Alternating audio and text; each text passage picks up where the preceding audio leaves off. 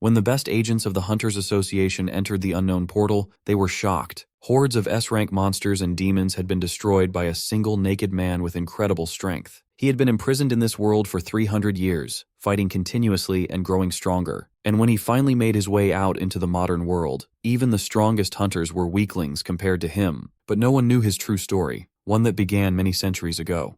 As he opened his eyes, he found himself in a whole new world, one that felt like it came straight out of a fairy tale. It didn't take long for him to realize this place was far behind Earth when it came to technology, but it had its charm. The house he landed in wasn't some poor shack, but looked like a well-off place. For a guy who died from working himself to the bone and had no family back on Earth, this was a major upgrade. What really sold it was the woman holding him, the baby's mother. She wasn't just beautiful, she had the kind of warmth in her eyes that could melt anyone. If this was how life started here, he figured he probably wouldn't be struggling with romance anytime soon. It seemed like luck had finally decided to give him a break. 3 years later, his tiny feet wobbled just to catch a glimpse of the world beyond the window after finally escaping the cradle. What he saw made his eyes light up. The outside world looked massive and magical through his little perspective. But just as he was soaking it all in, the maid caught him red-handed, and his short-lived adventure came to an end. Not long after, he started piecing things together and realized his family wasn't just wealthy. They were actually part of the Grand Duchy, pretty well known across the kingdom. Turns out this little guy was no ordinary kid. He was the son of none other than the Grand Duke Dragonia of the Kingdom of Lionheart, basically royalty. 8 years later, Leon stepped up his game and began training in swordsmanship, dreaming of becoming a knight of the kingdom. He couldn't help but wonder if things like ki or aura were part of the deal. His mentor, Sir Gothic, a legendary holy knight straight from the royal palace, took on the role of his master. Gothic was honored to train the son of Dragonia, but to Leon, turning 14 felt more like entering a nightmare. Gothic was a beast in human skin, completely unfazed, no matter how hard Leon tried during their spars. Becoming a knight wasn't just about swinging swords, it meant proving yourself through quests and earning the title with honor.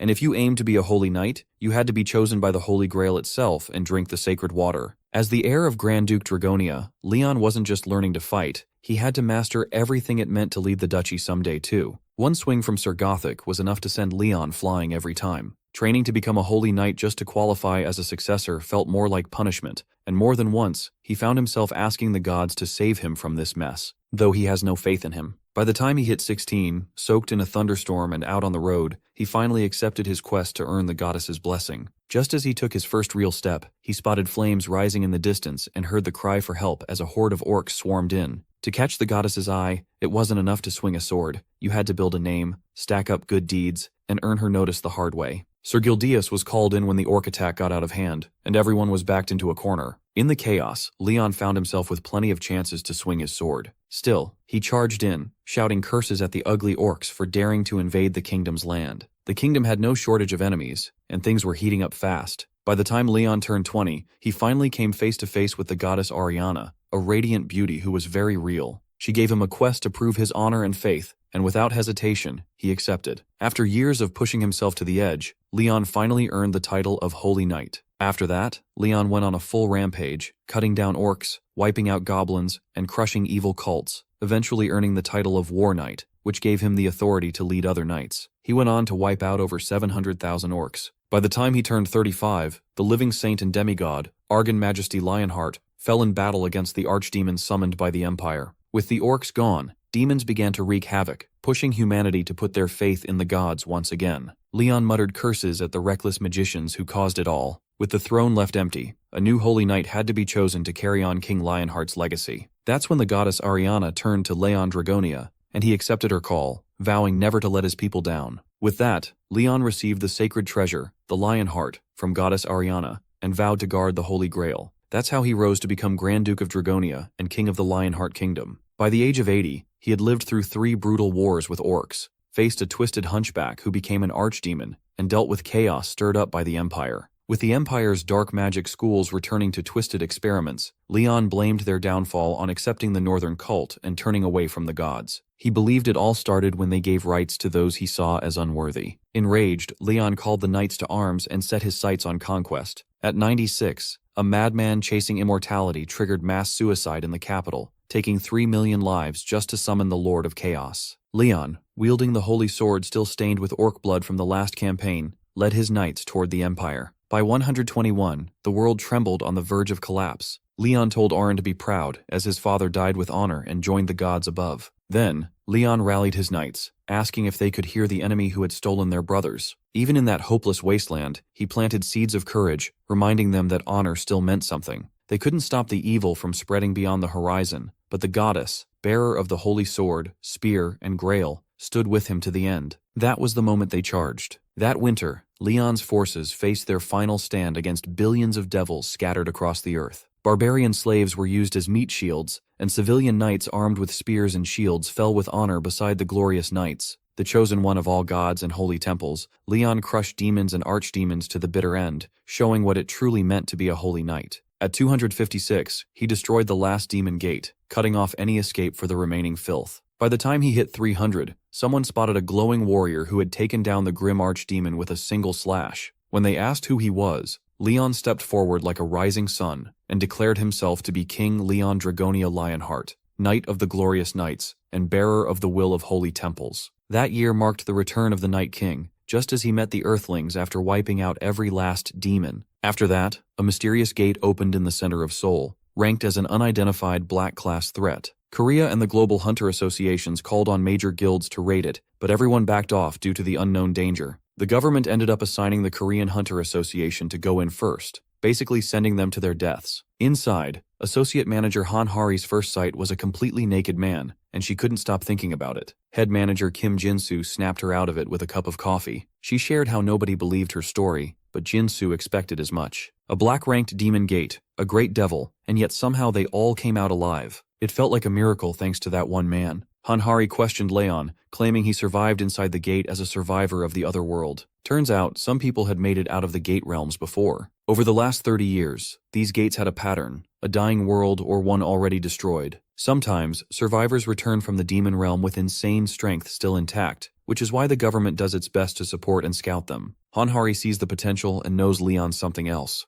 Jinsu's stunned too. That A-rank hunters risk their lives against high-ranking demons, yet Leon took one down in a single blow. The kind of monster that makes even S-ranks tremble was nothing to him. Still, Jinsu's a bit uneasy about the cultural gap as Leon acts like full-blown royalty. Han Hari brushes it off, thinking he's probably a good guy. But as soon as they arrive, they witness Leon yelling at the workers, breaking reinforced glass that even monsters can't crack. So much for being a nice guy. This beast clearly has a serious superiority complex. About 15 minutes earlier in the interrogation room, Leon was feeling out of place. He remembered being a guy in his 20s who died from overwork, only to reincarnate into another world, become a king and knight, rule for over a century, and spend 200 years slaying demons. Now back on Earth, he's glad he still recalls bits of this place. He decides to keep his original identity quiet. After all, a legendary Night King sounds way better than some overworked office guy. Leon isn't letting go of the royal attitude either. The bald agent struggles to handle him, but Leon assumes he's either a government yes-man or just someone trying to stay respectful. When the agent brings up the Black Gate and Leon's demon-slaying spree, Leon corrects him, proudly saying he wiped out all evil species and upheld knightly honor. He then demands that the agent act as his secretary to record his grand tale. Baldy plays along under the excuse of cultural difference, so he agrees. Leon hints that royalty deserves better treatment, basically saying he's hungry, and the guy rushes off to handle it. More than anything, Leon wants to know what's happened to the world while he was gone. Baldy starts explaining how it all began 30 years ago when the gates suddenly opened across the world,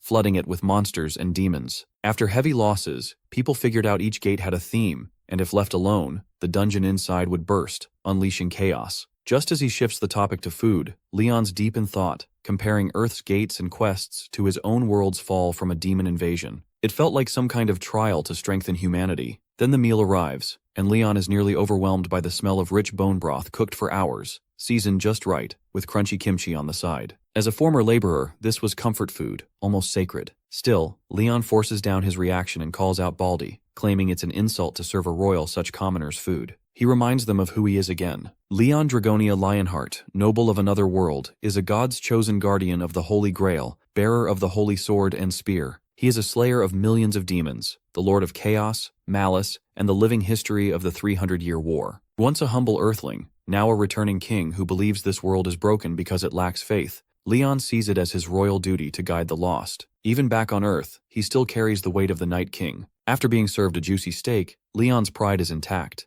This honor-obsessed guy makes Jinsu wonder how he even recognized their chicken and black bean noodles. Hari is just relieved he's enjoying a T-bone steak with a bottle of red wine from 1993. Jinsu signals Hari to take the lead with questioning, but she's clearly freaked out and struggles with Leon's old-school way of speaking. Jinsu, slightly annoyed, starts to suspect Leon might actually be into Hari, especially since he called her brave earlier and didn't kick her out. Hari, a bit hesitant, peeks into His Majesty's room and politely asks if she can interrupt. Leon, wiping his mouth, recognizes the swordswoman from earlier and invites her to sit, which warms her heart. She asks if he enjoyed the meal, and Leon acknowledges the sincerity and skill of the chef, assuring her that his frustration wasn't about the food. It was more about their lack of respect in treating a king properly. He gently explains that how they treat foreign royalty reflects the status of their nation. Hari, nervous, realizes how disrespectful she's been. Leon lets it slide, confirming her name as Hari, and also learns that demons are terrorizing the earth. Hari reveals that her mission is to recruit Leon into the South Korean Hunter Association and their country. She formally asks if King Leon would consider joining the association.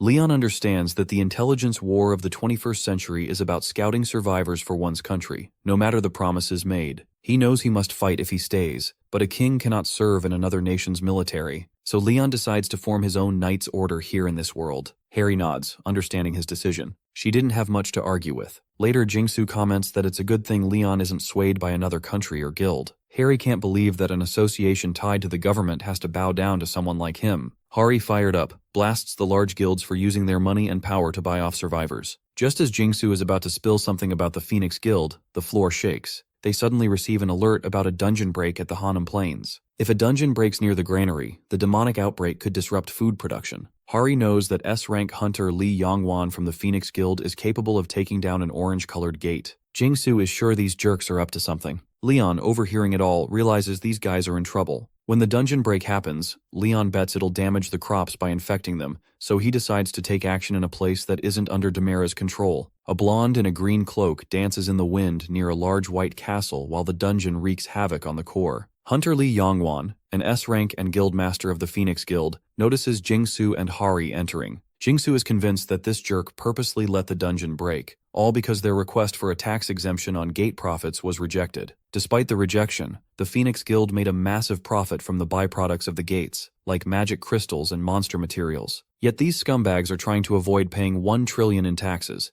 even though they've benefited enough from being a large guild. Nothing is ever enough for them. Jingsu never imagined they'd sink so low over a simple rejection. Hari shouts at Hunter Yongwan, reminding him that a week has already passed and the dungeon gate needs to be closed. Yongwan, grinning with a devil-may-care attitude, acknowledges the consequences, but mentions that the injured comrades might be a problem for the raid. He promises they'll handle it tomorrow, though no guarantees. This infuriates Jingsu and Hari. Hari can't stay quiet, questioning Yongwan's patriotism, knowing what could happen if Hanum Plains gets infected. Suddenly, Yongwan lets out a sinister laugh, reminding Hari of last year's events, and coldly says that in this world, justice is all about money and power. A familiar voice calls Yongwan a shallow, old-fashioned jerk. He snaps back at Leon, but Leon doesn't take it lightly, telling him that someone as lowly as him shouldn't address a king like that. Yongwan, stunned by the insult, is taken aback, especially since he's one of the world's top 20 S-rank hunters and the guildmaster of one of the top 10 guilds. He is ready to hit Leon, but stops when Hari quickly reminds him that Leon is a survivor. Instantly, Yongwan changes his tone, bowing to show respect. He asks if Leon is from a gray-colored guild, but Leon, uninterested in small talk with peasants, focuses on Jingsu instead and demands a clear summary of the gate. Jingsu and Hari, relieved, are happy to have him on board.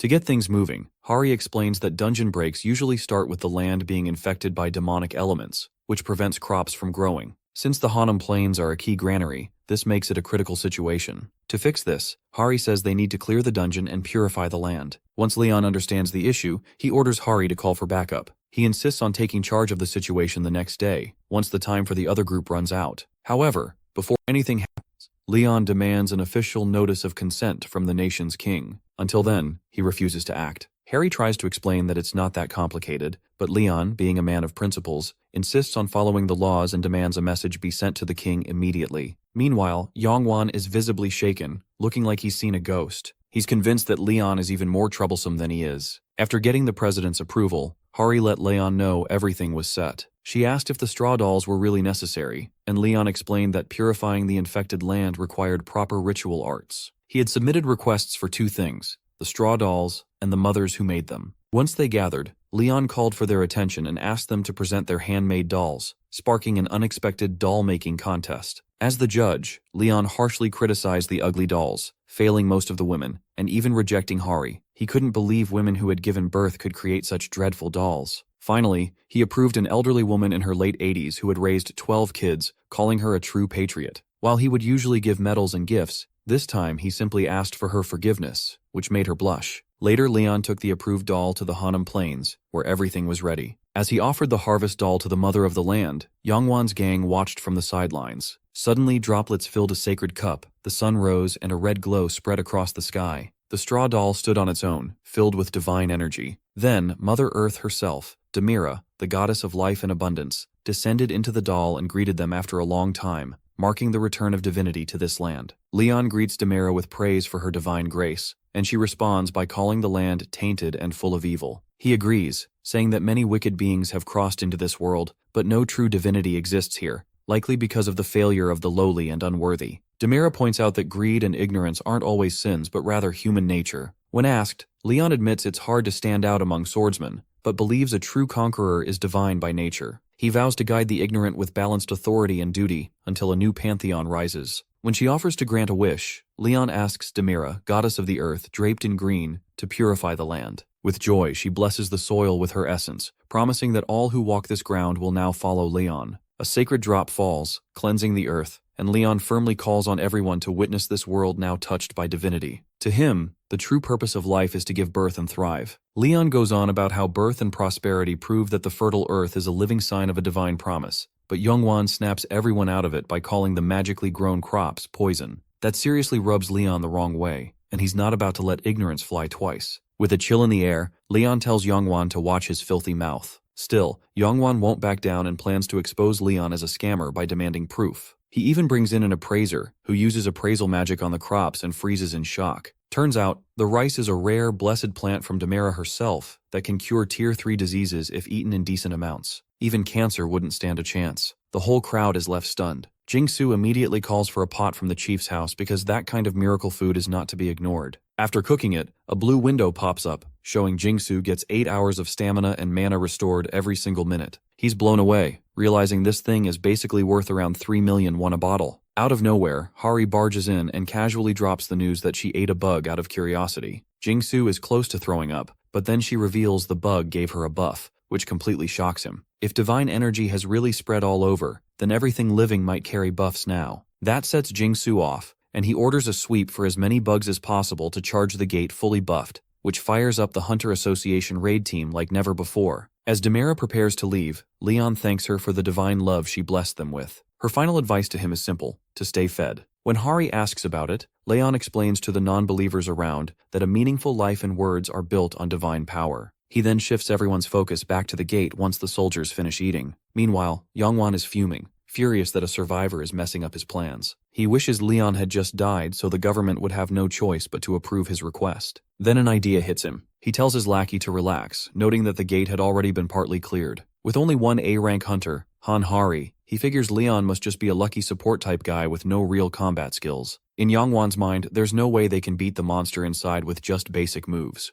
Leon leads his earthly troops into the gate and quickly picks up the fact that these gates only close when the final boss is defeated or the main quest is cleared. He actually likes the setup. What Hari didn't mention, though, is how these dungeons usually gang up on you. They come across a burnt skeleton, likely someone who failed before them, and start to notice the dungeon is packed with monsters. When asked, Hari explains that killing monsters usually thins their numbers, but with undead-like skeletons, zombies, or demons, they just keep coming back unless the final boss is taken out. Leon realizes the only way to escape is to beat the boss. Hari suspects a necromancer is behind the skeleton army. Suddenly, a red alert warns Hari of a dungeon break, putting a 3-hour time limit on everyone inside. The mission is to defeat the commander knight, Dullahan, who is marching in with his troops. The lackeys feel a chill, and Jingsu curses Yongwan for setting them up to fail. As waves of skeletal soldiers advance, Jingsu orders all combat options to be given to the upper ranks. Mashik quickly reports seeing around 30 archers and 2 mages, and Jingsu assigns snipers to long-range and shielders to hold the front line.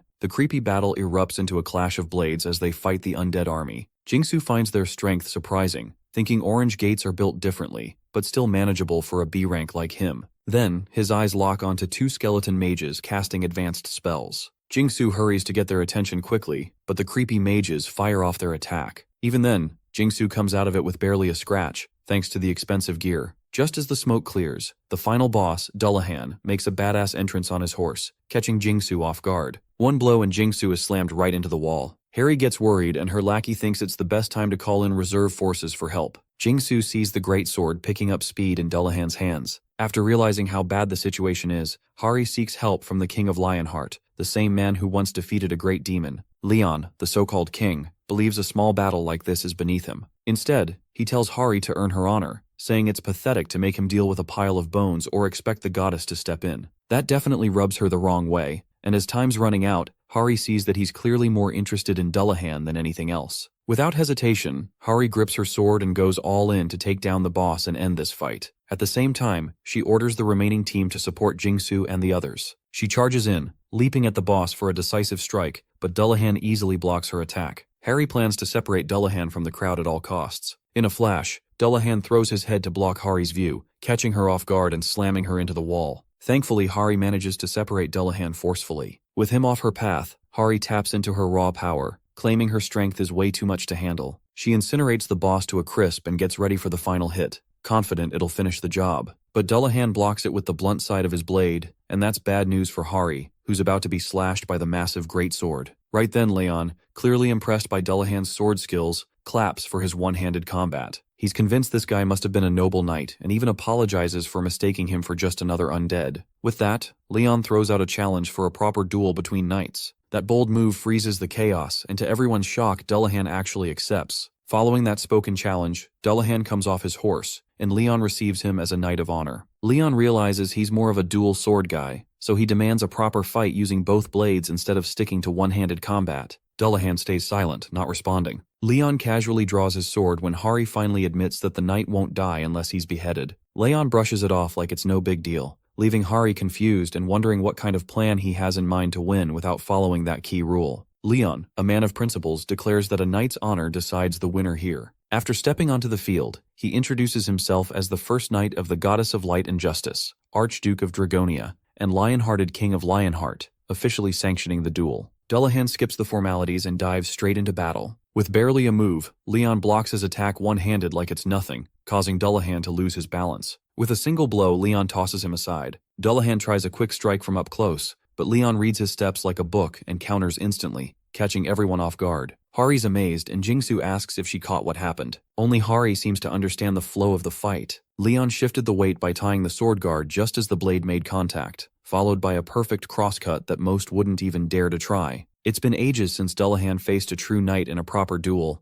and even though he knows this might just be a trick to avoid more chaos, he can't help but admire Leon's upright stance and the seasoned look of a warrior who's seen countless battles. Leon braces to take the next hit but ends up blocking and knocking Dullahan back for the third time. He calmly asks if Dullahan still wants to go on, while Dullahan sees him as the very image of a noble knight. Deep down, he refuses to use necromancy against the King of Knights. The only thing running through his mind is the desire to fight this man the proper knightly way, without shortcuts. Somewhere along the way, Dullahan had forgotten how to face true knights, like back in the days when he roamed the world with honor. By the 10th strike, Dullahan's sword flies into the air, and Leon calmly acknowledges the precision of his technique. He asks if Dullahan remembers his past life, and Dullahan, thrilled, feels like this night just reminded him of his once glorious days. After countless battles fought without honor, ending his cursed journey like this feels right. Leon smiles, proud to see the fallen knight regain his dignity. With Dullahan kneeling, Leon quietly prays for his soul to rest, or for the Goddess of Light to guide him to paradise. He hopes they meet again someday in the banquet hall of the gods. As Dullahan fades, his human face looks finally at peace. Outside the gate, Jingsu is stunned that Leon kept his word and ended it with a duel. Everyone, including Hari, is shaken by the divine power that wiped out the undead so cleanly. Harry knows Leon could have finished it earlier with one blow, but Leon explains Dullahan would have died a necromancer. Instead, he let him pass as a knight because honor comes from action, and action is born from will. With that, Leon goes to claim his reward, only to find Dullahan's sword and cape. Jingsu nearly faints when Leon smashes the crystal loot, but Leon shrugs it off, saying it was nothing more than a chaos machine. Hanum Gate has officially been cleared. Hari's face was the very image of horror, with deep eye bags marking Leon's 4th day on Earth. So much has gone down, and Hari's completely drained. First came the tax issue, where Leon refused to pay even a single coin from his loot, not even through mana stones. Claiming his royal status, he found it beneath him to count coins like commoners. Amid the chaos, Hari notices a sudden rise in new followers after Leon's divine power blessed the land. When the followers ask about the tithe, Leon casually declares it to be 90% of their harvest. That hits them like a ton of bricks, since living expenses and taxes are already sky high. But Leon shrugs it off, asking why true followers of the goddess should worry about going hungry. He promises that his guild will handle food, welfare, and all living costs. Then Hari drops the bomb that Leon's blessed rice has a crazy high appraisal value. 80 kilos go for around 1,500,000,000 won. Suddenly, everyone starts doing the math and realizes they'd still be saving a ton even after giving up 90%.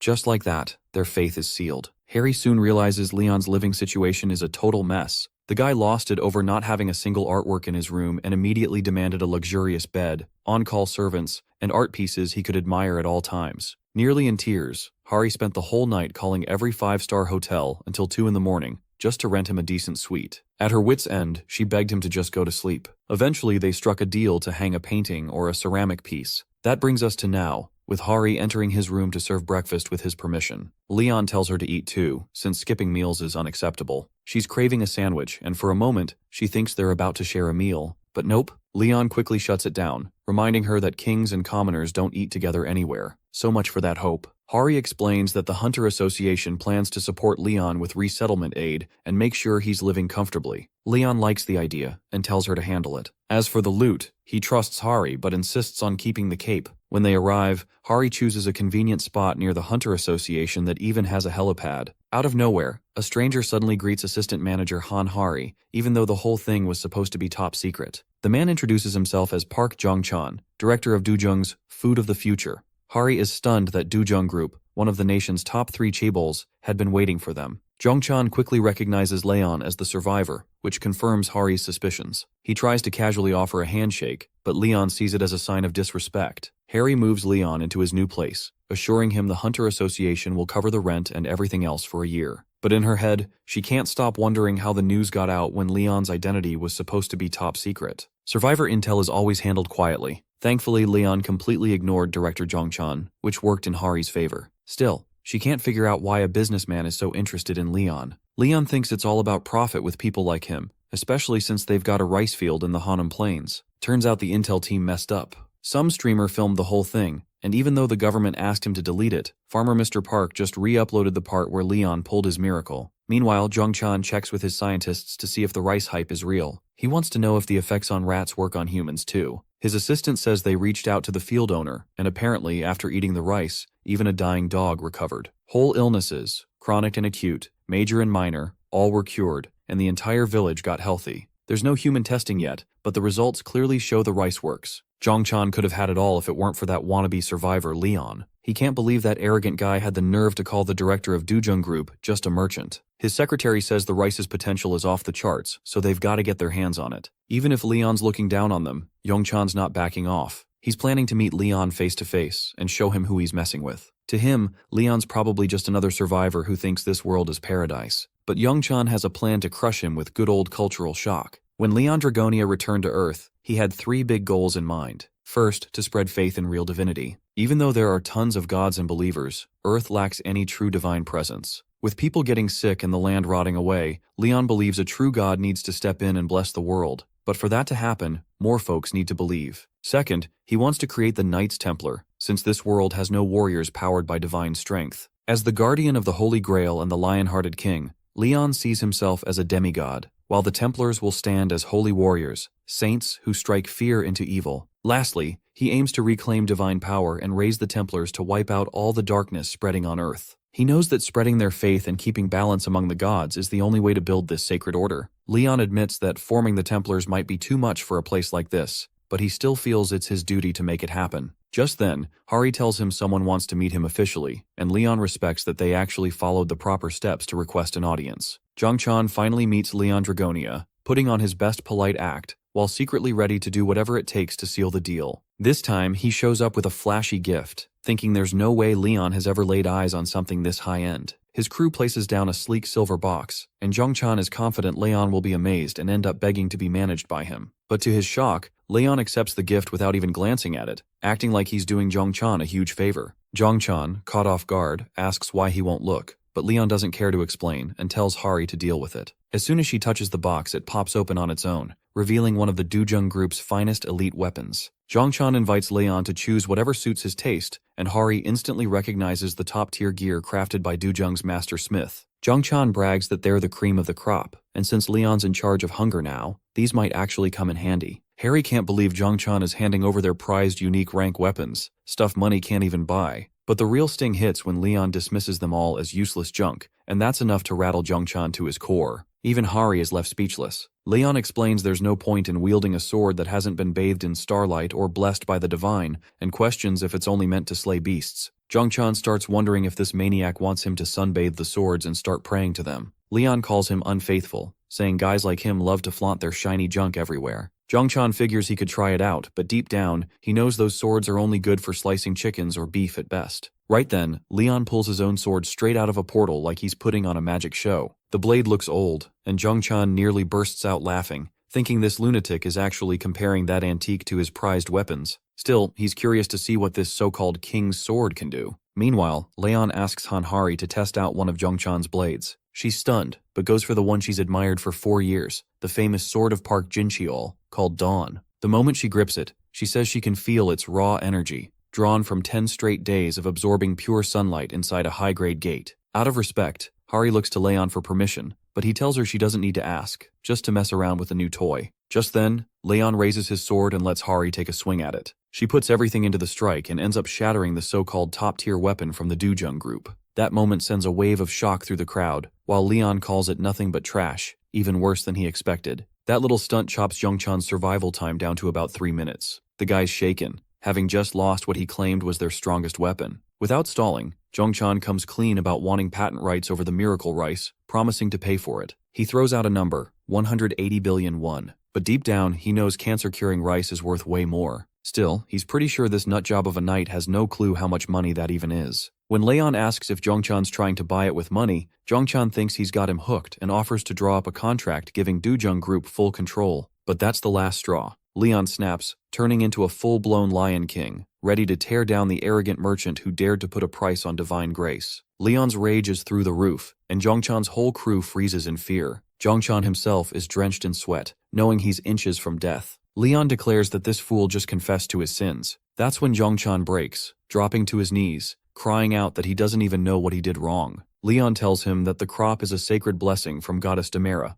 a gift to farmers who poured their sweat and love into the land. It's not something money can buy, only a thankful heart and true faith can receive it. Leon then calls out the greedy man, asking why he wants divine blessings when he doesn't even believe in the goddess. As Zhongchan loses every shred of pride, Hari steps in, reminding Leon that even if this guy is a jerk, he's still an important figure. But Leon doesn't care at all. Then he asks if the task he gave Hari is done. She says the association made the call and wonders if he'll be taking the test too, since that would make things easier. Leon can't believe this bimbo wants a king to take a test. When asked, he explains he's here to recruit and test real warriors. All Hari can do at this point is hold back tears. Later on, unaffiliated D-rank Daesung notices Kim Do-han showing up for this year's test too. Do-han casually asks if Daesung thinks he has a shot at ranking up, and Daesung says he's just going to give it his all. Do-han suggests they team up. Feeling down, Daesung knows even the least talented folks have moved on to grinding C-rank dungeons, while he's been stuck at D-rank for over 10 years. Still, Do-han admires his dedication and says he'd be a natural ace in the mining division. Though it sounds tempting,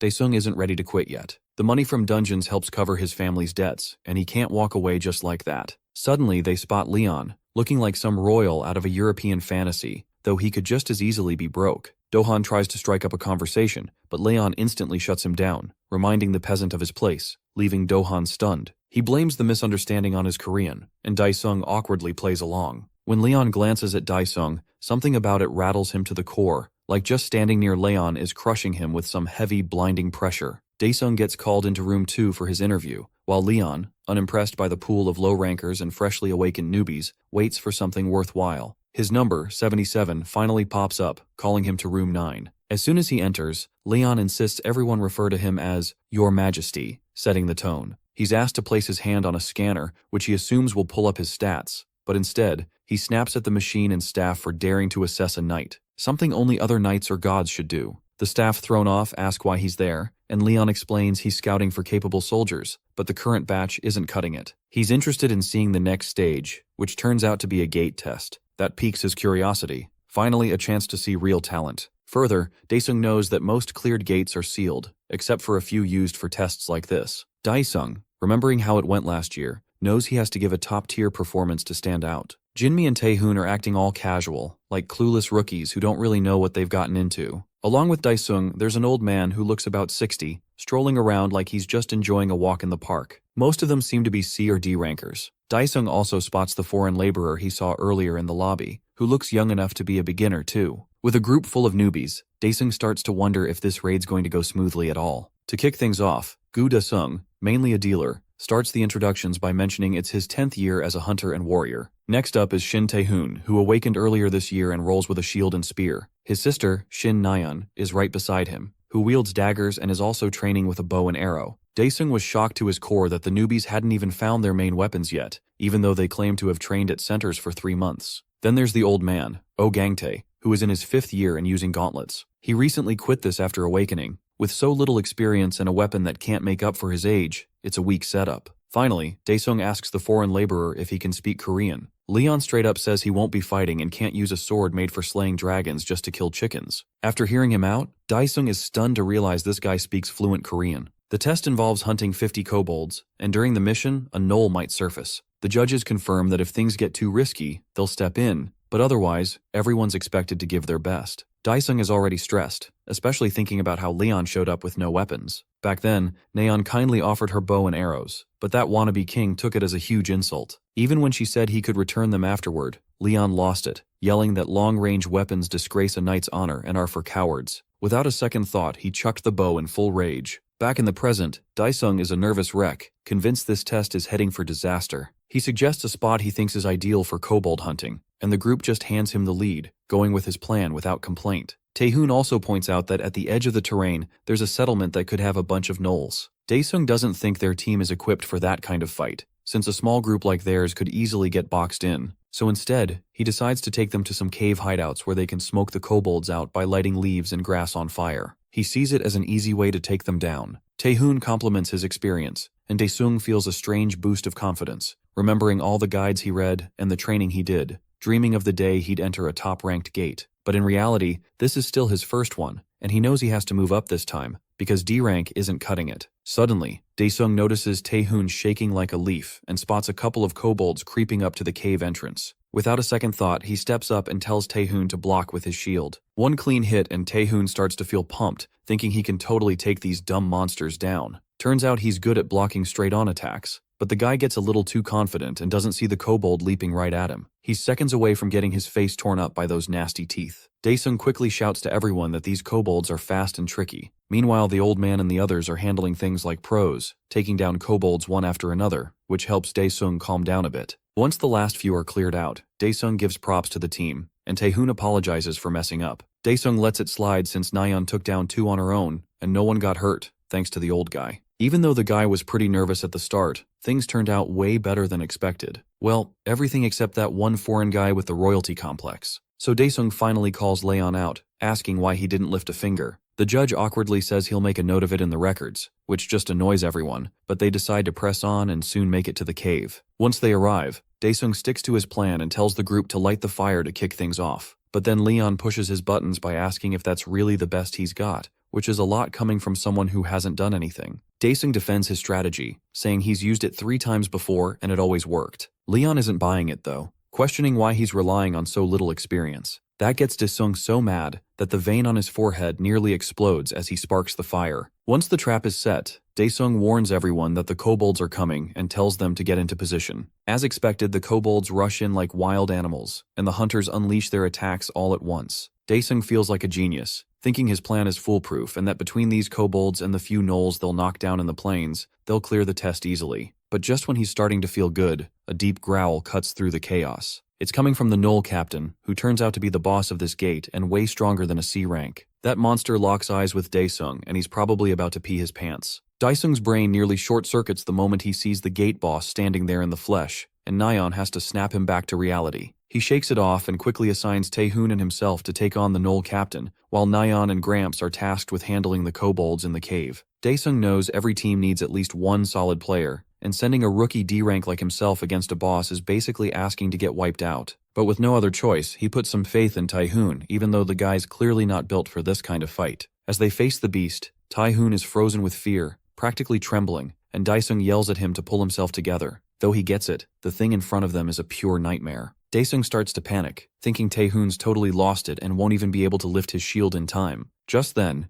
Taehoon stumbles and hits the ground, looking like he's about to become Kobol's meal plan. Meanwhile, one of the judges quietly wonders when Leon's finally going to step in. Without wasting another second, Daesung grabs the shield and charges straight at the boss, yelling for Taehoon to fall back. Just as that monster's about to crush Taehoon, Daesung blocks the hit using every ounce of strength in his shield. The blow rattles through him, and the beast looks even more pissed now. Another attack's coming fast, and Daesung's not sure if he can block it again, or if this is where it all ends. He's convinced they might have had a shot if Taehoon hadn't messed up so bad. Now death feels way too close. But out of nowhere, Leon shows up like some uninvited guest, catching the Knoll captain's blade between two fingers like it's nothing, and casually tells Daesung to try again, since his first move wasn't half bad. Daesung's left speechless, frozen by the sight of this foreign guy stopping a high-level beast with his bare hand. Leon calmly tells him to lift his shield and go another round with the Knoll captain. He even questions why Daesung can't beat it again if he managed to hold his ground the first time. Daesung's completely thrown off by it all. Leon tells Daesung once again to get up, block the kobold's attack, and hit back. Daesung tries to remind this insane guy that they're neck-deep in danger, but Leon clearly isn't the type to repeat himself. He's not the kind who takes no for an answer, and ignoring him after witnessing what he can do is just asking for trouble. Leon says a Templar passing down teachings to a basic foot soldier is a rare thing, and Daesung is left wondering how many generations it's been since that kind of thing happened. One thing Daesung knows for sure is that staying alive is priority number one. Out of nowhere, the kobold growls at Leon, and he starts thinking this dumb rabbit really must have a death wish or something. Leon glares at the ugly creature, and it starts trembling like a leaf. The fight again breaks out, and Daesung notices how its strength is enough to yank his shield away. Leon yells at Daesung for using the shield on an opponent way stronger than him. Leon tells him to stop just defending, and instead look for an opening, warning that the creature isn't some mindless brute but a beast that learns as it fights. While Daesung's still trying to figure out how to deal with it, Leon suddenly kicks him in the knee and yells at him to never take his eyes off the enemy. That moment snaps Daesung back, and he realizes just how close to death he was. If he had taken that last hit head-on, he would have been done for. Leon keeps pushing him to tap into his potential, which honestly freaks Daesung out. He's always seen himself as a washed-out D-rank with zero skills or talent. He's not buying the whole potential speech like it's just going to show up out of thin air because some weirdo said so. But still, something shifts in him. He starts to feel this strange spark, like maybe he can actually take this monster on. And right when the creature lunges to strike, Daesung doesn't flinch. He believes, even for a second, that he can pull this off. He puts everything he's got into blocking the blow, and somehow it works. Even he's stunned that he managed to break through like that. But it's way too soon to celebrate, because right after that,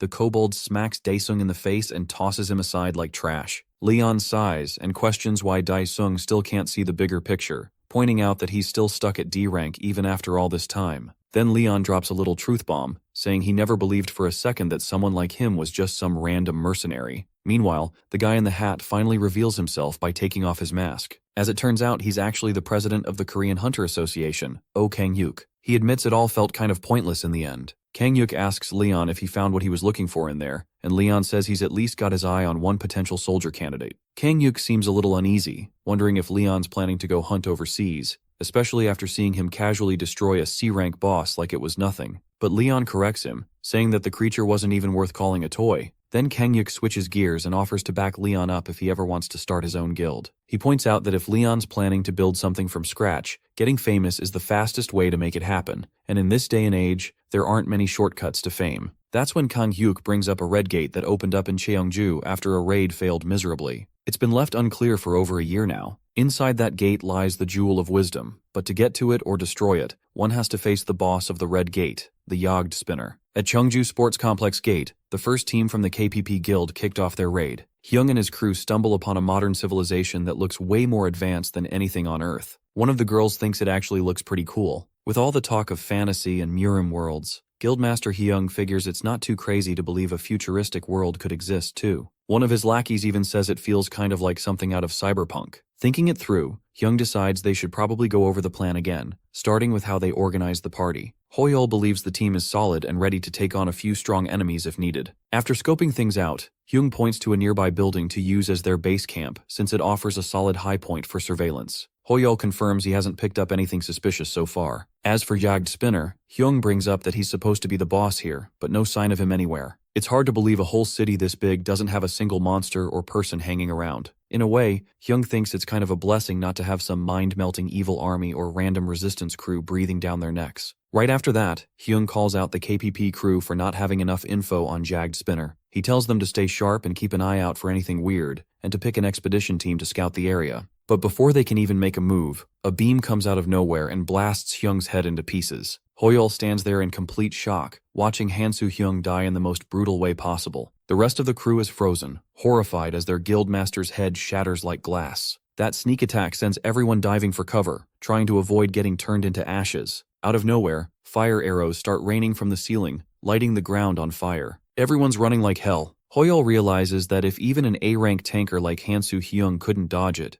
then whatever they're up against is something way beyond their level. It straight up feels like a death trap. One of the girls spots movement at 3 o'clock, but can't tell how far it is because of all the dust and sand in the air. Hoyon, the vice guildmaster of KPP, steps up and calls for a retreat before the whole place caves in. As for Hyung's body, Hoyol says they'll come back for it later after regrouping, because something about this place just feels seriously wrong. Hoyol tells Hyeri to check out the exit, and she heads there confidently, saying she won't detect anything dangerous and that it's safe. But out of nowhere, she suddenly freezes, feeling a weird itch in her throat, then leaps straight into an invisible web made of razor-thin blades. Hoyol and the others are horrified, watching helplessly as Hyeri is shredded right in front of them. He can't even tell when those wires were set up. Without wasting time, he shouts at his crew to cut through all the wires and get out of there fast. Hoyol tells them to coat their weapons in mana to slice through. Deep down, he's freaking out, wondering if there's just one enemy or more and how long they've been stalking them. While the crew works on clearing the wires, a robot zooms in on them with its lens, ready to strike. One hit wipes out Hoyol's team in an instant, leaving Nim wrecked. He screams for the enemy to come out already, furious and desperate. That's when the robot finally drops in front of him, and it all clicks. This thing is Jagged Spinner. A voice comes through the robot, teasing that if Hoyol had something like this, he'd never run out of ammo and could fight non-stop. Hoyol is fuming, absolutely losing it over the fact that this lunatic wiped out his entire crew just to prove a point. At that moment, Jagged Spinner pulls out a glowing rope and lashes it toward Hoyol, aiming to end him for good, claiming it's all to protect the city. Over at Chungju Gate, the first raid team of KPP hunters had 58 members, and not a single one made it out alive. The gate boss has now been bumped up to red level, and everything is on hold indefinitely. Later on, the second raid team decides not to set foot into the city to avoid running into Jagged Spinner. Meanwhile, the third raid team is fully focused on getting their hands on the Jewel of Wisdom and any other spoils. The white-haired guy boldly declares that the 60 billion won will go to the second team's guild. With everything settled, they head into the Cheongju Sports Complex Gate. This gate access has been granted to one of Korea's top 10 guilds, the Golden Lion, led by Guildmaster Hwang Gumchul, an S rank, and Vice Guildmaster Hwang Yonha, an A rank, along with 47 more members. Aside from them, the Magic Tower has sent Gil Tai-sung, who's close to S rank, with a squad of 48 mercenaries. And not to be left out, Han Hari of the Korean Hunter Association, an A rank, is there too, pouring barley tea for His Majesty, who's also joining the action. In this deserted stretch of what's left of modern civilization, Cheongju Gate's fourth raid team sets up their base camp. Leon checks in with Han Hari, asking what's bothering her. Hari admits she's got a bad feeling. She doubts things will go smoothly here, but weirdly enough, she's also worried if they actually do. She figures the best case is that everything goes fine and Leon doesn't have to jump in, but that also means his shot at gaining fame might slip through the cracks. Leon's totally fine with that. He calmly explains that if the Lionheart King doesn't need to lift a finger, it simply means the situation isn't that bad. He breaks it down, saying that leadership can be handled by anyone who doesn't let arrogance get in the way. But it's a different story when it comes to the King of Knights. That piques Hari's curiosity. Then it clicks, and she realizes that every time Leon has stepped in, it's been to stop the kind of attack no one else could handle. Leon makes it clear that the king has to be the final wall, the last line of defense. If the King of Knights has to take the field, it means things have gone seriously downhill and the rest have already failed. And judging by the sorry state of the crew right now, Leon's betting it won't be long before he has to step in again. However, Hari believes this raid team, with S-rank Hwang Gumchul and a mage on board, might actually stand a chance. Leon sees them as way stronger than regular humans, but still thinks they don't truly understand war the way he does. More than that, he questions their strategy, especially the part where they assume the outskirts of the city are safe. Even after running into enemies, Leon's stunned by how confident they are in their intel. He can't wrap his head around how these so-called raid teams think analyzing monster patterns and reacting to them is some kind of smart move. For Leon, that's nonsense. No real general would ever rely on that kind of plan, especially when dealing with someone like Jagged Spinner, whom he sees not as a monster, but as a sharp and dangerous warlord. That's when an explosion goes off out of nowhere, catching everyone completely off guard. A boy calls out to Yappy, the robot, saying he's sorry it has to end like this, but asks for one last favor. Yappy accepts the boy's final order, which is to delete all foreign beings who trespass in the city. With that mission in mind, it sets out to fulfill the boy's last wish by eliminating every intruder. Yappy, now like a loose cannon, goes on a full-blown rampage, scaring the crap out of everyone. As its lens zooms in to lock onto targets, some dude suddenly swings a hammer and knocks the little bot aside. Right after that, everyone watches a massive explosion that shakes them to the core, and they're left clueless about what kind of monster just wiped out 23% of their life force. Yappy gears up to launch another attack, but the hammer guy smashes it hard again, causing a serious spike in internal pressure. Gumsoon gets ready to go after the metal can next. Afterwards, the guildmaster steps in to take full control and eliminate it, which seems to make the machine lose its mind. Yappy starts wreaking havoc all over the field area. The guildmaster quickly activates the distortion force field and tells everyone to gather up. Even then, the place is still a chaotic mess. One guy mentions to Gil Taesung that the bullet trajectories are going completely haywire. Taesung points out how the magic tool designed to fight Jagged Spinner is already being affected, with bullets curving mid-air. He never expected to use it this early. Just as Yappy detects the abnormality, it starts a maintenance operation. Out of nowhere, Taesung's lackey gets shot, realizing that Yappy has already calculated the angles to make bullets swerve. He's freaking out, trying to figure out what the heck that thing even is. Right then, Taesung gets a call to shut off the distortion field because the bullet directions are too unpredictable. The magic tool's battery is running low, so Taesung orders it to be charged up as soon as the force field is down. Just as the group comes to a halt and the force field drops,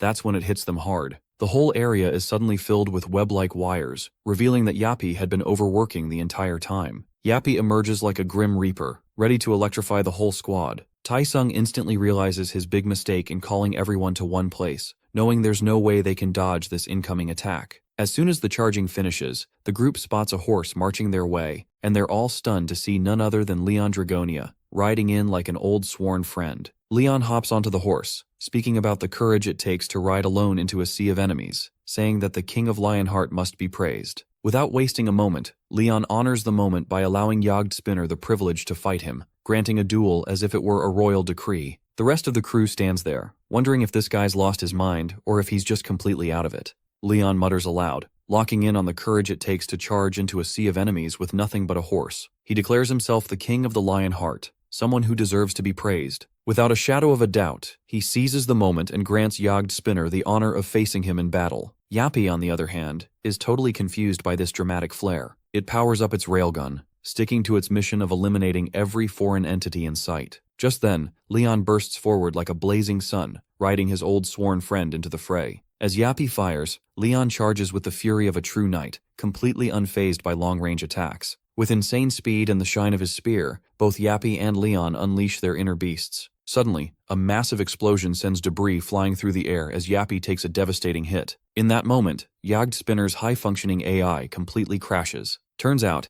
Yappy had no logical explanation for the phenomenon happening right in front of its sensors. Apparently, Jagged's machine had already analyzed the entire scene, noting that Leon's weapon looked outdated and joust-like, but it was fast enough to grab its attention. Still, the machine calculated that the impact would be minimal based on Leon's mass. Yappy marked the threat level as 0, figuring the railgun could easily take Leon out with a single shot and wasn't even worth the effort. That was how the machine's logic played out. 3 seconds earlier, Leon's shout created a thin barrier, a pattern unlike anything previously recorded. 2 seconds before impact, the system predicted a direct hit from the railgun bullet and estimated the shockwave alone would be enough to eliminate the target, even if the shot was blocked. 1 second before impact, the bullet was deflected. There was no clash or proper block, just a smooth deflection, pulled off effortlessly, like breathing, using a skill passed down by the Knights Templar. Leon saw it as a miracle only humanity's strongest warriors could wield, enforcing divine law through the blessing of the arrow shield, a power that repelled every attack in its path. The machine couldn't comprehend what had just happened and suffered a serious malfunction,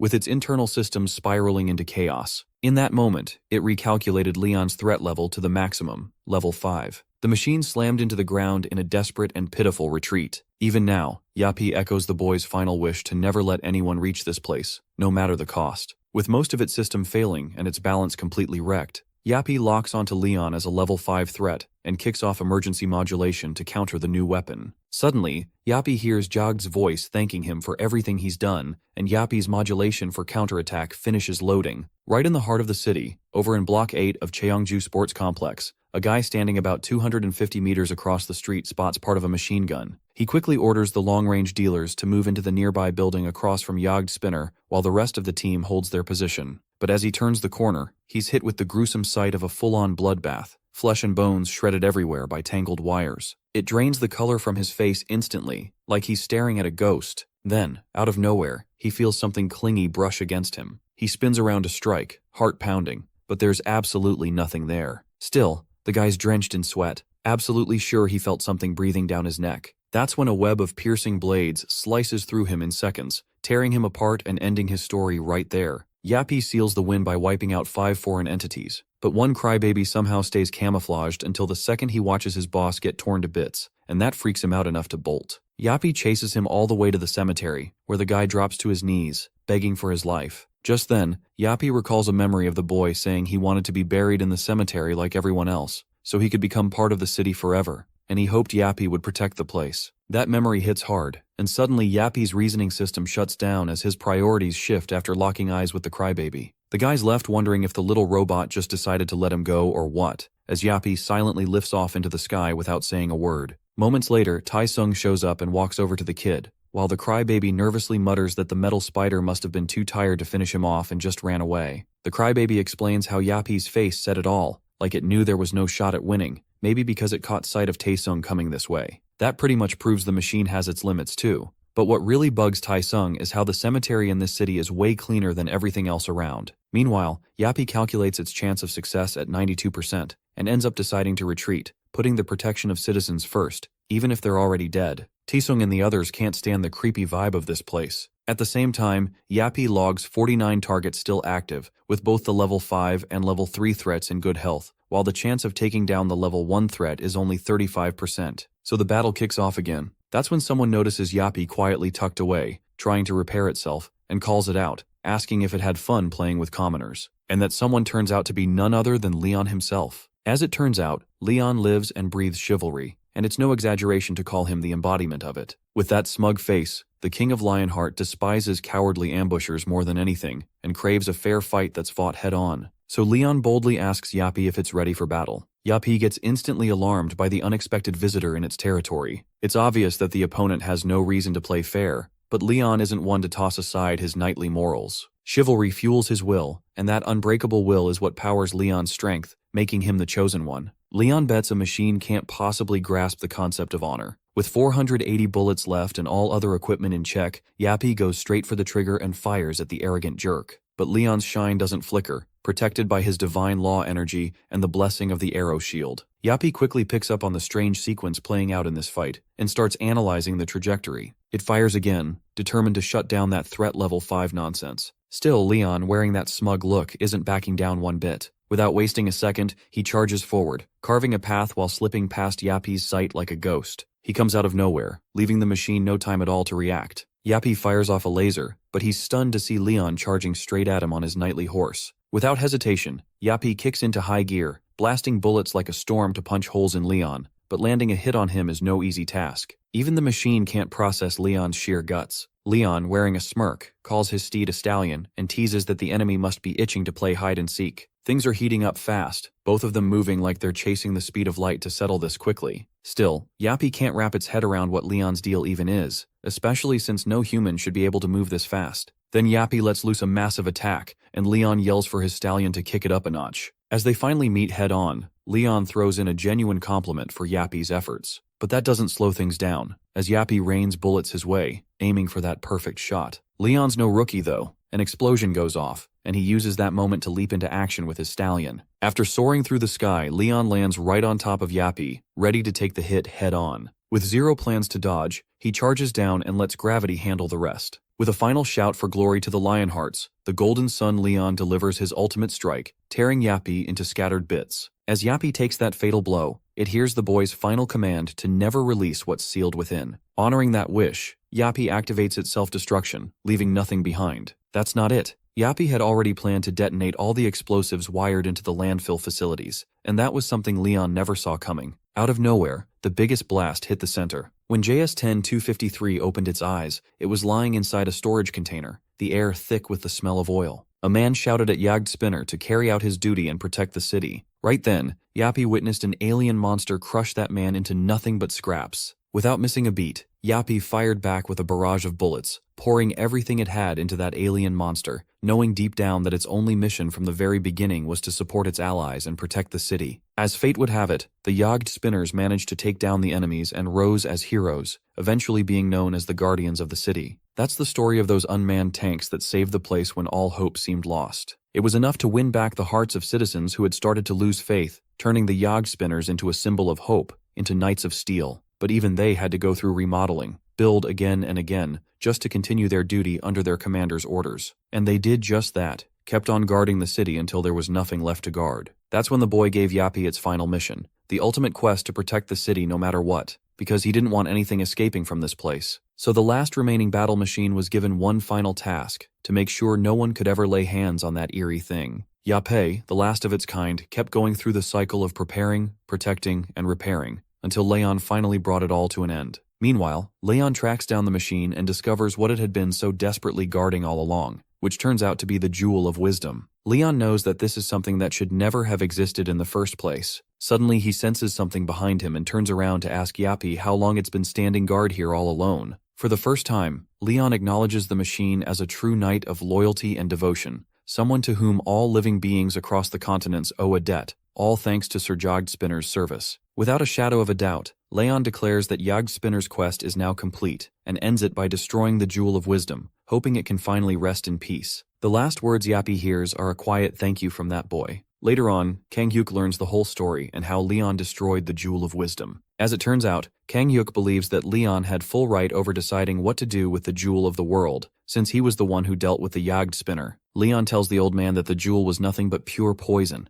created by the twisted forces of wisdom and pursuit to lure humans. In short, Leon calls it a demon's object. That catches Kang-hyuk off guard and leaves him stunned. To break it down, Leon explains that the jewel grants wishes, but always demands something in return, like feeding a beast to keep it calm. It feeds off human temptation for eternal life, pushing people to lose their humanity and turn into demons. He makes it clear that if anything like that jewel shows up anywhere else, it has to be destroyed at all costs. This news shakes Kang-hyuk, and he's quick to say he wants to inform the US government. It's clearly the responsible thing to do, but Leon warns that anyone who already has their hands on one might have already fallen to the demon's seduction. Afterward, they step into a room where Leon asks Kang-hyuk if that's where he is resting. Kang-hyuk nods and leads the way, guided by the scientist who reveals the remnants of the Jagged Spinner. Leon takes a long look at the Jagged Spinner when Kang-hyuk asks what His Majesty plans to do with it. With a smile, Leon calls the Jagged Spinner an honorable knight who served his time, so he wishes to bury him with respect, and pray that he makes it to the god's banquet hall. Before that, Leon mentions blessing him first, then magically whips out a fancy cup filled with golden liquid, surprising Kang-hyuk. Without a shadow of a doubt, Leon prays that this loyal knight may rest peacefully and pours the liquid over him. That alone causes the machine to move, powered by divine energy. Leon knows there is no actual energy source, but the blessing triggered a miracle. Somehow the Jagged Spinner creates a tiny version of itself, and Leon tells it that the goddess must have chosen him.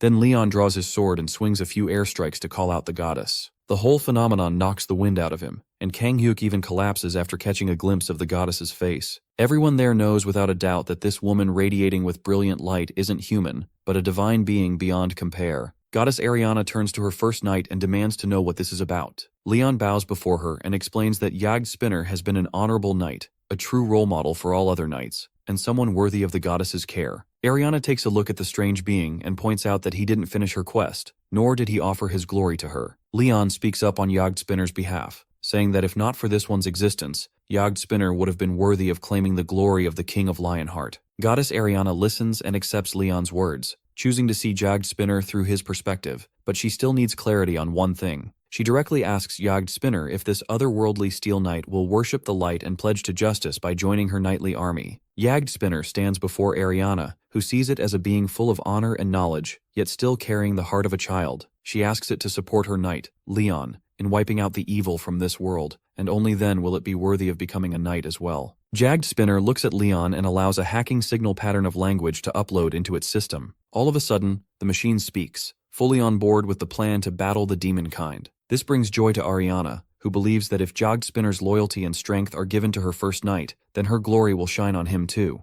As the Knight Templar number 10,253 floats in the air, it is rewarded with the power of light and justice. Meanwhile, at the United States Magic Tower in Master Ronaldo Sherman's room, a man pleads for forgiveness, desperate to explain why he failed to carry out a simple command. But the great being he addresses sounds deeply disappointed, especially after blessing him with wisdom and truth. Ronaldo tries to explain that this new survivor, Leon, interfered. The crystal freezes for a moment at the sound of that name. Then suddenly, a news broadcast flashes on the screen, showing Leon Dragonia Lionheart himself. That's enough to drive the crystal into full-blown frustration, furious that this guy is here again. Reynald watches it lose its mind, swearing it will never go through this again. From that day on, no matter how many times Ronaldo summoned the Jewel of Wisdom, it never spoke to him again. At the Korean Hunter Association, Kang-hyuk quickly enlists Jagged Spinner as a member of Leon's guild. Even though it's going to take some time, Leon doesn't mind at all. After that, Yappe, also known as Jagged Spinner, steps out with Leon. Out of nowhere, Leon suddenly coughs up blood, which makes Yappe worried. It asks if he's okay, and Leon explains that summoning a Knight Templar in a land low on divinity takes a heavy toll on him. He blames himself for not being strong enough, but the goddess Ariana thinks it's her fault for falling short. Leon tells her that no matter what, he would never blame divinity for something like this.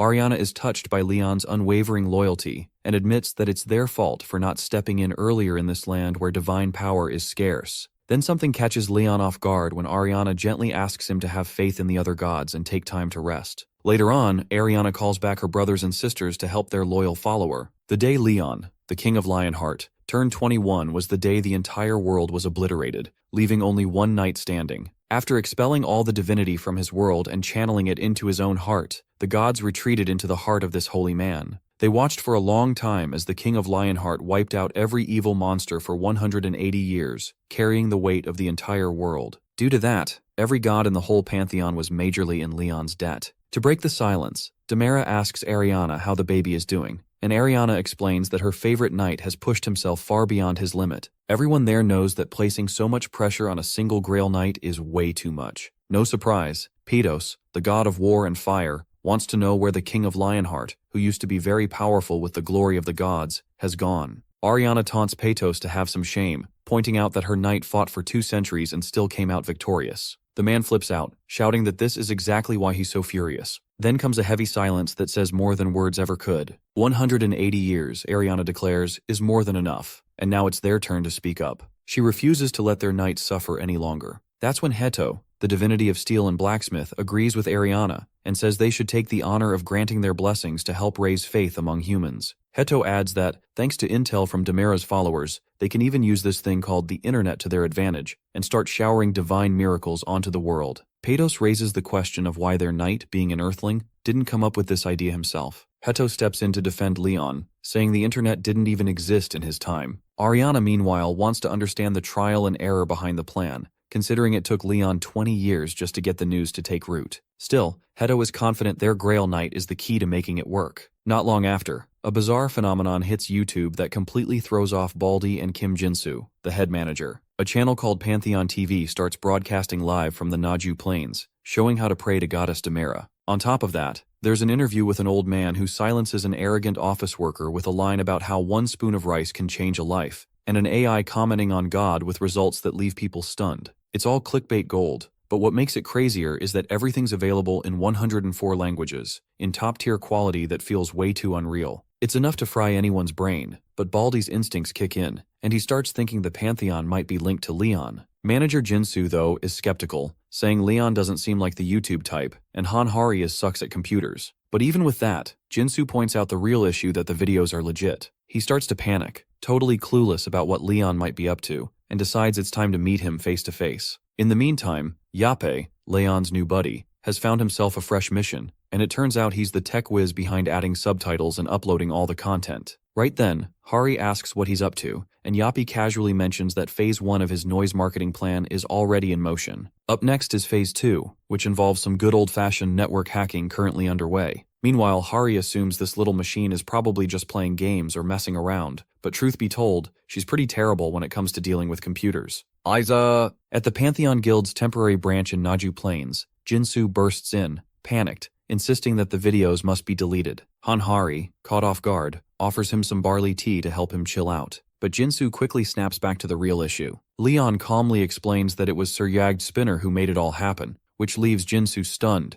He can't believe that ruthless machine is capable of such things. His eyes then land on Yape, the skilled tech expert, hard at work. Jinsu explains that the rice from Naju Plains isn't ordinary. It has healing properties. If that information goes public, the whole world will come chasing it, and the plains will be flooded with dangerous thieves. He warns that once the Food Administration approves sowing, the association will send reinforcements. But until then, Leon should wait. Leon listens and understands they have their own rules and systems. Still, he's not worried. The goddess's crops aren't something that can be stolen. Jinsu is left speechless by Leon's confidence. In the middle of the night, a couple of cars roll up to Naju Plains, where a group of thieves plans to steal the seeds and burn the rice field. But they're stunned to find the $1 million area completely unguarded. The Viper Squad, the Korean branch of the Demonic Human Association's hitmen, has been hired to do the job. They bring out gasoline tanks and sneak into the rice field, but their plans are interrupted when a shadow spooks them. It turns out to be just a scarecrow, though one of the men is sure it moved, blaming it on the wind. Suddenly they spot more scarecrows, which freaks them out. Hyun can't believe this guy joined a demonic association when he's scared of scarecrows. Hyun directs them to find the largest area to burn and steal the seeds from storage. After unloading the gasoline tanks, they plan to pocket some seeds for themselves. That's when Hyung notices Mansu, Do-sun, and Jin-tae are missing, and the scarecrows are too close for comfort when they should be far away. Suddenly, Hyung notices a scarecrow behind him, grinning stupidly. It's enough to freak him out, so he slashes it in half, shouting that these monsters are moving. All the scarecrows, with their cartoonish expressions, start creeping toward them, and the Viper Squad is left confused, wondering where these things came from since there wasn't a dungeon break. No one knows what these creatures are, and they ended up leaving their subordinates behind in a panic. Hyung had a feeling something was off about this mission, but they're still determined to show what they're capable of. Just then, one of Hyung's lackeys points out the silo ahead, and they cheer, eager to load up as much rice as they can. If the story is true, this could make them go from rags to riches. As soon as Hyun steps toward the silo, he gets blown back, scaring everyone else. They're all clueless about who set up the mines in front of the storage. Suddenly, Yapi appears out of nowhere after detecting a foreign presence in the area. The thieves quickly realize it's Jagged Spinner from Cheongju Gate. Yape, now on high alert, takes charge of removing the intruders. By morning, all the thieves are tied up and dumped in a corner, stacked beside the doctrines of life and fertility. The documents detail the first harvest, which must be offered to the goddess, along with songs of praise. The rules include no skipping meals, even when busy, and setting up scarecrows with hats and clothes. At the bottom of the rules, a note states the most important rule: thieves will die. The Viper Squad has been successfully arrested. After the Viper Squad got arrested, the value of Pantheon and Blessed Rice shot up like crazy. Yape, the incarnation of algorithm, really pulled a big one there. After that, Leon Dragonia went all out promoting Pantheon to boost rice circulation. There was a small hiccup where Leon insulted some reporters for not showing enough respect, but instead of backfiring, it made the entire internet catch fire with talk about Pantheon. Later on, Leon finally takes a breather and starts thinking about how the gods are fitting into modern society way better than he is. Out of nowhere, Hari comes rushing up to him with some wild news. A single pack of rice just got sold for 230 million won. That totally throws Leon off. He thinks it should actually be more affordable and starts worrying about how regular folks are supposed to afford something like that, even if the market decides the price. So he makes it clear that divine blessings should be shared equally. He even remembers reaching out to the president about spreading the god's favor to farmers, but the guy insisted on staying neutral when it comes to religion. Still, Leon managed to gather enough faith to power up the Lionheart anyway. Hanhari still worries whether the Yellow Gate will be okay, even though she managed to win the bid for it just like His Majesty wanted. But the idea of raiding that gate with the party he chose feels almost impossible. With a calm smile, Leon just says he's curious to see what happens next. Later on, Gu Dae-sung runs into team manager Kim Do-han, and it turns out the president of the Hunter Association sent a message to all the struggling hunters, calling them to gather here. Dae-sung starts wondering what's going on after seeing a bunch of D and C rankers show up. Then, Han Hari arrives on the scene, the A-ranked mage swordsman who set the highest record since last year's draft. Right after her, Leon Dragonia appears, and Dae-sung is completely stunned to see him again. He always knew Leon was something else, like someone from another world, but he still has no idea what's about to go down. Then, after welcoming everyone, Leon steps up and addresses the whole group. He gets straight to the point, saying the reason he invited them all is because he's on the hunt for soldiers to join his guild, Pantheon. Anyone who proves themselves and makes it through the training will be accepted into his military. Dae-sung is caught off guard, realizing Leon is actually building a military force, not just gathering regular guild members. Leon then moves things along and announces the entrance test, which is to clear the yellow gate at Samjeon Station. That immediately sets off alarm bells among the hunters, since most see it as a straight-up suicide mission. But honestly, that kind of reaction is expected. The color of a gate shows its rank and difficulty. Black, red, and orange are the toughest, followed by yellow, green, and blue. Daesung remembers that his very first test was at a blue gate in Seoul Station, so for a hunter ranked C or D, facing a yellow gate is basically a death sentence. Boldy tries to calm the low-rank crowd, assuring them they're good enough to walk away from this test. Frustrated and angry, people start heading for the exit, hoping to catch a nap after what they feel was a waste of time. Sooner or later, the whole field clears out, leaving only a few still standing. Then, Leon points to the guy with the afro and asks why he chose to stay. The afro guy, freaking out inside, stammers that he thought there might be some meaning to it. Some had no reason to stay, and some stayed for their friends. Suddenly, Leon turns to Daesung and asks why he chose to stay. Daesung, knowing this guild is led by an S-rank hunter, wants to seize the opportunity. He shouts that he stayed because he believes Leon wouldn't let anyone die. Leon appreciates that attitude. He reiterates his goal of gathering soldiers, emphasizing that their duty is to obey a knight's orders without question. He wants them all to trust in the knight's honor and power. Daesung, drenched in sweat, hears Leon's wish, to listen only to him. Leon signals everyone to get ready as they're heading into the gate soon. At the yellow rank gate in Samjeon Station, all the recruits are suited up in heavy, high-quality gear. Daesung figures the suits are rare rank, and Dullahan knows hunters ranked C or D could never afford them. What really stuns Dullahan is seeing Leon enter without any armor or equipment. Daesung asks Hari if Leon ever wears armor, and she casually says his skin is tougher than armor. That leaves Daesung even more confused, but he understands. Leon is just that strong. Daesung trusts nothing too bad will happen, especially with Leon leading. Then, Leon kicks things off by slicing an ogre's head clean off, leaving the recruits in shock. At that moment, Leon yells that these monsters aren't honorable warriors and will die like insects, which is exactly what they deserve. Hari strolls in with the fresh recruits, thinking the fight's gonna be out in the open air. They're introduced as mercenaries from the outer territory and told to pick a side between two warring tribes. Daesung figures it's an NPC support quest and casually chats with Dullahan, wondering which side would make their life easier. Suddenly, a herd of monsters rolls up on boards and corners Leon's group, demanding to know who dares trespass on the Battle Axe tribe's land. That question hits a nerve with King Leon, whose face twitches at the insult. Hari, well aware of Leon's short fuse, keeps a close eye on him as Yappy asks if they should go ahead.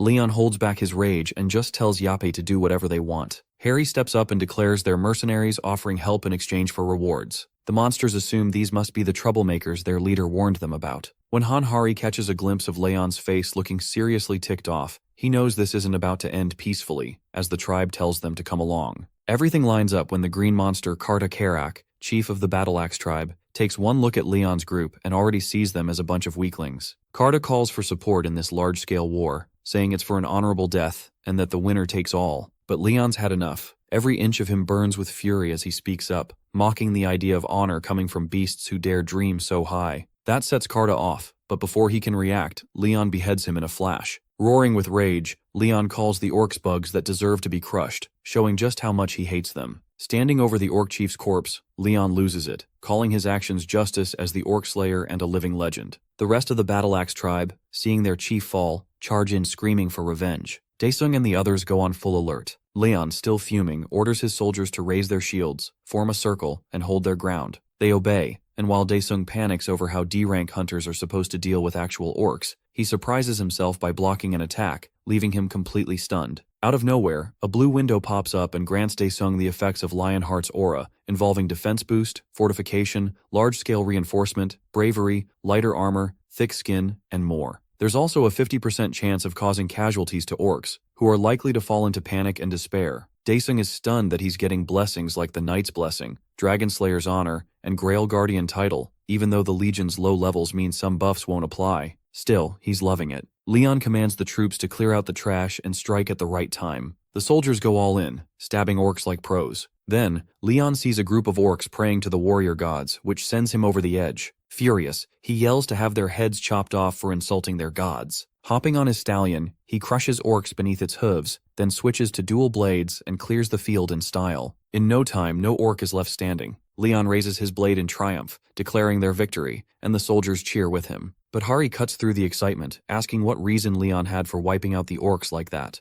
Hari's face tightens with a serious expression as Leon bluntly says that helping orcs is absolute nonsense. He claims he'd rather die than lend a hand to those green beasts, saying they don't deserve a shred of respect. Gritting his teeth, Leon makes it clear he sees their existence as less worthy, unable to compare their savage nature to the bravery of true knights. The look in his eyes tells Hari everything that Leon is clearly a full-blown racist. Harry tries to argue, saying there must be kind orcs out there somewhere, but Leon shuts it down cold, saying the only good orc is a dead one. When the gates opened on Earth, countless orc survivors came through, and humans actually welcomed them. But the orcs chose violence instead, teaming up with demonic humans to massacre people like insects. From then on, orcs became Earth's problem. Later, Yappy arrives and says that if he plays his part right, a full wipeout might be possible. Leon and Hari, wearing strange head covers to hide their hair color, leave everything to Jagged Spinner. Without wasting time, Yappy announces that the core uploader's capacity has reached 99%. He quickly tosses the thing into the pool, which Hari thinks looks way too much like poop. Harry questions if dumping radioactive material straight into the river to kill orcs goes against the honor of a knight. Her bold question makes Leon smirk as he explains that this isn't war or battle, just a necessity to kill beasts. Harry can practically smell the racism in the air and is seriously judging him.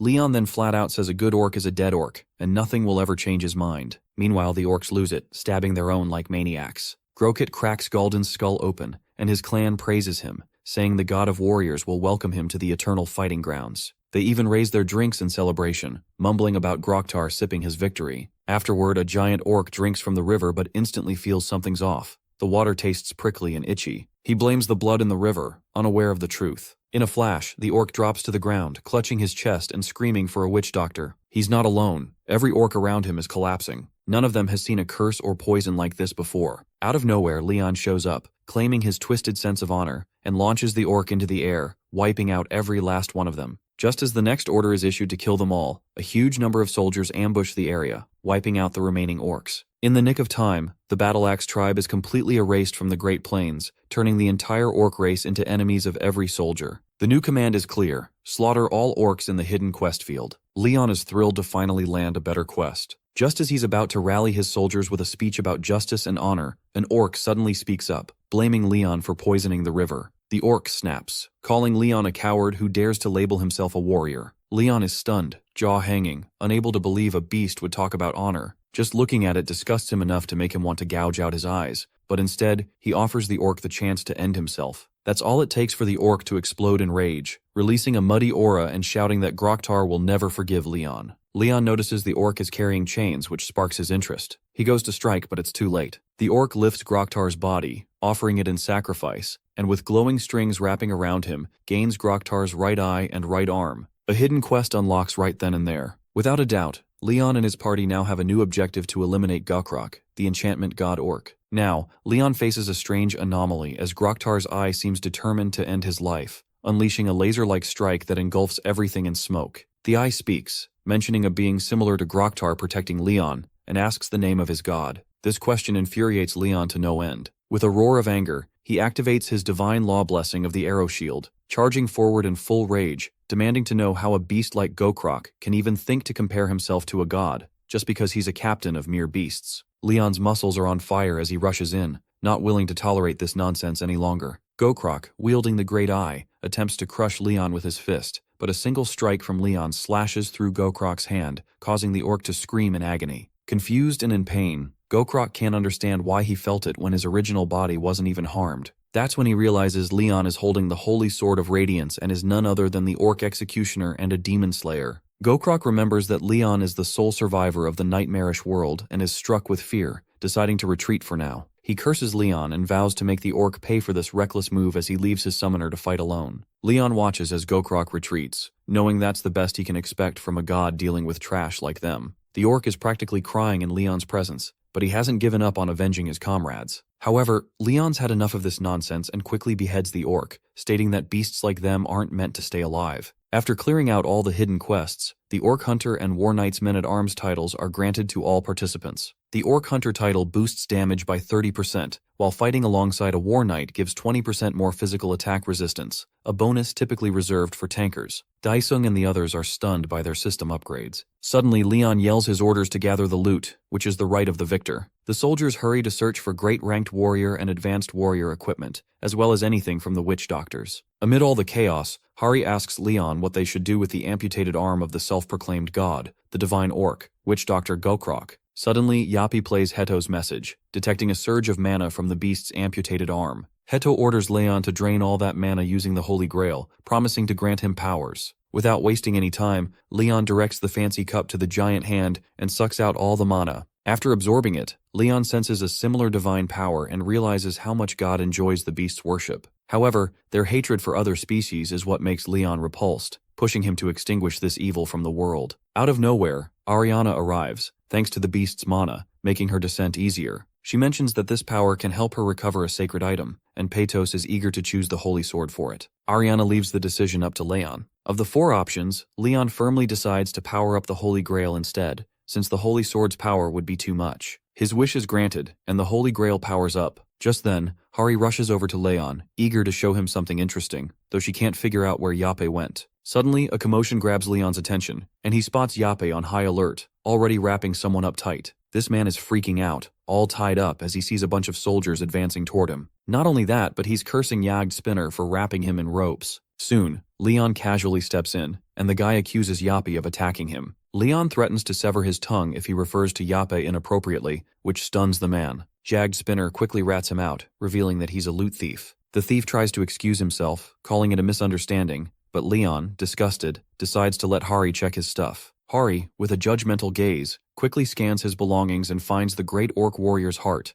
the most valuable loot from the orc gate. Hari asks why, when loot swindling is such a serious crime, the thief insists it's all a misunderstanding. Leon doesn't listen to his excuses and slices his arm, stating that his laws and common sense are different from their world. In the King of the Lionheart's military, that's how things will be. He then asks if anyone has a problem with his rules, to speak now or forever hold their peace. It's clear that Leon has set a rule. Anyone who steals will have their hands sliced off, and that's the law of the Lionheart Kingdom. Though the people of modern Earth find Leon's laws a bit harsh to accept, the benefits, like amazing buffs and upgrades, are too great to pass up. Not to mention, they're quick to side with Leon, knowing that his strict laws will create a fair environment in the lawless place within the gate. Just then, Gu Daesung respectfully requests that Leon allow the thief to retrieve his arm and put it back. Leon replies that it would defeat the purpose of his punishment. Still, Daesung points out that their lives follow different ideals, and since the rules are only being revealed now, it feels unfair to blame the thief. He wants to give the thief a chance, and Leon considers this a reasonable request. Leon then tells the thief that he should be thankful for having a comrade who speaks reason. With that, he pours the Holy Grail on the thief's severed arm, which instantly regenerates. Daesung, witnessing this miracle, realizes that an S rank could replace the amputated arm, but regenerating it is on a whole different level. Such combat power and healing ability are far beyond an S rank. Daesung wonders if a single person is capable of this much. Leon, the man of radiance, feels disgusted by the thief and tells him to get out of his sight. For now, he's willing to let it slide out of respect for their world's laws,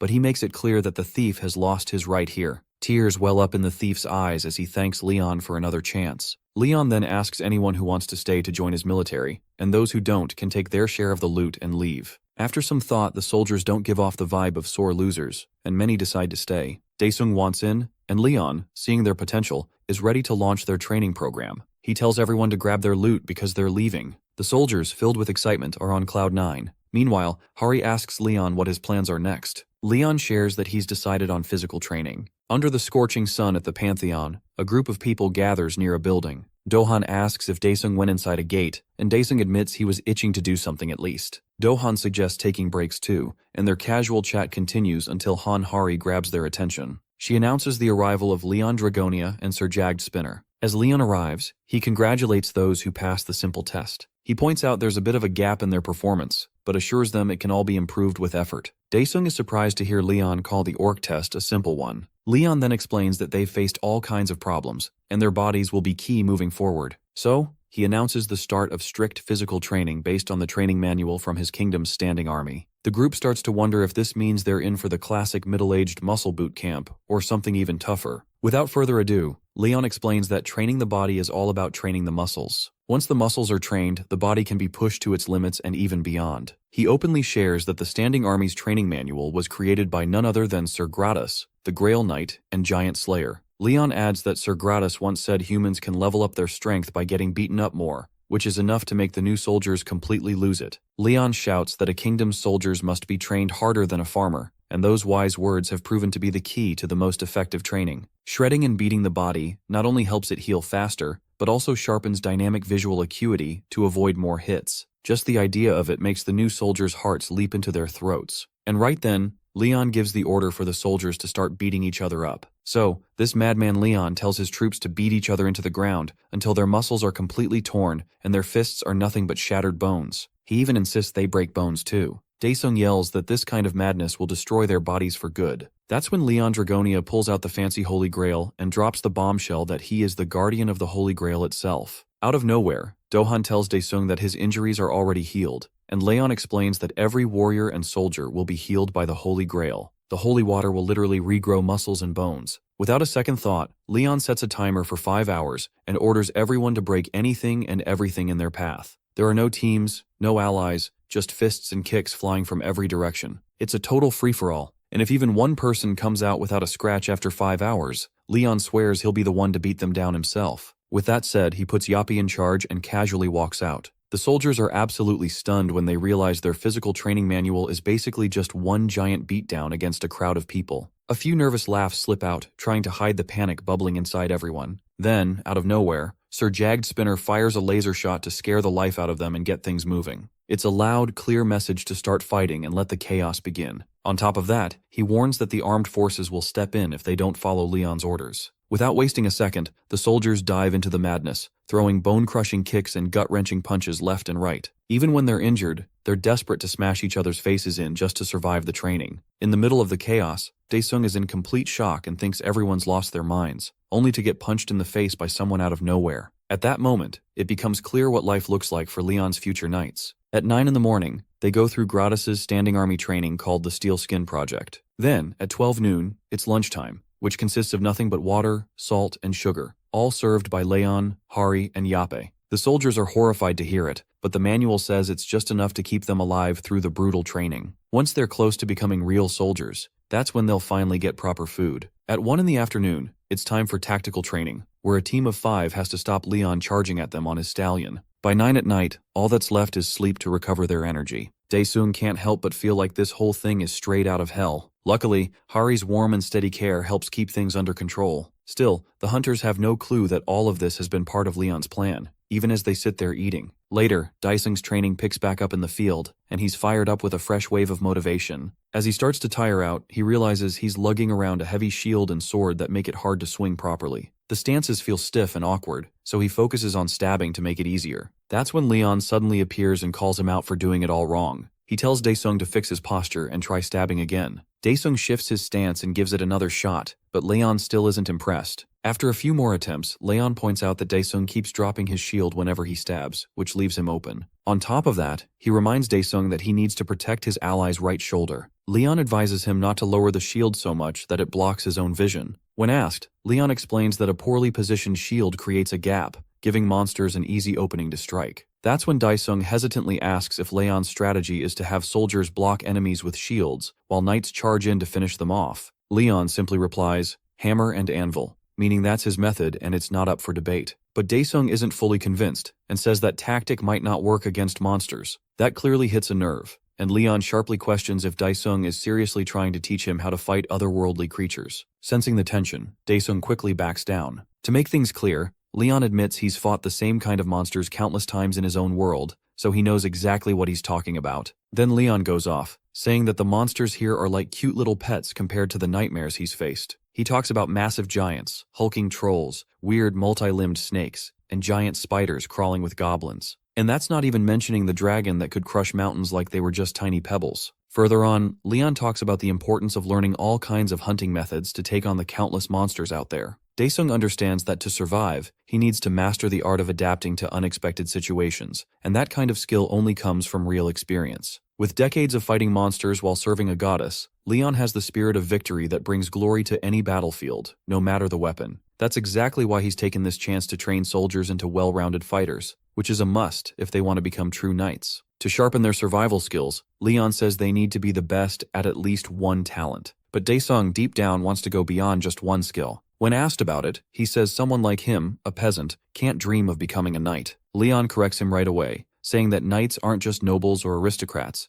They are people who willingly walk a path of hardship with a noble mission. A knight is someone who chooses to protect others, stand up for what's right, and has the courage to keep going no matter what. They are the ones who swear eternal loyalty to the goddess and the people. Anyone can be a knight if they have the guts and the heart to take on that sacred promise. At the very least, Leon says he'd totally respect anyone who has that much courage and determination. Daesung feels a bit of prejudice lift off his shoulders as his desire to become a knight starts to feel a little more real. Meanwhile, over at the United States Magic Tower, Master Reynald is pleased to see the ancient crystal finally back in working condition. As usual, the crystal demands offerings in exchange for wisdom and truth, but this time Reynald notices something odd, a slight change in its voice. The crystal suddenly demands that Reynald enchant it with a space jump spell so it can launch itself into space in case things go south. That's when the crystal reveals how much it hates the idea of being anywhere near that monster Leon, claiming it wouldn't have even shown up if it had known Leon was around. Fueled by irritation and a thirst for revenge, the crystal starts plotting Leon's downfall and insists the best time to strike is now, while Leon is without his army. It pushes Reynald to enter the same gate as Leon, desperately hoping this time Leon doesn't make it out alive. Then comes the Pantheon Guild's standing army graduation ceremony, where Leon is all set to raid a yellow gate using only trainee soldiers. Hanhari and Sir Yappy aren't part of this raid, so Chief Jinsu is left to handle everything inside. Besides Chief Jinsu, Leon addresses the soldiers who have proven themselves during the past month of training. Now, it's time for them to show what they're made of and finally put their skills to the test. Normally, yellow-ranked gates are off-limits to people like them,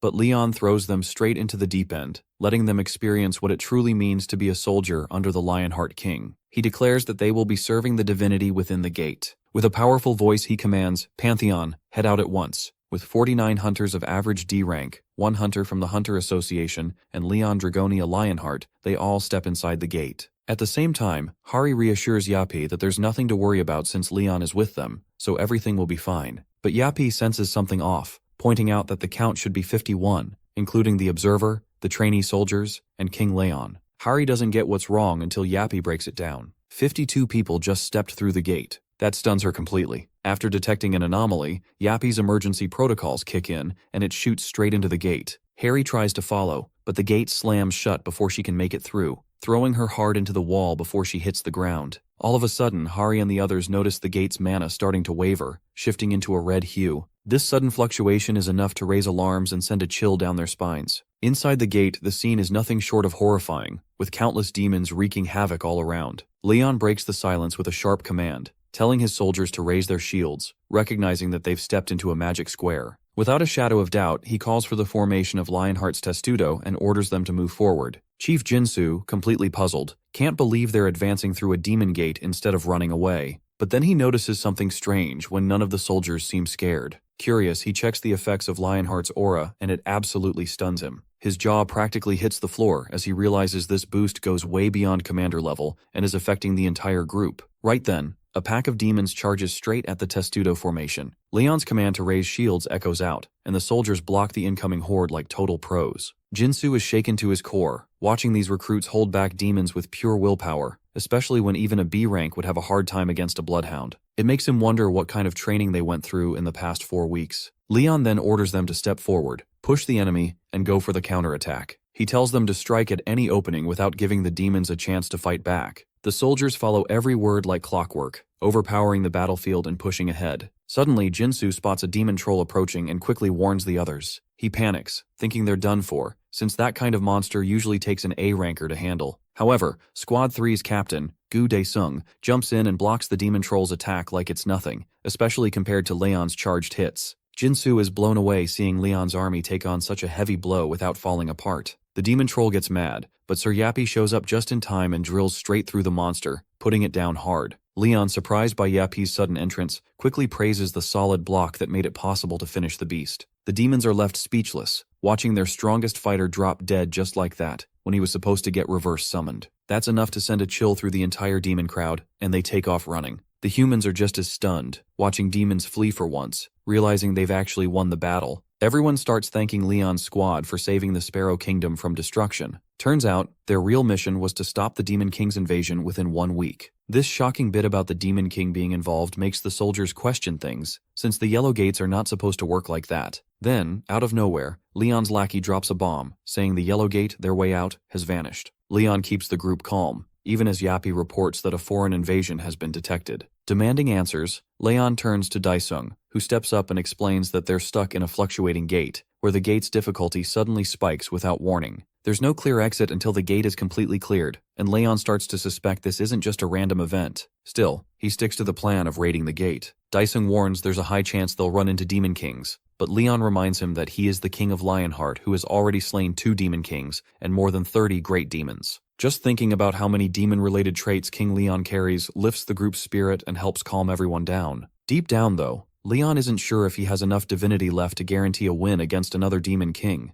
but as a knight, he knows he has to be the hope they can depend on in this crisis. Meanwhile, the crystal lets out a twisted laugh, saying Leon has gotten weak like any ordinary human. Reynald asks if it's time for his descent, but the crystal shuts him up quickly. It then reveals that the demons of mating desires have been working for 100 years on something built specifically to wipe out Leon Dragonia for good. So, the Sparrow Kingdom, known for its peaceful ways and proud of its long history that spans over 1,000 years, suddenly found itself in a dangerously tight spot. The demons kept invading non-stop. In the end, only the palace was left standing, with just a handful of survivors embracing the last ray of hope. Daesung explains that each gate has its own theme and different backdrop, but this one comes with a time limit. Normally, dungeon breaks happen because monsters are left alone for too long inside a gate, but in the case of timed quests, the gate closes once certain conditions are fulfilled. That aside, Leon has a change of heart and asks for Jinsu's permission to let him and Yappy step in. Jinsu, staying calm, gives his full approval, mentioning that the president has already considered the worst-case scenario. On top of that, Leon brings up the topic of hidden quests, which completely stuns Daesung. When asked, Leon openly shares his desire to kill the Demon King. Later, Leon realizes that the demonic energy from the demonic troll is far too weak to maintain a proper connection with Pantheon. Just moments later, Ariana checks in on her favorite knight and asks if he felt it too. Leon confirms he sensed a different kind of energy inside the gate. Ariana says that because Leon is still alive, the creepy energy didn't hit too hard, but it has slowly started to spread through the world. She describes the power as overwhelming, something even she failed to notice earlier. She guesses it might be the Demon King at a lord-level power, though it's strange that the energy source isn't stronger. Ariana also shares a message from one of Pantheon's deities. Plo wants to inspect this world, likely because something isn't right.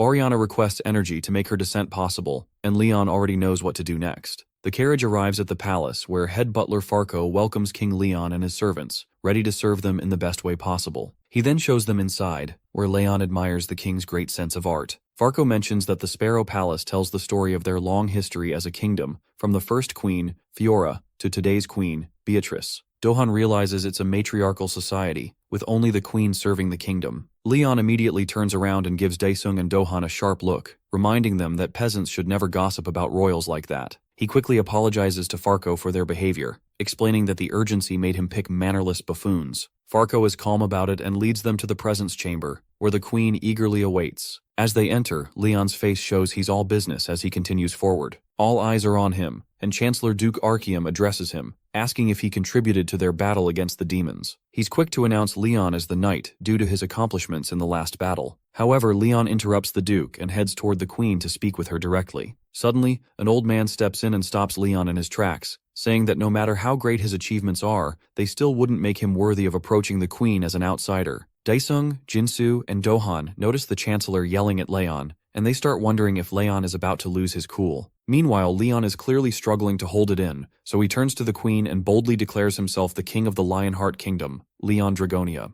The Chancellor takes note of what he sees as rude behavior and immediately calls for his capture. But Leon doesn't waste a second. He grabs the Duke by the neck and twists it in pure disgust. Such a neck twist is enough to bring Duke Archeum to his knees. The old man in armor is ticked off and demands a proper explanation. Daesung can tell Leon is getting real close to losing his cool, while the queen's guards draw their swords on him. Leon glares at the Duke and asks how long he plans to keep pretending, thinking he can fool the eyes of the King of Lionheart. Then, in a blink, Leon smells the foul stench of a demon coming from the Duke. Suddenly, the Duke flashes a creepy smile and starts shedding his skin, revealing his true form. He's not alone either. Several others begin tearing out of their human disguises too. The entire court is horrified, but Leon snaps, yelling at the panicking crowd to get a grip. Without wasting a second, he orders his squad to assemble and fight. Then, with just the tips of his fingers, he stops a blade mid-air and slices the demon down in one swift move. The old man is left in shock, unable to believe those monsters were hiding right under their noses all along. Meanwhile, the demons start creeping everyone out, so the old man jumps into action and slashes them in half, shouting that the demons have infiltrated the castle walls. He orders everyone not to let a single one escape alive. After a few minutes of chaos, the whole area is cleared out, and Leon turns his focus back to the queen. But the old man steps in again, blocking Leon and reminding him that his loyalty lies only with the queen. Leon's not having it, though. He brushes past the old man, knocking his blade aside like it's nothing.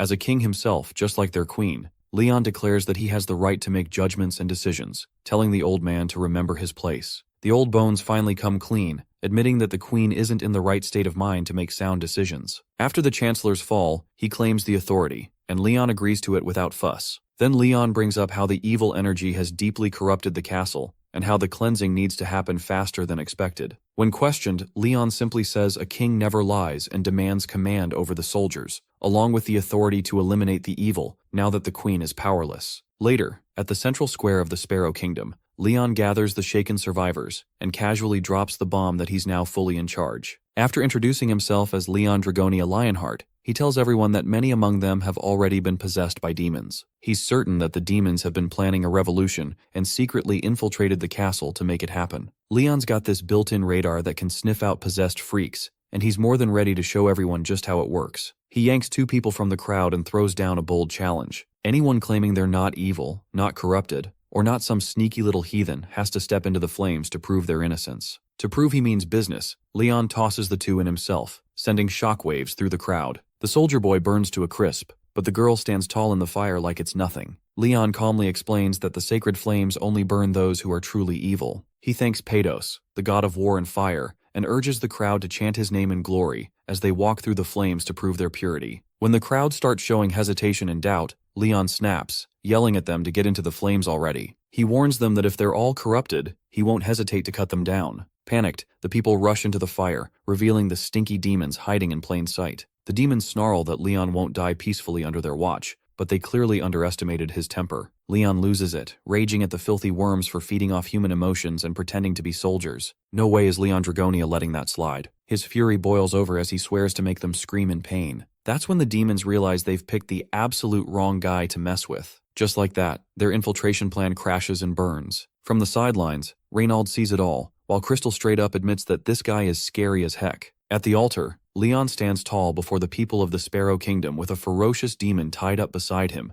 urging everyone not to fear. As long as he's around, no evil creature can touch them. He speaks to the crowd, explaining how these twisted beings corrupt the minds of good people. Just then, the boar-faced demon lets out a creepy laugh and barks that nothing can save them from destruction and corruption. Leon shuts him up in an instant by slicing off his head with a clean chop. He goes on to explain how giving in to temptation and fear lets evil run wild, which ends up causing starvation, sickness, delayed marriages, gambling losses, and broken families. The demon tries to protest, whining that none of it was his fault, but Leon doesn't even let him finish before cutting him off again. Suddenly, the people's anger shoots through the roof as they realize demons are the reason behind everything going wrong in their lives. Just as the demon tries to butt in, Leon flicks him on the forehead so hard it feels like getting smacked by a hammer. Leon explains how demons sneak misfortune into human lives, blaming their downfall, pain, and suffering on these wicked creatures. But then he calms their fear by revealing that Pados, the god of war and fire, has gifted him the divine flames. Out of nowhere, Leon calls up a red-headed boy from the crowd and tells him to hold the flame, ordering him to punish the demon until it pays for its sins.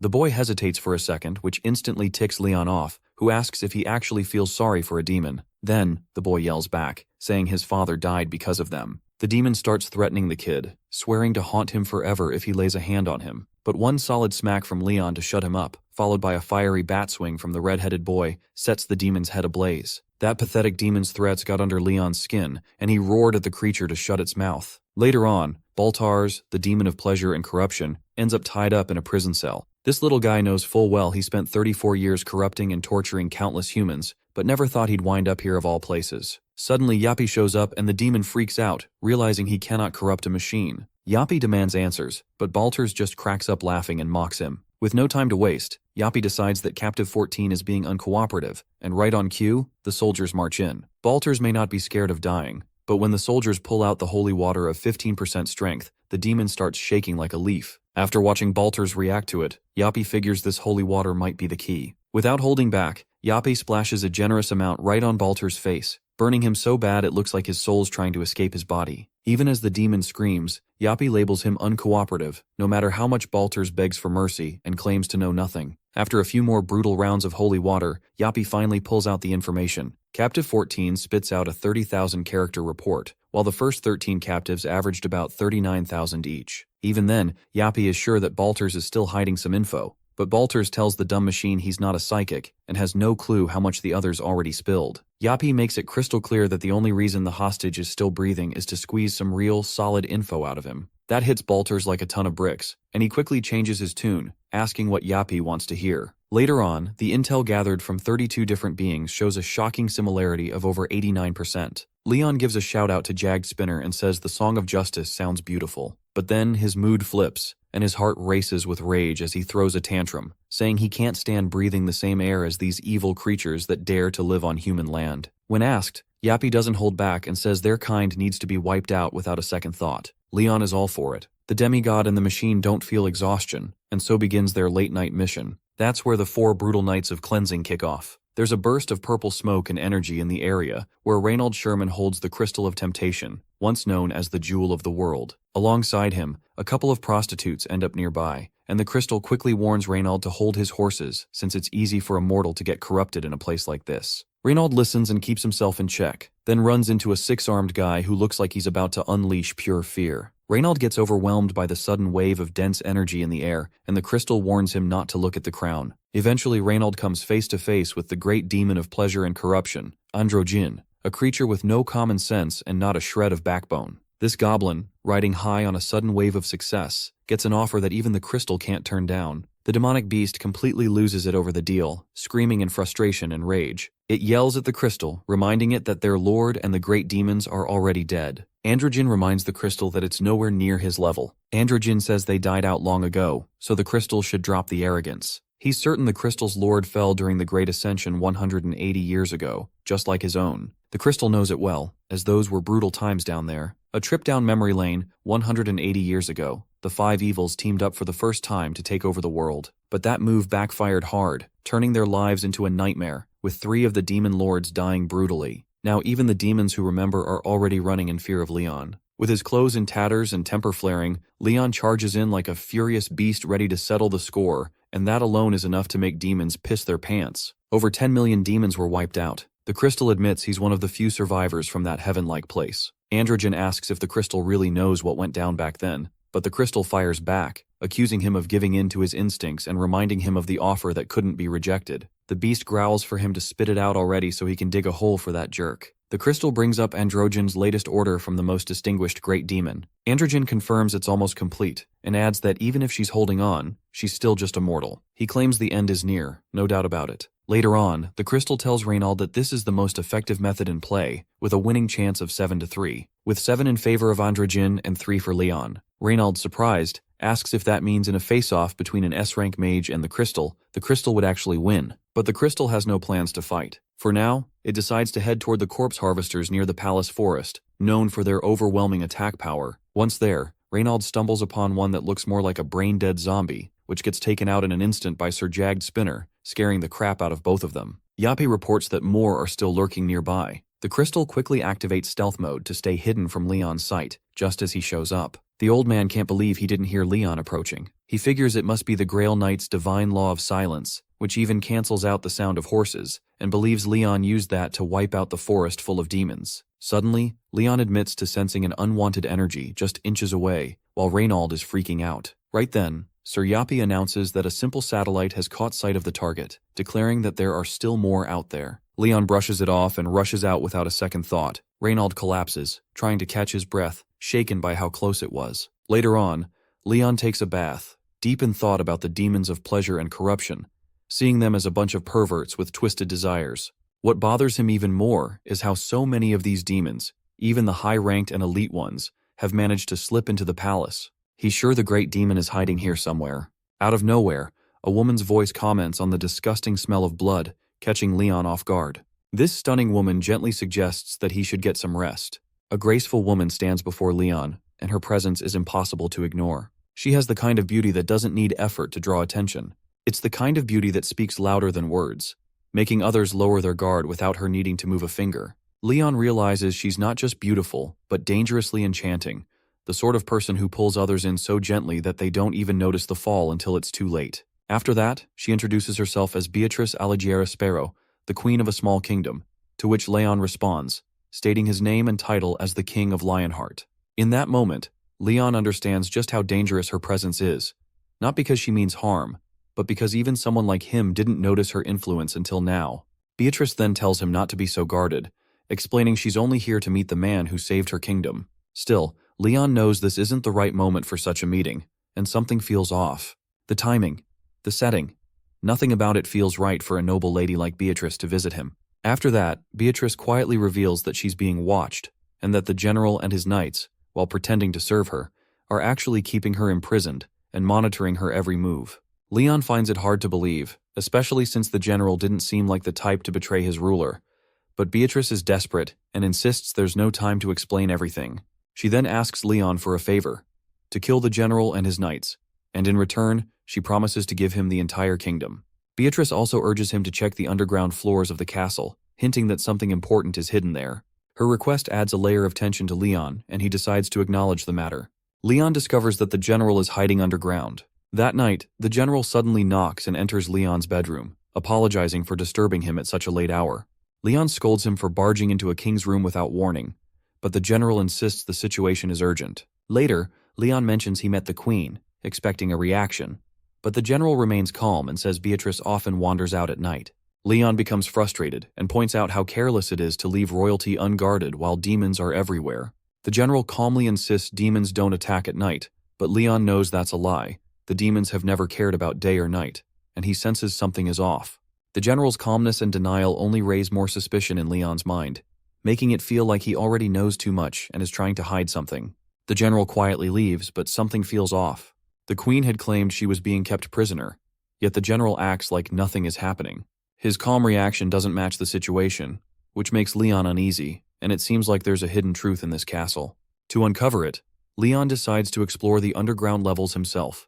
At the same time, Sir Spinny appears from the window behind, and Leon asks for his assistance. Meanwhile, things grow worse outside the castle. Dark forces gather near the walls, loud, wild, and ready to attack. Their leader promises rewards to anyone who storms the walls first.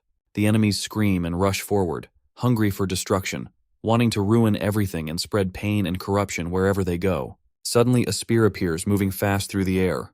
It seems like it's part of Leon's anger, made to hurt and frighten. The sharp tip shines brightly, ready to cause harm. As it flies toward its target, everyone feels its power and the fear it brings. After that, Leon appears, overwhelmed by anger, and looks at the beings around him. His emotions are intense, and he feels like he's speaking to creatures who don't understand the true meaning of life and death. He wonders how living beings who have never known death can possibly comprehend what he's about to teach them. He calls them insects, beings driven only by their instincts and desires. Leon continues, revealing his identity as the King of Lionheart, and vows to show them the evils of the world. He believes it is his responsibility, as a representative of the Pantheon, to teach these beings the true value of life, something they clearly don't understand. As he speaks, Leon's anger rises, and he declares that fear will now be a part of their existence. He promises that they will face the terror of their own souls and feel a fear they've never known before. In his position of power, Leon has decided it's time for these dirty souls to learn the lesson he has for them. General Ricardo shows up when no one expects him, especially during an ongoing battle. Someone nearby wonders why he's here now, when the fight isn't over yet. But Ricardo doesn't seem worried. He trusts that the outsider will handle things. Instead, Ricardo focuses on something more serious, the seal, and checks if it's still holding. The answer comes back, yes, it's working. After that, Ricardo stays calm and reminds them that the wait is almost over. With just a little more patience, the anger and pain that have built up over 100 years will finally reach their end. As Ricardo speaks, Sir Spinny watches him from above, carrying a weight that hints at something deeper connected to what lies ahead. The monsters walk in a line, their hands tied with ropes like handcuffs. They move slowly, one after another, under tight control. As they march, one of them trips and falls to the ground. The soldier warns him to be careful, showing how weak and tired he has become. Meanwhile, a girl among them shifts closer to the hunter. Her hands are tied too, but her eyes hold a different kind of look. She softly leans in and tries to get his attention. She asks him to untie her, speaking gently and pretending to be innocent. Her tone changes as she hints that if he helps her, she'll do something good in return. It's clear she's trying to seduce him. Right after she tries to tempt him, a strange energy suddenly spreads through the air, and the force called corruption resistance activates. In that moment, everything changes. The hunter looks at the girl again and realizes that her soft and sweet act quickly fades. Under the effect of the force, she no longer seems harmless. Her presence now feels twisted, dark, and wrong, more like a monster than a person. The energy around her is cold and unnatural. After realizing the truth, the soldier steps back, thinking he almost fell for the trap. The monster stares in shock and wonders how a normal human could resist that kind of seduction. His voice trembles as he questions how his power, something only demons use, failed so easily. He had almost gotten the hunter under his control by becoming a seductive girl, and now he cannot understand why it did not work. While the monster panics, Leon appears and demands to know who caused the commotion, and the soldier quickly points at the monster. Without hesitation, Leon lashes out and calls him a bastard, accusing him of trying to seduce one of his soldiers using her filthy body. The monster begs for forgiveness, but Leon refuses to listen and shouts that someone as low and disgusting as him has no right to speak. The monster apologizes again and again, but Leon shows no mercy and tells him that he does not need his answer, and makes it clear that the monster has no worth in his eyes. The other monsters watching are shocked and realize that Leon is scarier than a demon. One of the soldiers tells Leon that something feels off. The battle has ended and victory belongs to them, yet the atmosphere feels strangely quiet. The people, instead of cheering or celebrating, seem distant, and their reactions are cold, almost empty, as if the win means little to them. He explains that even a weak demon can easily seduce a human and twist them with corruption. The war against demons never truly ends. It only shifts and continues in different forms. Because of this, only the strongest, those who truly understand the cost, feel any joy in the victory. This is the reality of a demon war, never-ending and draining. To keep fear alive and remind the people of what they fight against, an order is given that the citizens must be the ones to hang the demons. They must see the twisted souls of their enemies fade right before their eyes. Only then will they understand the danger. The command is clear and the reply comes quickly with obedience. Yet, Leon and his soldiers return with victory and notice a huge castle standing tall in the distance. It looks strange and heavy, as if it does not belong there. Leon reminds them that there is no one who will welcome them. As they walk closer to the entrance, the feeling becomes more serious, and when they reach the front gates, 2 guards quickly step forward and raise their hands, showing that no one can go inside. The message is simple. This place is not for them, not even for heroes returning from war. After breaking through the castle gate, Leon leads his soldiers inside without hesitation. The heavy doors fall apart behind them, and their footsteps echo on the stone floor as they move deeper into the castle. Each hallway they pass feels more silent than the last. The deeper they go, the stronger the feeling grows that something important is hidden here, something no one wanted them to find. As they continue inside, someone suddenly calls out in surprise, telling the others to come take a look, and what they find makes them pause. A hidden room lies beneath the castle, something completely unexpected, and Leon points toward a bed placed strangely in the center of the space. It does not feel like just a room, it feels like a secret. Leon wonders if this could be the hidden truth the queen once mentioned. The setup makes it clear that something is being kept out of sight. Leon steps forward, deciding they can check for themselves, and when they enter the room, they all see a figure lying on the bed. A woman is resting there, quiet and still, yet incredibly beautiful, and the silence turns heavy as they realize this is no ordinary discovery. Her beauty is unreal, almost otherworldly, and the air around her carries a strange, dark energy. For a moment, a few soldiers stare too long, caught in the pull of her presence, and Leon notices this and quickly warns them to resist. Leon tells them not to fall for the dark energy surrounding her, but the room feels heavier and even Leon can sense his aura is not helping much this time. Realizing that, Leon decides to handle it himself, directly and without delay. Without hesitation, Leon moves forward and strikes one of the soldiers hard across the face, snapping the soldier back to reality. Another one shakes slightly as Leon steps toward him and does the same. The sudden hits jolt them back to their senses. Leon stares at them coldly and reminds them that it was not the woman or any magic that brought them to this state. It was their own weakness, their own minds, that let it happen, and they fell into the trap themselves. After that, Leon guides them to breathe properly, inhaling slowly through the mouth and exhaling gently, clearing their minds. Just then, General Ricardo walks in, observing the scene, and seems impressed that Leon was not seduced like others would have been. Ricardo points out something surprising, that all of them are standing strong, not tempted by her, and further explains that it is because they have grown used to such temptations, possibly from years of war and exposure to demonic tricks. Leon hears it but dismisses the idea right away, calling it nonsense. To him, there is more to this than just being used to temptation. Further ahead, Leon explains that the queen's charm is not normal because it is not just beauty. It is a strong kind of magic that feels like a curse, and he has seen this kind of power before. It belongs to someone known as the Lady of Pleasure, a demon who can tempt any living being, and her magic is made to pull people into darkness, slowly turning them corrupt without them even knowing it. This kind of magic is dangerous and hard to resist. But as Leon looks at the queen, something feels off. Even though he hates demons more than anyone else, Leon does not feel that same dark energy coming from her, which makes him pause and think. After that, Leon takes a breath and starts to speak quietly, calling out to a divine power, a force linked to dreams and death. Leon speaks with respect, asking for its blessing. He does this not as an ordinary man but as a guardian and knight of someone important, Ariana. Suddenly the air feels different because something powerful has awakened. A voice answers his call. It calls him the Knight of Ariana and the true owner of the Lion Heart. The divine power accepts his request and prepares to help him, standing with Leon, the king of the Lion Heart. Leon stands firm and greets the divine being he called upon, Plo, the divinity of dream and death. The divine power recognizes him as Ariana's knight and the true owner of the Lion Heart. Just as Leon wished, this powerful force has now descended before him. After that, Plo senses the energy in the space and confirms that there is something deeply wrong because the demons of corruption have been spreading their influence here. In this endless dreamlike state, they are twisting thoughts and building a false world filled with a corrupt kind of awareness. Plo explains that dreams are not meant to last forever. At some point, one must wake up, and the time has come to tear away the illusion and reveal the truth hiding behind it. Whatever has been masking itself here must now show its true form. Plo strikes a lamp-like object above, and the blast hits Ricardo. Instantly, a dark energy bursts out from him. It is a hidden demon soul that had been buried deep inside. Everyone watches in shock as the twisted spirit separates from Ricardo's body. Plo's power reveals the truth and forces the darkness out.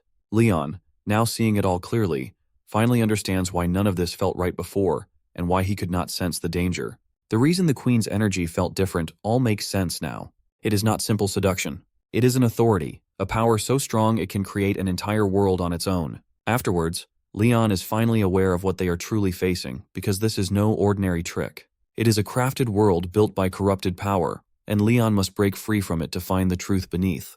The queen lies quietly surrounded by strange magic. Someone nearby whispers not to disturb her and says she must be protected along with the seal that holds everything together. Suddenly, a soldier yells that more Death Knights are coming from behind and the danger is growing. Afterwards, Leon notices something strange about one of the Death Knights. Unlike the others, this one does not feel wild or filled with anger. It seems calm, not fully corrupted, and that makes Leon realize something important. The dream they are trapped in probably began with the queen, and if he goes to her, the dream might break on its own. Leon warns Ricardo that stepping forward now means fighting alone and could go against a knight's honor, but Ricardo admits he left that kind of honor behind a long time ago. As enemies start surrounding Leon from both sides, Leon does not back down. Instead, he gets ready to fight, confident that even if he is attacked from both directions, he will not be stopped. Leon observes the strength of the undead knight before him, surprised that despite becoming undead, the knight still holds considerable power. The knight, with distorted honor and pride, speaks of the queen and how Leon's single blow had already defeated their royal bodyguards. After that, Leon urges him to wake from this dream and warns him that if he does not, he will remain trapped in this fantasy for eternity. As Leon processes the knight's words, he has a strange feeling that while many have betrayed their oaths, the apostles have stayed loyal, and this creates doubt in Leon's mind. The queen, Beatrice, despite all that has happened, had asked him to kill the apostles, which does not sit right with him, and he begins to sense that the truth behind everything is more complex than it appears. Leon pieces together the puzzle, and it becomes clear that the queen is not a villain after all. Ricardo's dead knight speaks up and reveals the truth that the queen made a deal with a demon. The knight explains that the queen, despite her bravery, was forced into this pact, and she agreed to harbor the essence of corruption and relive the kingdom's collapse for 100 years. But in exchange, the demon promised to spare her and her people as long as they were not corrupted by its power. The kingdom was already on the edge of destruction, and the queen, Beatrice, had no choice but to accept. Even though she knew it was a trap set by the demon, she had no other option but to make the deal, hoping to save her people from an even worse fate. The queen, Beatrice, 5 years into her pact with the demon, begins to feel both the power and the heavy burden of her decision. At first, Beatrice feels strangely refreshed by the deal, but soon she starts to see the horrific consequences as the corruption begins to spread, causing more people to lose their minds and turn violent. They also become obsessed with the twisted pleasures the demon offers. During the day, Beatrice watches helplessly as demons kill her people, and at night, the corrupted ones whisper to her, feeding her guilt and despair. After all of this, Beatrice starts to wonder if she made the right choice, feeling the crushing weight of her actions. In the beginning, the deal had seemed manageable, but she soon realizes the true nature of the demon's trap. The demon's power is tricky and full of lies, and there is no way out of the agreement. If anyone tries to escape the deal by committing suicide, they are doomed to become lost spirits in the afterlife. Even worse, once the deal ends, everyone will fall completely under the demon's control. As the years pass, the queen begins to go mad, watching her kingdom fall apart and feeling the corrupting influence growing stronger inside her. After 50 years, her loyal knight can no longer resist the temptation, giving in to his desires and entering the queen's bed. This marks a turning point as the corruption takes over even the most faithful of her followers. After that, General Ricardo realizes that no one can resist the seductive power of the deal, and everyone is now trapped in the corruption. Ricardo feels the weight of the situation and comes to a painful decision. To protect the queen and save her from further suffering, they must end their lives. Even though committing suicide would mean breaking the contract and becoming lost spirits, wandering the netherworld forever, Ricardo believes it is the only way to protect her.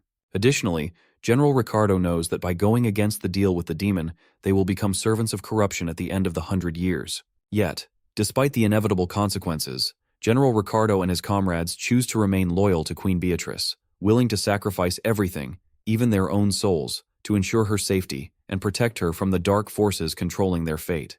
Long ago, the Queen's most loyal knights, Beatrice and General Ricardo, made a painful choice. They ended their own lives and turned into Death Knights to resist the Queen's demonic temptation. In doing so, they became immune to the curse and sealed her away to protect her. Since that day, 80 years have passed, and all they could manage was to keep her asleep for just half a day at a time. Their loyalty ran so deep that Leon now understands why the Queen once asked him to end their lives, and it wasn't out of hate, but mercy. Plo reaches out to Leon and asks if he can feel the rising darkness. Leon senses the heavy energy around him and realizes the demons are awakening, preparing himself for the battle ahead. With urgency, Leon calls upon his soldiers and commands the warriors of the Lionheart to awaken. Moments later, Leon's soldiers slowly wake up as his voice calls them. They've been asleep for a long time, but now it's time to fight again. One by one, they stand up, ready to do their duty. Suddenly, a strange and scary voice echoes through the air, signaling the arrival of the demon. He looks calm and confident, like he's been waiting for this moment and wants to finish what he started. At the same time, a soldier runs in, screaming that the demons have broken into the castle, and there are so many demons, too many to count, and they feel like they are everywhere. The commanders quickly give orders to raise their shields and get into position. The knights are scared, but they prepare to fight. The knights are scared, but they trust Leon because Leon told them to hold their ground, and he would handle the rest. The battle begins, and the demons are strange. They laugh while fighting and use a weird power that turns pain into something they enjoy.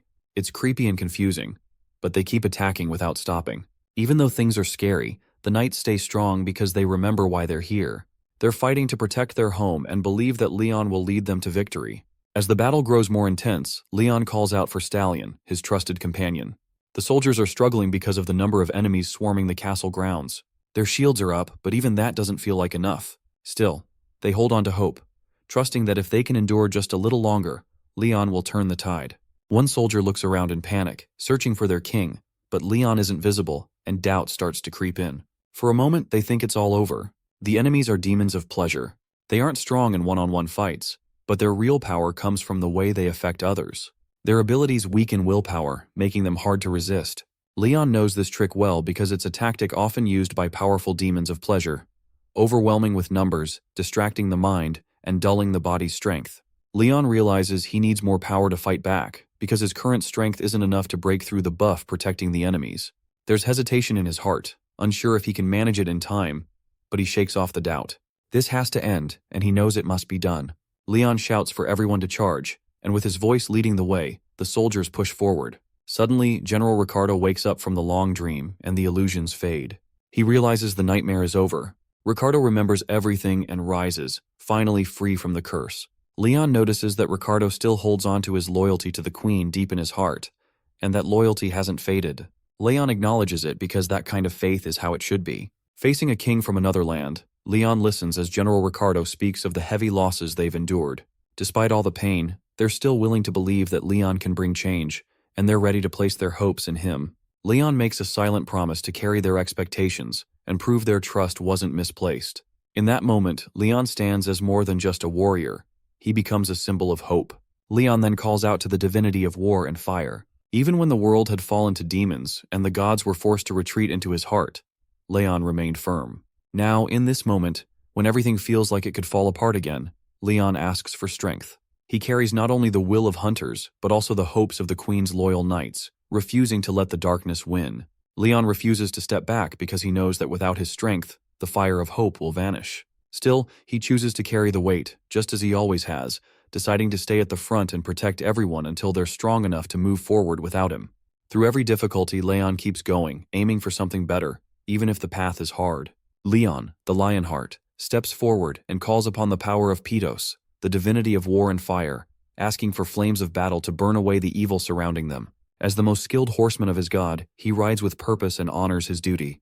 The battle intensifies, and then, a majestic beast appears. It's not just any animal but a legendary golden lion, glowing with incredible energy. The lion moves forward with pride and strength, and on its back there's a perfectly crafted seat, as if made just for Leon. Leon thanks his fallen comrade and asks Stallion to rest. Taking command, Leon urges his allies to follow him, vowing to lead them to victory. Despite the danger ahead, Leon charges alone into the front lines, fearless and determined. The enemies try to strike him down, but Leon lashes back with fierce confidence, mocking their ignorance by telling them they don't even understand the might of cavalry, and he's about to show them exactly what that means. Leon charges forward with determination, and for him, moving into battle means more than just running. It means holding a sword and a spear, ready to fight with all his strength. As Leon moves, a powerful energy surrounds him, and a skill called Strongest Attacker activates, making him even harder to stop. The demons panic because no matter how hard they try, they can't slow Leon down for even a second. In fear, Androgen shouts to fire the magic cannons. Explosions light up the battlefield, but Leon doesn't back down. Instead, he yells that using long-range attacks shows no honor, and real courage is fighting up close. At that moment, a divine blessing spreads across his army. Arrow nullification activates, making them immune to the arrows and magic flying toward them. The Death Knights are shielded by divine power and continue to push forward. The battlefield starts to shift as Leon's allies receive more support. Their charge power increases, and their attacks grow stronger while the enemy's defenses weaken. Fire glows from their swords as the Pitos horsemen strengthen everyone with flames. Curses spread through the enemy's side, weakening all nearby demons. Their strength, defense, and even their connection to divine power begin to fade. The Androgen demon rushes at Leon screaming, but Leon keeps moving forward because his mission is clear: to lead his army and bring victory. After that, the Androgen demon becomes injured and looks around in confusion because Leon, the warrior they fear, has disappeared without a trace, and his powerful presence, which once dominated the battlefield, is suddenly gone. Because of this, the demons grow restless, shouting at one another in panic, unsure of what to do. Leon orders them to hold their ground for just one more minute, and although it seems like such a short time, everything feels different now. The Androgen demon realizes that the knights of the once fallen kingdom are no longer weak. They stand tall, stronger than anyone expected. Then, Leon returns, and the demons realize that 1 minute wasn't about time. It was about giving Leon just enough space to prepare for the final strike. The Androgen demon recognizes him and is shocked to realize that this is the same man who killed the mighty demon Dothradon. That demon, known for his massive size and twisted power, had been destroyed by Leon, just like the others who had fallen to his blade. The demon forces begin to feel the weight of their situation because Leon isn't just another knight. He is a storm, moving with fierce strength. Leon tells the Androgen demon that he'll meet the same fate as the others soon, and the only difference is that this one just has more limbs for Leon to tear apart. The Androgen demon roars back and swears he'll kill Leon no matter what, charging in with everything he's got. But Leon doesn't flinch. He points out the truth, that the Androgen demon isn't even fighting with his own strength. Instead, he's depending on magic, and that's why they're all so weak. None of them have real power of their own. The Androgen demon throws attack after attack, but Leon deflects all of them with ease. As the final strike fails, the Androgen demon realizes it's damaged beyond repair. Leon repeats his words, more serious than ever, saying he's going to tear all of the demon's limbs apart, just like he promised. Suddenly, the atmosphere changes, and a strange and terrifying energy spreads across the battlefield as the demon activates a powerful skill, Crown of Desire. It forces any living being nearby to give in to their deepest, wildest instincts, and no one can resist it. One of the knights nearby senses the danger and shouts out a warning, believing that the king of the Lionheart is facing something deadly. The androgen demon stares in shock, unable to understand how Leon escapes the illusion of desire because that magic should have worked. It traps every living being in their deepest temptations, yet Leon stands unaffected. Leon explains that even the powerful Lady of Pleasure failed to tempt him, so a lesser demon like this one has no chance. Panic sets in, and the androgen demon starts doubting everything. It doesn't make sense because every living thing should have some kind of desire, and something feels wrong. The fear grows, and the demon realizes the only option left is to run. He yells at the others to stop Leon, begging for backup, but it's too late. Leon moves fast, and the demon's back is left wide open. Leon takes the chance, landing a sharp, clean strike. The androgen demon tries to accuse Leon, calling him a coward and shouting that a divine being must have interfered in their fight. But his words hold no weight at this point, because fear already shows who truly lost. The androgen demon also accuses the knights of breaking the rules of fairness, claiming that a duel should be sacred, untouched by outside interference. Leon agrees, saying that in any proper battle, honor matters and a true duel should never be interrupted. But this isn't a duel. Leon reminds them that demons like these, filled with corruption and cruelty, don't deserve honor. And what's happening here is not a battle between equals, it's a complete extermination. The androgen demon tries to twist the words, calling Leon a racist because he's desperate, outmatched, and running out of arguments. But none of it matters. Finally, the demon of pleasure and corruption, androgen, falls. And just like that, another piece of evil is wiped from the world. In the beginning, the kingdom is full of peace. People live happily with plenty of food and no fear. Everything feels safe and calm, and no one thinks anything could go wrong. Queen Beatrice, a wise mage, rules with care, watching over her people and trying to protect their peaceful lives. For a while, everything seems fine. Even when small threats appear, the kingdom wins each time, which gives everyone hope.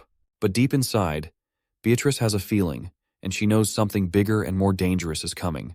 She understands that the evil beings from beyond won't stay away forever. Soon her worries come true when the demons start invading and the early victories fade.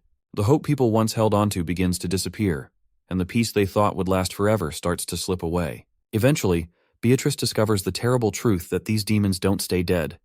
Even after being defeated, they rise again, and that changes everything. Beatrice realizes that this war was never winnable, and no matter how many times they succeed or how many demons they kill, those creatures just keep coming back, making it feel hopeless and unfair. As destruction gets closer, something unexpected happens. A demon approaches the queen with a deal. He offers her a chance. Take in the essence of corruption and relive the downfall of her kingdom over 100 years. If Beatrice can resist becoming fully corrupted during that time, the demons will stop invading the world. It sounds impossible and dangerous, but Beatrice doesn't even ask how she's supposed to believe such a promise. Deep down, she knows it might be a trap, but it's the only option she has left. With no other way to protect the people she loves, Beatrice agrees and accepts the deal, hoping that somehow, someday, she can bring everything back to how it used to be. And so, the downfall of the Sparrow Kingdom begins. The once glorious land slowly slips into a cycle of pleasure and corruption. The people who once shone with light, the hopeful citizens, the brave knights, and even the proud queen, begin to fall. Darkness spreads, and those who give in to evil never return to who they once were. Among them, a knight eventually loses control, letting his desires win, and crosses a line no one thought possible. He enters the queen's room, driven by temptation. Realizing what he's done, he begs for forgiveness, but the damage is already done. The kingdom's General Ricardo, unable to watch the corruption grow further, makes a painful decision. He seals the queen away in the underground chambers to protect her from herself and the world.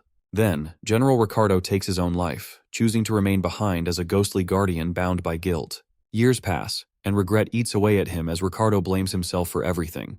Though he knows how it ends, Ricardo is forced to watch the tragedy repeat over and over. Moreover, he knows that the damage was caused by their own choices, and now it's too late to undo it. He wishes for this nightmare to end. As the battle ends, Leon's eyes fall on a strange crown and weapon, ones that had once belonged to the defeated demon. Spinna walks over, takes a closer look, and taps the weapon lightly, explaining that it's made of strong metal and could be useful. But Leon explains that there's a problem. It's been corrupted, and evil clings to it. Worse, it seems to trap souls inside. Sir Spinne then offers to destroy it, and Leon, trusting his judgment, leaves it in his hands. After that, Goddess Plo calls Leon from behind.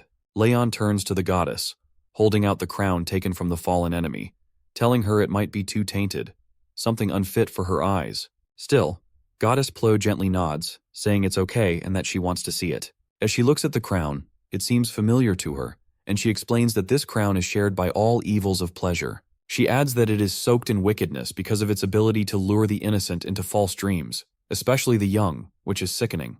It's a weapon built on lies and temptation. The goddess Plo examines the crown more closely and senses that something might still be extracted from it, maybe a trace of energy or a hidden truth. Leon admits that he was planning to destroy it anyway because he sees no value in keeping such a cursed object. After listening to Leon, Goddess Plo reminds him that if he wants it, she's willing to let him have it. Further ahead, Goddess Plo thanks Leon, acknowledging the effort he's made, and offers him kind words, saying that the Pantheon is proud of what he has done and the honor and glory he has achieved through his battle. Leon doesn't take the praise to heart and simply says it was something he had to do. Another voice joins in. Patos, a divine presence known for strength, refuses to show warmth at first. When told to give a greeting, Patos scoffs and offers a half-hearted, "good job," to which Goddess Plo gently reminds him to be more honest with his words. Then, in the stillness, Leon makes a request. He asks Patos to do something meaningful, to take the souls of the fallen, guide them to peace, and bring their spirits to a place where they can finally rest. Patos pauses for a moment and understands that it's more than a request. It's a gesture of mercy. Patos, the god of battle, speaks with cold certainty and says these souls have been cast out from the natural cycle of life and death. They don't belong anywhere now, not even in paradise. Another divine voice speaks up, the goddess of death herself. She reminds Patos that the cycle of life and death is her domain, not his, and it isn't his place to decide who deserves a second chance. To which Patos questions what kind of divinity would allow the undead to enter a place meant for peace and rest. Afterward, Goddess Plo agrees, saying softly that what he says might be true. The Goddess Plo turns to Leon, calling him by his full name, Leon Lionheart, and declares that those who have defied death must be punished because escaping the natural order isn't something the heavens can overlook. Suddenly, the queen, Beatrice, steps forward and simply asks the goddess to forgive them. Beatrice doesn't argue or demand anything. She knows she's risking disrespect. But Beatrice bows her head and speaks as the failed ruler of a fallen kingdom. She pleads humbly and asks the goddess of death to reconsider. The goddess Plo pauses, taking in the weight of their words, and speaks to the loyal knights, telling them that no god in the Pantheon will accept their souls into paradise. The laws of divinity have no place for those who have lived past their time. Still, despite everything, their noble actions shine through the darkness. In the end, the goddess admits that their good deeds outweigh the wrongs. Moved by the knight's unwavering loyalty and Leon's heartfelt plea, the goddess Plo acknowledges that their loyalty has touched even the divine, and because the king of the Lionheart personally asked for their sake, she cannot ignore it. To the goddess, there is no greater sign of approval. With that, Goddess Plo promises to cleanse their stained souls and grant them a second chance at life. However, the goddess turns to Beatrice with a condition. She offers the fallen queen a path forward, a way to bring peace to her knights. She asks Beatrice to become her priestess and stand by Leon, helping him spread faith because it's the only way to restore the afterlife she governs. Once it's active again, she promises the souls of Beatrice's knights will have a chance at reincarnation. Beatrice doesn't hesitate and agrees, ready to serve once more if it means her people can find peace. After the divine discussion, Leon calmly asks for a damage report. The response is somber, as most of the injured are recovering thanks to the Sacred Grail, but 6 have already lost their lives. The weight of loss settles over the field. Against the never-ending tide of demons, only 6 lives lost is seen as a small mercy, but each life still matters. The fallen are not forgotten. Leon stands with solemn resolve, offering a prayer for those who gave their lives and calls upon the divine powers of Patos and fire, asking them to guide the souls of the fallen. If those warriors carry any sins, Leon hopes they are washed away. More than anything, Leon wants their courage to be honored, and their strength to be remembered. Leon imagines them now, feasting beside the gods, their bravery rewarded in the afterlife.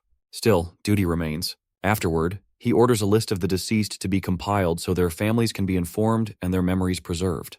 The gods themselves will remember this sacrifice. As Leon and the others prepare to leave the battlefield, a divine gate opens, the way to the gods' paradise.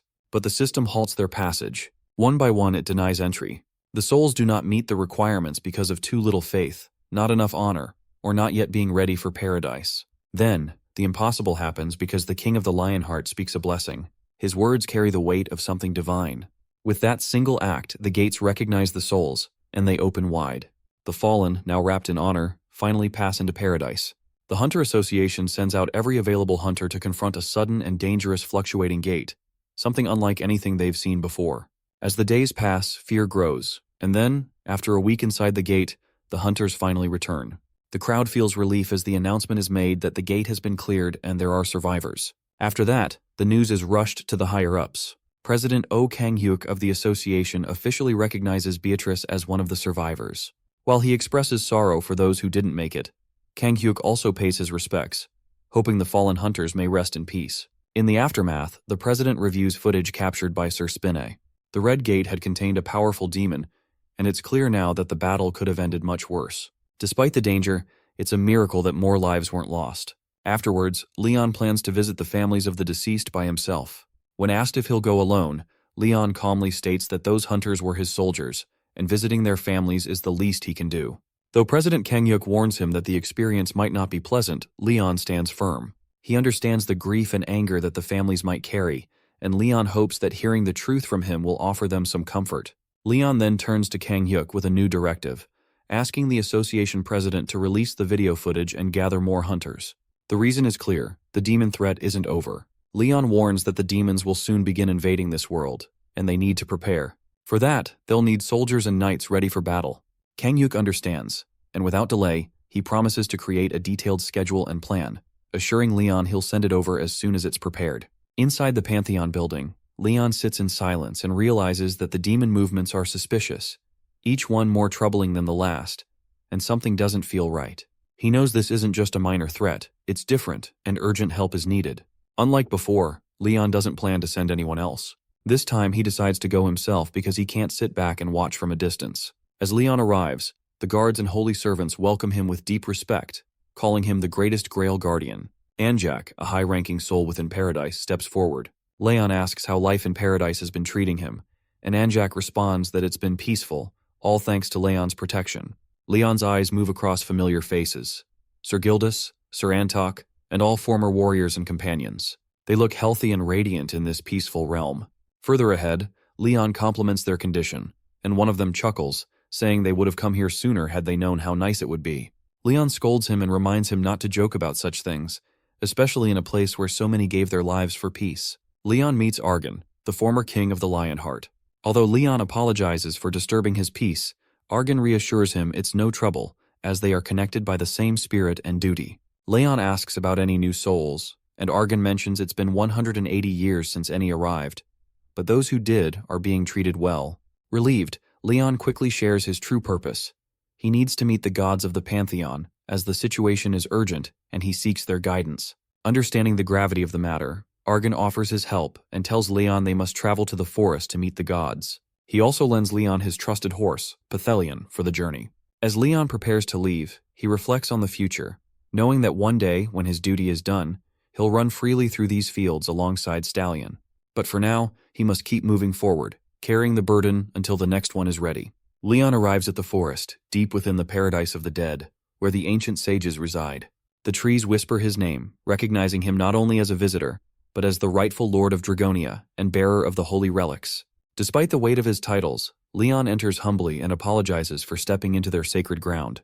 The sages greet him with quiet respect, seeing him not just as a king but as a protector whose actions have earned the gratitude of all living things, even the gods. The forest, alive with ancient magic, welcomes him. Leon seeks out the youngest sage, Gunrar, a long-trusted friend. When Gunrar appears, they share a moment of silence, a wordless bond of old friendship. Gunrar asks why Leon is here, and Leon explains he needs something important. Gunrar's seedling, not for power or glory, but for a reason only Leon knows, one likely tied to the survival of the world he's sworn to protect. Leon reminds Gunrar of an old truth. When he first came to the paradise of the dead, Gunrar hadn't planted a seedling like others do before passing on, skipping a tradition, perhaps because Leon never intended to stay long. Now, sensing Leon's urgency, Gunrar listens as Leon explains that Earth is under attack, with demons beginning their invasion. His latest mission confirmed the threat is real and growing, and the enemy knows he's still alive, working from the shadows and spreading decay like they did in the Empire. Leon fears Earth will suffer the same fate if nothing is done. Gunrar, understanding the gravity of the situation, agrees and reminds Leon that only he can bring something from this realm back to the living world. Trusting him, Gunrar gives Leon the seedling, a rare and powerful gift. As they part ways, Leon thanks his old friend. Seeing him again brings back memories, but there's no time to dwell on them. Before he leaves, Gunrar offers one last piece of advice: not to rush back to this world of the dead too soon. Just before departure, those closest to Leon, Gratis, Anjak, and the former king step forward with parting gifts. The former king gives Leon a pair of old reins that once belonged to a legendary animal trainer who tamed even monsters. Though they had been buried with the former king, he wants Leon to have them now. Sir Gratis then presents an unexpected gift, an old battle manual teaching how to use common serfs to fight and even kill giants. Leon is stunned, recognizing it immediately, and Gratis jokes about the past when 300 out of 500 serfs died in a successful campaign. Finally, Anjak offers a holy relic that once belonged to a saintess. Though hesitant, Leon accepts it, knowing it's a gesture of trust and protection until his sacred sword is reborn. Anjak reminds him that no one would question his authority as the chosen agent of the Pantheon. Leon accepts the gifts with gratitude, promising to honor them all. Each item represents more than just power. They're symbols of loyalty, shared history, and faith in the journey ahead. He then approaches Beatrice's door and respectfully asks if he's allowed to enter. Amused by his formality, Beatrice teases him for being too serious before smiling and inviting him in. After entering Queen Beatrice's room, Leon apologizes for not having a more suitable place for her. He feels it's unfair for a queen from a fallen nation to be treated this way, and hopes she can forgive his lack of hospitality. Beatrice reassures him not to worry, but Leon notices the aura around her, the divinity within her struggling to push back the corruption, unable to fully erase it. For now, a delicate balance is needed, and Beatrice quietly accepts it. She offers a farewell drink to honor the fallen knights, a small gesture but the best she can do at the moment. As they sit together, Leon asks how Beatrice is adjusting to this new world. She admits she needs more time because everything feels so different from her homeland. Leon advises her not to rush the adjustment and encourages her to stay true to her determination, creating her own path wherever she is. A king, he says, must follow their own rule of virtue, and all criminals must follow the king's way. Beatrice comments that his words sound like the mindset of an invader, but Leon gently corrects her, explaining that it's something different. He says that harming the world out of selfish desire is the act of an individual, but helping the people and teaching them is the true enlightenment of the King of the Lion Heart. Beatrice listens and realizes it must take such a mindset to fight demons for hundreds of years. She also understands that Leon's enemies are not just demons, but something even greater. Leon nods and reveals that he's following a divine quest given to him by the gods. He offers Beatrice a place by his side, inviting the Queen of the Sparrow Kingdom to join him on his journey. Beatrice feels deeply indebted to Leon for saving her kingdom, knowing she can't turn away from his offer. She agrees and adds one request. She asks Leon to teach her how to eliminate Ki, the archdemon of pleasure, a creature she clearly despises. Leon eagerly agrees, saying he'd gladly do anything to wipe out such disgusting parasites. He even admits that it thrills him to destroy evil beings with the divine laws they fear, which makes Beatrice quietly marvel at his fierce spirit. Beatrice shares how the Sparrow Kingdom used to execute demons by boiling them, hoping to traumatize them since demons always return no matter how many times they're killed. Leon finds her approach wise, knowing demons fear pain most when it's inflicted on them. Leon then excitedly asks if Beatrice had ever hammered nails under a demon's claws, saying it made them scream the loudest. Beatrice, without hesitation, explains that she used to skin demons and roll them over nails instead, making Leon laugh and call her method creative. Their dark humor is interrupted when Hari suddenly rushes in and greets them respectfully. Leon casually tells Hari to pour some tea, and Beatrice asks for anything warm. While Hari serves tea, Leon gives him a new task, saying Hari should work for Queen Beatrice for a while. Beatrice tries to decline, but Leon insists that a royal deserves fitting treatment and respectful servants. Beatrice turns to Hari and asks if she is indeed Hari, to which she nervously responds. She senses a strong energy from Beatrice. Hari asks to take a closer look and wonders how Beatrice could easily sense her exclusive skill. Leon tells Hari to swing her sword, explaining that since she's been serving him for some time, she deserves proper guidance. Honored but nervous, Hari draws her sword and swings it, but Leon quickly points out that her movements are too large. Hari freezes, realizing her mistake. Leon advises her that while using a sword requires power, the movement must remain short and precise. He then shows her the proper distance and tells her to practice this motion 10,000 times a day. Leon turns to Beatrice and asks for her opinion. Beatrice observes that Hari lacks proper control over her fire energy. She explains that fire naturally disperses easily, and simply filling the sword with fire mana and swinging it wildly isn't enough. There needs to be better control to make the fire an extension of the sword, not just a flashy effect. Beatrice advises Hari to concentrate the fire carefully, as a focused flame doesn't scatter as easily as a loose one. When releasing it, the flame should be aimed precisely for a deadly strike, almost like stabbing with precision. Beatrice demonstrates by raising the heat to an intense level with a simple movement, making it look easy. She asks Hari if it seems simple too, but Hari can only think to herself that it is far from easy. Later that night, Hari's mind spins with all the tasks she still needs to handle. She has to report to the section chief and the association president, prepare food like potatoes and sweet potatoes for the new soldiers, find weapons and armor, and somehow locate a blacksmith. On top of all that, there's the matter of taxes, which Hari has no idea how to manage. Panicking, she realizes the academy never taught her how to handle these responsibilities. As she struggles, Sir Yappy suddenly appears and scares her. Calmly, Yappy suggests dividing the accounting work to improve efficiency and offers help right when Hari needs it most. Hari feels relieved, remembering that Sir Yappy is a supercomputer, so handling all this complicated work should be easy for him. As expected, Sir Yappy immediately starts explaining everything, mentioning big data, applying hunter administration laws to cover meal costs, and confirming that registration for equipment and armor production is complete. He also informs Hari about the rise in crop prices at Jagged Plains and suggests applying for special agricultural support benefits. Additionally, Sir Yappy recommends using the Pantheon farm for extra benefits and points out ways to get additional tax advantages. He adds that welfare and other benefits are available for the families of the trainees. Hari watches in awe as everything gets organized so quickly. Though she doesn't understand a single thing Sir Yappy just explained, she feels grateful for his help. Yappy calmly reminds her to report again if any more problems come up. Feeling encouraged, Hari nervously brings up one more thing. Since she would be serving Queen Beatrice, she asks if she should get appropriate clothes. Sir Yappy bluntly suggests a maid uniform, leaving Hari a bit flustered. In the Lionheart Kingdom, where the culture is similar to medieval European kingdoms, it's normal for servants to wear maid uniforms. Sir Yappy calmly explains that based on his analysis, ordering a maid uniform is a reasonable decision. Hari feels relieved because she was worried someone might scold her for wearing something that looks like cosplay, but now she's reassured. Sir Yappy offers to order a reasonable maid uniform using big data as a reference. Hari gratefully agrees, trusting the supercomputer without any doubt. However, what Hari doesn't realize is that the big data Sir Yappy uses is actually compiled from online fashion trends.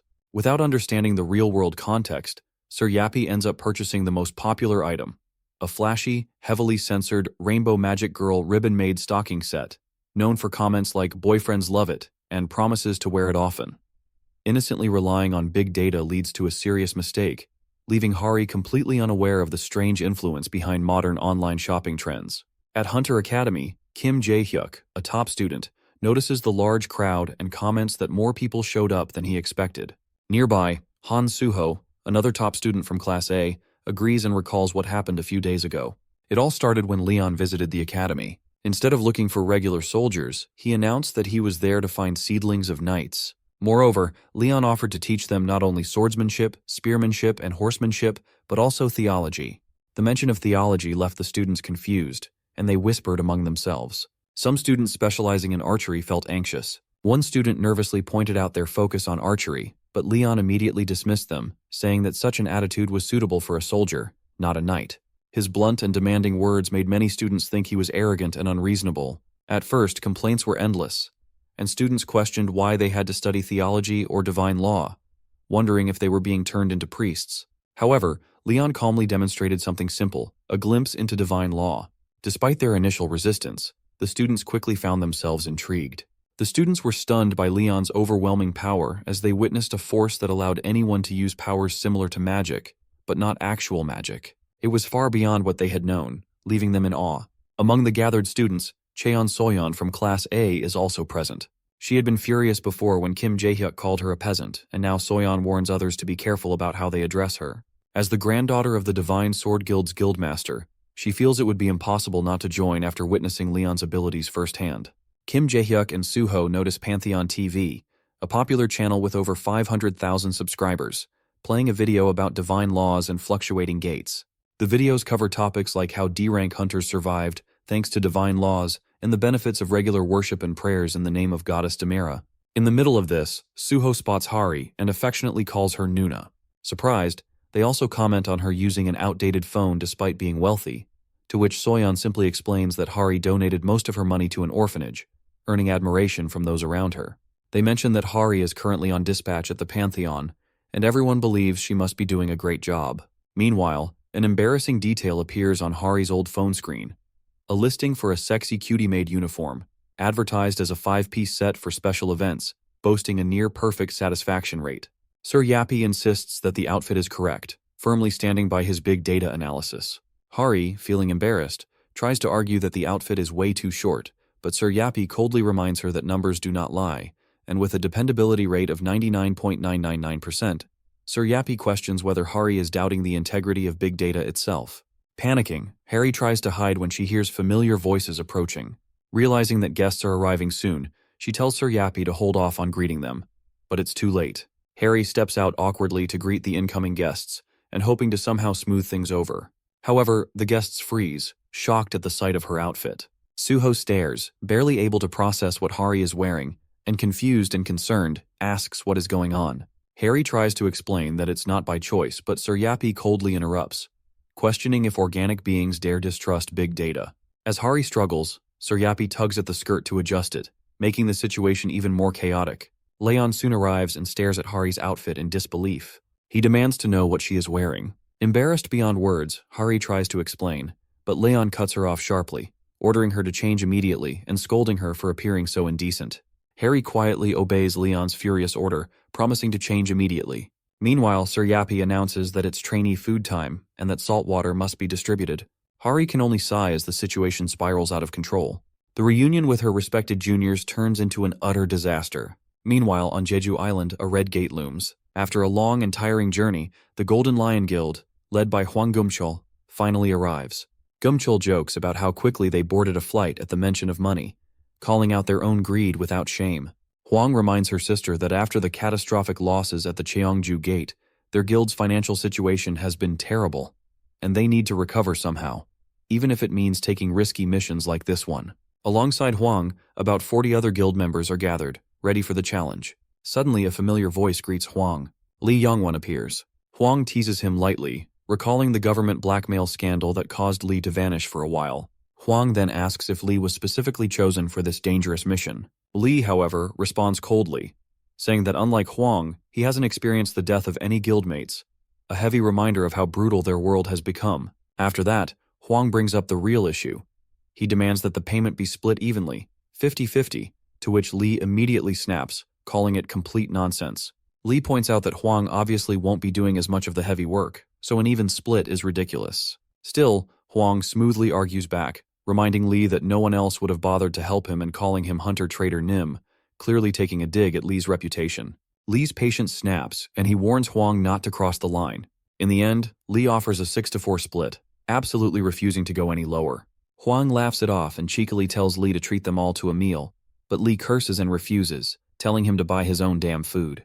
Watching the childish behavior of both, Gyumchul can only sigh in disappointment, as they act more like kids than professional hunters. Ha Yuri suddenly sneaks up from behind, causing Gyumchul to jump in surprise. Gyumchul quickly scolds her, asking her to make some noise when walking around so she doesn't scare him again. However, Yuri just tells Gyumchul to speak more politely. Despite the tension, the gathered hunters know this is an important moment. With 3 S-rank hunters and 1 hunter almost at S-rank, they've assembled just in time, right before a dungeon break. Given their strength, they are confident that clearing a lower black S-rank gate should be possible. After that, the group moves together and enters through the red gate into the dungeon, immediately facing an overwhelming presence. A knight clad in holy armor steps forward, declaring his identity as Geovric, an honorable Grail Knight of the Lionheart Kingdom. At that moment, a quest is triggered. They must save those being slaughtered, and the clear condition is simple: defeat the so-called Magnificent Govric. After entering the dungeon, the group suddenly encounters a huge armored knight. Geovric demands an explanation, asking why they harmed the royal military, and warns that what he does with his warhammer depends on their answer. Gumchul and the others are confused, wondering what this Govric is even talking about. However, they quickly realize it's just a misunderstanding. One of the group members, Lee, explains that they were attacked first by one of the knights and only fought back in self-defense. Upon hearing this, another knight, Delian Mchain, is called out. Geovric scolds Delian harshly, reminding him that his impatience could bring ruin and accusing him of staining the goddess's name with reckless behavior. Delian apologizes shamefully. Geovric then apologizes to Gumshael's group for the misunderstanding caused by Delian's actions, to which Lee replies politely, relieved the misunderstanding is cleared. However, internally, Lee thinks Jovric is much easier to deal with than expected, and feels that resolving things will now be simple. Though the misunderstanding about who attacked first is cleared, Geovric still insists on punishment, coldly declaring that since 6 royal soldiers were killed, it is only fair to take 60 heads in return.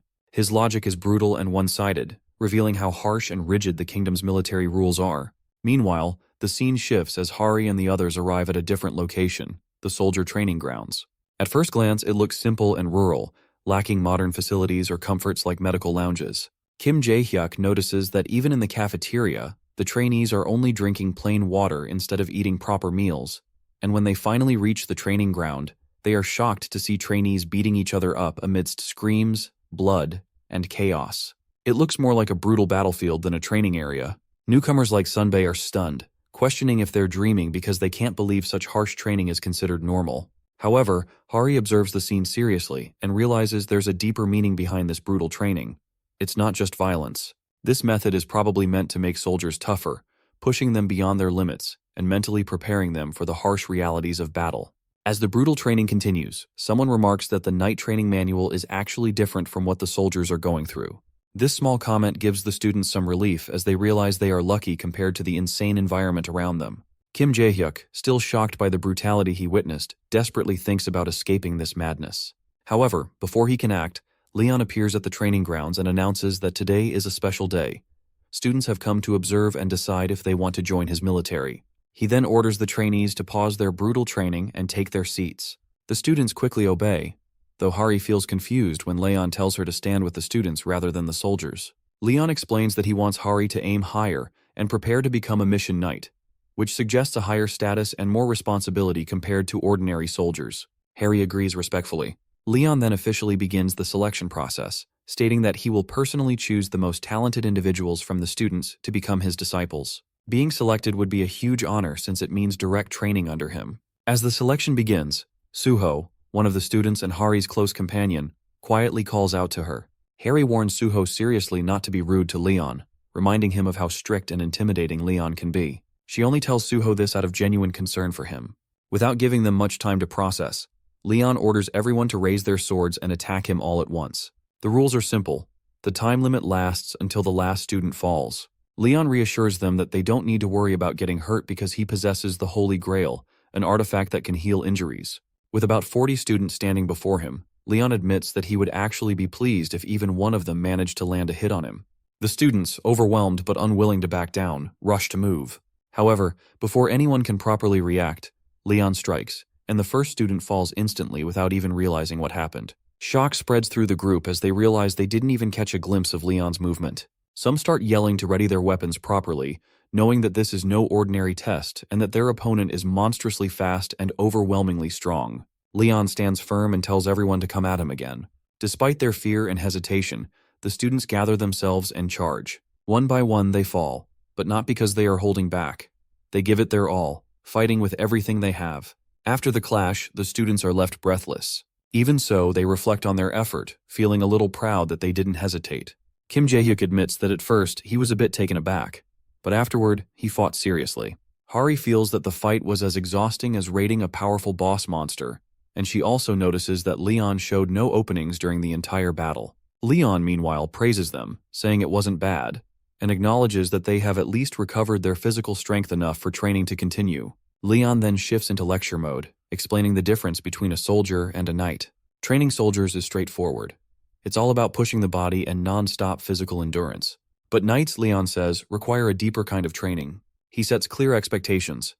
The first group, those who endured the longest against him, will need to grow strong enough to match the level of a kingdom knight, and the rest must also improve by at least one full level. One of the students admits they don't fully understand the standards Leon is using, to which Leon responds calmly, explaining the knight system in his kingdom. He says knights are divided into 5 levels. First, there are the knight-errants, those who haven't been officially appointed yet, but after proving themselves, they become kingdom knights, who serve formally under the kingdom. Next, those who rise further become war knights, who have the authority to command other knights. After that, Leon explains the mission knights, who are special because they leave everything behind to search for God's quests. Their duty is to wander endlessly, sometimes for decades, until they find and complete a divine mission. Leon reveals that he himself once embarked on such a journey, received a quest from goddess Ariana, and successfully completed it. He adds that becoming a Grail Knight was how he achieved his current status. When someone asks if a Grail Knight is the highest level, Leon agrees but provides more detail. He explains that beyond a regular Grail Knight, there is the Grail Guardian, a special title given to the one Grail Knight who succeeds the King of Lionheart. Trying to claim this title isn't just about seeking honor. It's like challenging Leon's kingship. Leon warns seriously that anyone who dares challenge it will be killed on the spot. He adds that right now is the only chance anyone would have since his power has weakened, making him closer to a normal Grail Knight than a full-strength Grail Guardian. Even with that, the students are stunned, wondering how this could be considered weakened, given how overwhelming Leon still seems. One student nervously asks how strong a Grail Knight truly is, to which Leon pauses before admitting that it would be hard for them to even grasp. Gumchul slowly wakes up, holding her head as pain rushes through it. Her mind feels heavy, and she wonders why she was even unconscious in the first place. No matter how hard she tries, nothing about what happened earlier comes to mind. As she slowly gets up, she notices a girl standing nearby, her calm presence surprising her. The girl introduces herself as Hildir from the Woodsling tribe, and mentions that she protected them from the kingdom's soldiers. Gumchul is confused by the word hero, clearly having no memory of doing anything like that. Before she can ask more, a familiar voice echoes nearby, and a man joins them, saying his sister appears, alive and unharmed. It's Huang Gumchul, who has just returned after shaking off enemies. However, Gumchul admits that her memory is completely blank. As the group talks, Huang wonders how much Gumchul actually remembers, to which she pauses for a moment and shares the only image still stuck in her head. The ground, torn apart and broken. Huang listens, still trying to make sense of the situation as Gumchul's mind remains foggy, but the conversation starts to piece things together. The mention of a lost day's memories catches her attention, and she wonders how she could have forgotten everything. She also hears Huang explain that the spell failed. They barely managed to escape, and a relentless monster had chased them. The mention of the Woodsling tribe helping them gives Gumchul a brief moment of clarity.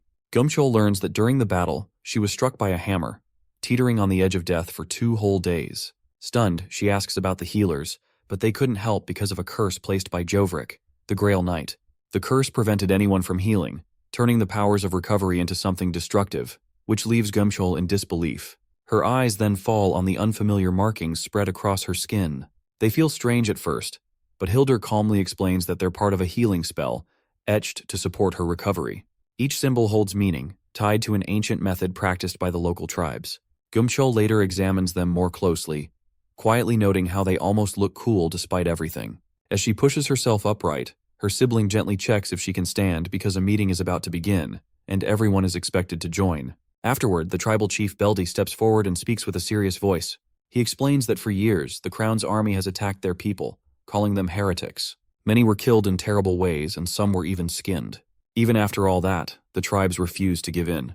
Moreover, 3 whole tribes were destroyed along the way, but they kept fighting. In the end, when nothing else worked, they prayed to the gods, hoping for strength they couldn't find on their own. As a result of their prayers, the heroes answered the call. Huang brings up how powerful that enemy was. Even with 3 top-ranked hunters and a raid team of over 100 fighters, they barely held their ground. Geovrik was no ordinary foe. His armor could withstand a direct hit from a giant beast without breaking, and his body could heal from even the worst burns. His army was just as tough. As long as he stayed alive, they shared the same strength, healing quickly and standing strong. The only thing that seemed to affect him was Yonha's special weapon, built specifically to break through heavy armor, and it was the only thing that left a mark. After everything that happened, the tribe felt grateful for how much the heroes risked for them.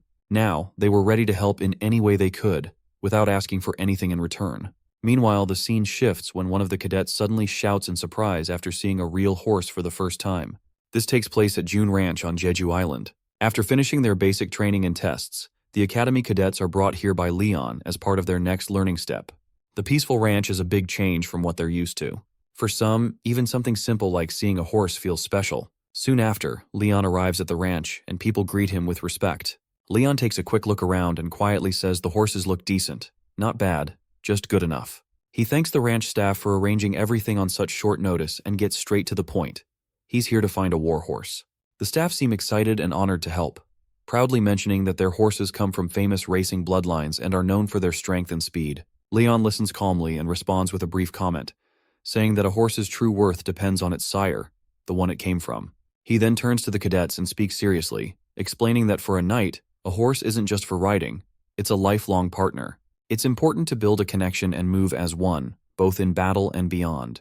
Leon tells them to walk around and choose a horse they feel drawn to try forming a bond before riding it. The cadets get excited, cheering with energy and promising to give their best effort. As they take in the large field, Beatrice quietly notes how many horses there are, almost overwhelmed by the sight. Leon thanks the queen for meeting him on such short notice, and she responds kindly, saying it would have been rude to say no. Leon then asks if he can assist Beatrice in any way, and she agrees with a gentle smile, happy to share the moment. At the center of the ranch, they look over the horses. Beatrice gives a brief nod, saying they look pretty decent. Leon then turns and offers her a ride, to which Beatrice agrees right away and asks for a recommendation. Leon points toward a black horse nearby, suggesting she try that one. With a smile, Beatrice accepts and moves toward it. Leon then turns to Hari and tells her to choose a horse as well. Surprised, Hari nervously points to a white one, unsure if it's the right choice. Before she can finish, Leon steps in and suggests a strong-looking yellow horse instead, one with a sturdy build that would be a better match. Hari quietly agrees, and as she looks at it up close, the horse seems even more charming than expected. As Hari calmly watches, Leon steps forward, gently pushing her away and telling her to move aside before quickly going to Beatrice, asking her to assist her.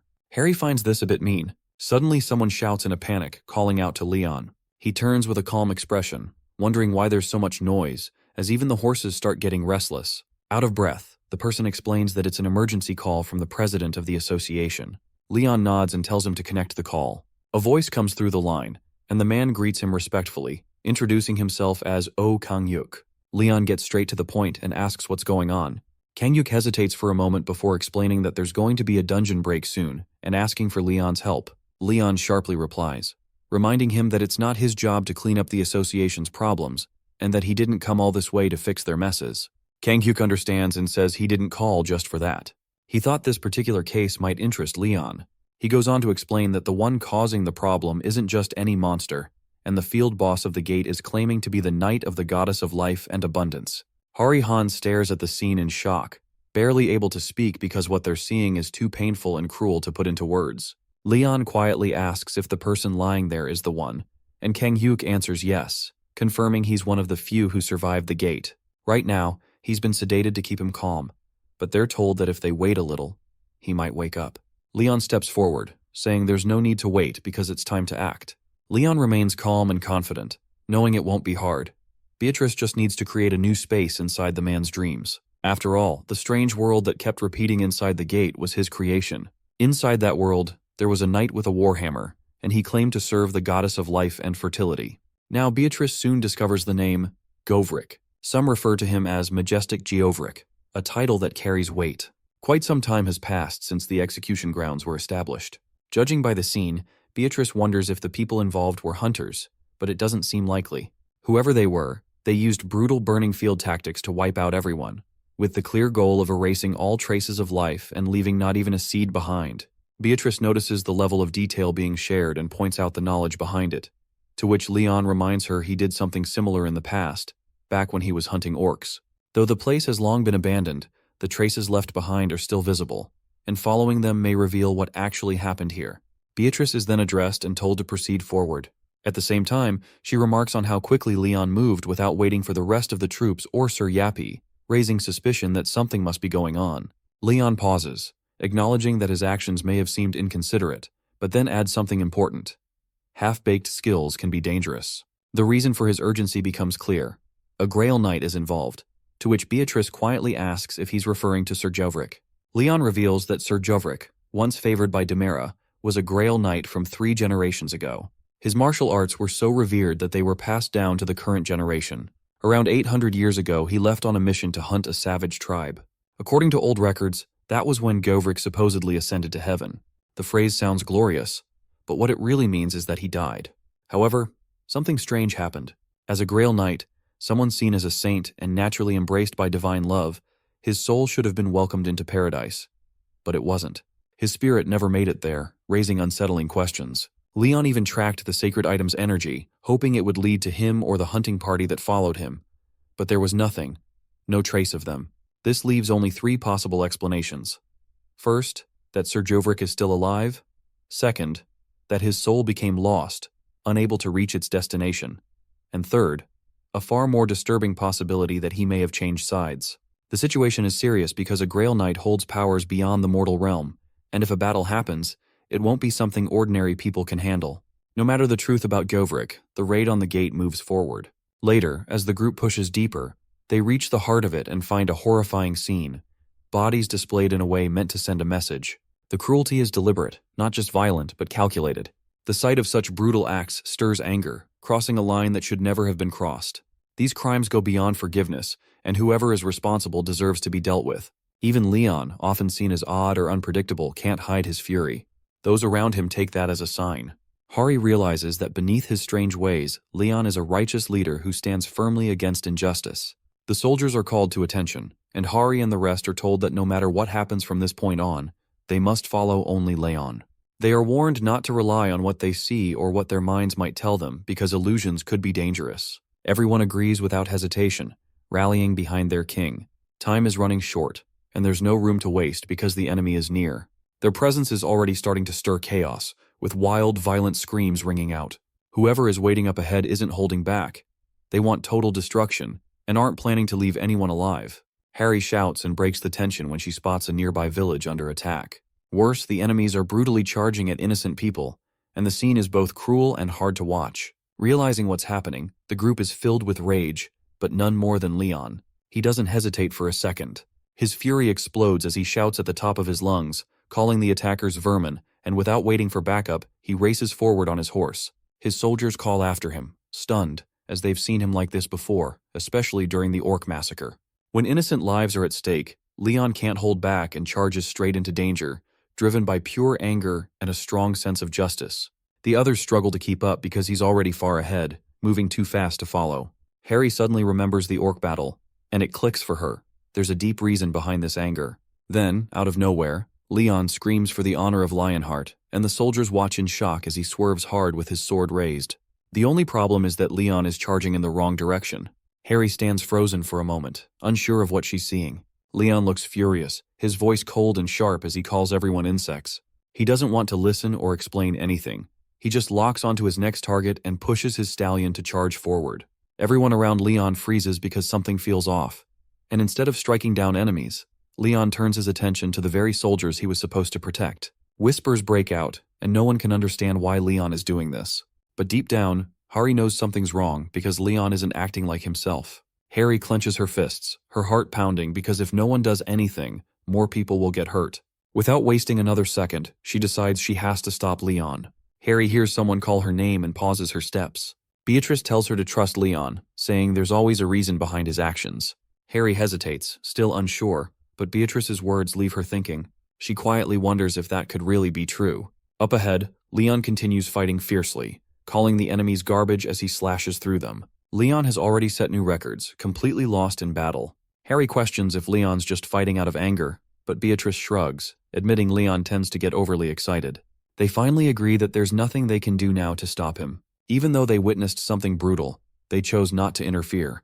Not because they lacked justice, but because the people being attacked weren't real. These villagers are just fakes, NPCs created from old memories inside the gate. Only a few here are true survivors. The rest are illusions meant to mimic the past. The monsters and NPCs inside the gate aren't real beings. They're just leftover memories, shadows from events that happened long ago. So, whether they're killed in battle or even publicly executed, it doesn't count as a real sin. Leon charges through them, shouting that he won't let a single one survive, determined to make them all suffer. Then, a knight steps forward and bows, respectfully greeting the Grail Knight, the one known as the Living Saint. Leon tells him to rise, reminding him they're still in the middle of a battlefield. The knight introduces himself as Toskata Vendelik, the brother of the Lord of Vendelik and a member of the Labanine Dawn Knights. Vendelik, the city, is located near Lanquil. Toskata nods, adding that he was the only one in his family whose skills as a knight were truly recognized. He hadn't started his pilgrimage yet, but planned to after this mission. Leon responds quietly, saying he doesn't recall ever hearing the name Toskata Vendelik, and if Toskata had truly become a Grail Knight, they would have met in paradise. That can only mean one thing. Either he failed his sacred mission, or he died somewhere during this raid. Leon looks around at the knights standing before him but doesn't recognize a single face. These were once proud warriors, yet none of their names seem to have survived in history. Leon introduces himself confidently. Leon Dragonia Lionheart, the ruler of Dragonia and the chosen bearer of the Lion Heart, a title given to him by the goddess of light and justice, Ariana. Toscata steps back, clearly shaken by the holy presence Leon gives off, wondering if this is some kind of joke. But Leon remains firm, saying no true knight would dare to lie about being the Lionheart's king. Leon realizes that back in their time, the king of the Lionheart must have been someone else. Still, Toscata nods and decides to trust him. Leon then turns to all of them and confirms that these knights came to raid the barbarians. Leon points out the war knight among them and checks again that the Grail Knight is blessed with the power of life and fertility, to which the knights respond without hesitation that it is Sir Jovrik. Leon insists that he must meet Sir Jovrik right away, his tone urgent and leaving no room for delay. The group explains that Sir Jovrik should be and is tasked with hunting down the remaining survivors.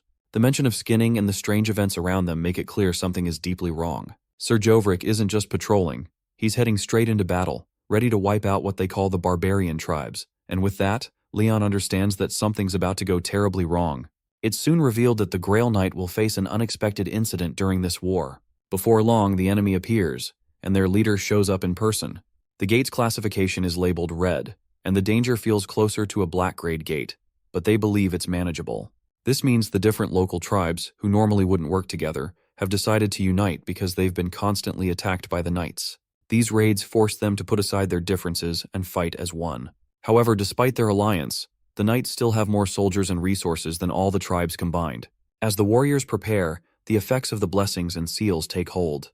Mazer's molar boosts their ability to pierce through defenses, the White Tiger's seal sharpens their speed and focus, and the Iron Bear's fur grants them raw strength and tougher skin. Finally, the Black Eagle's claw lowers enemy resistance and grants wind protection. Now, fully empowered, they step into a fight that may be more than just another raid, and it could be the turning point of everything.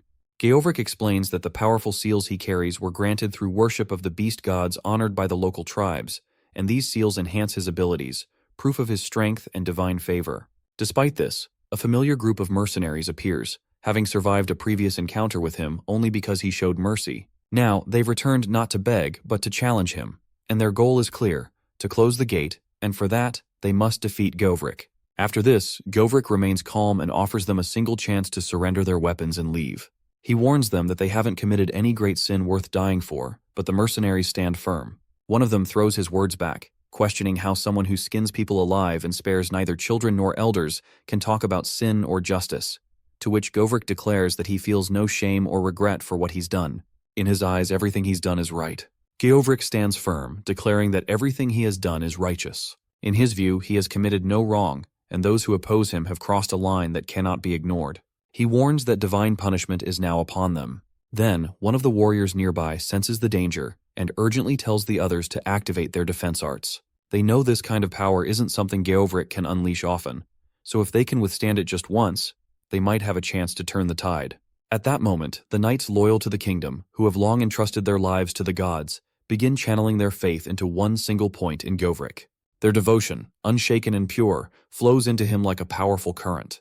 As they unite, they cry out together, proudly declaring themselves as knights who serve the honorable Grail Knight. They offer up their strength, their belief, and their purpose to erase all evil standing in their way. Just then, Govrik stands tall in front of everyone, claiming to be the face of the true God's glory. His miracle takes shape, and the moment it becomes real, the very earth beneath them trembles and falls. Those chosen by the gods receive power beyond human limits. Knights who rise to the rank of saint are granted strength by the goddess of light and justice, who watches over all knights. When that power is fully awakened, it brings forth something terrifying, divine punishment, and this punishment isn't the same for every Grail Knight. It depends on the god they serve. For the Grail Knight of life and fertility, that punishment shakes the land itself, bringing destruction to the earth. Everyone watching is stunned, unable to believe what just happened. One attack, and 3,000 tribal warriors vanished without a trace. It didn't feel like something a human could do. The others start to feel some relief, thankful they weren't the ones hit by it. Amid all this, Govrik pleads to the goddess, asking her to guide them no matter where they walk, to be the ground beneath their feet, and to help those who've lost their way find it again. He also yells to give the enemies a final chance at purification, but quickly follows it with orders to wipe them out, calling them sick heathens and showing no mercy. The main fighters step forward to block the enemy head-on, while others spread out to trap them from all sides. Their numbers give them confidence, believing they still have the upper hand. However, Govrik watches in shock as a single mercenary holds his ground, stronger than expected. The strange mark on his body, the one from the heathens, might be the reason for his power. The hunters made a mistake because they forgot something important. These mercenaries didn't follow the path of holy missions or serve any god. They weren't guided by divine visions or sacred vows. Despite this, they weren't weak. They were warriors who had traveled across the land, facing danger again and again, trying to prove their worth. They didn't need a god's blessing to stand their ground. Even if others called them worthless, they stood strong and ready to fight, not as monsters, but as heroes with their own path. The knights dismount and move into position. These aren't new warriors. They're seasoned kingdom knights with years of battle behind them, some having fought for nearly 100 years, proud of their long lives spent on the battlefield. They've defeated countless enemies, beasts, outsiders, and anyone who dared cross the kingdom. With that much experience, they stand strong even against terrifying opponents. Their voices rise together in praise, while more soldiers move in from behind. The pressure builds, and one of the mercenaries realizes what's coming. If they don't act now, they'll be crushed completely. Huang sees a chance to escape, but running doesn't sound like an option, especially since they can't even handle the knights in front of them. And the strongest enemy, the field boss, hasn't even appeared yet. They admit their group isn't strong enough. If they had help from one of the top 10 guilds, maybe they could fight back. But time isn't on their side. Before help could arrive, the dungeon would collapse. Then Huang quietly suggests there might be a better and smoother way to end this, and the others stop to listen because whatever Huang means, it might be their only chance. Ariana, the goddess of light and justice. Demira, tied to life and fertility. These names float around, but not everyone knows them. Li shrugs it off because he's never cared much about religion. He doesn't see what gods have to do with gates either. Then, someone else points out the strange coincidence that the king of the lion heart might actually be from this very kingdom inside the gate. It all clicks when they remember how the knights talked about gods and divine missions. That kind of talk isn't normal for a regular dungeon. If the king really is from the same place as those powerful knights, staying here would be suicide, and they need to fall back now. Hildur pleads, asking if Li is just going to leave them, to which Li responds that he's not giving up. He's going to bring support because staying here with no backup would only lead to more death, and there's no point in arguing with NPCs. None of this is real. Not the village nor the memories it's made of. And what matters now is survival. Hildur then shouts to the guild that it's time to retreat and that the gate won't close today. The monsters won't fall and they need to get out before it's too late. Miss Hildur freezes as the enemy mocks her, saying none of her kind have ever succeeded in closing this gate. To them, she's just another failure, another weak creature. Though Hildur knows that the one she follows wouldn't approve of what she's about to do, she no longer cares. She blames the others for failing and convinces herself that this desperate action is their fault, not hers. The others around her are confused and wonder what she's about to do, but she brushes aside their questions, saying there's no need to worry. Once again, she's going to take a shortcut, an expedient, something that isn't right but necessary. A strange, dark energy spreads across the battlefield, heavy and unnatural, and the truth becomes clear. The enemy is using dark magic, something forbidden, something twisted. Murmurs spread, whispering that the great beast god is blessing them, giving them power, and soon more of them will be blessed the same way. Fear crawls in as one of the soldiers stares, frozen, as the dark power grows stronger. He can't understand what he's seeing. Something dangerous. Something wrong has been unleashed, and there's no way to stop it. Hildur looks at the warriors with cold eyes and tells them not to bother resisting. Soon the power will take over completely. It's only a matter of time. She explains that their only goal now is to kill every last knight in their path. Hildur shouts that they have to begin again, because despite all the worlds they visited and the battles they fought, none of them managed to defeat the enemies, and nothing ever worked. Frustration rises as their enemies, now marked with the heathen's curse, stand stronger than ever. Huang then shouts a warning, saying the cursed mark on their skin is their weakness, and that's where they must strike. The moment of clarity sharpens their focus, but the danger hasn't passed. Geovrik is offended by their defiance, and it's clear the battlefield is slipping out of control, with things getting worse. One of the knights knows what must be done. If he wants to protect the others, he'll need to act fast, even if it means laying down his life. He doesn't hesitate and steps forward, fearless, calling out the enemy with everything he has left. His strength doesn't come from power alone, it comes from purpose. He leads with pride, charging, declaring glory for the Lionheart. Then, someone unknown steps forward, and every eye turns toward this figure. The soldiers stare, unsure who stands before them. He introduces himself as the King of the Lionheart, Leon Dragonia Lionheart. The reins once belonged to Argon Majesty Lionheart, a former king known for his strength and honor. These reins are not just for control, they carry the power to calm even the wildest beasts and awaken old, powerful blood. Handing them over without hesitation and diving into battle is exactly the kind of choice His Majesty would make. Stallion now holds the reins, quietly accepting the responsibility, grateful to be trusted with such a legacy. A few minutes earlier, the situation had grown tense because no matter how many enemies fell, more continued to appear like rats, spreading without end. The knights push forward, cutting them down, but the crowd refuses to shrink. Hari hesitates because the orders feel too harsh. Even children are being skinned, and it doesn't sit right. But Leon reminds Hari that the kingdom and its knights don't act without reason, and Leon knows the truth behind the bloodshed. Each enemy carries markings, symbols on their skin that prove their loyalty to the beast god. That's why they do it, and that's why skinning matters. They receive the marking, and once they begin using its power, their souls slowly start to rot away. It's a quiet destruction that creeps in over time, corrupting from within. Hari then realizes the truth, that there's no real difference between them and the demons they fight. Leon stands firm and reminds her that a soft heart and talk of human rights won't help in a battle like this. This fight is cruel, and in cruelty, only two things matter: the truth and absolute justice. With that resolve, Beatrice also prepares to carry out her duty. Later, Beatrice steps forward and tells them to stay behind. Meanwhile, Leon realizes that something feels off because the enemy's markings are still active, even under the Holy Grail Knight's attacks. That can only mean one thing: Sir Jovric's divine law isn't working as it should. Still, there's no time to stop and wonder, because the Grail Knight of Demera must rise again, and they have to push through this storm together. Leon steps forward with firm resolve, declaring that the first thing they must do is break the bond between the enemy forces, because there's no room for hesitation, and severing that connection is the key. He raises his voice and introduces himself again, not as a mere warrior, but as the King of the Lionheart, claiming he has come to lead them to paradise. The moment his presence is known, panic spreads, and Govric recognizes the light surrounding him because the Holy Grail has appeared, bringing with it something sacred. The miracle begins, and shining light pours over the battlefield, wrapping everyone in its glow. Wounded soldiers stir as their injuries vanish. One looks down in shock as his wounds heal, and another, whose arm had once been lost, feels it growing back. The pain is sharp, but it's a pain that heals. This isn't ordinary power or an illusion. It's a real divine miracle that touches the earth. Jovric realizes everything he had been blind to, and the truth shines brighter than any sword. He feels the presence of Demera, the goddess of life and fertility, speaking not through words, but through undeniable faith. Demera calls him not just as a knight, but as her chosen child, once lost and now found. There are no more doubts or questions in Govric's heart, only a firm purpose. He understands Demera's will and accepts it without resistance. Geovric prepares to carry out the divine command, free from confusion. He turns toward the King of the Lionheart, grateful to fight beside someone who shares this sacred path. Side by side, Govric joins the battlefield, not just as a knight, but as a guardian of the Holy Grail, ready to face whatever comes.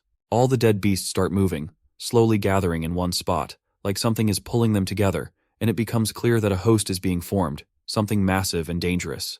The knights feel the pressure building, and things are only getting worse. Among the enemies stands a twisted knight, half holy warrior, half something else, bound by a corrupted soul. Facing someone like that is already hard, but now something even darker begins to rise. A servant of the Iron Bear begins a dark ritual, sacrificing captured souls to unleash the beast god's anger. The monster responds with a loud roar and charges straight at Lionheart, ready to tear him apart, but Lionheart stands firm. He doesn't back down, reaching deep into ancient power, and his vision comes true as Death Eye appears, slicing through the chaos. The pain hits him hard, but he refuses to fall. Leon's courage lights a fire in the others, and the knights around him feel it. Now is the moment. They must rise and stand together.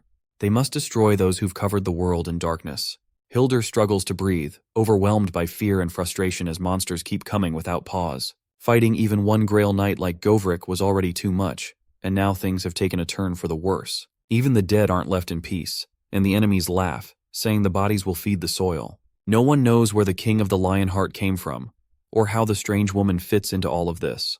While running, Hildur finds a glowing stone. It's a mana stone, a new source of strong energy made from monster hunts inside the gates, but something doesn't feel right. The amount of mana collected here is way too high. Like hundreds of thousands or maybe millions of monsters have been killed. A chilling thought crosses her mind. Then Huhu steps in and explains to Hildur that this gate might be caught in a loop, repeating the same events over and over again. Hildur realizes that she's not a demon, but her power feels just as dark. Huhu pauses, realizing something strange. Hildur isn't fooled. She knows she isn't just an NPC, and that changes everything. Huhu senses Hildur's power, a kind she doesn't like, but she doesn't waste anything and notices her enemies. Even now, she's turning Hildur into her servant through sheer force. The spell Huhu uses feels more like domination than magic, and it's hard to watch. Later, Hildur trembles, confused in pain, calling her monsters useless, as if she's done this many times before, and mocks Huhu, asking if she even remembers who her true master is. Hildur stands frozen, whispering a prayer to the gods, but it's too late. Huhu smiles coldly, claiming the slave as hers now. Anger boils over as Hildur's slave, calling her a cursed being, promises to tear Hildur apart. But something deeper stirs beneath the surface because the gate they're trapped in isn't just any battlefield. It belongs to the beast god. The worst part is that if the other beast gods begin to descend, even partially, it won't just be the warriors in danger. The entire gate, the world around them, could collapse under their power, and this is far worse than anyone imagined. Leon speaks with calm certainty, mentioning how the 11th king of the Lionheart often talked about Govrik and the other knights. Hearing that name stirs something in Govrik, who becomes confused and wonders if Leon actually met him. Leon gently nods and reveals that the 11th king now rests in the paradise of the gods. Harry steps in, asking Govrik if he remembers anything, any clue at all. Govrik tries, but nothing comes to mind, and all he knows is the mission. Raid the barbarians, and that's the only purpose driving him. Hari then turns to the others, urging them to understand what must be done. She tells them the truth they've been avoiding. Govrik and the other knights cannot leave this gate. They aren't free warriors. They're bound, just characters locked in this cursed place, repeating the same fate again and again. To finally close this gate for good, they must face Govrik and take him down. Govrik is proud of never having lost a single battle, not even once after all this time. Leon quietly agrees because if Govrik had ever tasted defeat, they wouldn't be standing together now. Suddenly, a monstrous enemy screams Leon's name and threatens to rip him apart piece by piece, and the battlefield shakes. Leon wonders if there is any way to stop the beast god's incarnation from descending. Hildur laughs cruelly, saying there's no stopping it now and that the gate is already collapsing. The beast gods plan to unleash everything they have to destroy it. Leon hears this but doesn't step back because he knows what must be done, and the knights who fought with him deserve better than to be left behind. Leon chooses to fight, no matter how dangerous the path may be. Beatrice tries to warn him, saying a direct fight may be too risky, but Leon has made up his mind because if they run now and a dungeon break happens, the monsters will escape into the world, and that's a danger far worse than anything inside this gate. Leon stands firm, determined to fight, but Govrik interrupts, saying there's still a way to close the gate. He reveals the truth that the gate will only close when he falls, and his defeat is the key. As a knight bound to this realm, his end will seal the gate for good. Though his body trembles, his will does not. He urges the others to retreat and live on, telling Leon to save his strength for battles beyond this fading world and that there's no point in wasting lives on ground that is about to vanish. Govrik turns to the other knights, his brothers and sisters in arms, saying the final battle is here, and with the King of the Lionheart at their side, representing the gods' radiant glory, they must rise one last time. They will offer themselves up in sacrifice, not out of despair, but to secure the future of those who still breathe. They choose to fall so others can rise. Leon stands silent for a moment, overwhelmed by the weight of loyalty shown before him, because Govrik's sacrifice leaves him with a burden that feels heavier than any blade or shield. Yet it's one he vows to carry with pride. Govrik isn't done just yet and asks Leon for one final favor, just a bit more time. Govrik closes his eyes and prays, calling out to goddess Demera, pleading for a blessing, a final gift before he fades. He lifts his hammer, pouring his remaining strength into it. He is chosen by the goddess and loyal to the Lionheart. Govrik transfers every drop of power he holds into the weapon. He offers it to Leon, not as a tool of destruction, but as a symbol of trust and legacy.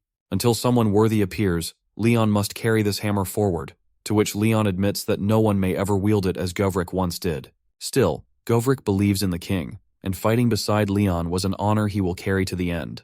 After that, Govrik turns to his cavalry one last time and issues his final command, to protect the king until every last one of them falls. His knights raise their heads with pride, answering without hesitation. Their lives were honorable, and their mission is clear. They shout one last blessing before retreating, their faith unshaken even in the face of the end. Further ahead, Govrik stands tall and reminds the world who he is. Not just a warrior, but a legend carved from countless battles. He's slain over 10,000 enemies with his own hands, faced more than 5 million through the tides of war, and never once faltered. He remembers standing against 300,000 orcs, holding the motherland's line when no one else could. He recalls the victory over the mighty ogre chief, where hope seemed lost, but courage pulled them through. Through every battle, the goddesses Demera and Ariana stood by his side, and the god Patos found joy in their strength and spirit. Geovrik is not just a knight.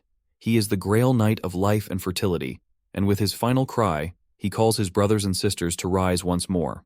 Today they march toward death, not with fear, but with honor, and they die for justice, for the future, and for the name they carry. As they charge forward, their hearts burn with glory because behind them, the lion heart blazes bright. Harry feels heavy, unable to walk away. Even after Leon tells her to leave, she can't bring herself to turn her back. Harry wants to witness their final stand, to honor them with her presence, to which Leon doesn't push her because if she wants to stay, then she stays. Harry senses that something is wrong. Her voice trembles as she realizes what just happened. Govrik has ascended. After this, Leon vows that the beast they worship, the god they bow to, will face the cruelest end.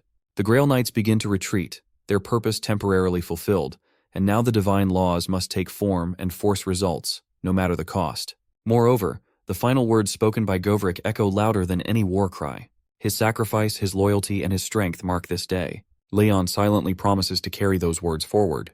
What Govrik believed in will not fade. His justice will be realized, not just in spirit, but through the king's next actions. Leon feels really tired, but it's different from the exhaustion of battle. Back when he fought and defeated countless demons, he never felt this heavy. Now something inside him aches, and as time passes, Leon starts to understand why. It's not the fights that wear him down, it's the fear. The fear of losing the people he cares about again, because that kind of loss is harder than any wound. What scares him even more is the thought of walking into a future where he has to fight alone. Still, Leon knows this is a path he must walk by himself, and this weight isn't something he can hand over to anyone else. Some burdens are meant only for the one chosen to carry them. Just then, a voice calls out to him, and Hari finds him. Leon notices how late it is and wonders why Hari isn't resting like she usually does, since she's always the first to wind down, watching her favorite dramas after a long day. But tonight she's still here, holding a sword and standing as if waiting for something. Harry stammers, trying to explain herself. She says it's not sudden, but everything they've been through lately has stirred something inside her. The battles, the sacrifices, the weight of the truth, they've changed her. It's made Hari feel like she can't waste any more time, like she needs to be stronger, not just for herself, but for everyone. Leon tells Hari to raise her sword because he wants to see the strength she has. She straightens, both nervous and proud, but responds in her usual formal tone, still speaking as she always has. Leon quietly sighs and wonders when she'll stop talking like that. He raises his sword with ease and tells her to prepare, which she quickly does, gripping her weapon tightly.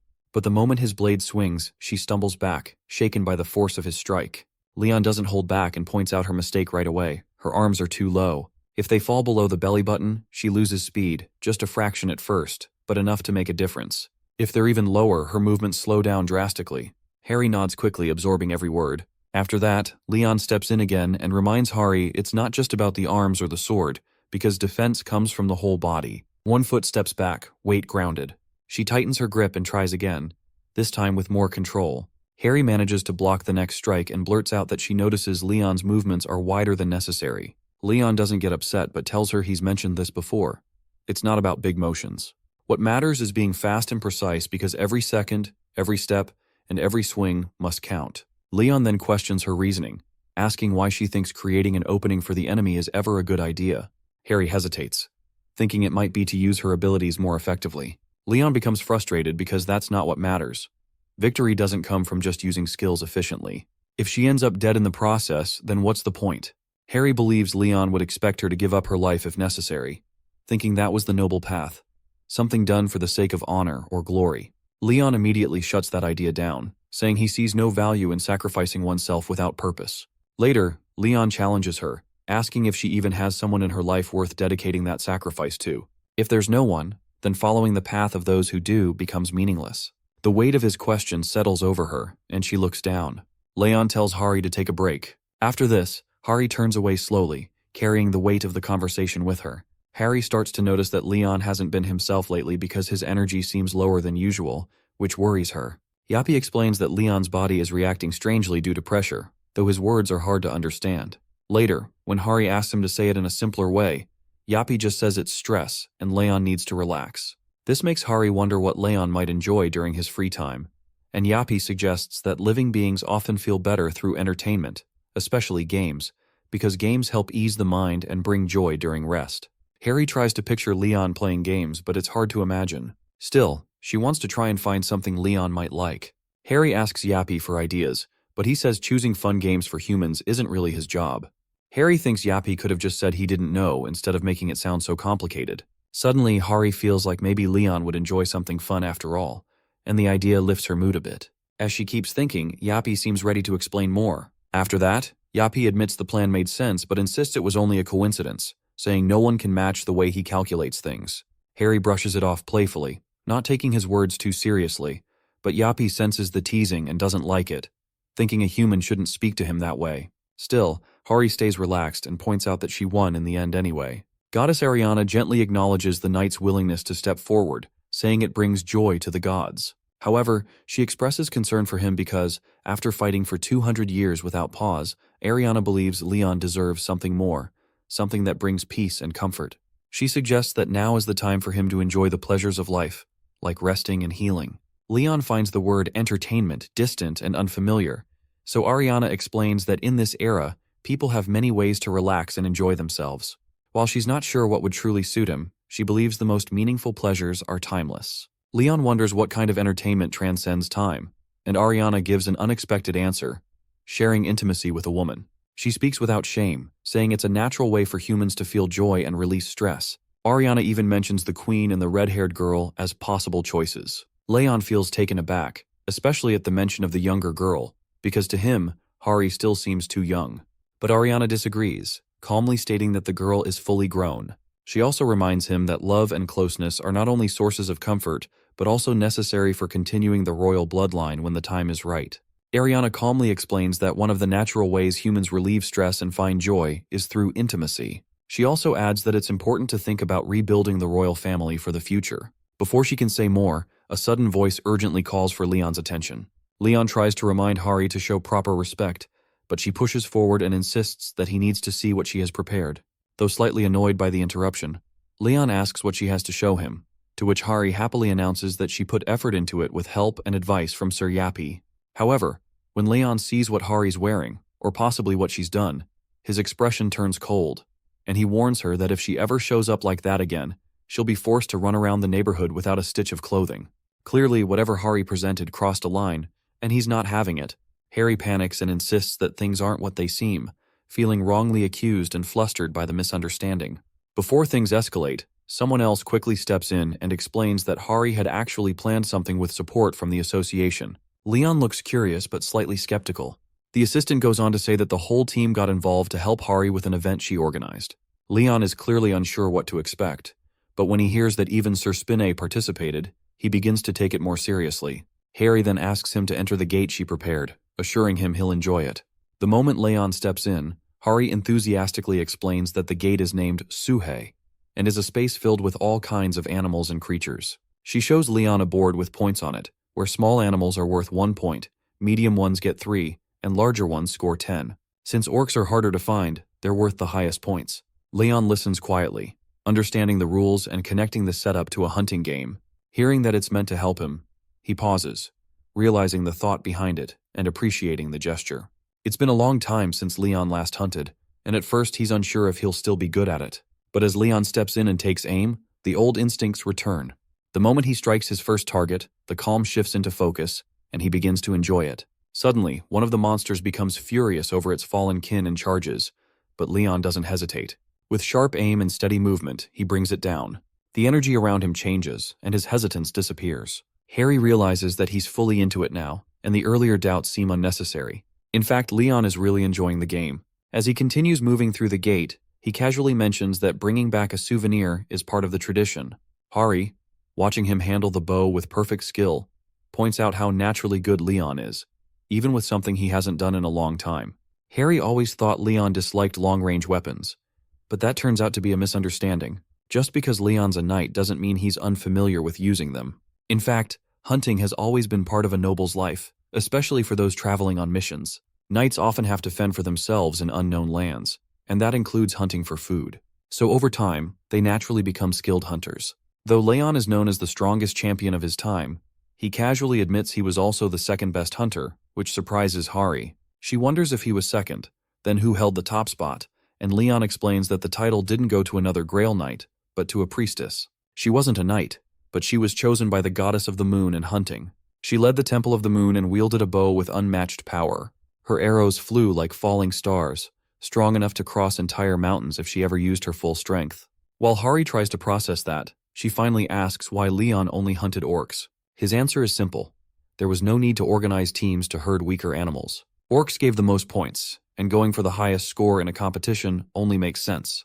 Though his reasoning is blunt, it's clear to Hari that Leon truly sees orcs as nothing more than prey. After the hunt, Leon picks up something unusual.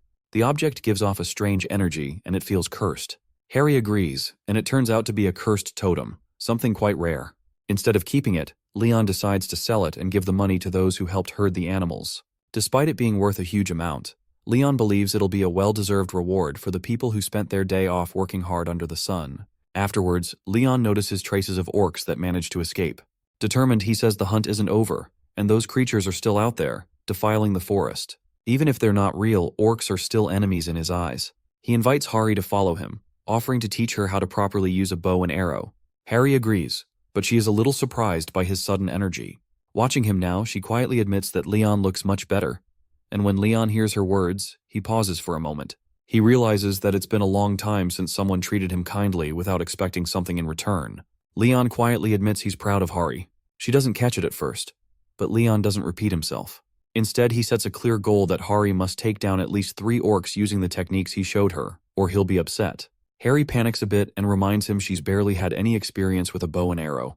Meanwhile, back at the Pantheon Guild's training, Hari feels relieved, glad to see that Leon seems to be in a better mood now.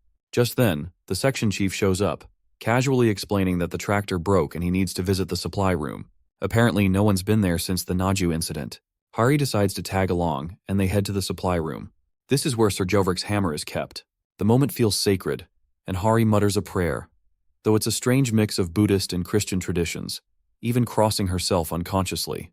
The section chief points it out, a little confused by the blend. Still, the section chief confirms the hammer has been here the whole time. Since no one is currently capable of wielding it, they've chosen to keep it safe in the supply room. Hari is about to move on until something unexpected catches her attention. A mysterious figure arrives at the entrance, curious to see the nation's most powerful epic item. As he steps closer, a loud alert rings out, and Yappy instantly reacts, revealing the figure to be none other than Jagged Spinner, shocking everyone with his sudden appearance. Spinner confirms that the hammer is indeed in the hands of the Pantheon Guild. Yappy calmly acknowledges Spinner, who came to challenge the hammer, greeting him with an oddly formal welcome. Spinner, still unsure of what to expect, thanks him and remarks that the place is more refined than he imagined. Before they can continue, Yappy cuts in, stating that an entrance fee must be paid before entering, with a posted fee of 5 million won for hunters. Spinner is shocked, frustrated by the fact that civilians are charged 500,000, yet hunters have to pay 10 times more. Yappy explains that civilians simply appreciate the relics, while hunters come to challenge them, so the extra fees help maintain the sacred items. Despite the explanation, Spinny feels the price is unfair due to the extra zero. They begin to realize, however, that the value of the epic item justifies the cost. Spinna hesitantly asks if Samsung Pay is accepted, to which Yappy calmly replies that bank transfers are fine. Just then, Hari steps forward and introduces herself as the assistant manager from the Korean Hunter Association, part of Management Team 3. She explains how everything began about a week ago when the hammer mysteriously vanished. It was then placed in a secure location, right where it was found.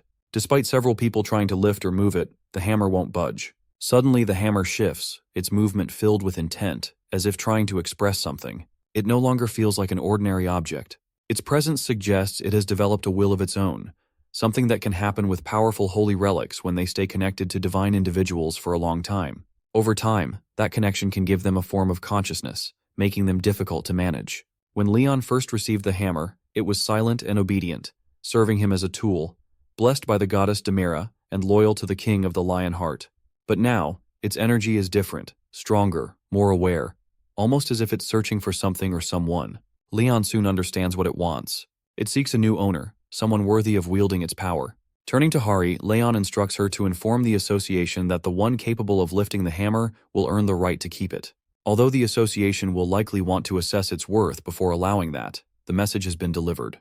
The challenge is set, and the hammer awaits the next person who can answer its call. Meanwhile, they notice something unusual about the object. This isn't just any powerful tool, but an epic item. Among hunters, gear is ranked based on strength and rarity. These ranks help them choose the right weapons to fight monsters. At the base level are normal items, followed by rare, unique, and legendary items, which are crafted with exceptional skill, immense funding, and serious manpower. However, epic items are in a league of their own. They go far beyond legendary, and only a few have ever existed in the last 30 years.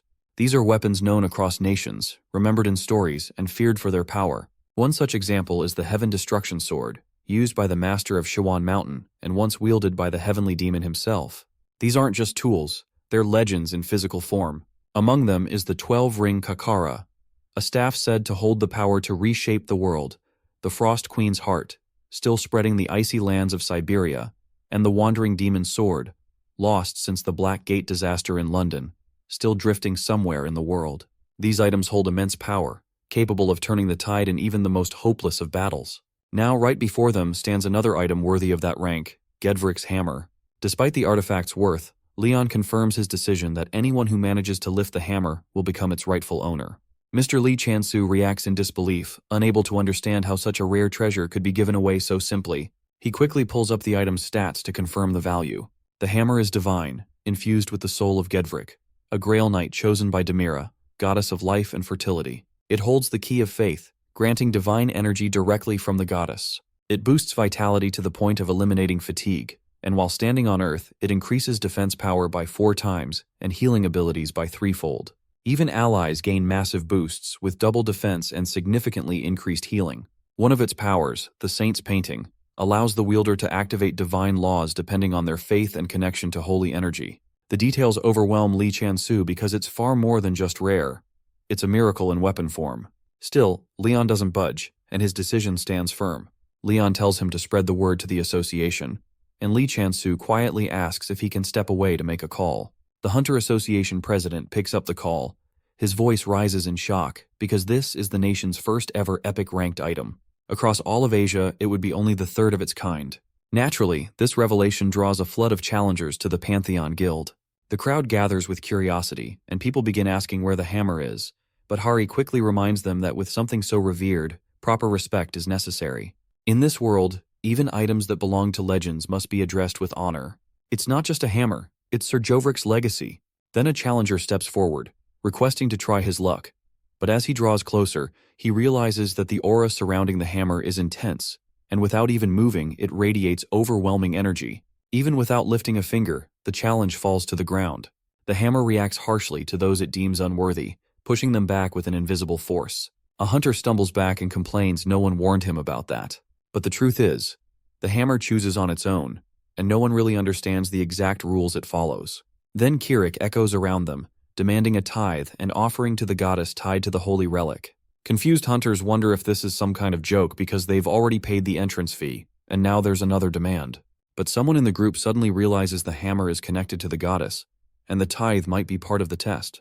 He hands over 10 million won as an offering. Others stare at him in disbelief, calling him crazy for giving up so much money. The moment the tithe is accepted, something changes. The hammer, once unmoving, suddenly allows itself to be touched. Moreover, the hammer allows the hunter to grip it firmly, something he couldn't do just moments ago. The aura around it doesn't resist him this time, and the relic has acknowledged him. Tithes start pouring in as hunters rush to offer money, all hoping to lift the hammer and become its owner. Everyone pushes to the front, arguing over who was first or who paid more. Harry starts to feel unsure and whispers to Kittik that something doesn't feel right. She wonders if this is really how a holy relic should be treated. But Yappy, standing with her, ignores her doubts because to him, it's not disrespect. It's smart planning. Then, the hammer reacts, rejecting a challenger and sending them flying. It wasn't just about strength or will, it was about the offering not being enough, and the hammer wanting more. What seemed like a sacred test now feels more like a payment system. The relic doesn't just test worth, it measures gold.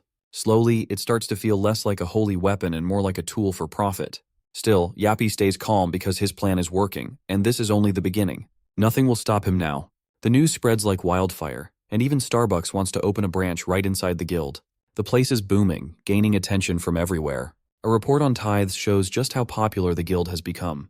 Hunters from across the country line up, hoping for a chance to lift the hammer. Some aren't even here for glory, they're here for miracles. A man cries out in relief as his decade-long ingrown toenail suddenly heals, and another feels his cavity varnish, all from the hammer's aura alone. The Pantheon's power draws crowds by the dozens. With every miracle, belief spreads further, but behind it all stands Yapi, working tirelessly. He doesn't rest. Instead, he gathers funds, goods, and every possible resource. Yapi isn't just chasing money, he's building something bigger. Fame, reputation, and miracles all feed into his goal. The Pantheon isn't just a place to him, it's a symbol. And everything he does, every coin he collects, fuels the rise of this sacred facility. In the middle of it all, Harry stares, wondering what all of this has become because inside the Pantheon, a new chamber stands, marked as the high-intensity forging facility. Even with all its gleaming parts and heavy machinery, it's still considered the lowest-tier forge in Yapi's vast database. Built with Earth's limited metallurgy, it's the best he could manage for now. To the average eye, it still looks amazing, but Yapi doesn't sugarcoat things. He blames the impression on the simplicity of the organic mind, brushing off compliments without hesitation. Hari, full of hope, asks if Yapi could forge a sword. After all, he's the Grail Knight of the divinity of steel and blacksmithing, and that title sparks expectations.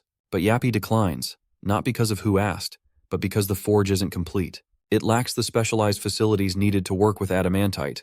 Without those upgrades, even a master like him can't proceed. Afterward, Hari understands, and Yapi turns away with a determined step to earn more money.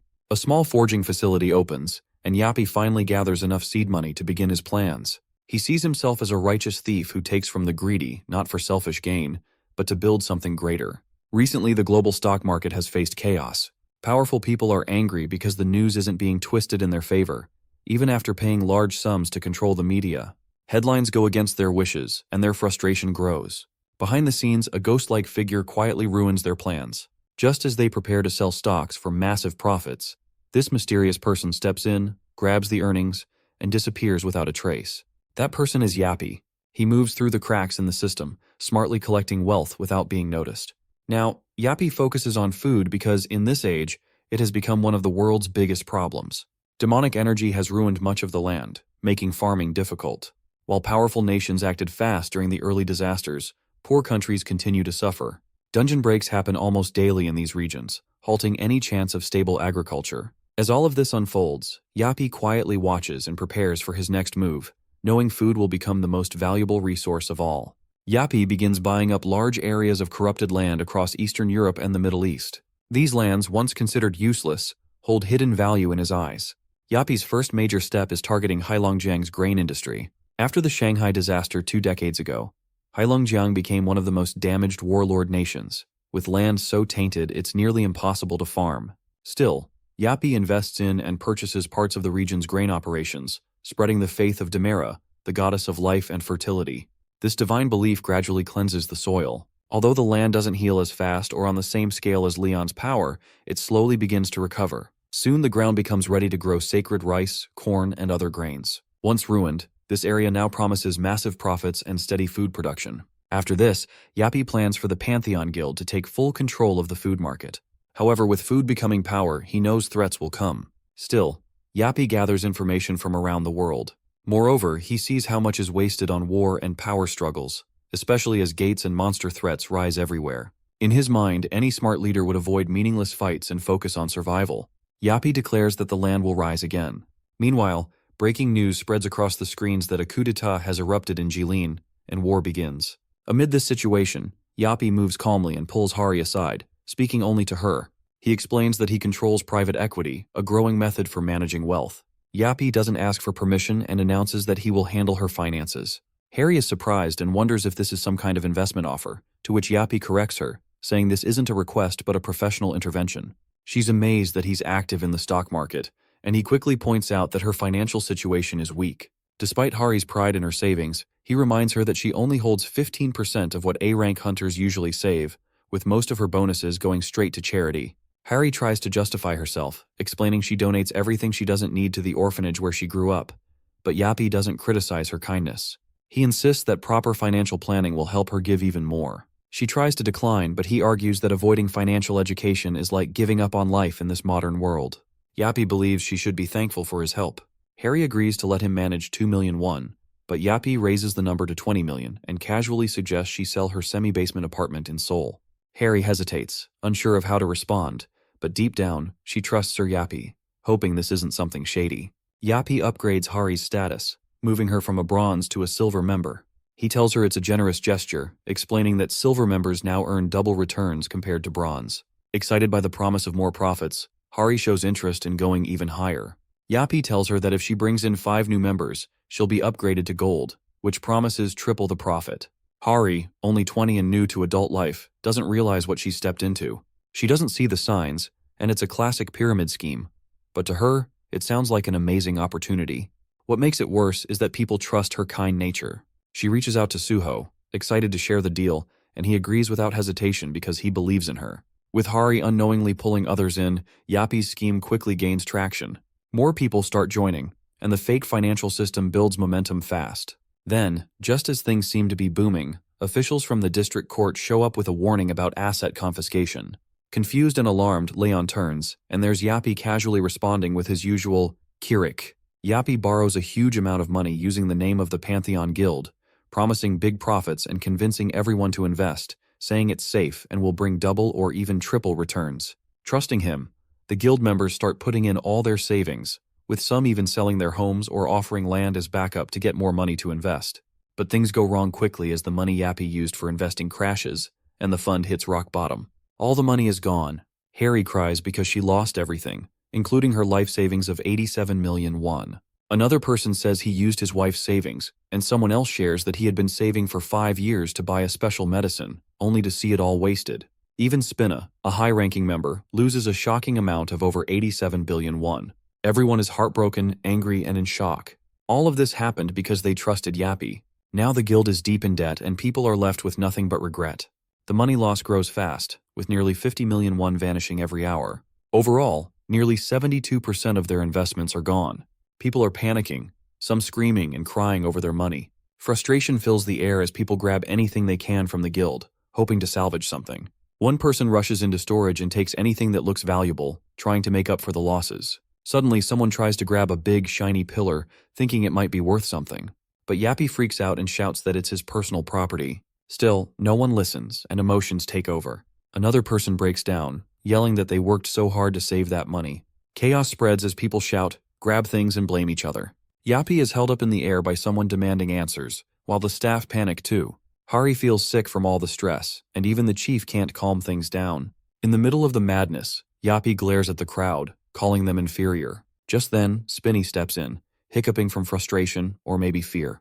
Leon then tells Sir Spinny to resolve this issue because he trusts his intelligence. Spinna asks how much time Yappy needs, and Yappy replies that he'll handle everything by tomorrow. Spinna agrees and takes it a step further, offering to act as a financial guarantor, covering Yappy's debts if necessary. He then orders Yappy to return to his duties. Yappy leaves with quiet urgency, and the others watch, unsure if it's even possible to fix this disaster in just one day.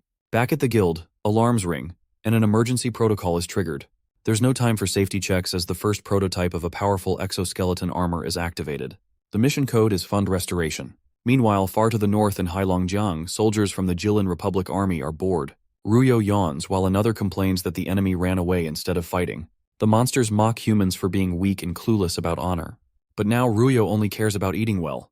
They decide to wait before attacking the nearby region again. Their mood is twisted as they joke about making stew out of people, eager to plunder and destroy once more. Just as they prepare to move, something strange catches their eyes. Up in the sky, a glowing object streaks down like a meteor. Far away, in a high-security U.S. defense room, alarms ring, and the Divine Staff, a secret weapon stored in a satellite, is suddenly activated. Panic hits the defense minister because only 3 people should have access to the launch code, yet someone's fired it. Both the White House and the Hunter HQ claim they have no idea how it happened. What's worse, the passcode to control the weapon changes every minute, with 100 million possible combinations. Even if the best supercomputer on Earth worked non-stop, it would need 13 years to crack it. Yet somehow, someone's already done it. Everyone is panicking as the situation worsens. The weapon has been activated, and there's no way to stop it now. The security code is too strong, with more than 10 billion combinations, and no computer can break through it in time. Grizzly, another powerful system, is also activated and syncing with the Divine Staff.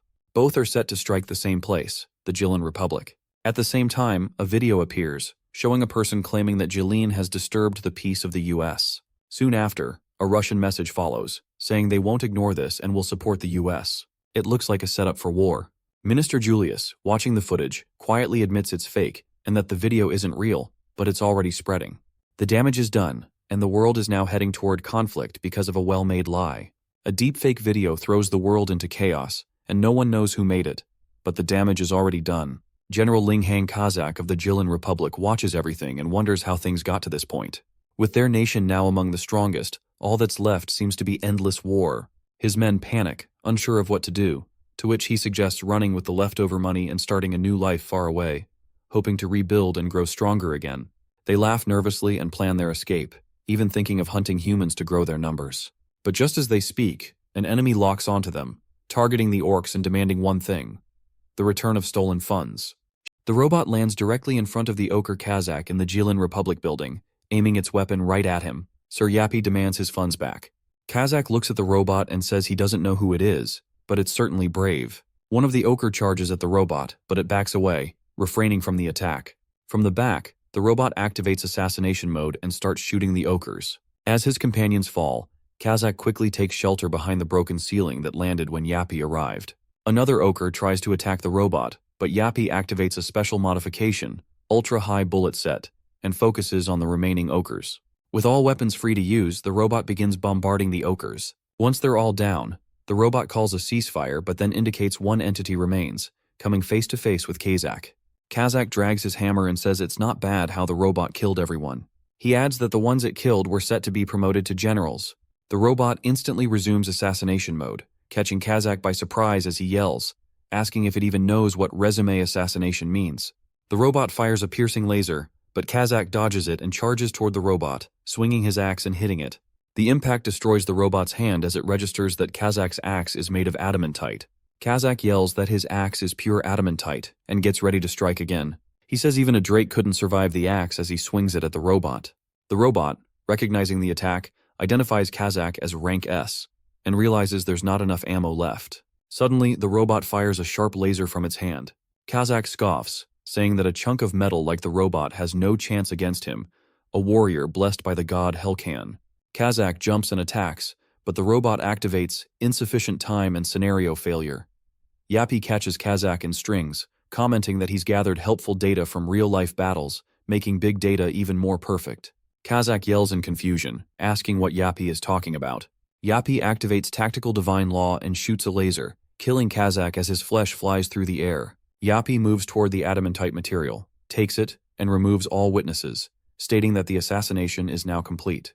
The news reports that the Jilin Republic's coup d'etat has been resolved, and the newly established Jilin Republic government apologizes for the chaos. Blessed crops were found in the rice fields of Beta Huang. Harry beams at Sir Yappy, telling him it's good that the war is over. She looks at her phone to check the fund's profit margin, and gasps as she sees it's only up to 200%. Leon calmly sips his tea while looking at the files. He checks Suho's records and thinks about how his swordsmanship, shield techniques, spearmanship, and horse riding have improved. He wonders if it's time to connect Suho to the gods, though he'll need to prove his faith first. Leon thinks there's no time to waste, especially since the gods allowed a simplified process, so he needs to hurry. He moves to the second sheet to look at Cheon Soyeon's files. As he reads the information, which states that a knight should uphold the rule of virtue, he wonders if Soyeon has any greed, and assumes that the reason she signed up is because of the divine laws. He thinks back to the old times and realizes she reminds him of someone. Just then, Leon hears something and notices that the hammer has moved. He stands up, curious about who could be behind it, and quickly heads toward the area. Hori asks where he's going, but Leon doesn't answer. He arrives at the site and smiles, saying that it's unexpected, as he sees Daisung holding the hammer in his bare hands. In the empty fields near Naju Plains, everyone gathers around as Leon instructs. He announces that today is the day they welcome a new student. The students murmur in confusion, wondering why now. One student points out that most of the academy students should have already joined guilds. Some wonder who the new student could be. Leon continues, explaining that the new student will train alongside them and aim to become a knight in the future. The new student stumbles onto the scene on a horse, struggling to control it. He nervously introduces himself as Good Daesung, the first-generation student of Man-at-Arms, and says it's nice to meet everyone. Meanwhile, at the presidential building, a researcher informs the president that the Eastern Sea Fleet, 7 American fleets, and Japan's Maritime Self-Defense Force have all checked in. The president acknowledges the information and confirms that the Dragon Palace is real. A gate in the ocean, called the Dragon Palace, was discovered in Tokyo Bay 25 years ago. At the time, people believed gates only appeared on land, and there were no satellites to observe the oceans for gates. The Tokyo Bay Gate was ignored until a dungeon break caused the destruction of Tokyo. Nearby beaches were corrupted, and ocean creatures turned into monsters. This incident became one of the worst gate disasters in history and led to international cooperation in raiding gates. The researcher informs the president that Hurricane Nabi, which had been heading toward the Pacific Ocean, has changed course and is now heading toward Olong Island. The president stands silently, clearly nervous, as the researcher adds that it's expected to be the worst hurricane this year. The president looks at the screen and laments his bad luck. A reporter on the live broadcast announces that the hurricane is moving at 64.5 meters per second, about the same speed as Hurricane Mamie in 2003, and that severe damage is expected on Olong Island. The president turns to his assistant, ordering him to contact His Majesty Leon of the Panthwan Guild. Half an hour later, the president faces Yongwan, asking if he's the first to arrive.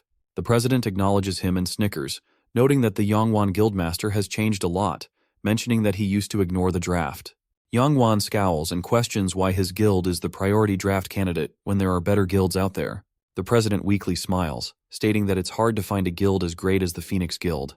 Yongwan turns away, saying they're still recovering from the damages of the Jeju Island incident. The president continues to smile, reassuring him that he's sure Yongwan is all better now. Yongwan's scowl deepens as he wonders why this old man is suddenly pushing his authority on him, suspecting it must have something to do with Leon. Yongwan asks directly, sure that they aren't sending his guild alone, and questions when his ace card will join.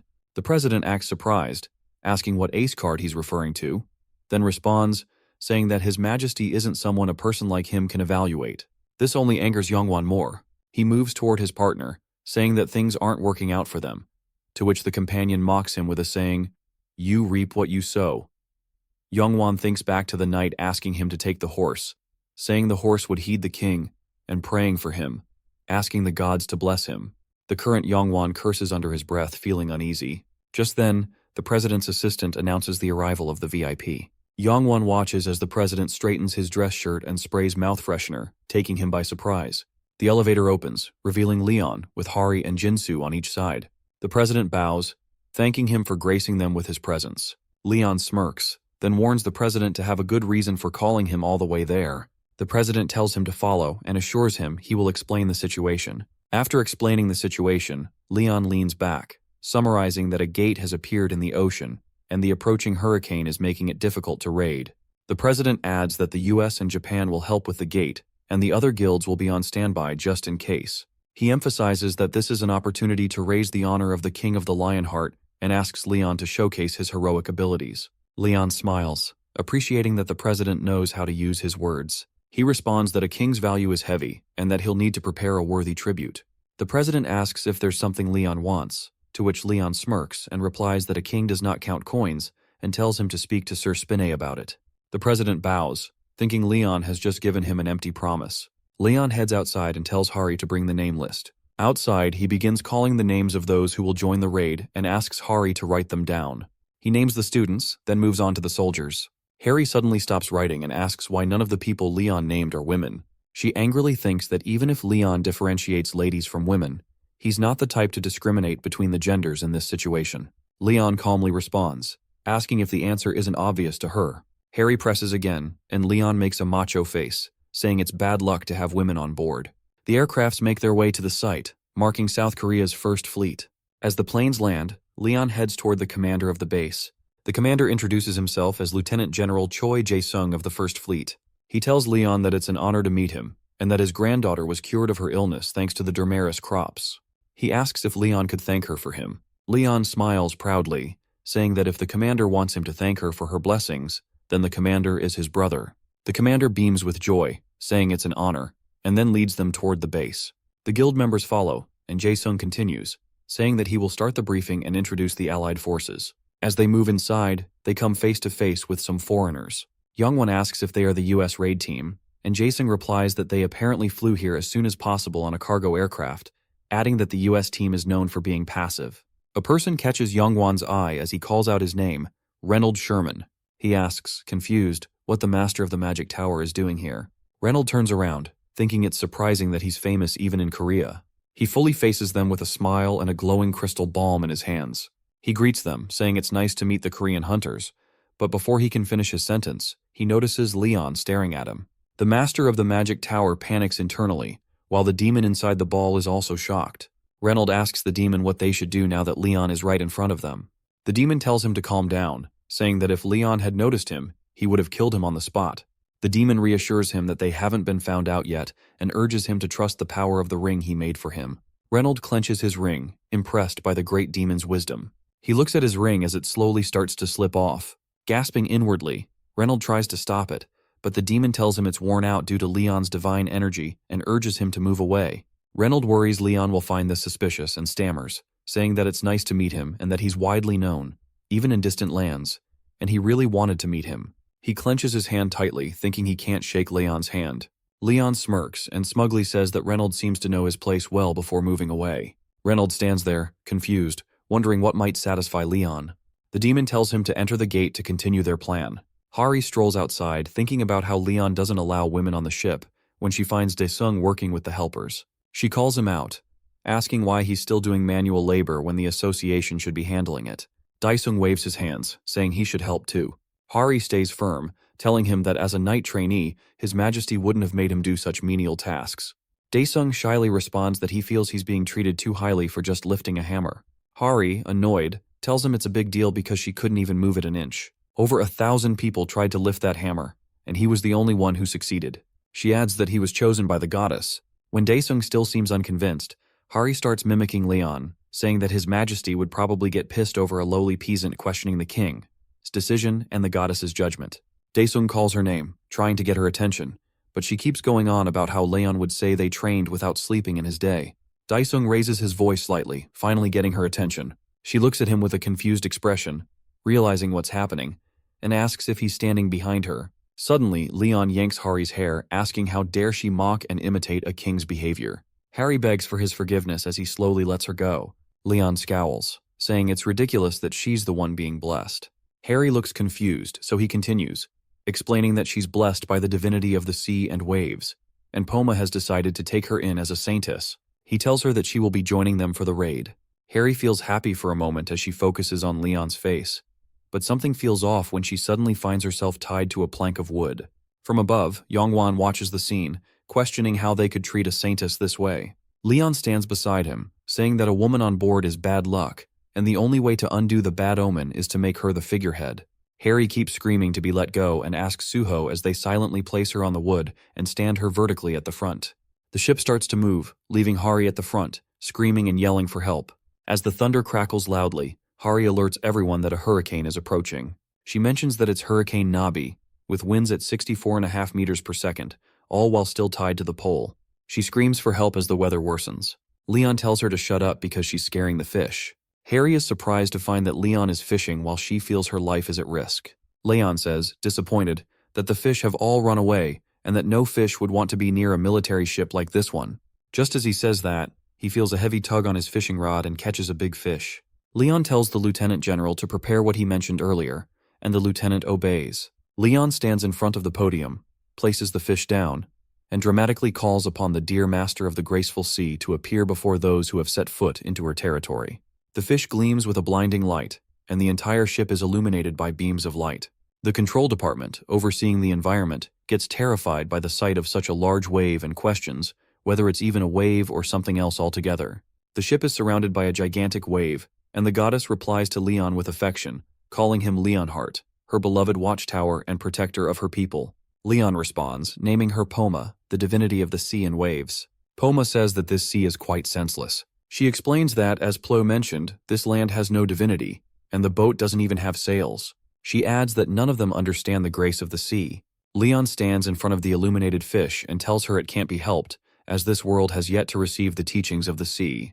He asks her to kindly look over the people, to which Poma replies that she has no reason to watch over those who don't have faith in her. Only through respect will the people receive grace. Leon stays silent and then asks Poma why she chose Hari as a saintess. She laughs and tells him that she barely managed to convince Petos, but Hari is a great vessel and definitely worth it. Poma adds that, of course, she's not as good as Leon, since he can carry all forms of divinity within himself. Leon replies that he did sense Hari's fate was filled with misfortune, and it seems he was right. The illuminated shark asks why he sees the blessing as a curse, and Leon replies that the attention of gods can be poisonous to a human who lacks faith. The goddess says she believes Leon will handle that matter. Poma calls out to Saintess Hanhari. She tells her she will grant her authority over the waves and the blessing of water. She tells Hari to accept this with joy and to spread her teachings far. Hari gets excited and agrees, then asks if she's going to be untied from the pole now. The fish responds that by sacrificing her saintess, no wave will be able to surge through the boat, and then leaves. Hari gets confused and terrified, thinking this might be her last moment. The people announce that a hurricane is approaching with a wave height of 10 meters and instruct everyone to get inside if they don't want to be swept away. Hari screams for help again, and Leon tells her she lacks faith. However, Poma still likes her, and he guesses that's why she decided to overlook her lack of faith. Hari screams that she doesn't need forgiveness and just wants to get down from there. Leon tells her to calm down and leave herself in the hands of great nature, with a smug look on his face. He stretches his hands out and shouts that the endless nature will embrace her. Hari shouts that she wants to live. Leon asks her if she doesn't think it's strange that even though it's such a rough hurricane, none of the waves have come toward them.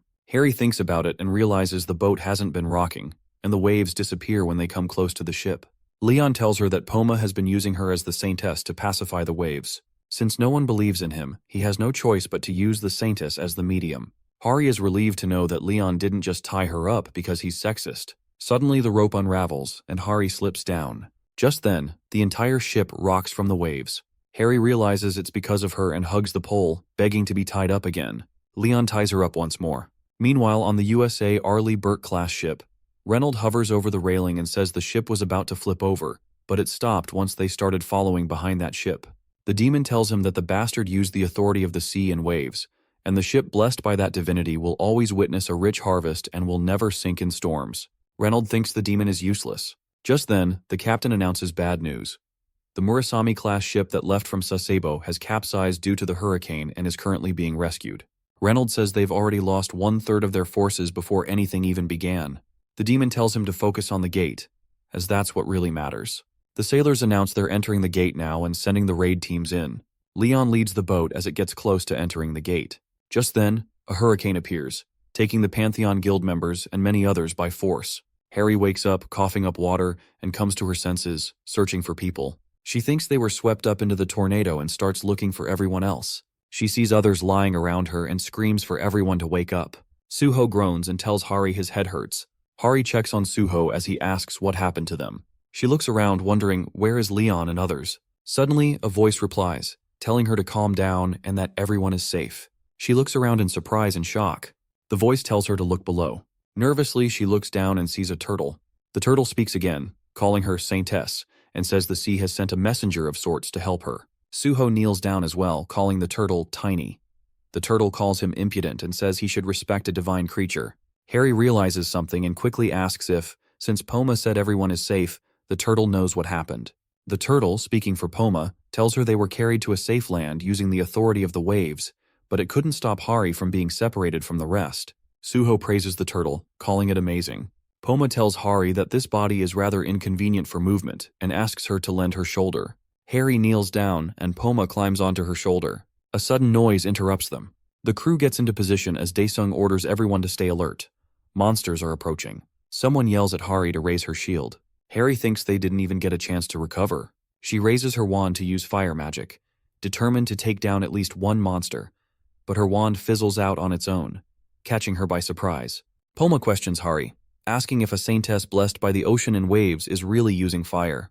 Hari gives the turtle a side-eye and screams that she doesn't want to be her saintess if she can't use fire. The turtle simply tells her to put her down. The monsters begin advancing as they maintain their defensive position. Somewhere deep in the forest, Reynolds deals with the monsters around him. The demon replies that things went wrong at the beginning, but it's fine now that they're away from that monster. The demon orders him to leave the rest of the American hunters behind to build a shelter. They have work to do. Reynolds starts summoning nearby monsters, telling them to rise and guide them to the stone statue. After a while, he stands in front of a large stone monument and asks the demon if this is it. The demon confirms, saying this is indeed the stone statue, and now they need to find a few more. Reynold begins using magic, but a voice tells him to wait. Yongwan appears from behind and asks if Reynold even knows what the stone structure is. Reynold smirks and says it's good that they're all okay, and he hadn't expected them to arrive so quickly. Reynold smiles at Yongwan and says he's sure Yongwan also saw the quest to destroy these statues. Yongwan says he did see the quest, to destroy the statue of Rakshar the Great.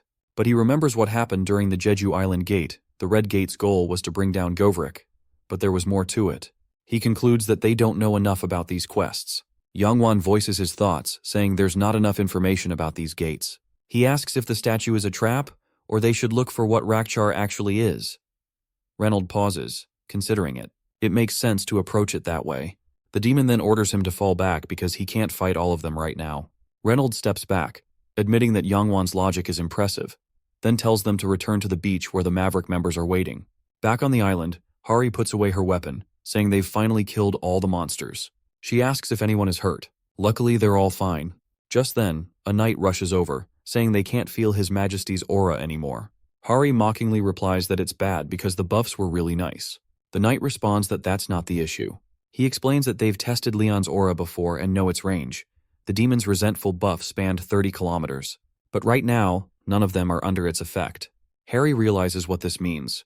The island is larger than 30 kilometers in both length and width, and it's highly likely His Majesty isn't even on one of these islands. She turns to Poma for answers, but Poma says the connection seems to be cut off from her end as well. Hari and the others look concerned, wondering where Leon could be. Underwater, in the dungeon, Leon stands face to face with a monster. The monster says that it's about time he ended his long slumber, and after feasting on fish for 5 centuries, he's sick and tired of seafood. He charges toward Leon, saying he's curious to see what the god's night tastes like. Sir Yappy starts booting the bios, but the device shows that the process failed because of unrecognizable materials. Sir Yappy finds himself in a cave surrounded by crab monsters. After trying several times, the result remains the same. He nervously questions the monsters, but the crabs just follow him everywhere. On the foreign island, Hari informs everyone that she couldn't find Kim Do-han and Jae-hyuk.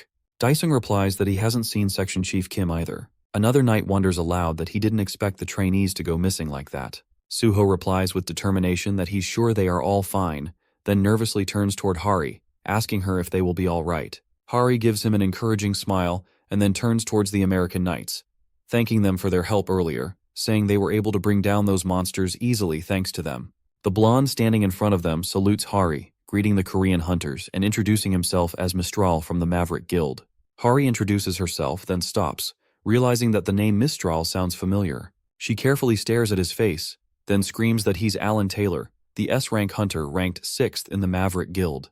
Alan coughs a little and meekly replies that there's no point in using the call sign if she's just going to call him by his real name. Harry instantly bows down, apologizing and saying she should be using the call sign instead. Alan rubs the back of his neck and assures her there's no need to apologize. The other Korean hunters also start recognizing Alan. One says he's seen him on YouTube and guesses even an S-rank hunter is here to help. Harry informs Alan that they didn't know he was part of the raid team. Alan turns his face away, saying maybe because they left in a hurry. Grasping the situation, Alan says it looks like their guildmaster has been separated from them and asks if they just need to find the missing people. Harry politely refuses, saying the god of the sea has blessed them, and if His Majesty wanted to find them, he would have found them much earlier. Suho adds that His Majesty has his Pegasus with him. Alan just stares at them, trying to figure out what they're talking about. Before anyone can answer, a notification sounds, stating that the first wave is commencing. Harry asks in confusion if they're supposed to defeat a wave of monsters. Alan starts cracking his knuckles, saying they should talk about this later because they have to deal with this first. Just then, monsters from both land and water start emerging, and the notification board shows that they only have 3 minutes left. The knights exclaim that they're facing A-rank field bosses right from the start. Alan looks at the sea monster and smirks, saying this is going to take some time. Hari and Alan both take their positions as Daesung orders the shield squad to block. The monster immediately attacks Daesung, but the shield protects him, though it leaves him in shock. He thinks they are much weaker now that they don't have His Majesty to buff them. The monster attacks again, knocking the knights to the ground. Harry calls out his name, asking if he's okay. Daesung coughs and replies that they're fine, but Hari should keep fighting. Harry grits her teeth, thinking that if only she could use her fire-type skills, this would be easy. She slashes at the monsters on land as she moves through them. She yells at Poma, asking if she's his saintess. Shouldn't she get a super tsunami skill or something? Poma laughingly replies that she watches too much anime. Harry retorts, saying Poma is more like an anime character than she is. Just then, a spark hits the monster and kills it. Harry turns back to find Alan smiling at her, telling her not to get distracted. She meekly thanks him and fully turns around to find that Alan has already killed every monster. Alan calmly replies that the monsters weren't that strong for A ranks. Suho, along with another trainee, admires the fallen sea monster, saying that Alan is really strong. The other one adds that it's expected from America's best hunter guild. Alan looks at the upcoming monsters and suggests they should take care of the remaining ones since there aren't many left. They successfully clear the third wave. Yappy sits on a crab as it transports him. 36 hours have passed since Yappy was rescued by the crab monsters, who now obey him willingly. Yappy says the waves come at 12-hour intervals, and these crustacean monsters grow and multiply at an abnormal speed. Unlike most creatures that need time to obtain nutrients and expand their skeletal structure, these monsters are different. Kim Jae-hyuk, rescued from the beach on the first day, calls him out, informing him that the system window has been created and none of the Rakshar statues have been destroyed. He opens his status window, questioning how he didn't know that survivors couldn't open their system window. Yappy confirms that sharing system information is crucial in this situation. Jae-hyuk, reading the quest, suggests that the goal is to destroy the statues. Yappy responds, explaining that the crab monsters have been at war with the other monsters for a long time, and the ones behind the waves are likely trying to destroy these statues. Jae-hyuk agrees, adding that the statues may indeed be the target. Yappy adds that this theory makes the most sense. Jae-hyuk then tells Yappy that many from the Kirik tribe have died, and asks if he thinks they can continue to stop the waves. Yappy shakes his head, saying it's impossible since the difficulty of the waves is increasing each time. At this rate, they will most likely lose during the 5th wave. He says they need weapons. Jae-hyuk imagines a crab holding a knife and wonders if they're supposed to do this. He suddenly remembers something and tells Yappy that he found something interesting. He takes Yappy to a waterfall and informs him that there's a cave behind it. They enter the cave and end up on the other side, in a place filled with tall buildings and well-established roads. Jae-hyuk exclaims that the Kirik tribe might have been much more advanced than he thought. Meanwhile, Leon stands under the sea, realizing this isn't just the ocean's bottom, but a place with traces of an ancient civilization. He says aloud that there's a fallen world here as he observes the sea. He remembers that when the boat flipped, Poma's authority was cut off. He assumes Poma's powers were weakened because they've intruded on another being's territory, likely a deity or an evil god. Leon suddenly orders the evil being to reveal its true form. A voice laughs and calls his name Lionheart, saying he's the god's hound with the heart of a lion, the successor of the Dragon Slayer, the one who killed the most demons, the Knight of Knights, the King of Kings, and the guardian of the Radiant Kingdom. But now he stands before him weaker than ever. Leon asks if it knows him. The voice responds, asking what demon doesn't know the Lionheart and saying he was a hero among them. It tells Leon that many heroes have sought this place, but none were strong enough to defeat it, mocking Leon by asking if he's any different. Leon stares into nothing, replying that a filthy demon has no right to discuss his worth. With a loud laugh, the demon appears in front of Leon and thanks him for taking down Malice, saying he was given a chance. Leon wonders if he knows any Malice. The demon continues, saying that now, after 5 centuries of waiting, it's time to end it all. The 4th wave raid begins. Harry and the others, still stuck on the island, angrily hit the water. Poma, sitting on her head, suggests that if she's going to play in the water, she should do it naked so it'll be better for him to watch. Harry grits her teeth, telling Poma not to say things like that and that she's working hard to stay awake. Poma meekly replies that all she's doing is playing, and no matter how much she does it, she won't wake anything up. Harry stands up, lost in her thoughts. After a while, she starts saying that she heard that with goddess Ariana, you have to uphold justice multiple times or act honorably to get closer to her.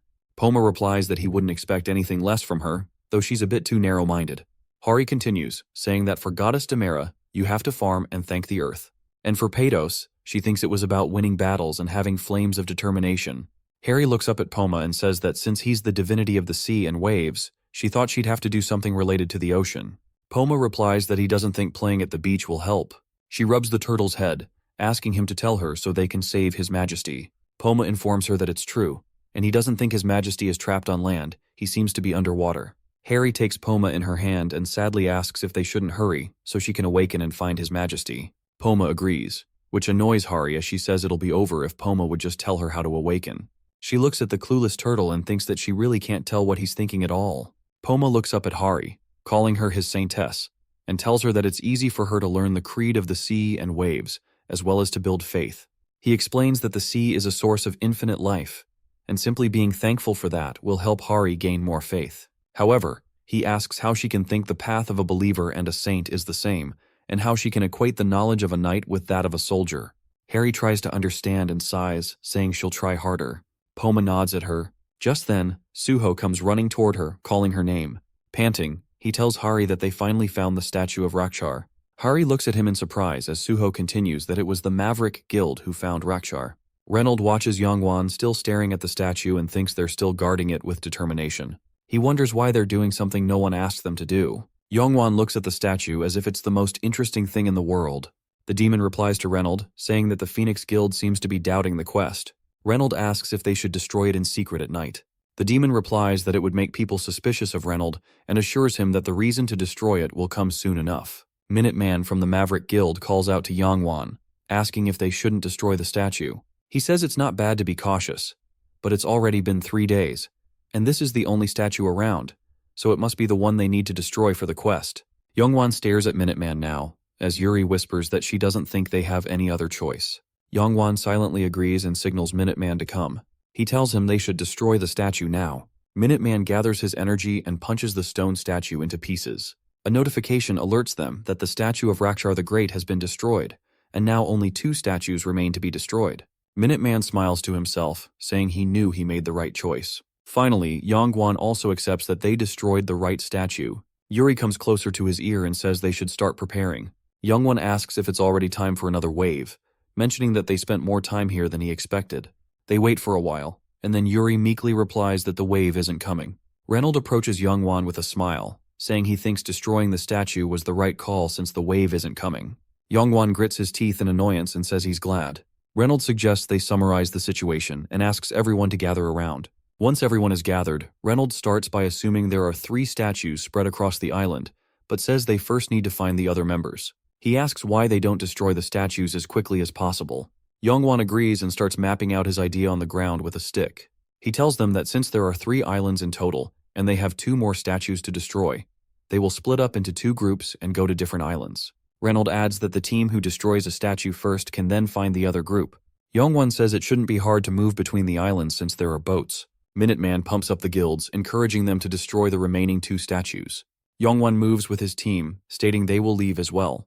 Yongwan and his guild members take the boats and head towards the island. When they reach the shore and step onto the ground, they're shocked by what they see. Broken pieces are scattered everywhere, and Yongwan wonders if a war happened here. He notices a cannon buried in the ground and realizes something is wrong, so he orders his guild to turn back, telling them that this island feels different. Just then, a sudden Kirik alerts them. Yongwan prepares a fire arrow as a robotic claw pierces the ground, revealing a robotic crab monster, then 2, and soon an entire army. Someone from his guild mentions that the enemy has firearms. Yongwan, frustrated, asks why this island is so different. He tries to stay calm, thinking that the monsters on the previous island didn't have weapons, so these must be fake. But just then, the crab monster fires a laser at them, leaving Yongwan in shock as he screams that the weapons are real. He quickly takes his position again, knowing there's no way they're getting out of this unscathed. Suddenly, a voice orders them to kneel to the chief of the Kirik tribe. Sir Yappy and Jaehyuk appear, sitting on a large crab. Sir Yappy orders the mortals to surrender because they have no chance of winning. Yongwan stares at them, recognizing Jagged Spinner and Jaehyuk as Pantheon kids, marking the Phoenix Guild's defeat. The current situation is that the Phoenix Guild is on Yappy's island, while Maverick and Reynold are on Hari's island. There are 2 statues left. Reynold, along with Maverick, heads toward one of the statues, only to find Hari shielding it with her body. Reynold comments that it's an odd and annoying situation. Hari yells that they can't destroy the statue because she already explained she had a vision of the future. Alan says he's at a loss now since they can't just break the statue because of her prophecy skill. Hari pleads her case, asking if nobody can see the horrible aura the statue is suppressing. She looks back and sees red smoke emerging from it, realizing it would be too dangerous to destroy it. Suddenly, the statue explodes with a loud burst as Reynold stands there, looking proud. Harry thinks in horror, wondering if he just broke it. Reynold says their goal in coming here was to close the gate, so they'll destroy the statues as the quest instructed. The horrible aura escapes and Hari watches in horror. The ground shakes as Man asks what that was, sensing something ominous is coming. Then, a monster rises from the sea, leaving everyone stunned. The monster roars, ordering everyone to submit to him. He claims he is their chaos, their despair, and their misery, and that he will crush their hopes and stop their beating hearts.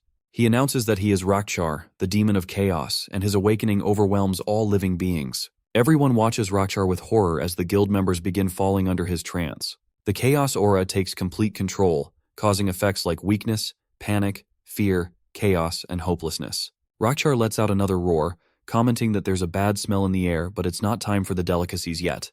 Daesung covers them as Rakshar continues, saying he needs to deal with the creatures who sealed him here first, and telling them to enjoy their brief moment of hope. The monster then submerges back into the water, and the area becomes corrupt with chaos, affecting all living beings with the status abnormally deranged. Everyone's eyes turn bloodshot, and they start attacking each other.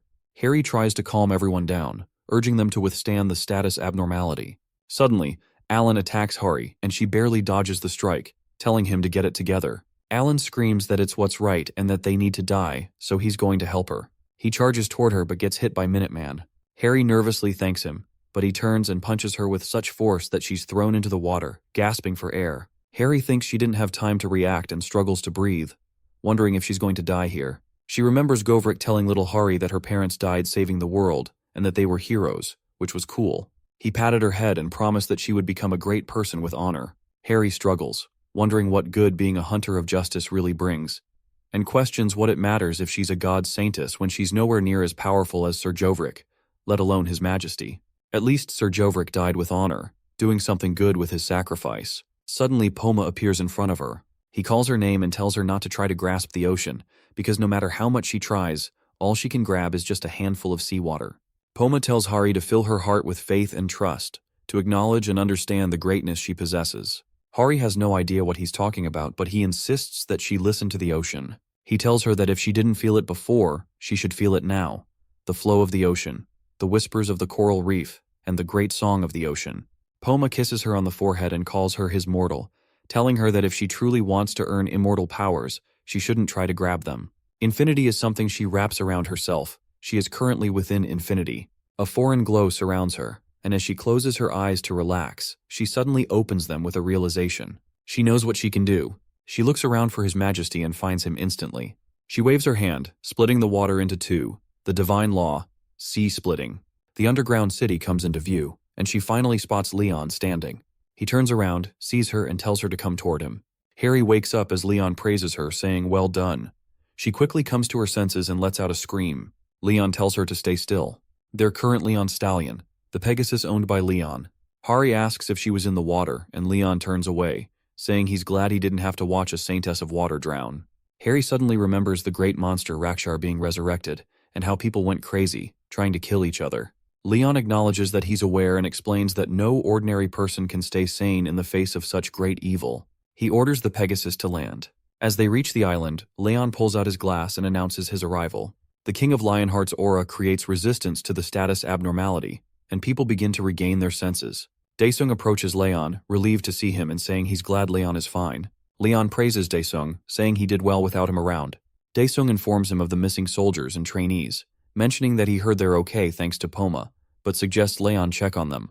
Leon reassures him, saying he can sense them, which brings Daesung relief. Leon orders everyone to get out of the gate and tells them that, thanks to the Saintess's blessing, they should be able to walk on water if they just have faith. He instructs them to run toward the gate. Alan asks urgently what will happen to them. Leon tells him they are going to rescue as many survivors as they can and stall for time so they can escape. They try to leave, but the monster appears in front of them, calling them little parasites and saying this is where they all were. He tells them he has long awaited this moment. He begins to build a fireball but stops, sensing the aura of a Grail Knight as Yappy appears in front of him, sitting on a crab. The monster yells that they should all be dead and asks how they are still alive. Yappy activates his third gun selection and opens fire. The shots hit, but the monster remains unscathed, saying that they have switched the ammo for divine artifacts, but these are nothing against him. He sends a water wave toward them. Jarhyuk tries to speak but is cut off as the monster refuses, saying they can't do anything. Through wave manipulation, strings of water float toward the monster as Leon wraps them around him. The monster recognizes Leon, saying he's a Grail Guardian. A water ball forms around the monster, trapping him inside. Leon orders Sir Yappy to close the gate immediately and get out. Yappy informs him that the enemy is seriously injured and might gradually fall back, but Leon refuses, saying they need to destroy the remaining statues and close the gate. Leon knows he can't kill a demon of this level without recovering the Holy Sword, and he decides it's best to retrieve as many survivors as possible. Just then, Yappy suggests they should also take the island's locals. He tells Leon that the Kikirik tribe has been sealed and has been guarding the demon, not NPCs. Leon asks if they'll have enough time, considering there isn't much left before the demon is free. Yappy assures him that he's going to take the Kikirik tribe's last resort, and thanks to the Saintess's blessing, they can all walk on water. Harry urges them to hurry, saying they need to escape before the great demon is freed. Leon looks at the demon, who escapes from the water bubble and declares that Leon will never escape from his grasp. Leon signals to his horse, and they charge toward the monster, sword in hand. He manages to cut off a few limbs before retreating back onto Stallion. The demon taunts him, saying he's flying around like a fruit fly.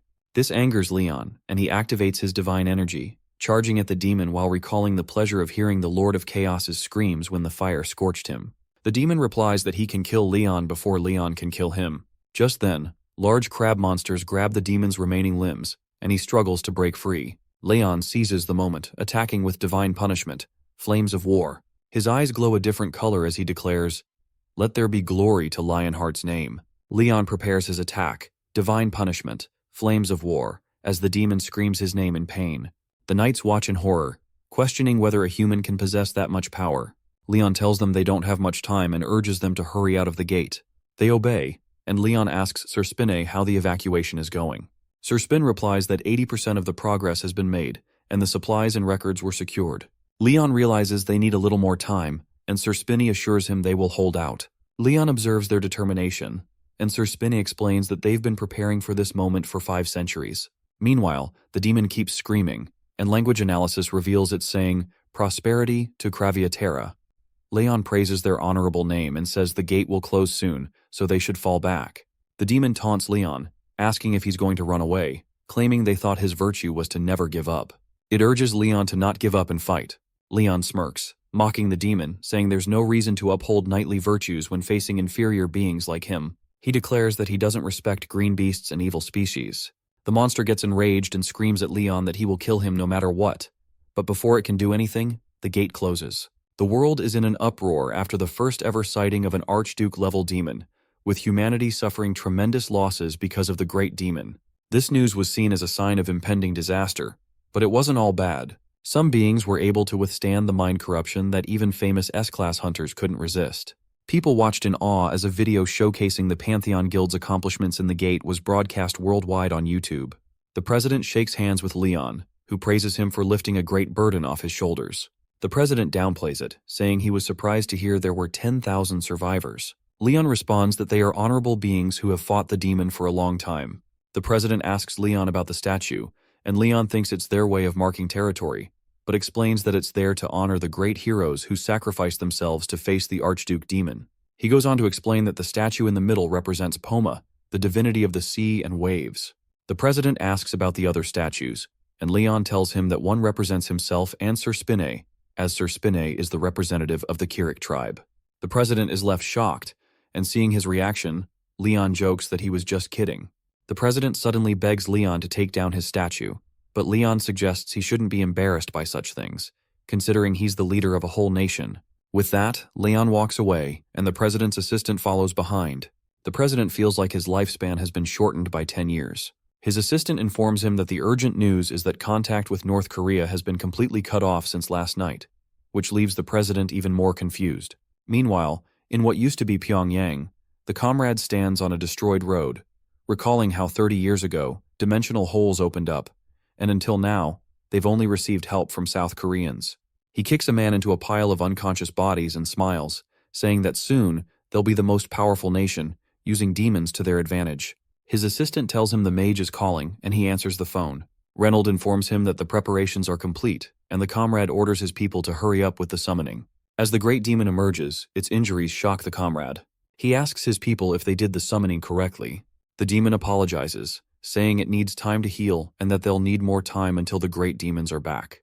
However, it's a good thing there's plenty of food here, which leaves the comrade in shock. Back in a dungeon, a red-haired girl smiles at a white-haired girl as she says she's told her everything and isn't hiding anything anymore. The white-haired girl finds it interesting that demons can enter any gate they want, meaning they can also go to any gate they want them to go. After a while, Hari calls for Sir Yappy while the people of Kirik work on building structures. She acknowledges that they can breathe underwater, but wonders if it's safe for them to settle there. Yappy reassures her that their people can survive on their own as long as they have a nest and a place to breed. Looking at the kitten, She's puzzled by the sight of so many crabs working, realizing that finding food will be a challenge. Just then, Yappy informs her that they've been registered in the Pantheon Assurance Service, which will help them adjust to modern society. He explains that the service provides many benefits, including administrative and legal support. Hari considers joining as well, but is shocked when Yappy reveals that she's already been registered and has been receiving the services since last month. She freaks out when she learns she's been charged 19 trillion won. Just then, Leon rides up to them, telling Hari to get on the horse as he needs to return to the guild for a bit. Hari is surprised since Leon had earlier said that the horse was a king's horse, only allowing the queen and Sir Yappy to ride it. Noticing her hesitation, Leon dismounts and offers her his hand, insisting she sit. Instead of sitting, Hari feels uneasy and displeased by his behavior. Leon hands her an envelope containing property rights, claiming it only makes sense for the king to give a knight property. Though her faith isn't fully confirmed, it's clear that the gods have chosen her to become a knight and saintess. Out of words, a faint thank you escapes Hari's mouth. But she's interrupted when Leon tells her not to act strangely or like a servant. He doesn't expect her to act like a noble, but she doesn't need to lower herself either. Embarrassed, Hari gets on the horse with Leon. After a quiet ride, she finally asks if she is now a noble too, and Leon's answer fills her face with joy. He explains that it's true, though in the Pantheon, she will rank after the Queen, Sir Spinner, and then Sir Yappy. Immediately, she calls out to Sir Yappy, claiming he now treats her like a noble, but ends up getting struck by his whip. With a judgmental look, Leon side-eyes them for their immaturity. Later, in the Pantheon Guild, in Queen Beatrice's workshop, Leon stands next to her, learning that the experiment was successful and confirming that demons are indeed using gates, just as he suspected. Leon reflects deeply, realizing that since the Jeju Island gate, he's had doubts. What seemed like a noble mission was actually about saving corrupted barbarians and defeating a righteous knight. This makes him see that the system and its quests aren't truly good. They're driven by evil forces trying to control the awakened. Leon reveals to Beatrice that the earth is now tamed by mana stones, and people won't give up on the quest, despite finding them strange, due to financial or other reasons. With demons definitely stirring, he asks Beatrice if she can control the gates as well, since he's heard she can. To be specific, Beatrice can control the virtual spaces that have already fallen, but she would need a standard of evaluation to determine which gates have survivors and demons. Then, Beatrice smirks, suggesting that Leon use one of his holy relics as a beacon, which means she'll need a lot of mana stones. Leon likes the idea but wonders where to get those mana stones, though he knows there are many places to find them. Word spreads quickly, and soon everyone is gathered to raid every gate in South Korea.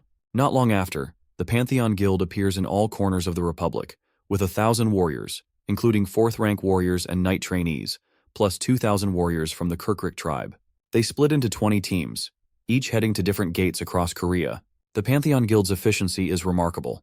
While most guilds raid 2 gates a month, this one clears over 20 in just 4 days. Meanwhile, the beasts are complaining to Leon for killing their leader, since they thought he would help them. With a mocking smile, Leon tells them that these inferior beasts copying human society is intolerable, and they will definitely be wiped out. As a result, a single guild takes control of the gates throughout the Republic of Korea. After clearing all the gates, Jin's eyes widened in shock as he saw tons of items lying in front of him. Yappy reveals that the classification is complete, with the total value at 38.3 billion won, and the auction price expected to be around 12.7 billion won. These values will keep them all comfortable, even after opening a gate. Leon then turns around, instructing that this time, the gate clearing will be carried out by a small group of elite warriors. He also orders that all information regarding the operation is forbidden from being reported to anyone. Jin and Hari are commanded to keep this a secret from the association as well. As long as Leon isn't doing anything to harm the nation, everyone is fine with him. Leon then stands in the center of a magical array, which begins to glow brightly. Using the sacred sword, Beatrice chants a spell to enter the coordinates. Everyone watches as energy streams gather, and just then, an artificially created gate appears.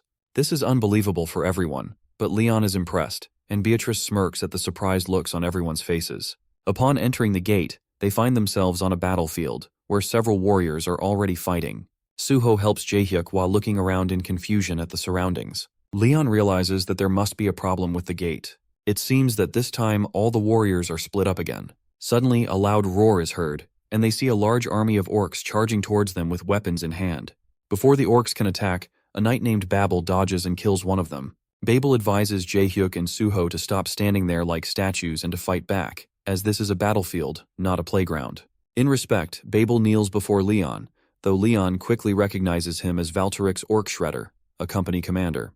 Despite that, Leon demands to know more about this place, so Babel explains that they are in the center of the Ryam Valley, and were in the middle of transporting Cerseria's holy relic. Leon quickly realizes what's happening when his mind reflects on the situation. It's already occurred. The Grail Knight of Dreams and Death, Zeria of Twilight, had failed his last mission. Following Babel, Leon is filled with regret. He wishes he had gathered more information while at Paradise, thinking it might have helped him now. But he also knows that what's done is done, and his focus should be on understanding his current situation better. Leon's attention then shifts to Sir Zeria, who is manifesting his fantasy territory. Holding the sword, Zeria gathers a strong energy that fills the environment. The orcs scream in agony and pain, then fall to the ground in an instant.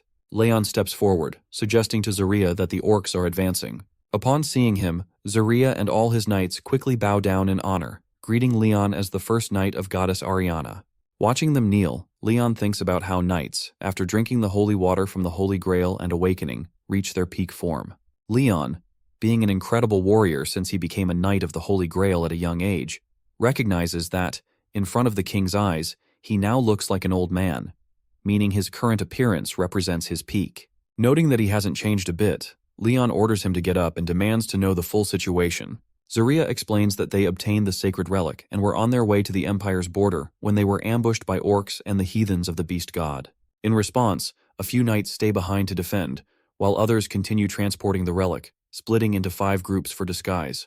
Out of curiosity, Leon asks about the group with the real relic. After a long pause, Zeria reveals that it's the 5th group in the southwest, a team led by Zeria's past. At the same time, in another place, Zeria laughs as he watches Daesung wake up after being unconscious for a while. Daesung is relieved to see the bear that attacked him is dead, and Hari is also there, realizing they've all been separated again. Zeria is surprised to see other knights here, as he never expected anyone else to be crazy enough to do this. Suddenly a system window appears, instructing them to help the Grail Knight Zeria of Twilight transport the holy relic to the Lionheart borders. Noticing their surprise, Zeria explains that they're a bit behind on the news because they've been in the middle of nowhere. To confirm he is Zeria of Twilight, Daesung repeats his name, but to his surprise, Zeria tells him that this honorable title will be his in the future. For now, he is a mission knight on a mission. Zeria Bertham hadn't received any quests from the gods for a long time. He spent 10 years wandering the world as a knight-errant, starting when he was 15, and 15 more years waiting for a quest from the gods. He was an outstanding knight, not someone with superpowers who could change the course of a battle alone, but most of those who received missions from the gods had superpowers. His refusal to give up earned him admiration, even though others often mocked him. One day, a woman appeared in Zeria's dreams, advising him to end his suffering, return to the kingdom, and fulfill his duties. However, Zeria didn't stop trying. Even when the whole world mocked him, he didn't give up, and by the time he was 100, he became a Grail Knight, the oldest person ever to achieve this title. Meanwhile, back where Leon is, Zeria orders the knights to raise their shields and prepare for battle. The knights immediately follow the order. Orcs and other monsters are rapidly approaching them. As the chaos unfolds on the battlefield, the knights with shields dodge the orcs' attacks. They wield their swords and kill many of the monsters, which makes Leon realize that their combat strength as a group is on an entirely different level. They soon spot a boulder troll, and Leon commands Suho and Jaehyuk to observe closely, as what they're about to see is the goal they should strive to achieve. Leon then signals the knights, including Zeria, and they all charge forward to attack the monsters. However, Jaehyuk and Suho find it dangerous because the passage is so narrow. Ignoring the danger, Zeria charges along with the other knights, holding a spear in his hand. His horse leaps high over the knights holding shields, leaving Suho and Jaehyuk in awe as they watch the scene with their mouths wide open. Using the Dear Holy Flames skill, Zeria charges his sword toward his opponents, but Leon warns Suho and Jaehyuk not to get too excited, as the enemy hasn't fought with their full force yet. Meanwhile, the system notifies them of a bonus mission to defend Sir Zeria's forces until the very end. Reading this, Leon decides to stay and help Sir Zeria, confident that the stallion will chase after the real transportation squad. This time, he plans to watch the Honorable Grail Knight until the end.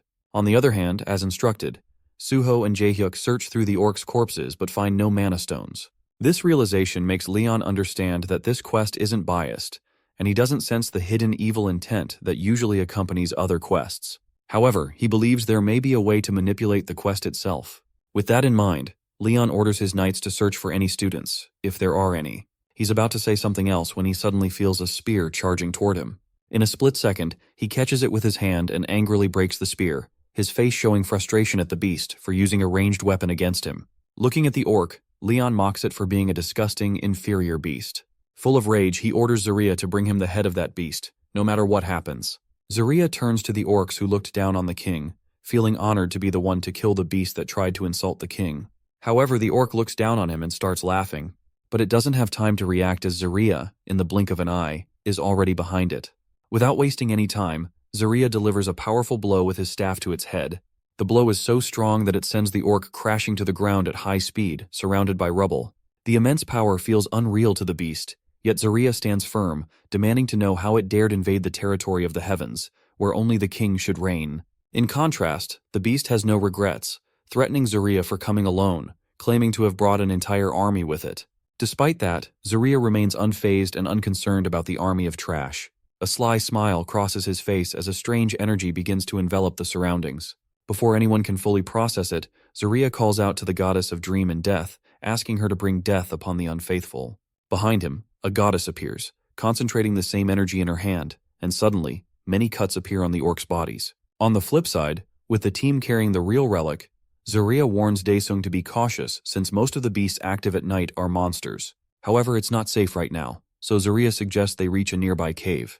With a heavy box of relics on his shoulders, Zaria starts moving forward. Sweat beads on Stella's face as she doesn't want someone noble like him doing such labor, but Zaria assures her that he's just a mission knight at the moment. Unclear about what he's talking about, they eventually reach the cave. Once inside, Zaria uses divine energy to create a plant-like barrier at the entrance for their safety. After setting up camp, Stella hesitantly asks if it's okay for him to watch over the relic box for a while. His response shocks her. Zaria tells her to give him orders, as a kingdom knight has more authority than a mission knight. This leaves everyone confused because nothing makes sense to them. They have no idea about the connection between Zaria's past and present. Seeing their confusion, Zaria reveals that the goddess rewarded him. After his endless efforts, Pu granted him a power when he became a Grail Knight, allowing him to summon a clone of his past self into reality. The Zaria they're seeing now is 85, the age at which he received his quest from the gods. While he reminds them not to expect more power from him, he is nothing compared to the Grail Knight. Instantly, they hear a loud, frightening roar. Everyone stands up, alert. Zaria, who was smiling moments ago, now looks serious, ordering everyone to stay quiet as the danger is very close. Daesung and Hari grab their weapons, ready to fight, but the sounds from above grow louder. Suddenly, the ceiling collapses. Zaria shouts for everyone to move out of the way, and in an instant, a demon's subordinate appears from above. To stop the monster, Zaria thrusts his sword into its gaping mouth, but the monster scratches his back, which is dangerous because its poison is lethal. Stella tries to help, but he orders them to retreat and get out as quickly as possible. Hearing the command, Hari rushes toward Daesung, calling out to him, but her eyes widen in shock when she sees that Daesung has a deep poisonous wound on his arm and is struggling to get up. Hari quickly bandages Daesung's arm, and he apologizes to her for letting her down. But she doesn't care about any of that. All she cares about is the poison in his wound. She feels guilty for not stopping it and tells Daesung to wait for a moment. Then, Hari takes her sword and walks towards Zaria, who is still fighting the monster. Zaria notices her approaching and shouts for her to stay back, warning her that it's too dangerous. He's shocked, however, as she walks forward with strong energy emanating from her sword. Flashbacks come to Hari's mind of a past trip to the gate when Leon confidently said she was chosen by the divinity of war and fire, and that she shouldn't take this gift lightly. Leon had created a flame in his hand, explaining that divine foam flows like a sea current and will move according to her will. Remembering that, Hari swings her sword, focusing both water and fire energy into it. She releases an incredible strike, dealing significant damage to the giant monster. Zaria can't help but watch in disbelief. After defeating the monster, Zaria makes the antidote, but it's enough for only one person since the Empire's Dark Mage's Chimera was accidentally burned by Hari while fighting the monster. As soon as the antidote is ready, Daesung takes it, and Zaria ensures the entrance is hidden better this time so they won't be tracked, no matter how keen the monster's sense of smell is. At the same time, Zaria collapses, feeling weak as the poison's after effects take hold from his own injury. Everyone gathers around him to help, but in a faint voice, Zaria assures them that even if he dies, the version of him from the past will help them, as his clone has been blessed by the Lady of Death, who even bestowed a gift upon it. As Zaria takes his final breath, he instructs them to treat his other self as just another consumable item to get the relic to the King of the Lionheart. As he dies, he sees the Lady of Death consuming his soul. Meanwhile, the second version of Zarya finishes dealing with the orcs, and Leon praises his efficiency, realizing Zarya had tried to lure their leader, but it didn't work. The orcs are surprisingly patient, and the fact that they didn't react to the provocation suggests the leader must be very charismatic. Leon's mind races with thoughts. He wonders if there's an orc champion. They're rare, chosen by the orc god, and they unite the orcs, sparking great wars. Although it's too early to judge, Leon suspects it could be an orc chief. Later, Zarya and Leon talk privately, and Leon reveals everything that has happened. Zarya clenches his fists upon learning that he had already died and ascended to heaven. His hand trembles as he realizes Leon had fought the forces of evil alone for 2 centuries. Overcome with guilt, Zarya begs Leon not to forgive him for his disloyalty, but Leon tells him not to apologize. From this, Zarya concludes that if he was killed by an orc, the great chief is likely here. Leon agrees that the champion chosen by the orc god is on this battlefield, and he's here for an experiment, with the loot being secondary. However, Leon now has a new goal: to stay by his friend's side until the very end. Later that night, in the orc camp, where the orcs are peacefully sleeping on the ground, Leon sets a fire. Orcs live like humans, eating, drinking, and sleeping, making them vulnerable to night ambushes since they rest during the night. From the top of the cliff, Leon watches the burning camp and can't help but smirk, seeing them all dying. Behind him, Zarya decides to tell Leon everything he knows. He believes that with the king's appearance, the history of his death has changed. If this gate can truly recreate the kingdom of that time perfectly, then the one who can match the power of the King of the Lionheart, the strongest Grail Knight, will definitely come. A few days later, a man in the orc camp screams in frustration, his face turning crimson as he struggles to understand how the opponents can attack them non-stop for 3 days. They have 10,000 orcs, yet they are being attacked day and night. What frustrates him the most is that only 2 of them, Zarya and Leon, are attacking and killing thousands of orcs. As he suggests to his subordinates that they must do something, an iron bear, dead and sliced, flies into their tent. It was the strongest and toughest of all the orcs. Just then, the champion of Helkin enters the tent, the one who killed the iron bear. In a fit of rage, it lifts the man by the throat, furious that the opening was supposed to happen yesterday. The man struggles but realizes the champion might be stronger than a Grail Knight, having fought Grail Knights when he was younger. The champion of Helkin throws him to the ground and orders him to prepare the forces for an attack on the Grail Knights tomorrow. Both the champion of Helkin and the skunk's great warrior will join the attack. As the champion leaves the tent, the man thinks that with 2 champions of the orc gods on their side, they might just win the battle. Instantly, a loud explosive sound is heard. As the man and all the other beasts with the chief of Helkin step outside, they spot a giant spear with a letter on it. This letter, which started in the Lionheart Kingdom, has been circulated every year. In the letter, a duel is proposed, so the champion of Helkin orders the man to accept it, as he believes it will be the key to taking down the Grail Knight. Meanwhile, in another location, all the knights are thanking Beatrice and her subordinates for killing the monster and arriving just in time, as things could have gone badly. One of the female knights, concerned, asks Beatrice about the whereabouts of Suho and Jaehyuk. Beatrice explains that their mission was to help Sir Zarya and the main squad, so if the king isn't with them, it means he's with a different transport squad. In any case, Beatrice assures them not to worry about their friends. She also cast a tracking spell on everyone, so they will see each other soon. While Beatrice believes Suho and Jaehyuk are with the king, she senses that Daesung and Hari are with a different squad. However, Sir Spinny is out of her range, which worries her.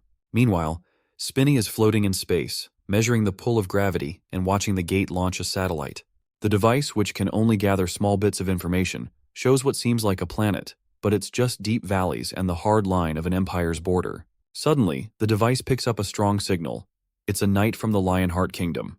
The knight looks directly at him, something Spinny never expected. Taking off his helmet, the Lionheart Knight angrily orders him to leave.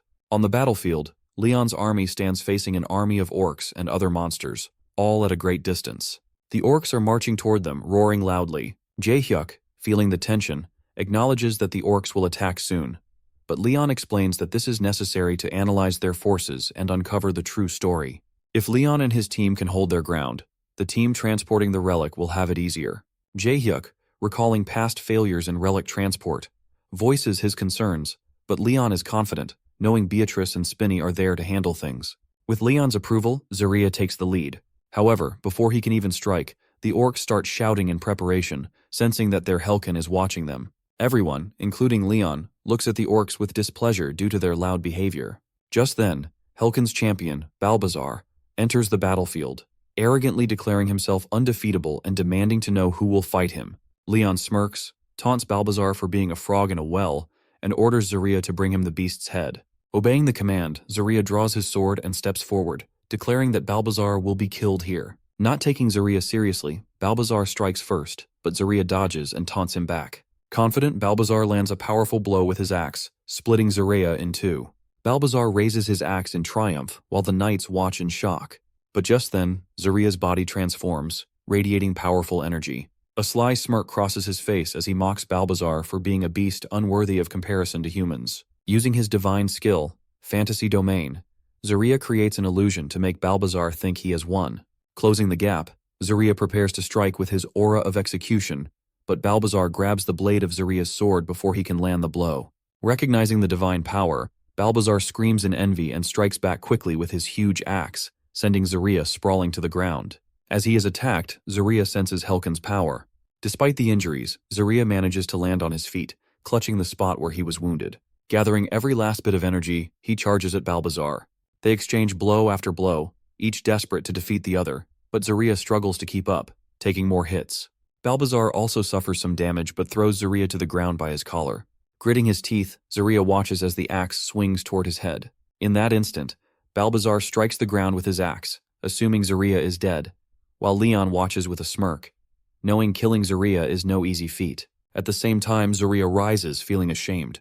He had hoped to dedicate the victory to the king, but now he's failing miserably. Overcome by pain, he ties his hand to his sword's hilt, gets into a fighting stance, and charges at the beast. Balbazar stands calmly, waiting for Zaria to close the distance. As soon as Zaria gets close, Balbazar swings his axe and slices into Zaria's shoulder, taunting him for being a weak human.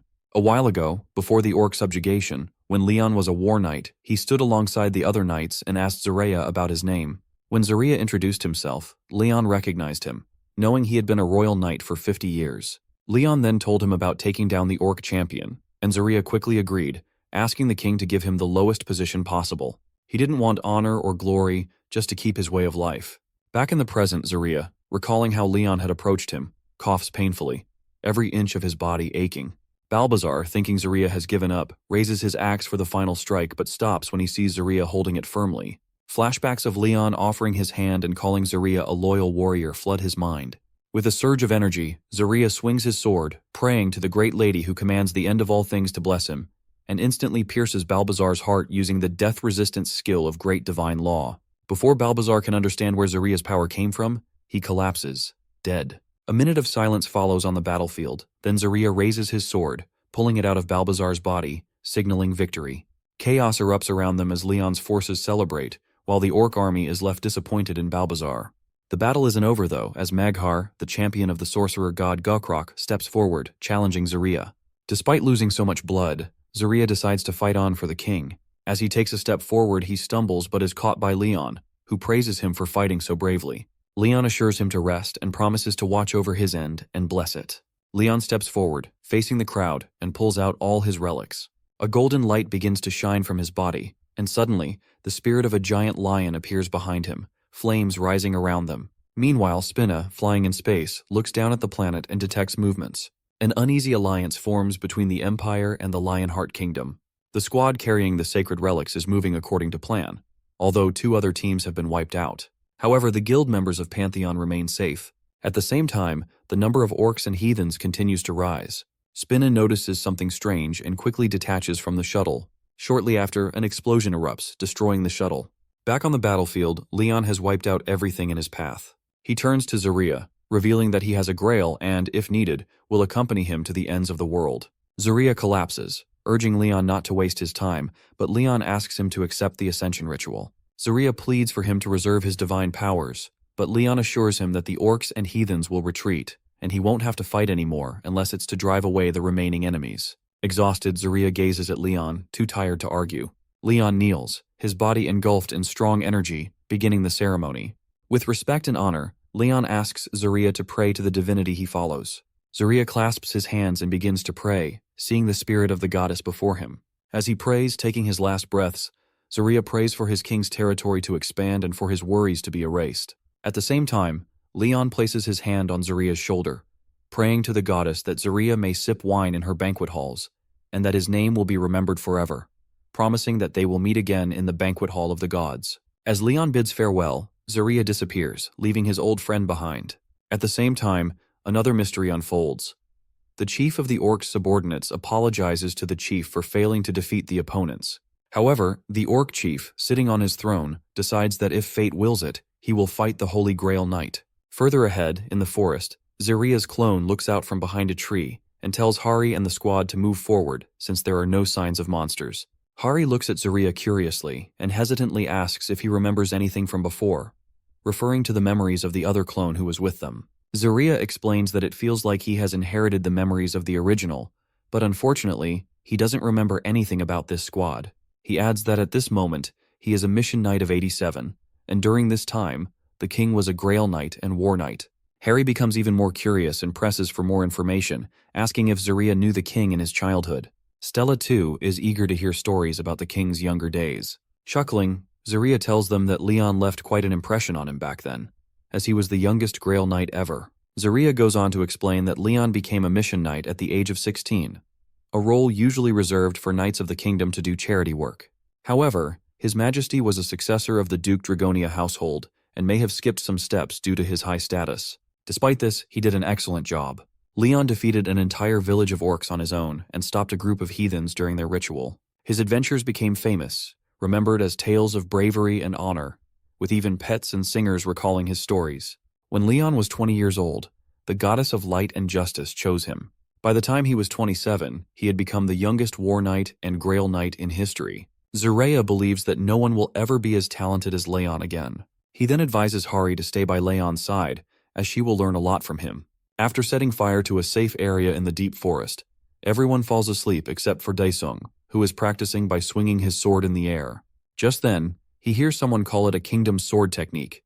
It's none other than Zaria, who has woken up because, at his age, he doesn't sleep much. He thought he'd come to help stand guard, but Daesung was training, so Zaria decides to assist him, which is a great honor for Daesung. They both take fighting stances in front of each other. Zaria suggests Daesung dodge the attacks while he attacks. As soon as Daesung agrees, he notices a quick attack aimed at him. He tries to dodge it. Zaria instructs him to keep his two hands above his belly button. The sword is not just a weapon to swing, but also the fastest form of defense someone has. Daesung is clearly trying hard to counterattack, but Zaria's swordsmanship is so swift and accurate, like a machine, that it's hard to land a blow. Zaria begins delivering faster strikes, and with the final blow, he knocks the sword out of Daesung's hands, stopping his blade at Daesung's throat. Disappointed, Daesung admits that losing to Zaria motivates him since he's gotten the basics down, and praises Zaria for his speed, which encourages him a lot. Daesung sits next to Zaria and asks how he compares to Hari. Zaria reveals that Hari is incredibly powerful and can improve faster than anyone. Hearing that, Daesung starts doubting himself, feeling like he's never enough or good enough. This behavior reminds Zaria of his past self. Everyone around him told him to give up, but he never did because what others say doesn't matter when it comes to trying. He advises Daesung to never lose hope and to be courageous, filling himself with courage, love, and hope, as those qualities are meant to be manifested. The next morning, they arrive at the castle of the Empire. Zaria knows that once they pass through here, they'll be on a straight path to the kingdom's borders. This realization makes Daesung understand that the Lionheart Kingdom and the Empire share borders, and he wonders why the mission isn't over yet, since they've now reached the Empire. Just then, the castle guards order them to stop, but Hari confidently explains that they are there to transport the relic, and there should be a record of them passing through. Instantly, they hear voices welcoming them. The voices belong to the head of the Magic School of Light, the Imperial Guards Division Commander, Sir Bolfhart, and the Heavens Observer, Startooth. Sir Bolfhart smiles evilly, demanding to know what members of the 13 electorates are doing there, and recognizing that it's not Zaria, but his clone. Suddenly, orcs begin gathering around them, and Bolfhart, out of nowhere, strikes a lightning bolt at Zaria, while simultaneously welcoming and bidding him farewell. Hari rushes towards Zaria, who has fallen on the ground, his stomach on the dirt, while panic spreads across the squad's faces. Meanwhile, Bolfhart remains relaxed, knowing it's just a clone and not a real Grail Knight. He challenges the remaining squad, asking if they have the guts to fight. In response to his arrogance, Stella unleashes a powerful wave of flames toward him, but the old man sends an evil magical array in her direction, undoing the divine law with his magic. As the head of a magic school, he knows how to counter divine laws and declares hers to be weak. Stella turns crimson with embarrassment, realizing they've studied the miracles of the divinities, calling it an outright insult to the gods. Bolfhart dismisses them, calling them fools for sticking to old traditions when it comes to divinity. Daesung speaks up, telling them that the Empire has been aligned with the orcs from the start, and that the orcs are after the holy relics. Wolfheart laughs maniacally, thinking the relic will help him analyze the gods, claiming it will take their progress one step further. But just as he's about to act, an image appears in the sky from the shadows. It's Beatrice, surrounded by divine power. She feels the strong magical pressure from his spell, but uses a double recovery of mental fortitude to reinforce herself. Wolfheart maintains the magic circle, calling her power vulgar as she exudes seductive magic.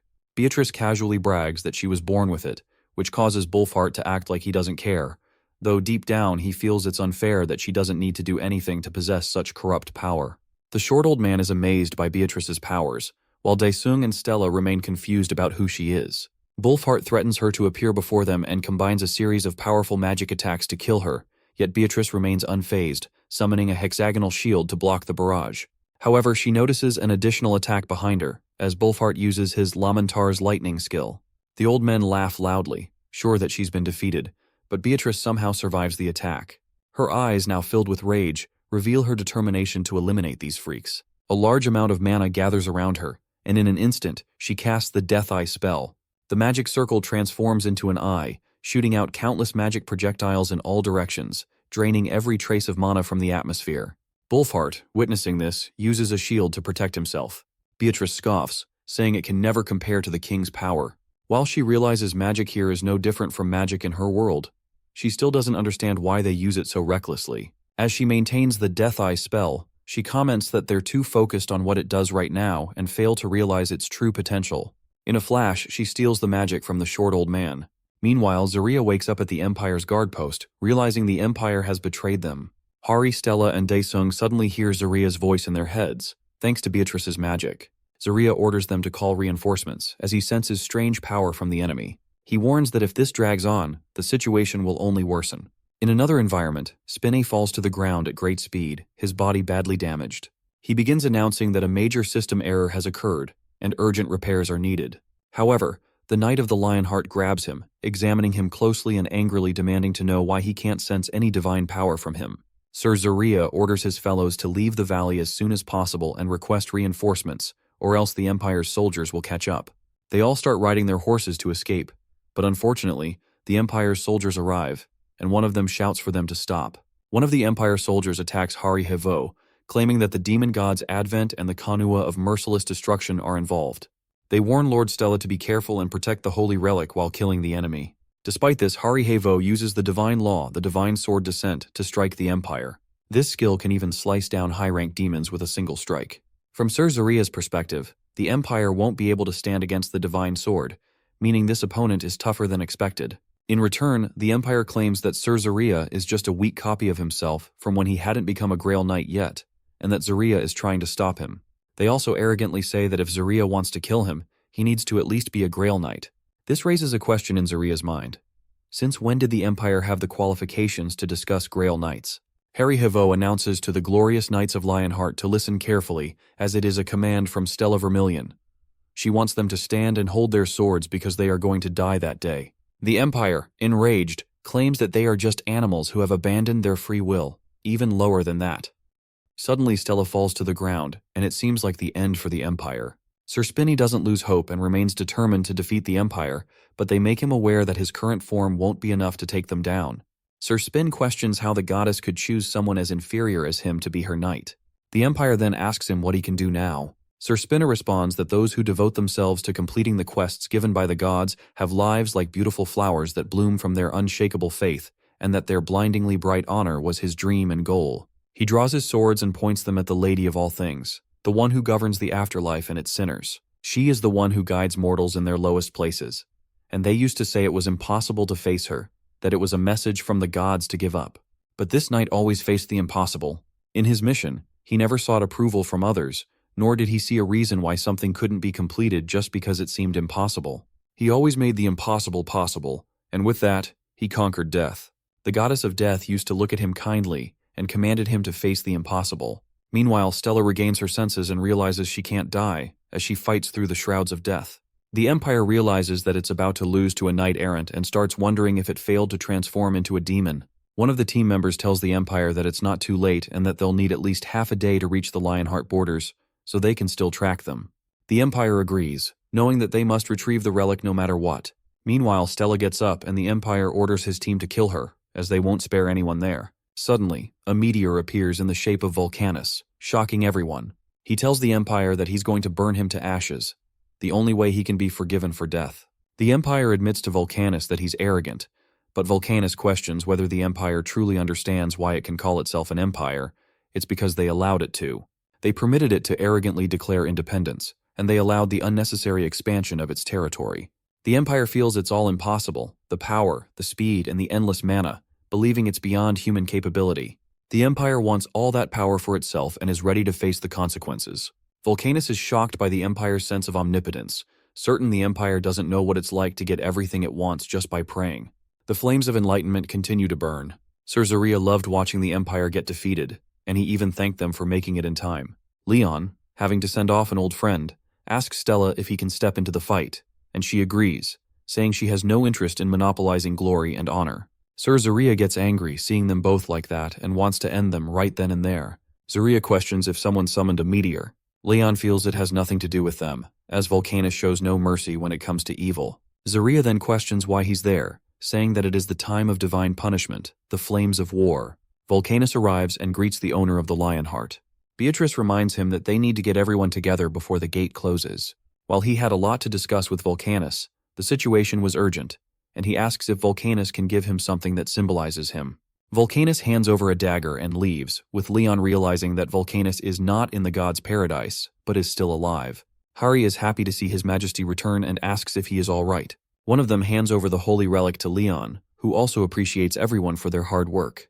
He opens the relic box, and finally, the last relic is in their hands. He then guides everyone to leave. Meanwhile, at the Chungju Plains Pantheon Guild, Park Soo-jin gets out of her car, wondering what's so urgent that she's been called so suddenly. She feels like the Pantheon Guild has turned into a tourist spot, and how could anyone resist the offer of such an epic item? She spots Jagged Spinner in her way, and the system recognizes her facial ID, identifying her as the Hunter Association Evaluator Senior Manager Park Soo-jin, having all the data of the members of the Hunter Association. While it contacts His Majesty, she is asked to wait inside. There's a banner promoting the Hammer Challenge, and she considers trying it out, but the fee is 5 million won, which is quite expensive. They used to reduce prices based on the tax bracket, and since Soo-jin is in the second class, the fee is only 500,000 won for her. She's happy to see such a huge discount, but at the same time she's confused about how the machine knows her tax bracket. The machine just guessed it though, and it was completely random.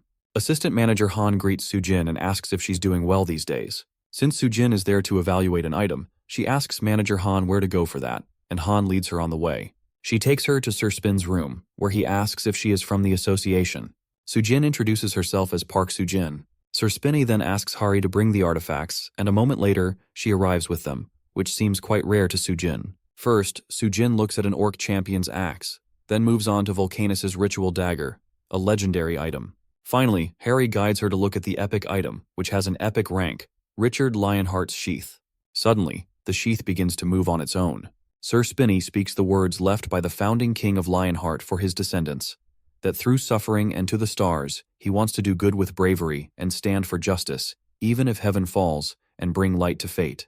Sir Spinny then asks everyone to leave him alone for a while. Suddenly, he feels some sort of power, and introduces himself as Leon Dragonia Lionheart, the 15th king of the Lionheart and the rightful successor to the founding Lionheart. As the agent of God, he claims his right to wield the relic and declares that he has finally regained his power from his pinnacle. He orders Beatrice to get ready, as they are going to carry out a large ritual, all made possible because of that sheath. He plans to first form the Knight Order and prepare to appoint a Grail Knight, and through the great ritual, he will summon the star. A woman is talking on the phone with someone, and he asks if she really intends to stay there. She agrees, saying that she wants to kill someone, and for that, she has countless sword techniques from the Divine Sword Guild. But they aren't enough. She needs the divine law to kill him. The person on the phone asks if she knows where the person she wants to kill is. She says that he was last seen in Vietnam, still with the demonic sword. It's the Panchen Guild's morning training for horseback assault and defense. The training continues as they keep beating Suho. An announcement is made that the Defenders team wins, and it's time for the next team. Everyone asks Suho if he's okay, but he feels like he just died for a second. The same thing keeps happening, and then the students' team wins, marking the end of the morning training. Leon Dragonia Lionheart makes an announcement that anyone who fails as an attacker must come forward, as the soldiers on foot are slower than them. He also tells everyone to prepare to charge again and try to use their mobility to their advantage. They all feel exhausted and have no strength left, thinking that the men-at-arms are surely determined to win. Meanwhile, they get some potatoes and sweet potatoes as snacks and discuss how long they have to survive on just sugar and salt water. They feel like they were better off when entering the gates, as they used to get proper food there. It's almost time for the induction ceremony, and everyone will get proper food after that, meaning they will be connected to the gods. Since they've been learning about the gods whenever they have time, they need to be able to use the divine law to become royal knights, and must choose the one they believe in the most. One of them thinks that for him, it's surely going to be Ariana of lights and justice, as well as Patos of war and fire, since their majesty told them they are the two most important knights to worship. The three girls discuss Sir Yape, a Grail Knight of Heto, the divinity of steel and blacksmith, as one of them saw him conducting some kind of charged practical experiment the last time they saw him. Suddenly, Sir Yape appears on the screen and tells them that his ability is not to earn money, and his sound wave detector features cannot be compared to that of an organism. Student Kim Jae-hyuk is asked to get changed and head to the entrance as the Guardian is visiting. In the Pantheon Guild's lobby, Kim Jae-hyuk's mom is there. He asks her what brings her there and tells her to say whatever she wants quickly since he's busy. His mom realizes he's just like his father. She questions why he requested to withdraw from their guild, but he refuses to tell her, feeling that it's none of her business. During their conversation, the man at the counter mentions that the guild is one of the top 10 in Korea, and says that Jae-hyuk will have a bright future if he joins. Leon questions the students about what sets the gods of the Pantheon apart from the cults. One of them gets confused, wondering if it's sacrilege to compare the Pantheon with the cults. Beatrice guesses that the gods of the Pantheon actually exist. Leon asks if there is proof that the cult's god does not exist. Another student answers that, as far as he knows, those gods don't perform miracles. Leon challenges him, asking if he thinks a god ceases to be a god just because they don't create miracles. He mentions how the goddess Demera appeared to them in the form of a scarecrow, and how many gods in the Pantheon still have yet to show themselves. Leon asks him if he is saying those gods don't exist and wants him to guarantee that. Cheon Soyeon raises her hand and claims that the Pantheon gods actually help them and are different from the cults because they respond to their prayers and make miracles happen. That's how they prove their existence. Leon asks her that since she serves the divinities of war and fire, as well as justice and light, if she has received any answers from them. She assumes that her faith isn't enough. Leon tells them that they are all misunderstanding something. Suddenly, a thunderstorm forms in a cloudless sky. Leon senses that some of them will think it's proof that God exists, as gods are supposed to make one's wishes and prayers come true. Cheon Soyeon thinks she prayed for rain, but not to avoid getting caught in it, so she feels like the god is protecting her from getting wet. Leon advises her not to negotiate with the gods, as they are gods and not genie lamps. It's one's freedom to choose which god to believe in, whether from a pantheon or not, and even if they don't exist, their teachings are still valuable. He warns them to be aware of hypothetical followers who speak of rewards in exchange for faith, and encourages them not to keep faith with the expectation of receiving something in return. The goddess arrives and greets all the students, making them really excited as they can hear her voice. However, she tells them not to get too excited, as such enthusiasm will make it difficult for them in wars when they need to stay focused. Leon thinks they need a couple more new Grail Knights since there are only 3, including him, and he feels that Hari Hevo has the highest chance of becoming one. A few days later, at the Pantheon Guild Naju Plains branch, some people from One Brilliance come and announce that one can only reach heaven by trusting in the dragon god, and anyone who doesn't believe will go to hell. Almost everyone starts shouting for the mercy of the dragon god to envelop them. 2 men discuss whether they're mad for shouting so loudly in front of the Pantheon Guild. The man from the dragon god's team continues shouting that heretics and Satan should go away. Sir Yappy arrives and questions them about what they're doing, as their noise level is way too high. He tells them to keep it down, as they don't have permission to shout like that there. The machine then attacks everyone and tells them to get out. The men from One Brilliance stand in front of the Pantheon Guild again, holding apology signs. Sir Yappy tells them to leave and not come back. However, the men stand their ground, and Sir Yappy starts hitting them, asking if they want to die. The main man runs away, cursing Sir Yappy, saying he's not running because he's scared, but because he's evil. Others watch them run away as the man from One Brilliance catches up to the other guild members. They ask if he's okay or if he's hurt. The man replies with annoyance, saying it was nothing, and that someone like Sir Yappy can't do much to him. Mr. Choi calls him out, asking if he got the job done. The man smirks and tells Choi that it was all recorded, revealing a hidden camera in his tie. They both watch the footage on their phones. Mr. Choi smirks while watching Sir Yappy threaten to kill the One Brilliance Guild members. He says it will be enough and that he'll show the Pantheon Guild how juicy Korean law is. The next day, Mr. Choi opens his laptop, thinking the news will be attacking the Pantheon Guild, and it should be all over the internet. He opens the website, only to find several articles about them.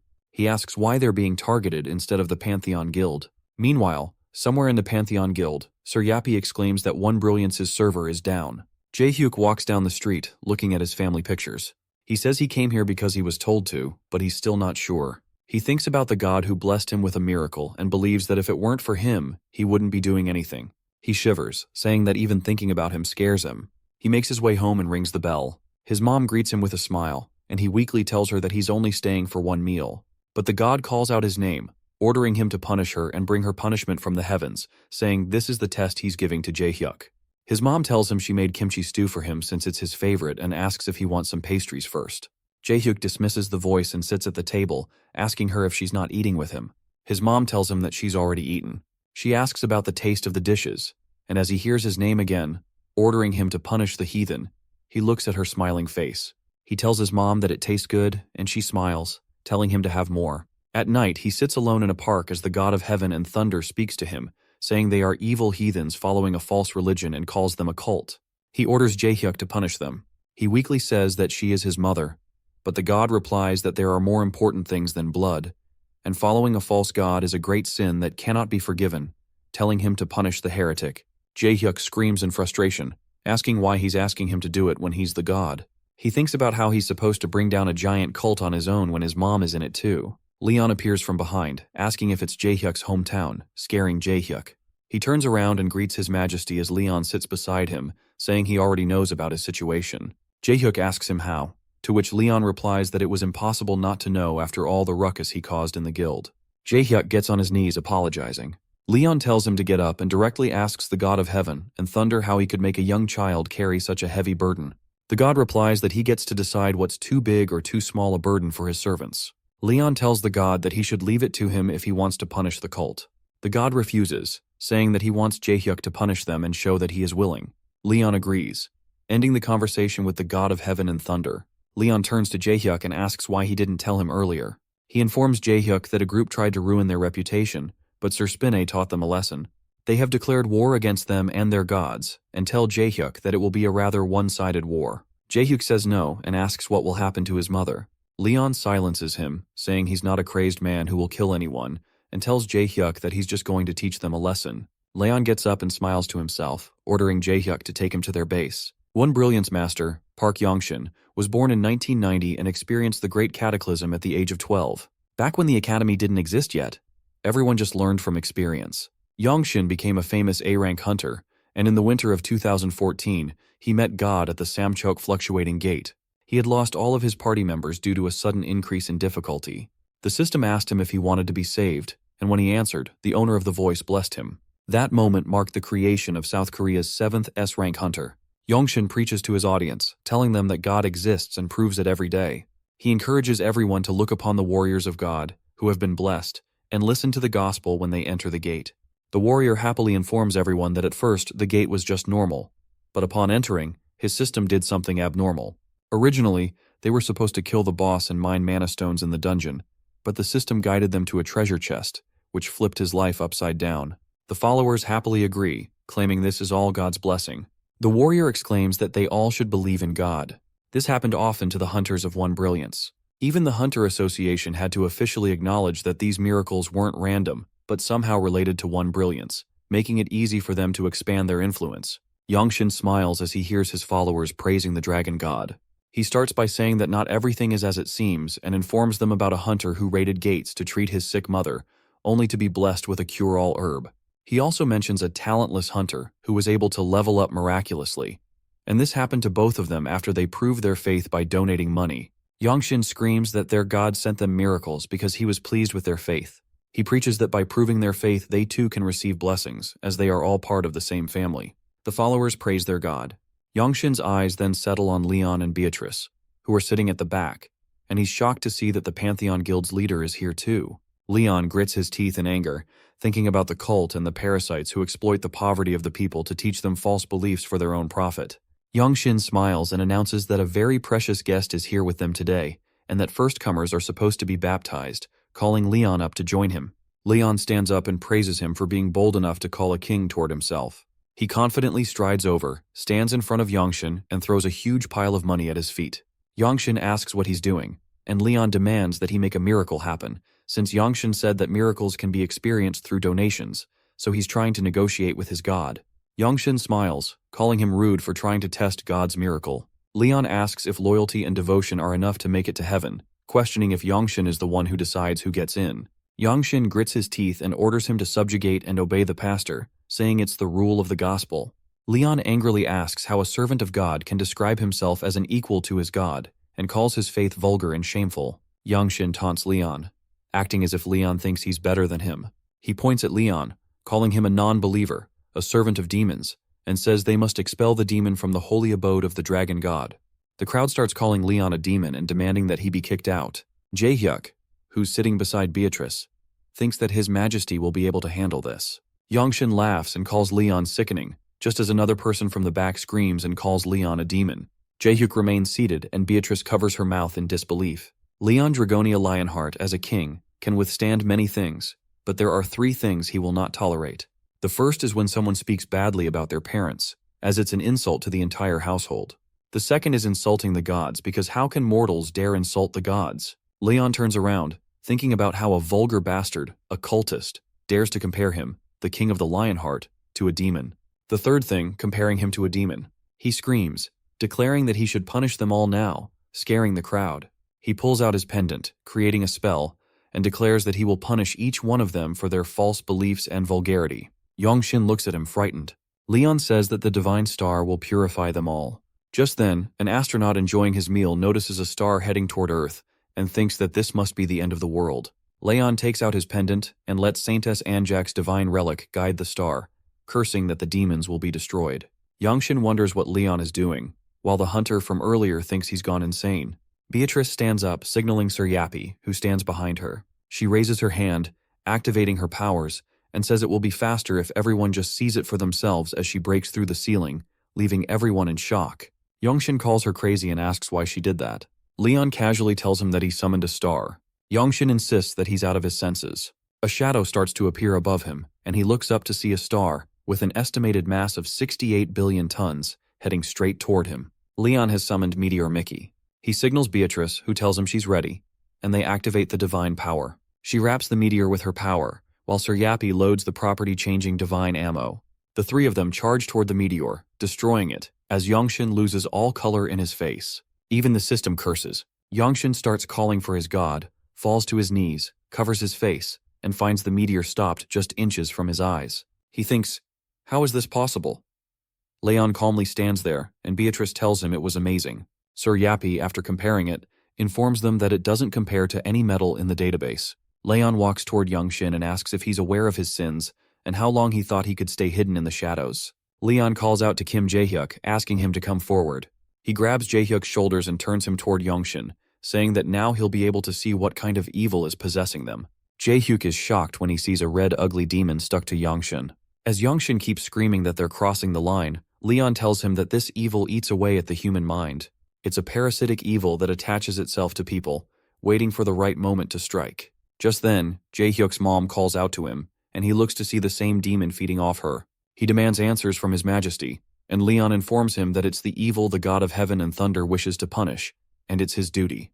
When Jaehyuk hesitates to hurt his mom, Leon advises him to trust in his god and be certain that things will turn out the way he wants them to. After a while, Jaehyuk raises his hand. It's a symbolic gesture at first, born from a wish. He closes his eyes and prays, asking that the miracle he creates only pierce through evil, and begs God to forgive those who are sinless. The demon feeding off his mom begins to burn, and she collapses to her knees, calling out for him. He runs to her and hugs her tightly as the demon burns away. His mother apologizes as he holds her close. Leon praises Jaehyuk and thinks about how he was chosen by the god of heaven and thunder. Leon turns toward Yangshin and warns him, saying that he's next. Leon destroys the demon and Yangshin passes out.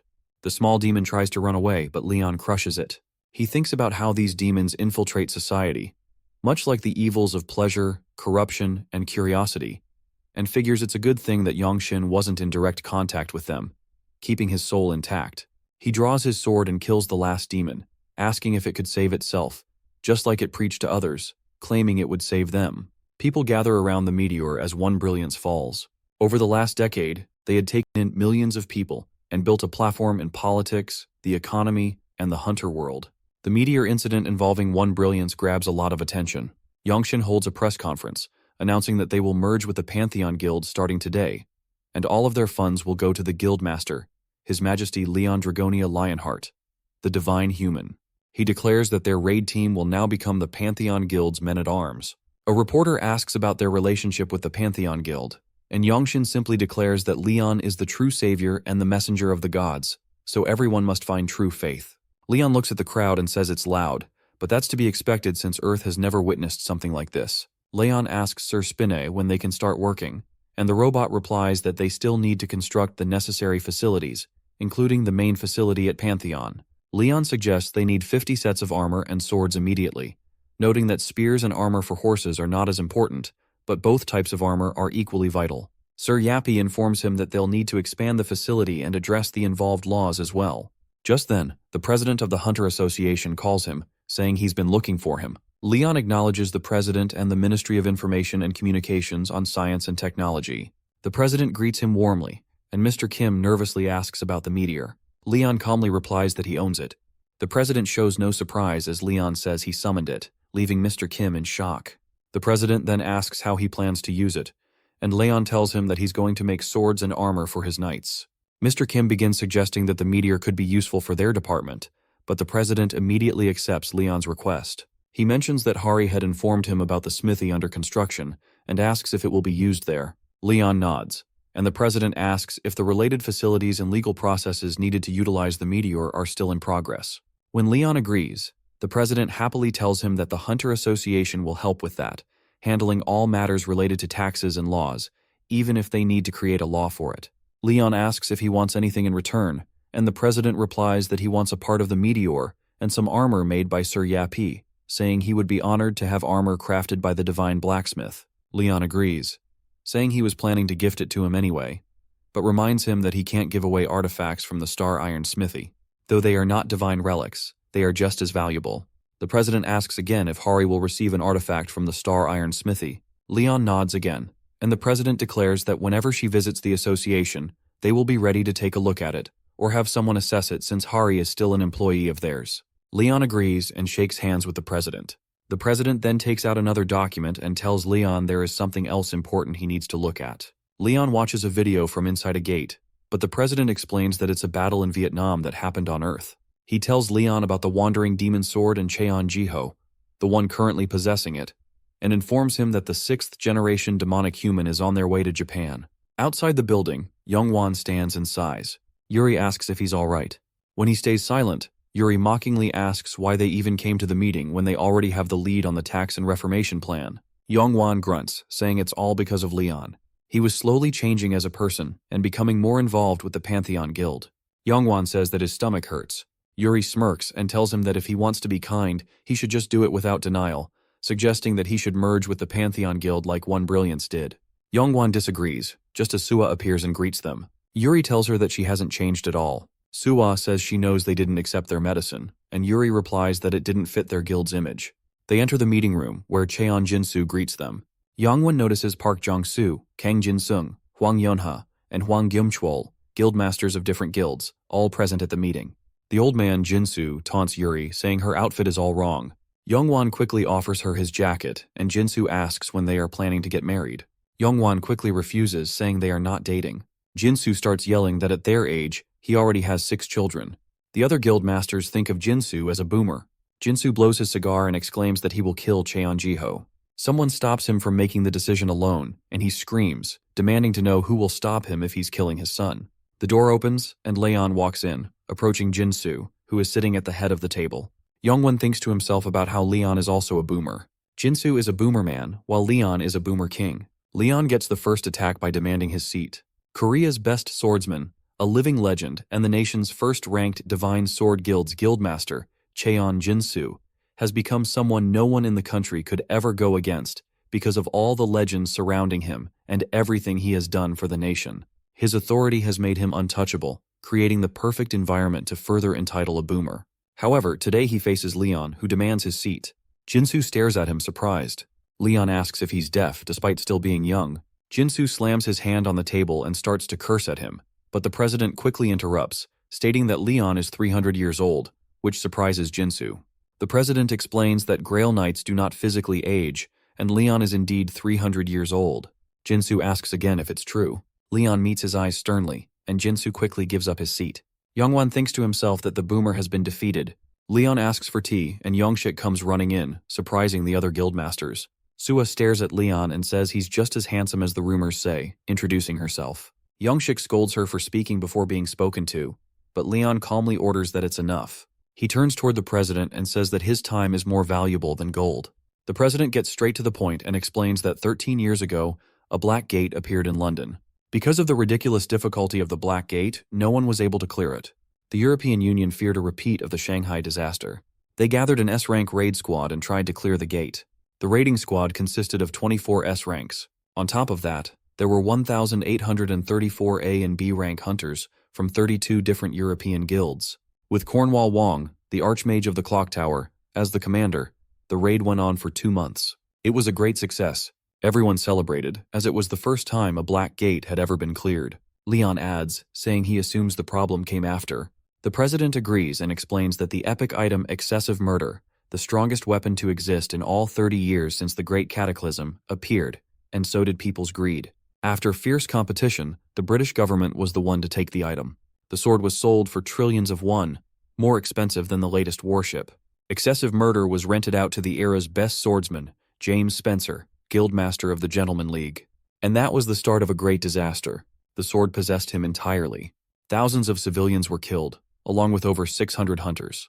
Leon asks if he was the 6th-generation demonic human and whether he was killed. The president confirms that they were able to kill the vessel Sir James, but the demonic sword escaped. It soared into the sky and was never seen again. Since then, they have repeated the process of finding the vessel and killing them all over the world. Mexico, Australia, Cambodia, Spain, and lastly Korea about 4 years ago. The sword made its way into the hands of Cheon Jiho, who was supposed to be the successor of the Divine Sword Guild's guildmaster. The president then informs Leon that Cheon Jiho is the son of Cheon Jinsu, the current Divine Sword Guild master, and also the grandfather of Cheon Soyeon, whom Leon has taken into his guild. After the meeting, the president shows Leon the list of guilds that will be participating in the demonic sword raid. Pantheon, One Brilliance, Divine Sword Guild, Golden Lion Guild, and the Phoenix Guild. Another guild leader raises his hand, saying he will also participate. Another expresses hesitation, saying he still doesn't feel good about the situation and doubts they'll gain anything from it. Leon tells him they will gain honor and that they can fulfill their duties as knights and nobles. It is the fulfillment of duty that builds the wall for the people to lean on. Yongshik screams with tears in his eyes, praising Leon and calling him their savior. Yongwon closes his eyes, thinking that he doesn't want to be associated with him. The president starts to speak about Japan's financial offer of 10 trillion won, but before he can finish, Leon tells him they will accept it.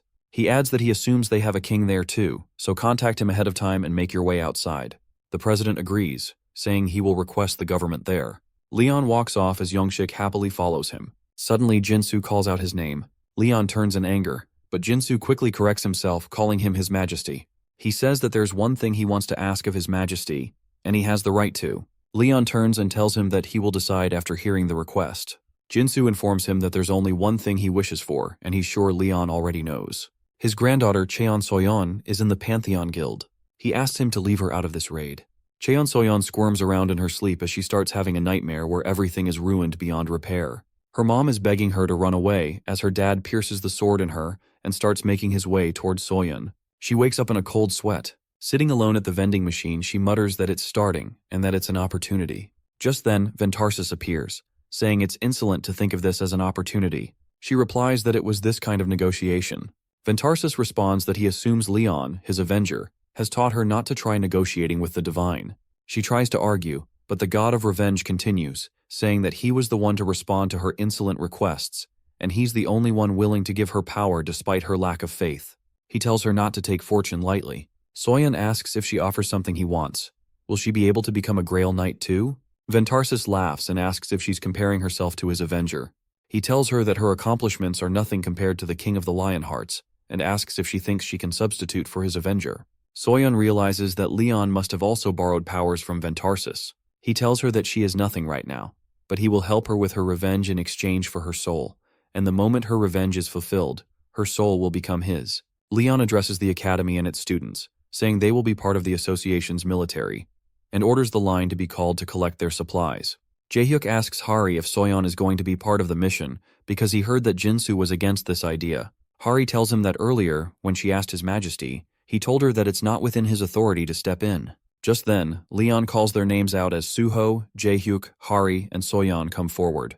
He starts saying that their accomplishments until now are as good as he expected and praises Hari, saying that the gods admire those who are innocent. He adds that she has proven that her talent, as well as her purity, are worth the praise. Hari smiles as Leon shows her armor, sword, and spear. He tells her that it should help bring out the true power within her. She admires the armor, calling it beautiful, as Pedos and Poma come behind her, praising the armor as well.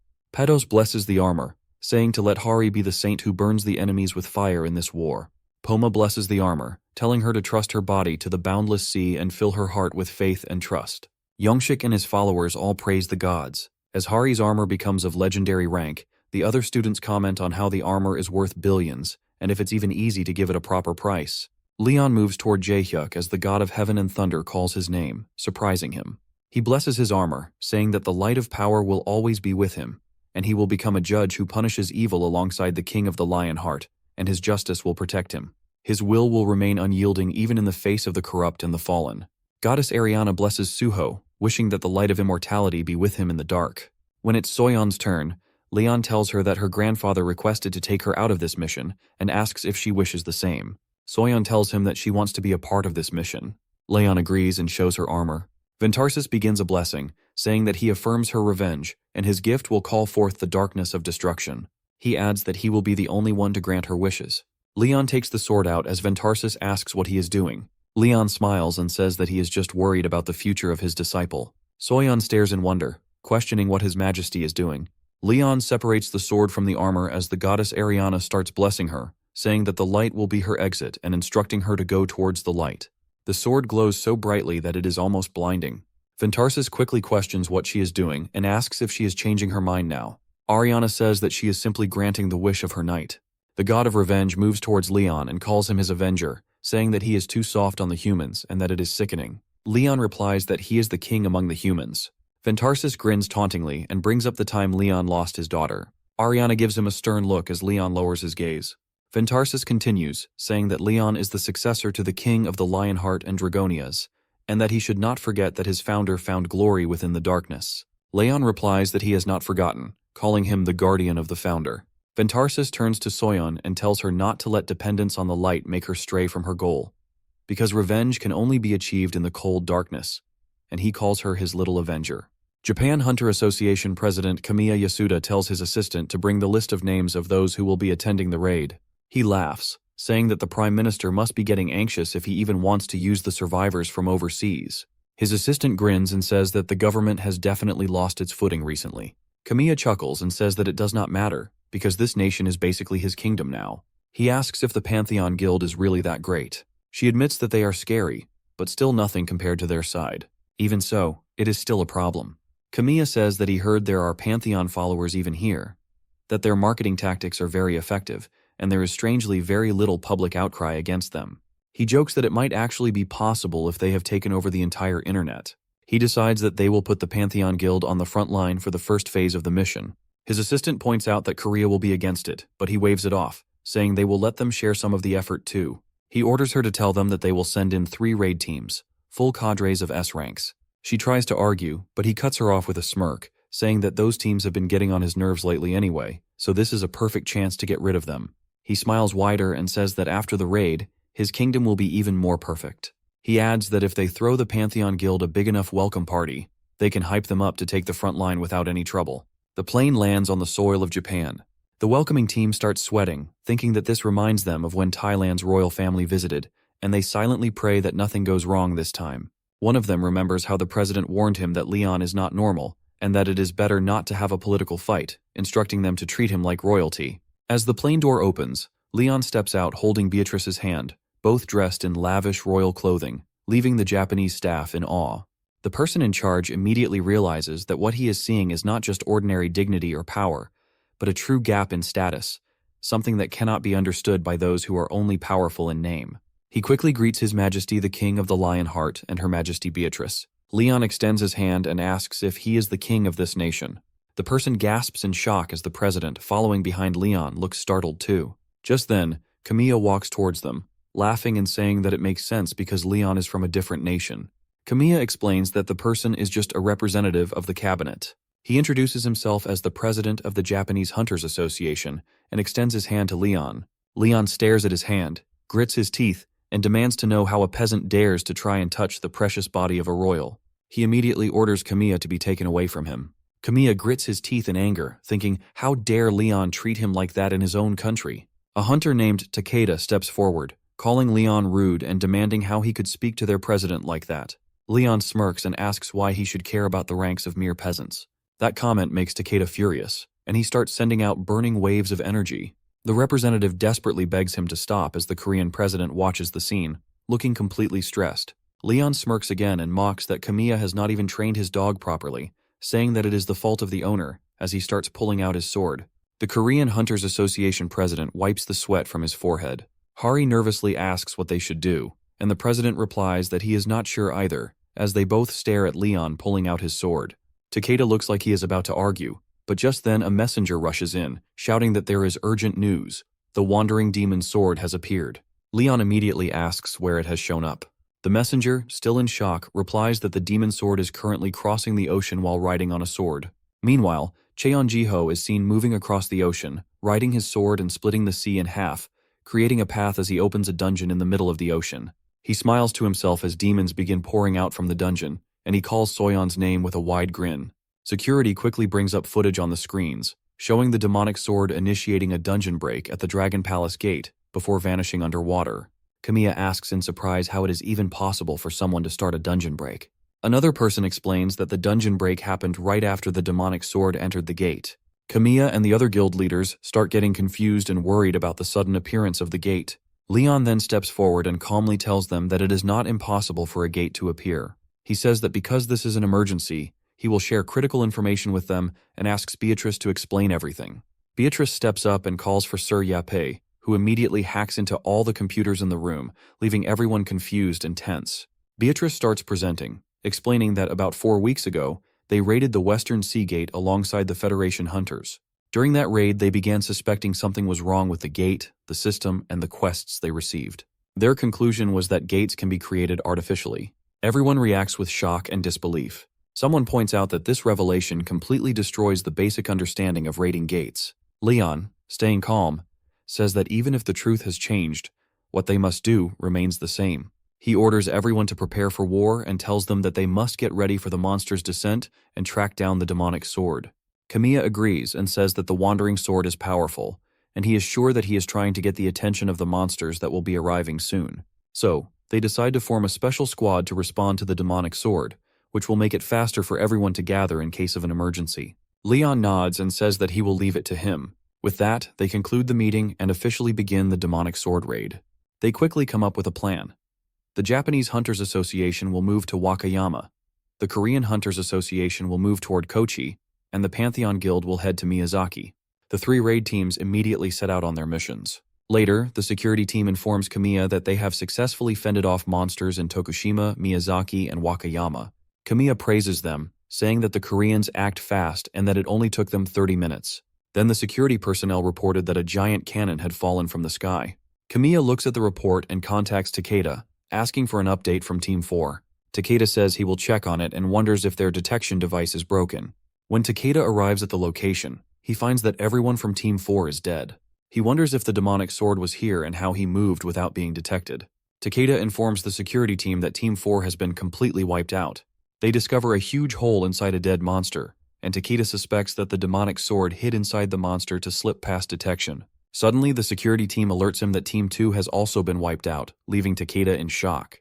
Meanwhile, a messenger rushes to inform the Korean Hunters Association that the demonic sword has made another appearance.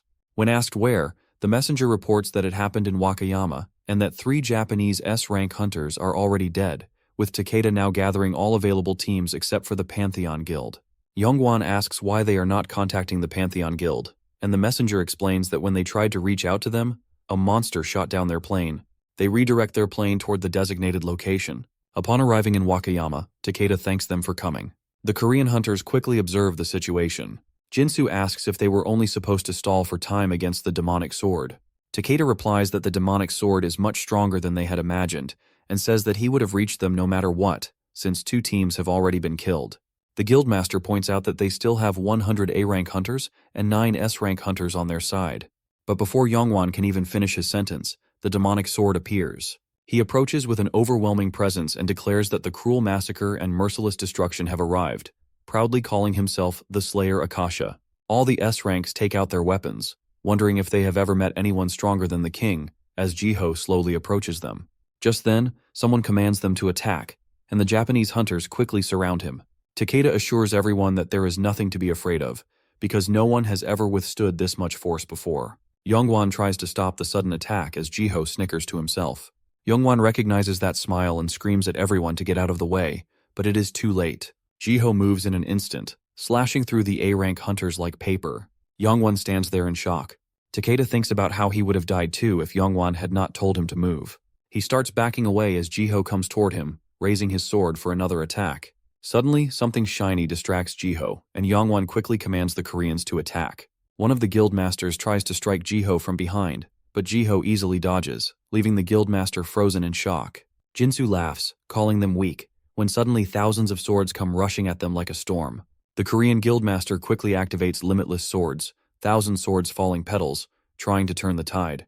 Jiho flashes through the air, aiming for another attack, but another wave of swords comes crashing down, taking more hunters out. Jinsu asks the guildmaster if this is the same guy they fought last time. The guildmaster replies that he had fought Jiho back in Ulsan, but he has definitely become stronger. One of the healers rushes to Takeda, panicking, trying to heal him, but she cries out that she cannot heal him, that something is wrong, and it has never happened before.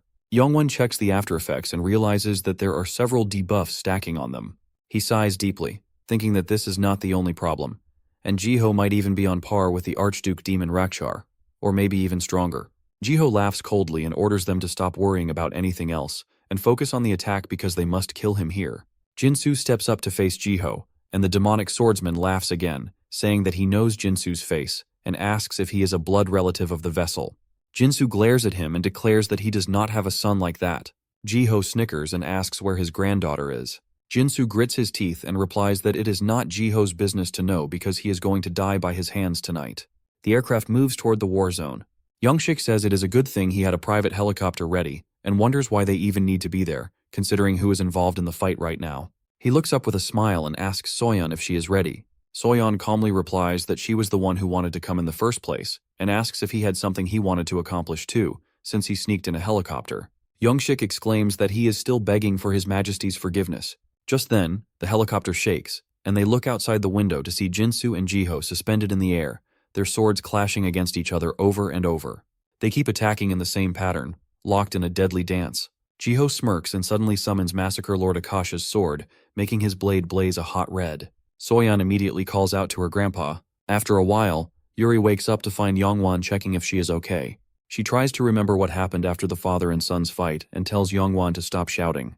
As she looks up, she sees Jinsu hanging off of Jiho's hand while the other S-ranks are coughing and struggling to stand. Jiho laughs, saying it is not bad despite Jinsu being old, but he had expected more force and honestly thought Jinsu should have died from that attack.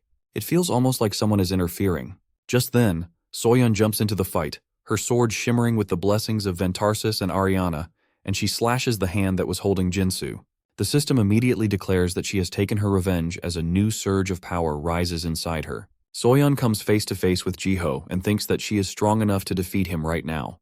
Jiho just laughs, calling her an amateur, and attacks. Soyeon stands her ground and blocks his strike. Jiho acknowledges that her divine power is strong and says that countless comrades of his have met their deaths after encountering it, but she is neither a knight nor an orc, and with a single attack, he throws her back. He stands there looking down at her and says that she is nothing. Youngshik leads his people forward and orders them to protect Soyeon for the sake of the Lionheart. They charge at Jiho, but he turns and releases a blood-tinted wave. Shock flashes across Youngshik's face as he and his comrades, along with Soyeon, are thrown back by the force. Jiho scoffs and says that even a dog tucks its tail when it sees a tiger, but these people are foolish because they are fighting an immortal. Youngwon suddenly starts laughing right in his face. He says it is kind of ridiculous because in front of the real man, they are all just mortals. He points towards the sky and Jiho turns to see Leon arriving on his Pegasus, shining brightly like the sun. A long time ago, there existed a world protected by gods, and in that world, there were kingdoms blessed with knights. These knights were an annoyance to the immortal demons hiding in the shadows. The knights used divine laws, broke the laws of nature, and eliminated evil, and because of that, the demons decided to bring them down. 4 of the 7 lords were summoned, leading 6 archdukes and 87 great demons at the head of 10 million troops. They invaded the world of the gods. In the end, they succeeded and destroyed most of that world. The only forces left standing were the army of knights, ready for their last battle, and the army of orcs, who enjoyed the Great War like it was some grand festival and destroyed the East. At that time, Akasha had been dispatched to another world, so he could not witness the end of the war. But now, he will realize just how lucky he was back then. Jiho mocks him, saying that Leon has the right to call himself the hope of this world. Anger sparks in Leon's eyes as he says, how dare he call him by his name? Then he moves straight towards Jiho and punches him right in the face, sending him flying across the ground. All the guildmasters watch in shock as Takeda wonders how Leon managed to knock out the Archduke demon with just a single punch. Soyeon rushes over to Jinsu and helps him up. Jiho smirks, saying that Leon is still just a mortal, and starts creating all sorts of debuffs against him. Jinsu nervously thinks that even his majesty might not be able to win with this many debuffs stacked against him. Leon starts walking toward Jiho, every step carrying the weight of historical heritage, and begins to create even more powerful buffs. Jinsu watches in shock, realizing that Leon has something that normal demons and humans could never reach, that he is an overwhelmingly powerful legend. They come face to face as Jiho yells that he is the destruction of all life, but Leon calmly refuses, saying that he is the destruction of Jiho alone. They clash, fighting with everything they have. Meanwhile, in the blocked streets of Japan, all the cars are jammed together, and people start causing a commotion, demanding to know when the roads will open again. The control team keeps assuring them that it will take a little more time. An impatient man worries because even the news is not giving any updates. He turns to his wife and says, maybe they should just walk. But before he can even finish his sentence, a loud bang shakes the air outside. The parents immediately move to shield their child, asking if he is all right. Haruto, the child, looks out the window and tells his parents that there are people fighting in the sky. The husband looks up and wonders if they are even human.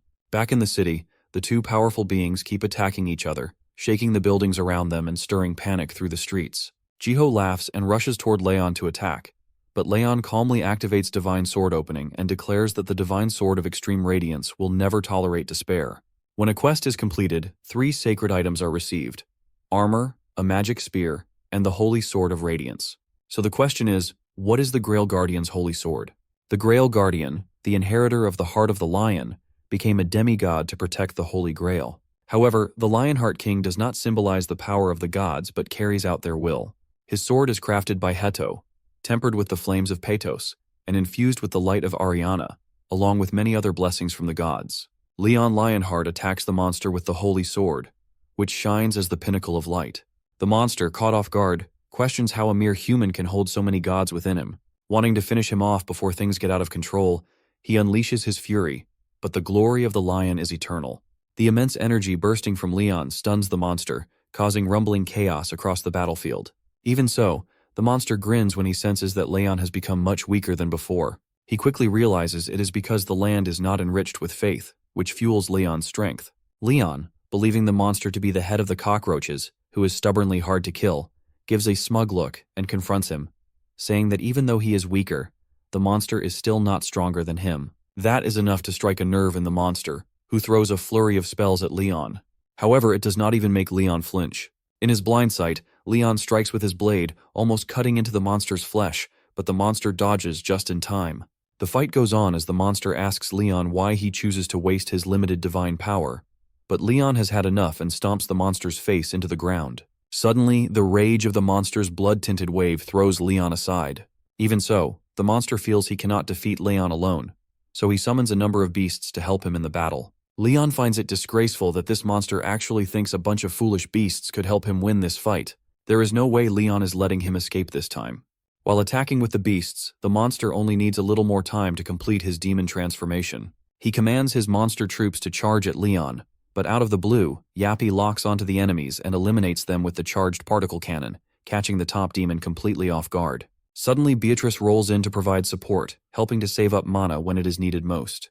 Meanwhile, Hari and Beatrice arrive, itching to lend a hand to their majesty. The monster, seeing Leon's team, is shaken to the core. He remembers that it was only 4 months ago when he laid eyes on the King of Lionheart, so he cannot believe Leon managed to build an entire army in the blink of an eye. It is like Leon pulled it out of thin air. Without missing a beat, Leon Lionheart gives the order, rallying his team to hit the enemies with everything they have got. Beatrice confesses to Leon that the very thing they had feared ended up happening anyway. After seeing the sea of dead demon bodies, Beatrice feels a pang of sadness that the demon sword managed to slip through their fingers. Back then, the trainees, driven by high morale and a thirst for victory, managed to wipe out all the monsters the demon sword had summoned, but they still could not stop it from making a clean getaway. When Beatrice catches sight of Leon's sinister grin, she quickly asks if he has a backup plan in case Akasha escapes. Leon is already one step ahead, revealing that he has the massacring Lord Akasha's arm in his possession. He asks Beatrice if that is enough for her to summon a gate, and she is all in on the mischief, confidently assuring Leon that it can definitely be done.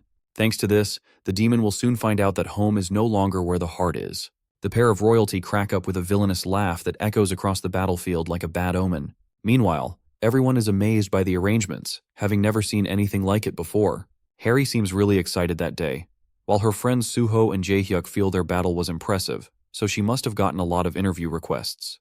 Hari asks them if they have seen their majesty and Soyeon. Outside, Soyeon knows it is not over yet, but Plo thinks she cannot handle it. Plo suggests that she is talented enough to defeat the one she seeks. Since his child once took the power of the Archduke Demon of Sloth, he can now pass that power on to her. Soyeon has already paid with her soul, leaving her with nothing else to offer Plo.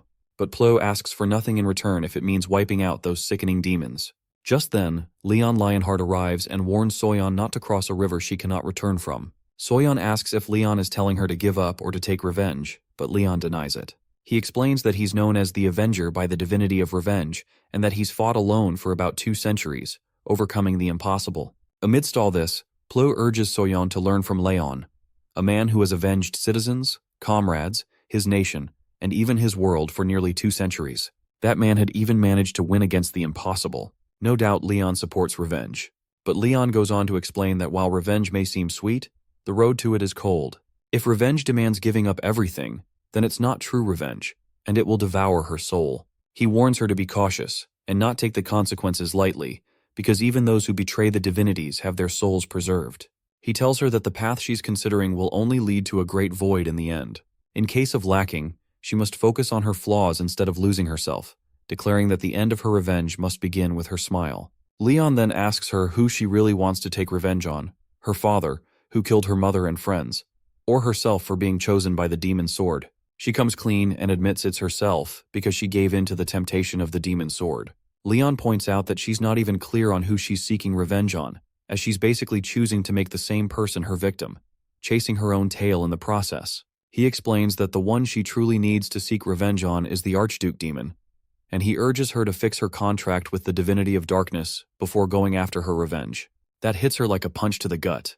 10 days later, the Demon Sword Raid Squad gets back together, and the group, including Kamiya, kicks up a fuss. They question why the Black Gate has to be opened in Japan, and demand that the Demon Sword be held accountable for the lives of their fallen comrades. However, more people end up siding with the Pantheon Guild. When they are supposed to be the building blocks of Japan's future, they cannot believe Pantheon would be willing to throw away their own nation's hunters just to line their pockets. This man is ready to make the Demon Sword pay for every life it has taken and to expose what Pantheon is really about. He is also eager to see how the Lionheart King plans to handle things inside the gate. Upon stepping into the gate, the horrifying scenes freeze them to the bone. Leon, losing his mind, is ready to round up every last one of them and put them to work as serfs. The stage is set, and everyone is itching to see how the King of Lionheart and the Pantheon Guild will perform.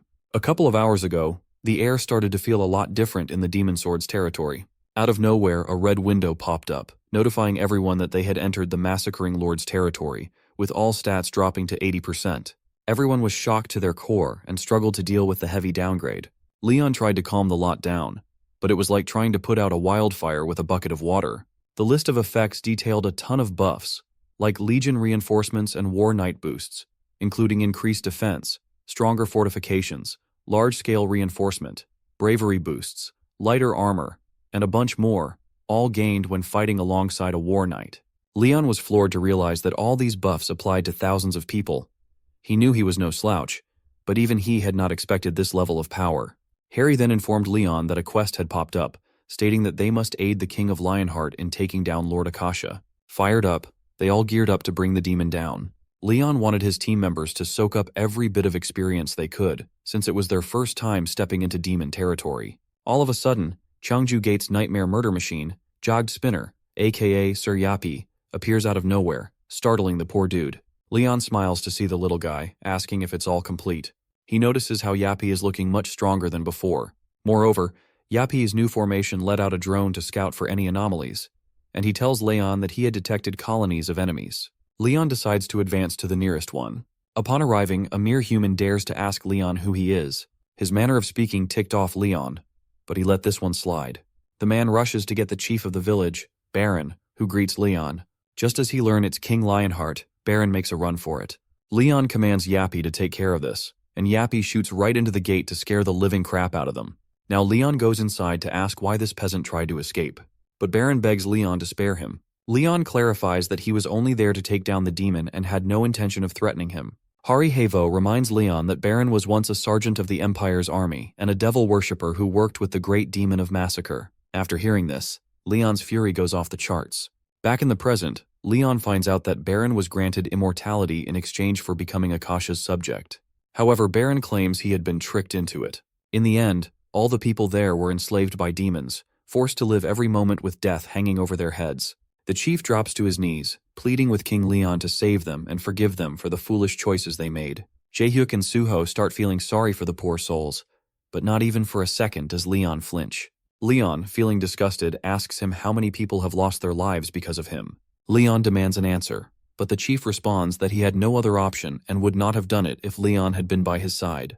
Hearing such a sorry excuse, Leon scolds him for trying to blame others for his own choices. Whatever happened after is nothing but the consequence of their own actions. Leon is ready to bring down a great punishment for their sins, but since they are former citizens of the merciful gods, he decides on something different, which sparks a little hope among the sinners. However, Leon serves them a heavy penalty by making them all serfs for the next 50 years, until Tatar, the divinity of judgment, deems it enough. The old man squirms like a worm in agony, refusing to become a serf and even begging for death instead. But God herself labels this punishment as law, and they all have no choice but to obey Leon's command. Leon and his team then move forward, raiding every colony they come across, bringing with them 5,034 labor workers. Sir Yappy informs Leon that a demon army is approaching, most likely Akasha's subordinates. The group gets excited, finally getting a real fight where they can show off their buffs. But Leon has a different plan in mind, deciding to send the serfs to the front lines first. The newly made serfs are shocked to their bones when they hear Leon's new strategy to throw them onto the front lines. Even if they have to cut off their limbs or their intestines start falling out, they have to bring down the enemies in front of them. Leon reveals that their worth on the battlefield amounts to just that much. The serfs question Leon's judgment, wondering if he is really being fair in this matter. They claim they did not sign up just to be tossed into the front lines to die. Leon explains that they have already accepted their punishment, and until it ends, they must obey whatever he commands. Until then, they'd better forget all about freedom. Meanwhile, the demonic army appears and gets confused seeing the townspeople standing there. They have no clue what is happening and shout at the townsfolk to run back to their places. In no time, Leon happily commands the army of serfs, who are crying but still advancing under his orders, to fight the demons. The demons mistake their behavior at first and are ready to wipe them out. But as they leap into action, they quickly notice the abnormal strength of the serfs. It turns out these are no ordinary townsfolk, but the King of Lionheart's storm troop. While the frontliners cause a huge commotion, Leon ambushes the demons from the back with his squad, and together they manage to wipe them all out. Baron can't believe he actually managed to live through that mess. Sir Yappy reported to Leon that 3,243 enemies had been wiped out, and 300 hostages were captured. Leon gave a nod of appreciation to Beatrice, since her contribution had been massive in turning the tide. Beatrice, not one to miss an opportunity, suggested that Leon should hand over 30 demons from each rank, pointing out that the higher the rank, the sweeter the catch. She figured it was better to strike while the iron was hot and get her hands on the best of the bunch before anyone else could lay claim. But Leon insists that the demons need to be wiped out for good. Beatrice tries to plant the idea in his head that keeping a few around would actually be good for her, giving her more chances to open demon gates down the line. That hits home. And after chewing it over for a moment, Leon warms up to the idea of hunting down even more demons while they are at it. The black-haired guy shows up with a request, saying they need a few demons too, considering they have made sacrifices as well. Leon, turning down the request, asks if they can guarantee they will not fall for the demon's temptation. The guy is not too sure about that, but Leon ends up letting them have 3 demons that he personally mended. Then, he peeks into the cage to pick out the best ones for the guys to mess with. Just as one puny demon starts running his mouth with empty threats, Lionheart's quick chop shuts him up real fast. Leon also warns them about the demon's manipulative temptations, but figures that his mending might tone it down a bit. He gives them 1 demon right away and says he will eliminate the rest 2 days after their return and mend the others properly. When they start planning to hit the fortress, the black-haired man asks if Leon is planning to throw the serfs onto the front lines again. He makes it clear that they have already lost quite a few, about 20. But the guy drops a bomb by revealing that they actually lost 900 in the last battle, knocking the wind right out of Leon. Leon quickly asks if he counted the serfs in that number too, and that is when the black-haired guy realizes that humanity's future is looking really bleak. Meanwhile, Lord Akasha gets news that his call for help went unanswered since he no longer has the authority to command. He blames the orcs for losing their lord in the last battle and complains that his healing is crawling because of Lionheart's attacks. On top of that, his body is glitching bad as the vessel is starting to gain consciousness. Now, Akasha is desperate for a genius-level vessel, and that is when Cheon Soyeon pops into his mind.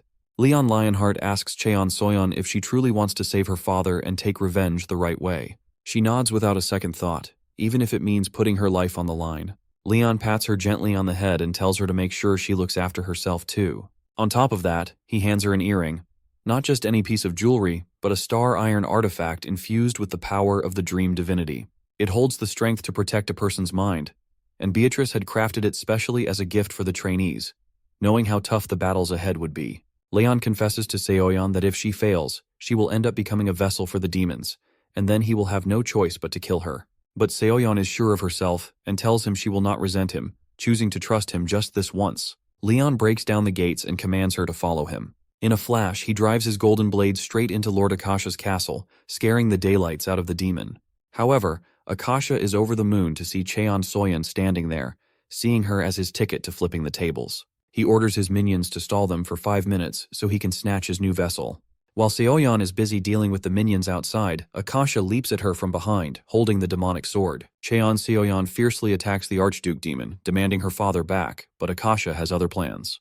They clash in a heated battle until he manages to get hold of her. This freak is desperate to become his perfect self by using Seoyeon as his new vessel. Suddenly Seoyeon hears her father's voice urging her to run, but Akasha sneers that it is too late for that now. In a flash, he takes over her, gaining full control of her body. He knows just how strong she could have gotten if left unchecked. Akasha feels the loss of his old essence but is thrilled to have gained a brand new, powerful body. Now he just wants to escape and power up again.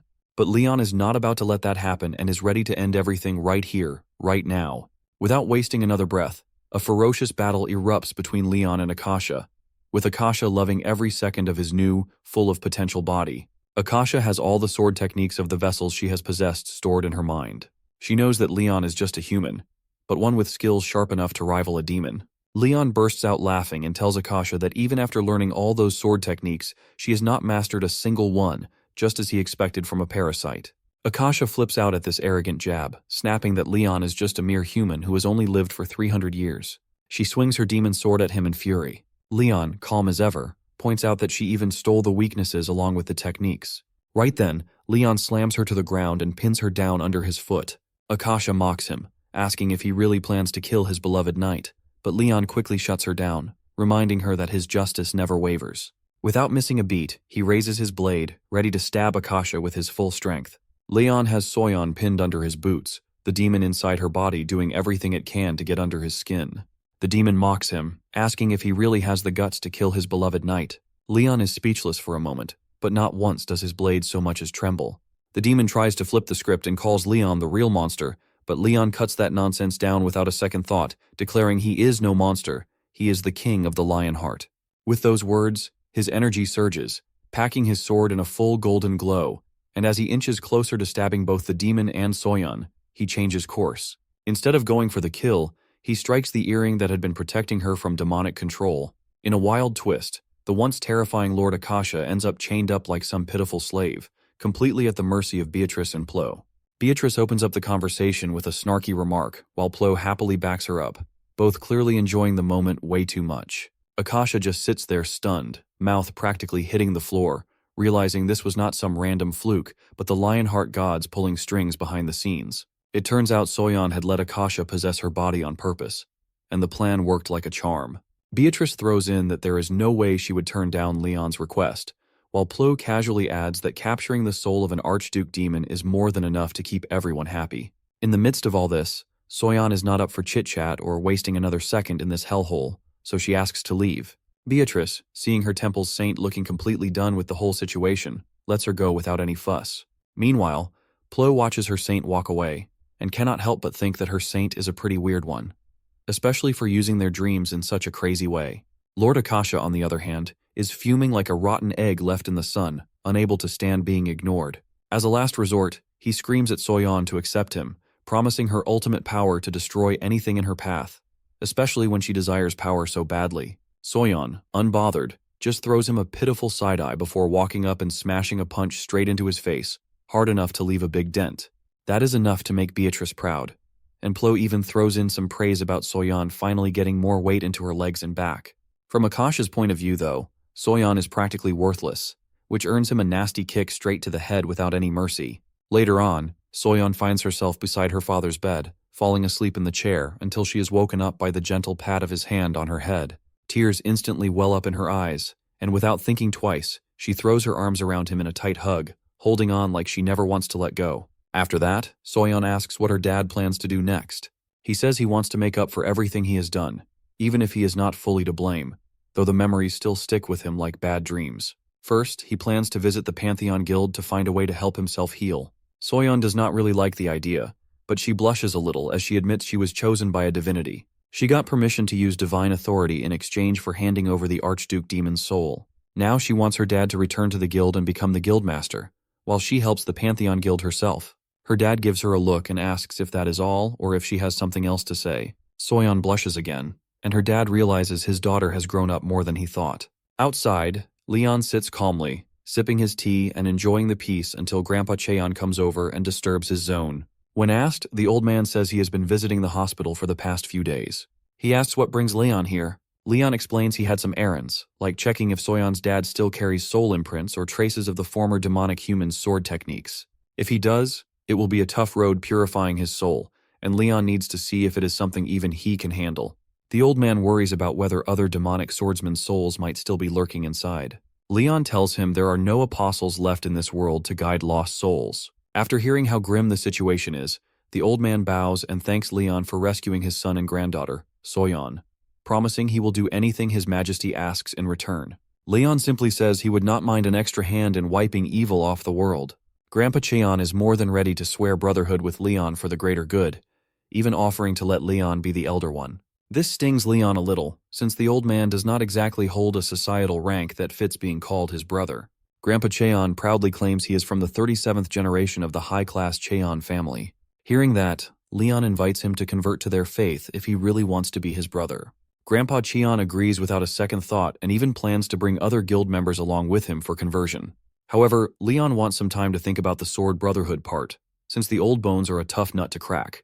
Afterward, Grandpa Cheon asks if Leon is planning to leave. Leon simply tells him to enjoy the reunion after 4 long years. A few moments later, Leon feels a calling deep in his soul and knows it is time to use serfs to kill giants. Out in the forest, a bald-headed giant casually picks his nose while Leon's party watches in complete silence. While his crew stands there with eyes wide in shock, Leon calmly estimates the big guy to be about 9 meters tall. Some days later, after defeating Lord Akasha, Hari and the other trainees were instantly promoted to become Leon's official Knights of the Kingdom and received their first real mission. Leon assigns his newly minted lackeys the task of defeating the giant using only serfs. Jae-hyuk from Leon's class tries to correct him, asking if the serfs are just meant to be a distraction for a real attack.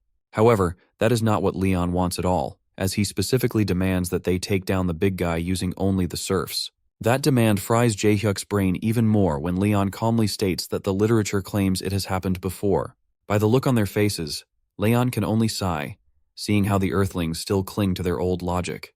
To pave the way, Leon decides he will show them how it is done before their actual trial round, which only adds to everyone's growing worries. And just like that, They end up in the forest, challenging the odds. Soho has his own concerns, thinking that the serfs are probably only around D-rank hunters at best.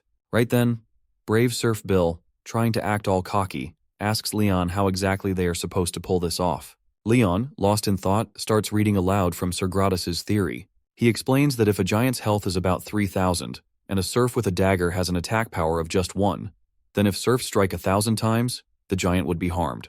With 2,000 strikes, it would make him bleed out, and 3,000 strikes would surely bring him down. Leon cannot help but let out a sly grin, knowing it is actually a pretty solid plan if you look at it the right way. If each serf manages to stab the giant at least 6 times, then the big guy is bound to hit the ground. Bill is left standing there like a fish out of water, completely stunned. Even now, Leon is busy calculating how 500 people might somehow stab 3,000 times in total, although if they cannot pull it off, it pretty much spells their doom. The people behind Leon are left speechless, realizing their so-called king might just be leading them straight to the slaughterhouse. Bill, for one, fully grasps that this is probably fate catching up to him after his 50-year plan to atone for his sins. Without a second thought, Bill charges like a madman at full speed, refusing to be Leon's plaything. Right then, Jae-hyuk notices a sudden 20% buff for all serfs. In a blink, Bill's cocky sprint does him no favors, as the giant, quicker than anyone expected, squashes him like a bug. Leon and his crew are left with their jaws practically glued to the ground in shock, and Leon cannot believe that useless fool did not even get one good stab in. Just then, Jae-hyuk quickly alerts Leon that their buff has somehow jumped from 20% to 20.0001%, throwing everyone for a loop.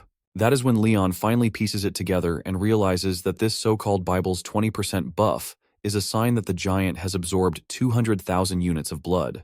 Leon lets out a madman's laughter after unlocking the mysterious power granted by Sir Gratis. When it comes time for explanations, Leon just signals the lot to either go die or kill the giant if they want to live. After some time, the group somehow manages to bring the giant crashing down, though a few of them end up losing their lives in the process. Still, this victory buffs the serfs, with their attack power against giants shooting up to 20.0144%, and this buff is now permanent. Leon casually closes the book after witnessing the amazing spectacle, thinking that Sir Gratis must have poured blood, sweat, and tears into writing this masterpiece. No doubt Hari and Jae-hyuk are shocked down to their very souls, their jaws practically scraping the dirt. Hari, knowing about the 50-year repentance period given to the serfs, hesitantly asks if it is really right to push them toward meaningless deaths. Leon, without missing a beat, says that God must admire her innocence, which flusters her for a moment. But he then bluntly reveals that Lionheart's serfs are not in the same boat as normal humans. To convince her, Leon picks up an old serf and tortures him to confess the sins he committed back when he was still human. Without further ado, the old freak admits to having killed a man, raped his wife and daughter, devoured the meat off their corpses, and sacrificed them to demons. Leon even spices it up by asking which crime was the old man's favorite. That's when the old man viciously confesses to sacrificing young kids as offerings to the demons of massacre, just as he claims that it was superbly enjoyable to experience. Leon hears enough and sends the old bones flying with a rock-solid kick. That story is enough to give everyone a reality check. Jae-hyuk and Suho are fired up, ready to send the old freak straight to hell right then and there. Meanwhile, Leon explains that even humans capable of doing good still commit evil, which makes them evil and undeserving of life. However, the reason they are given a chance to repent is that they are not demons yet. Besides that, Leon promises his knights 500 serfs each and lays out a big challenge, stating that whoever defeats the giant with the least amount of damage will earn the position of knight captain. Although it did drive the serfs insane, the final results eventually came in. Not much of a bold person. Hari managed to keep 88 serfs alive, while Jae-hyuk's useless orders stirred up chaos and left him with only 32. Next was Suho. But this mission clearly was not a good fit for him, and his blessing was not the right kind to command serfs anyway. Meanwhile, Soyeon pulled through with 154 serfs remaining. Out on the battlefield, Soyeon asked a young lad if he planned to take revenge on the person who died right in front of him. The poor guy was shaking like a leaf, while Plo happily locked onto a revenge target, gathering souls to reinforce himself. Back in class, Leon looked pleased with the final results and officially appointed Cheon Soyeon as the knight captain, praising her effective method of carrying out contracts of revenge to use the serfs. When asked, Leon said he was proud of her, which was enough to make Soyeon flash a real smile. Right then, Leon turned to Suho unexpectedly and explained that Sir Gratis had originally made up the serf challenge to cut down the number of serfs, but unfortunately, Suho's blessing of light was never meant to command them. But Leon, with a grin that could send shivers down your spine, is sure Suho has a real talent for leading the serfs straight into the lion's den. He's even ready to reward him with bonus serfs to keep things rolling. This completely throws Suho off balance. And just like that, Leon can't stop laughing for what feels like forever. At the Pantheon Naju, Leon, alongside Demiradal, is lost in thought, watching how the seedling from Gunrar isn't growing anymore. Demira pointed out that getting a treeman seedling to grow in this unfamiliar place is no easy task. Leon wonders if the seedling's problem was the soil itself. Demira insisted the land had her blessing, but suggested the difference in divine power might be the problem. With that, Leon tries adding Lionheart's magic into the treeman seedling. Demira figures it might have something to do with the properties involved. Leon's power, while plenty strong, just is not pure enough, thanks to him juggling the power of too many divinities. Demira bets her Grail Knight could have pulled it off, but this time they are rolling the dice on luck. So, Leon figures that catching a glimpse of his comrades in paradise might teach him something. But Demira is having none of it, and refuses to let Leon wander around the realm of the dead for too long. Leon is dead sure he can handle it, but Demira throws a curveball, asking what he would do if Castilla wanted to spend the night together, or if Zaria invited him to share a drink. Then she piles on, wondering what if Gillingham challenged him to a duel, or Roxley showed up asking him to settle an old score. She asks if Leon can really turn his back on all those precious memories. At first, it might seem like just a short visit, but 1 second late could stretch into much longer. And by the 3rd second, he might start feeling the pull to stay. So it is something that should only happen when there is no other choice. Leon finally gets the picture. Suddenly, Beatrice spots Leon on his walk after checking out the sapling. She asks what kind of power it holds. Leon explains that it is the sapling of his old friend, the Sage of the Woods, Gunrar. He says Gunrar spends a lifetime preparing their seedling, and it eventually grows into a saint tree, which becomes the heart and soul of the forest. That is the one and only way the tree men bring new life into the world. Leon also shares his wish for his friend's people to thrive in this land. With the saint tree acting as the cornerstone of the Temple of Ermin, the divinity of forest and tree, Goddess Demira has no way of coming down and planting her feet here. When Beatrice asks about it, Leon explains that if Demira were to descend with all her divine power, it would be strong enough to sweep most of the demons off the map. Beatrice's idea of divine strength was based on the size of faith, but Leon says it actually depends more on the god itself. For example, the lion heart within him is a saint tree that naturally produces divine power on its own. That is basically a foolproof demon repellent, packed with the power to cleanse any corrupted creep that dares to get close, which is why no demon can approach the saint tree. Beatrice can tell right away that such power will be worth its weight in gold. That sparks an idea in her head, knowing demons love to lurk among humans. Soon after, everyone gathers around the field area, which is beautifully surrounded by glowing purple crystals. Leon, holding the seedling in his hands, plants the sapling and leaves the rest to Beatrice. She happily takes the reins and gets to work. Out of nowhere, a new gate bursts open, but this one has no color at all, just a void that is enough to make everyone freeze where they stand. Nobody has ever laid eyes on such a colorless gate brimming with that much raw energy. Then, Beatrice warns Leon not to take this lightly. Leon decides to scout the gate himself, bringing only his elite squad and ordering anyone below the Kingdom Knight rank to stay put. While Jaehyuk and Suho are still trying to wrap their heads around it, the regular folks are already wishing them good luck. And just like that, Leon's elite team is geared up and ready to march straight into the unknown. Moments later, Leon and his group step into the mysterious gate, but while the rest pass through without a hitch, Leon gets tossed aside like yesterday's trash. Right off the bat, something feels off about this gate, and even the ones below the Kingdom Knight rank can sense it in their guts. Turns out it is a fluctuating gate. Leon can smell trouble from a mile away when the gate refuses to let him in.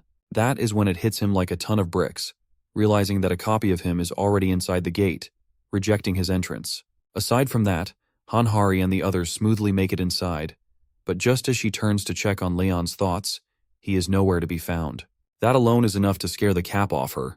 They cannot believe this is happening all over again, but Beatrice quickly figures that Leon must not have been able to enter for some reason. So she decides to call the whole plan off and get everyone out of there to figure out what is going on. But to their shock, there are actually people who can mess around with gates. Right then, Jae-hyuk shouts that the gate is just seconds away from closing, which immediately throws everyone into a panic. Beatrice can feel the gate's mood shifting, like it is on the verge of being swallowed whole. To top it off, Beatrice cannot even recognize the weird mana coming off it. Sadly, she cannot hold on any longer and ends up letting the gate vanish into thin air. Harry completely panics when she sees Queen Beatrice coughing up blood. Turns out, Beatrice's mana flow got reversed when she tried to control the gate. She quickly asks for Yappy's point of view, and he flat out confirms that the gate is gone. Jae-hyuk, stunned beyond belief, looks like he is about to glitch out after hearing the shocking news. And just like that, trouble comes early when an army of monster troops marches straight at Leon's elite squad, who are nowhere near ready for this. To make it worse, there are countless beasts, and Yappy maps out 5,354 of them nearby. Everyone scrambles onto their horses and bolts. Jae-hyuk checks on Beatrice, who admits she has burned through all her mana. Plus, the gate dumped them into a terrible spot. Out of nowhere, Suho shouts to Hari that there is a mountain of enemies right in front of them. Now, without Leon, they are badly cornered. The creepy lurkers are itching to tear them apart, but not on Yappy's watch. It fires a railgun shot at them, but sadly, it is not enough to clear them out. Things are out of control. Just then, a bunch of beasts leap into the air from their blind spot, but the King of Thunder strikes them down with a furious downpour of his rage. Just then, a whole army backing the King of Thunder storms in to handle the chaos, enforcing military divine law. Their pointed charge formation bulldozes through the monsters, no matter how many there are. The leader casually mentions he felt a strong divine power coming from here, but admits he does not recognize any of them. He then introduces himself as Gillingham, the Grail Knight of Ultima, the god of heaven and thunder. For now, he suggests they move to a safer spot. Later, by the bonfire, Gillingham gets straight to the point and asks who they are. He turns to the Knight of the Divinity of Steel and Blacksmith. He says he senses a divine power similar to Sir Antok. Beatrice explains they came straight from the frontiers because of rising concerns, but the demons delayed them. Then Beatrice asks what the situation really is here. Feeling he can trust them, Gillingham opens up about Sir Vulcanus disappearing and how the Archduke of Greed has stirred trouble after the battle at the Landolce Plains, with demons now pushing deep into the kingdom. He also shares that the Lionheart King has gathered elves, treemen, dwarves, and otherworldly species to fight back. The demon invasion is in full swing. It also seems like the knights are gathering the kingdom's survivors. Beatrice quickly catches on to the gravity of the situation and asks Hari to sneak a look at the quest window without letting any knights notice. Hari checks and blurts out that all the worlds are blocked off, making things even worse. Meanwhile, Gillingham admits he has not been kind enough to his brothers and sisters after such a long journey, but promises they can rest until dawn. When morning comes, Hari and the others ride out and are blown away by the sight of a magnificent castle. Gillingham proudly welcomes them to the last shrine of humanity, the Pantheon, leaving them stunned to their cores, realizing they are about to meet the Lionheart King they never knew. So it's Leon Lionheart's 63rd year on the throne. Some big-shot demon Malice showed up, but by the following year, he was already history.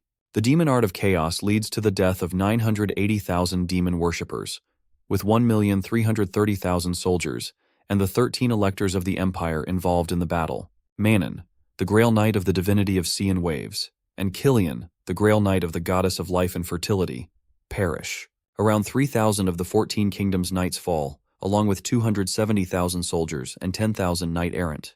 In total, 22,700,000 people from both the Empire and the Kingdom lost their lives. In the winter of the 66th year, the second raid against the demon army takes place, leading to the Empire's fall, the burning of the Elven Forest, the slaughter of the mountain dwarves, and the collapse of the East Sky Kingdom. So, pretty much the entire Lionheart Kingdom is in ruins, with only 1 out of 10 areas still standing. In the 85th year of King Leon Lionheart, the kingdom falls into decline, and this godly knight finally returns to the Pantheon. Meanwhile, Jae-hyuk and Suho are helping out other soldiers. Beatrice and Hari wonder what's next for them. Beatrice recalls Sir Gillingham mentioning that Leon would return after the battle, so no change of plans for now. She plans to visit the sages of the forest to learn Sir Gunrar's secret of seedlings. Meanwhile, Yappy takes on the task of patrolling to gather intel, while Hari wonders if she should help out like her brother. A while later, Hari gets kicked out of the labor work. She never imagined that the Saintess held such a high position. She keeps moving, possibly heading toward the temple. After seeing the endless stairs, she considers using a horse, but then realizes that would only get her lectured. Suddenly, a carriage passes by and a girl notices Hari walking alone. Hari has no idea who she is, but the girl possesses the same divine power as Leon. She apologizes for startling Hari and invites her to join her. Clueless, Hari gets on board, unaware that carriages can go up the hill. The caramel-haired beauty explains that first-timers in the Pantheon don't know much about the carriages at the bottom of the hill. Hari, feeling clumsy, thanks her. After a moment, the caramel beauty introduces herself as Anjak Protesia, Ariana's lady. Hari responds by saying she is the Saintess of Pedos and Poma. Anjak expresses disbelief, saying that 2 gods at once must be a heavy burden, and Hari, touched, tears up, grateful that Anjak understands. A few minutes later, they reach the Pantheon safely, and Hari thanks Anjak for the ride. However, Anjak insists on accompanying her inside as well. Just as the soldiers welcome Anjak by calling her Great Saintess, Hari's jaw drops to the floor in shock.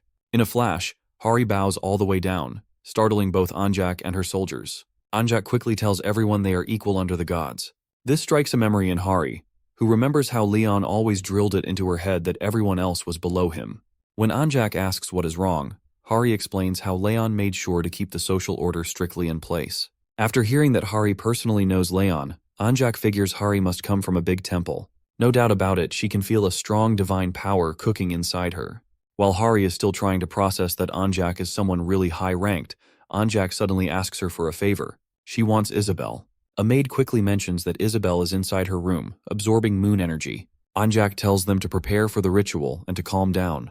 That news excites the maids, who start wondering if their king is returning victoriously. Anjak just tells them to hurry up and take care of the tired king who has been out there killing lots of evil things. That clicks, and Hari starts to believe it is Leon from the past, created by the gate, so she wonders how he will act. Hari then follows Anjak. Suddenly, someone announces that Leon Lionheart is entering the castle premises. The Bloody Night King has returned after killing the evil beings. Just as he steps in, Hari is shocked to her bones, finally facing her king. But this one feels completely foreign. This is not the Leon she knew, but fear and terror shaped into human form, like an apostle of death. The room instantly floods with bloodlust. Someone's hand suddenly touches Hari's shoulder and scares the crap out of her. A honey-eyed girl, Isabel, tells Leon to quit scaring everyone. A maid quickly reminds Isabel that she is in the presence of the king, but Isabel fires back that she is the king's sister-in-law and Dina's first hunter. That little fact knocks the wind right out of Hari's sail. Isabel tells Leon to quit the serious act already and go join the ritual. The golden bathtub is ready, and Anjak welcomes Leon to sink in. Leon starts stripping off his clothes, and just as he pulls his shirt off, Hari's mouth drops open at the sight of black bruises covering his skin. When someone asks about it, Leon casually says it is the result of ripping apart the demons of pursuit alive. Apparently, the demons' agonizing screams are stuck to Leon's flesh like a curse, but they cannot actually hurt him. Isabel points out that it definitely looks painful, but Leon just brushes it off like he does not care. He believes he has sinned greatly against the goddess of purity. As Leon's ritual continues, a girl named Karina Dragonia suddenly barges in. She is the commander of the Northern Army, and the Duchess of the Dragonia Duchy, and also Leon's daughter. She happily congratulates him on his success in battle. Karina's sudden entry catches everyone a little off guard. The Duchess of Dragonia calmly states that their northern region's military has officially declared their withdrawal from the alliance, and it is taking effect immediately. Leon totally does not permit it, but Karina starts talking about how the northern region's military is a huge part of the alliance. If they pull out, there is no way to avoid the weakening of their overall forces. Leon feels like there is no point staying here, while Karina informs him that the continent is already in ruins now that the capital has been taken over. Not to mention, even if they gather up all the serfs, they no longer have 30,000 men left. Meanwhile, the enemies still have way more than 10 million soldiers, and that number keeps going up every single day. Because of that, Karina dares to ask the War Knight who rules over all the knights and the Agent of Pantheon if they even have a chance to win this war. Leon demands to know what she is proposing. Karina explains that the duchy has been burned to a crisp after the fall of the empire. 30,000 men have lost their homes and families. She also reveals she is carrying a child, and says all of them are still left struggling in the northern region. That is why she is determined to take vengeance, as they all should, even if she cannot kill every demon herself. She swears to slaughter every last demon that insulted the dead and dared to make a home out of their land. Leon, sinking a little, asks if Karina resents him for hitting the main forces of the enemy instead of protecting the duchy. To ease him, Karina assures Leon that he did what he had to do, considering the fact that the entire kingdom holds more significance than just the duchy. When asked, Karina shows her desire for vengeance by exposing the mark to prove it all. That big reveal stuns Leon to the greatest degree, and the amount of disgust on his face is beyond words. He screams at Karina as she comes clean that the entire northern region has signed a contract with the god of revenge, making her the Grail Knight of Ventarsis, the Duchess Dragonia, and the commander of 30,000 Avengers. Leon kicks her out instantly and disowns her, while Karina stays clear that her life is not just about surviving anymore. Isabel asks if that was really the right call, and Leon says it is too late now because Karina only has one fate left after signing that contract. Isabel continues working, sucking out the darkness stuck to his flesh. Leon asks if he made the wrong choice, and Isabel denies it, but is surprised to even hear him ask such a thing. After all, this is the same Leon who kidnapped her younger sister. the priestess of purity. But that was something they both secretly wanted. Isabel then tends to him and asks why he is not acting like the man who once ordered the northern region's military to do something like that. Amidst all this, Leon suddenly turns his attention to the unknown visitor, catching Hari completely off guard. Meanwhile, Yappy is busy watching the workers talk about the star iron, but they're short on material and need a new star. They wonder if the great saintess has said anything about it yet.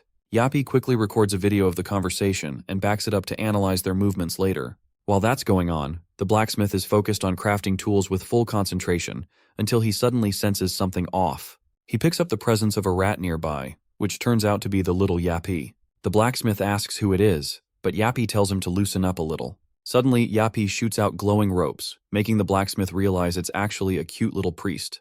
That cracks him up and annoys Yappy.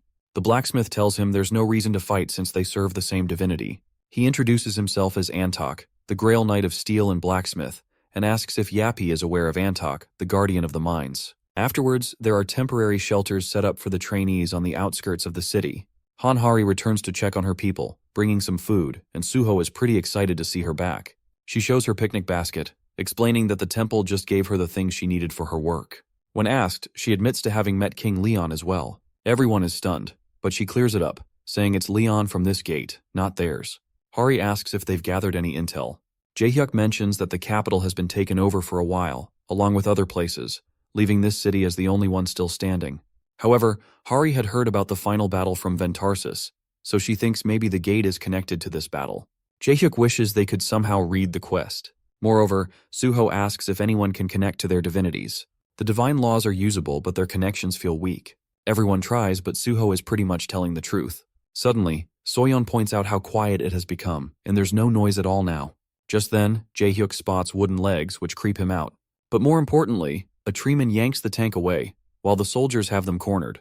Suddenly, Roxley, the Grail Knight of Divinity of Sun and Judgment Tadar, arrives. He also claims to be the judge of the Lionheart Kingdom. He's ready to prostrate the sinners before his aura. Hari and the others are completely shocked, not knowing what's going on. The same day, Hari and the others are taken as prisoners and loaded into a van. They have no idea what their next move should be. Jaehyuk is certain they're as good as dead. Suddenly, the mustached man tells Jaehyuk to shut up, which catches him off guard. Harry guesses they might be headed to the execution site. However, Jaehyuk knows the deal around there, and they have a choice to become serfs first, as they aren't demon worshippers. Soyeon bets that dying sounds better than becoming serfs, and Jaehyuk somewhat agrees. Suddenly, Hari senses that their carriage is going uphill, which means they are heading to the Pantheon. This information strikes Jaehyuk's nerves, and he starts crying like a baby. He's sure their deaths are waiting for them. Right then, the doors open to get the prisoners moving, but Jaehyuk is throwing a tantrum. Apparently, they are being summoned before Anjak, Isabel, Leon, Roxley, and Gillingham, followed by an uncomfortable silence. Between them is a tub of holy water, and Leon commands Roxley to throw them into it. Roxley pulls out his blade and orders the sinners to dive into the holy water. Jaehyuk, shaking like a leaf, wonders if they'll be waterboarded or something. Roxley's harsh shouts make Jaehyuk jump in, followed by Suho and the rest. Leon confirms that this group isn't made up of demons, as their bodies didn't melt. Not only that, Anjak adds that they all possess divine powers, so they can't be demons. Gillingham backs her up, saying he doesn't doubt them either. But Roxley is a bit skeptical, knowing demons can pull off any shady tricks.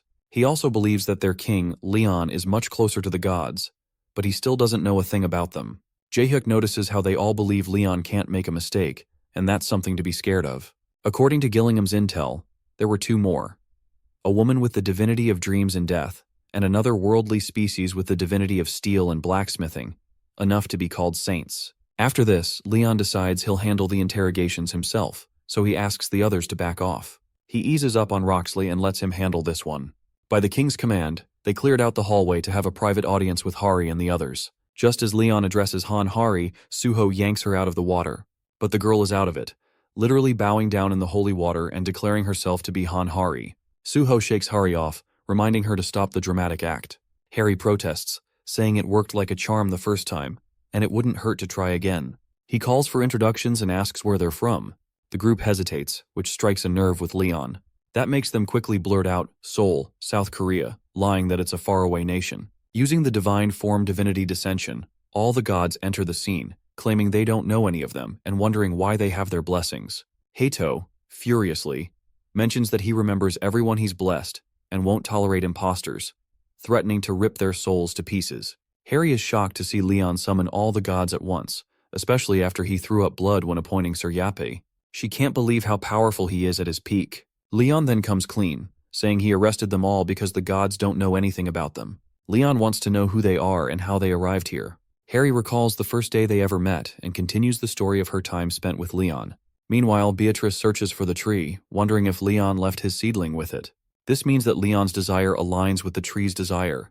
The tree instantly recognizes Beatrice as the lady of the far future, telling her that the seedling comes from the realm of the dead and will only grow there.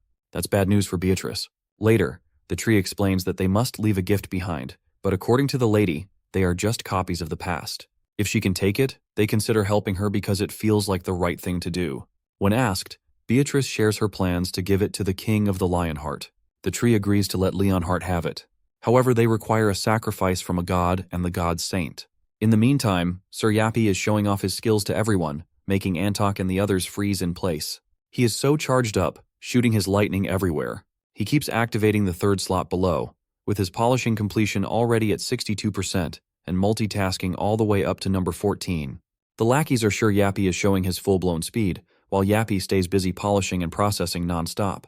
With number 157, Yappe builds a Lionheart basic breastplate, and he even creates replicas of the original. Yappe's jaw-dropping feats make him look extraordinary. Sir Antok cannot help but praise Yappe, calling him an amazing newbie. Antok admits it feels like watching Leon training in his younger days. When Antok asks if Yappe knows Leon, Yappe proudly claims that Leon Dragonia is his cooperative demon-killing partner, which grabs Antok's interest, making him want to be part of it too. Antok then starts talking about his old adventures alongside His Majesty, Leon, remembering how they went on their pilgrimage together as old companions when he was 30. The story goes back to a small village on the outskirts of the kingdom, which was on the brink of extinction due to an orc ambush. When they cried out for help, Gildas and Antok were the only ones nearby because of the remote location. That's when he met Gunrar, who was on a spiritual journey, and the battle stretched on longer than expected. They fought against countless orcs, many of them great warriors. That's when Antok remembers Leon appearing out of nowhere, ready to wipe out all the vile green beasts. He recalls the man as the most amazing fighter he'd ever seen, so powerful that he couldn't believe he was half Leon's age. The way Leon swung his sword was at a professional level, and they watched him slice through all the great warriors with ease. Later, Leon stood amidst the rain of orc flesh, disgusted to have their dirt stick to his cheeks. That's when Antok confesses to seeing that same talent in Yappe, so he asks him if he wants to be his disciple. There's a moment of silence before Yappe jumps up and down, amused at the thought of having Antok as his mentor. It turns out that Yappe still looks down on mortals. Antok asks if Yappe knows who he is. Confidently, Yappe casually mentions knowing the Grail Knight of Steel, but adds that Antok is still a mortal and can't match his level of flawless programming. That catches Antok off guard, but also cracks him up, thinking this little tin can is a real man. Antok is ready to show Yappe what he's capable of. After this, Antok continues crafting while Yappe keeps him company. He admits that he likes Yappe's flawless work, something he can't ever produce at the same rate. Just as Antok hammers his craft, Yappe instantly points out that it's a mistake, causing the instability of the weapon to increase. Antok, drenched in sweat, shares that he isn't just building weapons. Suddenly, he picks up the pace, as if enjoying the crafting, finally revealing that it's all an art for him. The art of steel built from sculpting the soul, only done with perfect technique. Antok believes that passion is much better than just technique. With a diligent amount of hard work and bursts of passion, Antok happily creates an armor. This makes Yappe realize that Antok's technique might be able to produce Leon's armor, something he couldn't do before because of the missing 0.01%. Yappe says there is a lack of sufficient data, and this bonus information is essential to him. That sparks Antok's interest, and he asks if Yappe is willing to be his disciple. Yappe quickly reminds the mortal that it's all just to observe the development. In a way, Antok takes it as Yappe's submission to being his disciple, so he pats the little thing. Suddenly, Gillingham announces that Leon has invited Antok to meet him in the castle. Finally, everyone gathers at one table while Leon watches out the window. Isabel dares to break the silence, proposing to make this the final grail. She asks if Knight Gillingham can take on all the demons if King Leon tells him to do so. Gillingham spits out a yes quickly. Isabel feels the same, so she lets Leon know that her sacrifice will pave the way for the future. Leon agrees, while everyone else gloomily sulks. Isabel says she will bear all the sins for the time being until the final grail, where she will make the sacrifice. Isabel made her entrance, saying she never imagined she would commit such a sin. Leon felt sorry for making her do this, but Isabel reassured him, saying it was all right, as even a bastard who took her sister's innocence was a worthy king. Due to losing the territorial ground to the demons, they couldn't carry out the necessary ritual to attain the final grail. So the only way to get hold of the star iron was through the final grail. After raising her crossbow to the sky, Isabel felt she no longer belonged as the protagonist of this story. Apparently, the goddess of the moon and purity wasn't suited for battle. For her followers, Isabel had gifted a power to those who had to live lonely lives. With that, she pulled all her might into the arrow, ready to show her top-notch version at this very moment. That's the skill of a true archer, hitting the mark every time. But deep down, she apologized to the moon for what she was about to do. It was unbelievable for a moon saintess to shoot down the moon, which was considered the greatest sin the goddess had ever allowed. The lightning arrow shot straight up into the sky, witnessed by the people of the city all around. Just like that, the arrow pierced through the moon, which gave birth to the Milky Way. Gillingham stood there, his jaw dropping in disbelief, unable to process that it was really happening. In that moment, Leon shouted to alert the great Saintess Anjak, who fired her divine magic straight into the sky. Gillingham watched as their strategy paid off, seeing Anjak guiding the pieces of the moon heading their way. Out of nowhere, Isabel collapsed in Leon's arms, coughing up blood and saying that it hurt really badly. Despite her pain, Isabel shared that Dina, being so kind, had halved the recoil. Leon, gritting his teeth, praised her sacrifice for them and claimed he would take on her burden from this point forward. Suddenly, Gillingham drew Leon's attention back to the moon fragments, which seemed to have changed their direction. Anjak was barely holding them in line. Apparently, a powerful mana force was attracting the fragments their way, and Anjak couldn't keep full control over it. And just like that, it clicked for Beatrice, who realized it was the same mana that had shut down the gate for them. The moon fragment's trajectory had been pulled further away from their side.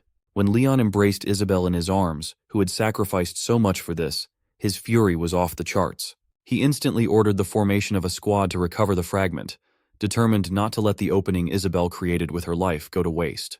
Later, when the pieces of the moon landed on the Earth's surface, Antok praised the decision to come here instead of wasting time elsewhere. The retrieval squad to recover the moon pieces had arrived at the scene.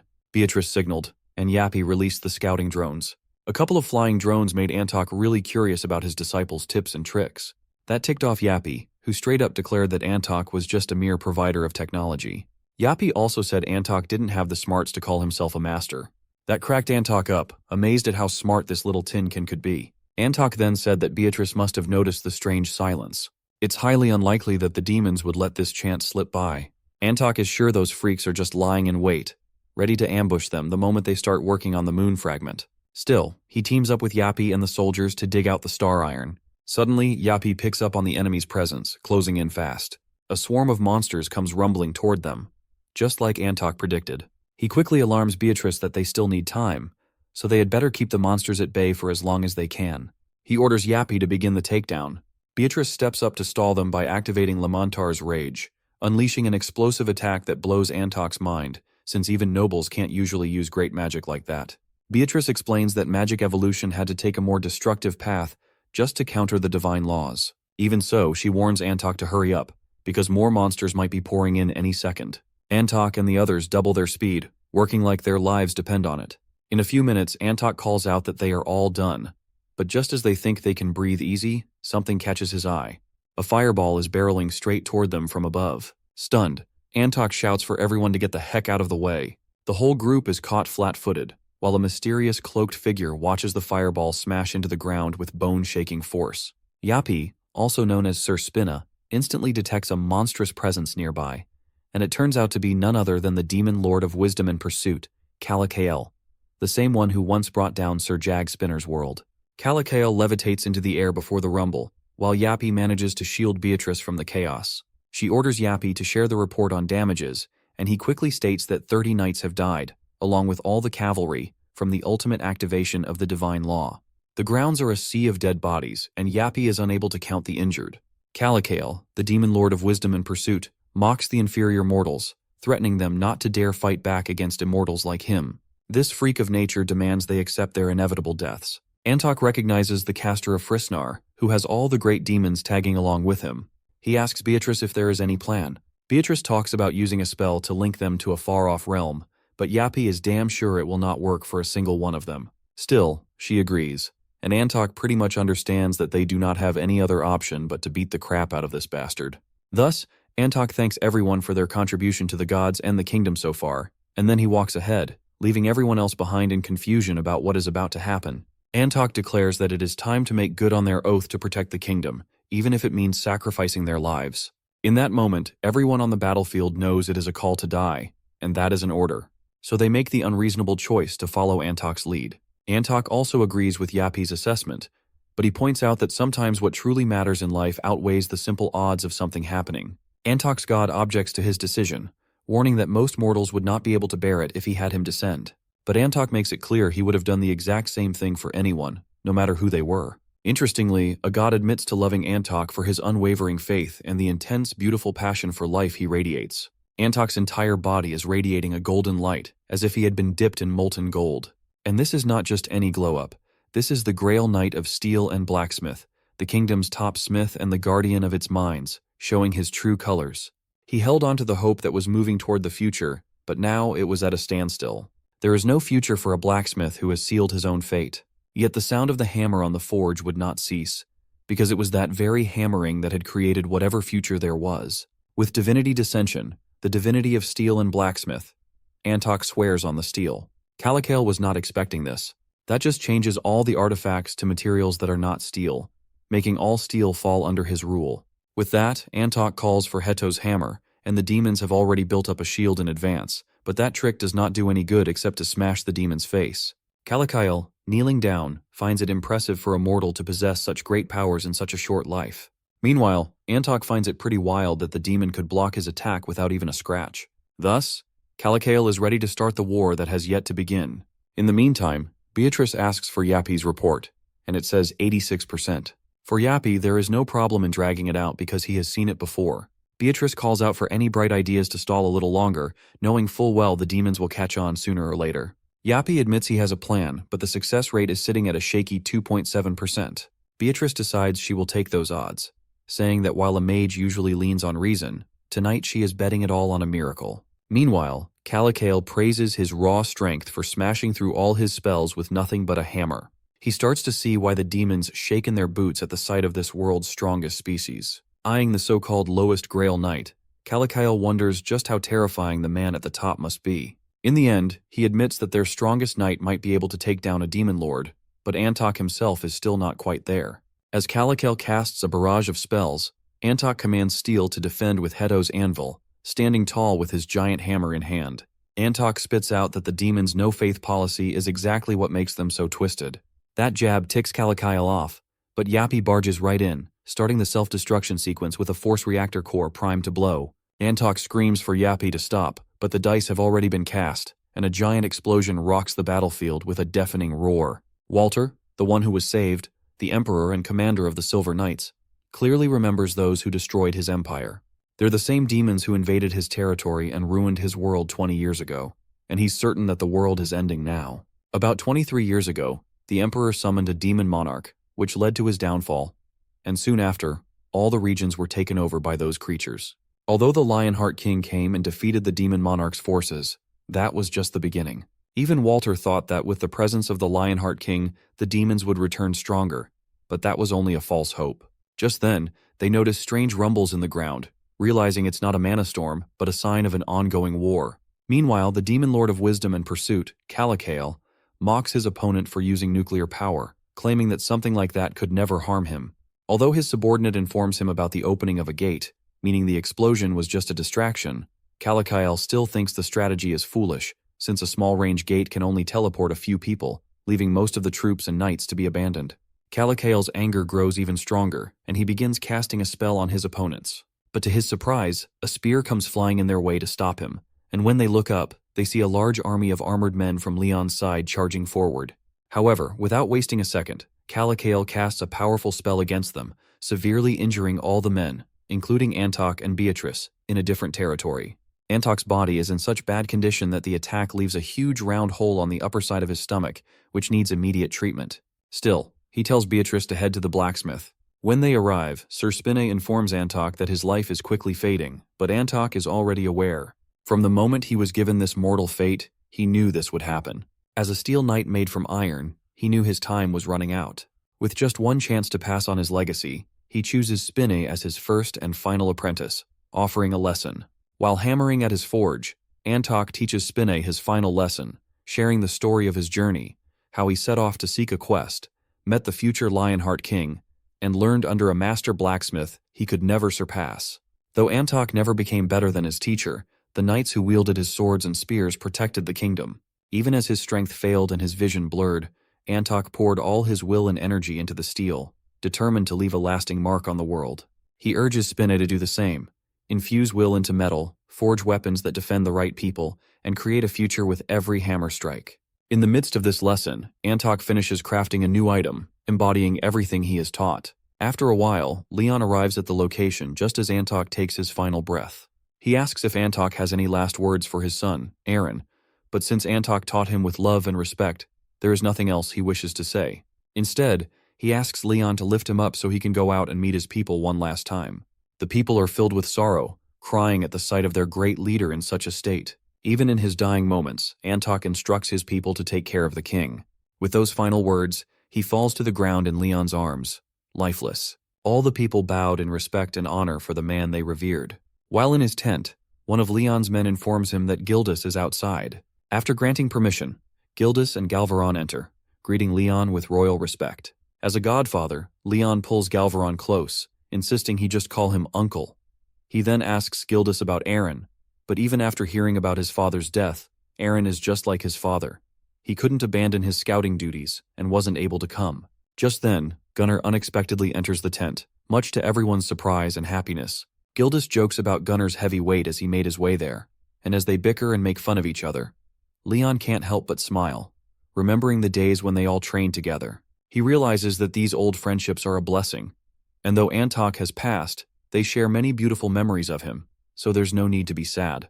While serving wine, Leon mentions that he always thought Gildas would be the first of them to go, and Gunnar agrees. As they continue to serve the wine, Leon tells them that Antok's last moments were filled with honor and glory, so they should send him off with love and respect as friends. With that, they raise their glasses to honor their noble and fallen friend, Antok, whose legacy will live on through the weapons and hearts he shaped. Leon then asks Gunnar about the finished item, and Gunnar assures him that it's perfect. The divinity of the blacksmith has blessed it, and even the sages have agreed, though they still need to add the essence. Leon feels relieved, realizing that the preparations are complete, and he is always grateful for everything the sages do for them. With that, he steps out of the tent, where a large army is waiting for him, along with Walter and Anjak Protasia. After greeting him, Leon asks Walter if he is sure about the demons marching toward them, and Walter confirms they are on the move. They've even confirmed the survivors of the demon of sloth at the Landolce Plains, the heathens of the beast god, and the corruption of the empire. The estimated number of enemies is around 10 million, basically a whole army. Leon understands that the final battle is almost upon them, and in order to win, they need to prepare hard because the demons will be here soon. Countless soldiers are organizing battering rams in front of a massive wooden gate, ready for any attack from the demon army. Meanwhile, Hari, Suhi, Jaehyuk, and Cheon Soyeon insist on helping, but Leon simply denies their request, commanding them to stay on standby. They are shocked by his decision, but it's a logical one. Unlike Leon, who represents the past, Hari and her group are humans of the present. If they were to fight inside the gate, they would surely die, and Leon can't bring himself to sacrifice them. Though Leon wants them to do something else, he sends them to the room of the first hunter of Dina, the goddess of the moon and purity, who is also second in power in the kingdom, with the king of the Lionheart as her brother-in-law. Her name is Isabel. Hari and her group are shocked to see her, their curiosity clear on their faces. Isabel, noticing this, explains that there are many gods in the pantheon, but there is one main god among them. The 7 gods are considered the most powerful. Even though her eyes are damaged from the earlier attack, Isabel uses her magic skillfully, casting a spell to open a chest. Inside, she reveals shields, sea and waves, war and flames, and heaven and thunder. She explains that for a long time, water, fire, and lightning have been seen as the rage of nature. Isabel adds that there are more gods, but these are the ones they need. Hari is in complete disbelief as she sees all the divine relics, which were left behind by the former Grail Knights and Saints. Even after looking at the relics, they are all confused, wondering why Isabel is showing them all of this. Isabel then reveals that they will be inheriting the relics. However, they don't have the right to them yet, as the relics haven't acknowledged them as their true owners. Isabel believes that she should leave the future in their hands, as the king believes they will survive this war at any cost. She is certain they will make better use of the relics than she will, knowing she will die soon. but getting recognition from the relics is something they will have to solve on their own. Isabel then points at Cheon Soyeon, asking for a favor later on, something she can do given her divinity. When Cheon Soyeon agrees, Isabel begins their succession process. Just like that, everyone gets to work on their own preparations.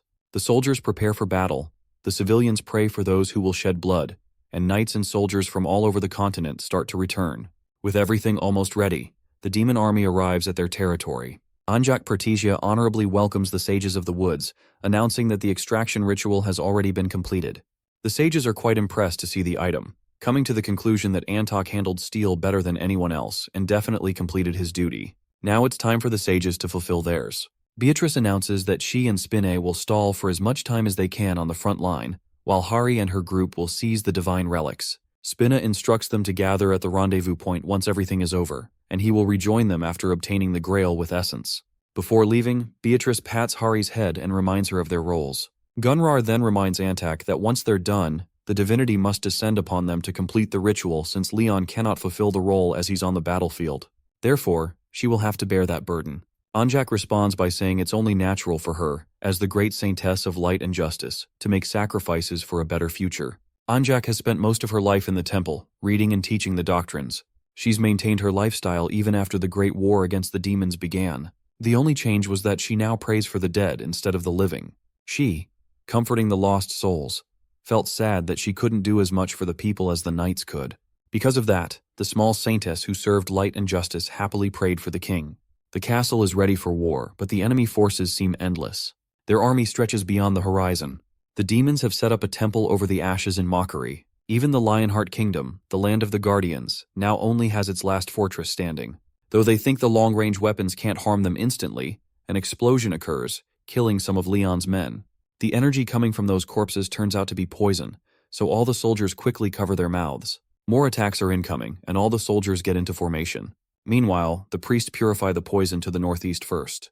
Leon, with Aaron, stands on top of the castle while Leon casts flames at the demons. He tells Aaron to be proud of his father, who bravely sacrificed himself and returned to the banquet hall of the gods. After that, as he looks at the battlefield, Leon thinks the last moments of the kingdom, as described by future descendants, are simply a repeat of its inevitable downfall. Leon, deeply moved by the tough situation, prays to the goddess for help, hoping that the soldiers, struggling in fear and sorrow, can continue the legacy of the Lionheart. While women comfort their crying children and young men fight to keep the war alive, the knights battle to leave behind hope amidst the bloodshed. Leon, feeling the weight of his people's suffering, calls out to the goddess for strength. In response, he feels her presence behind him, promising to be with him until the end and empowering him to act as he wishes. Suddenly, a surge of unfamiliar energy fills his body, and in his rage and determination, he drops his sword, repeatedly slamming it into the ground. He begins chanting the names of the figures who have stood by him from the start.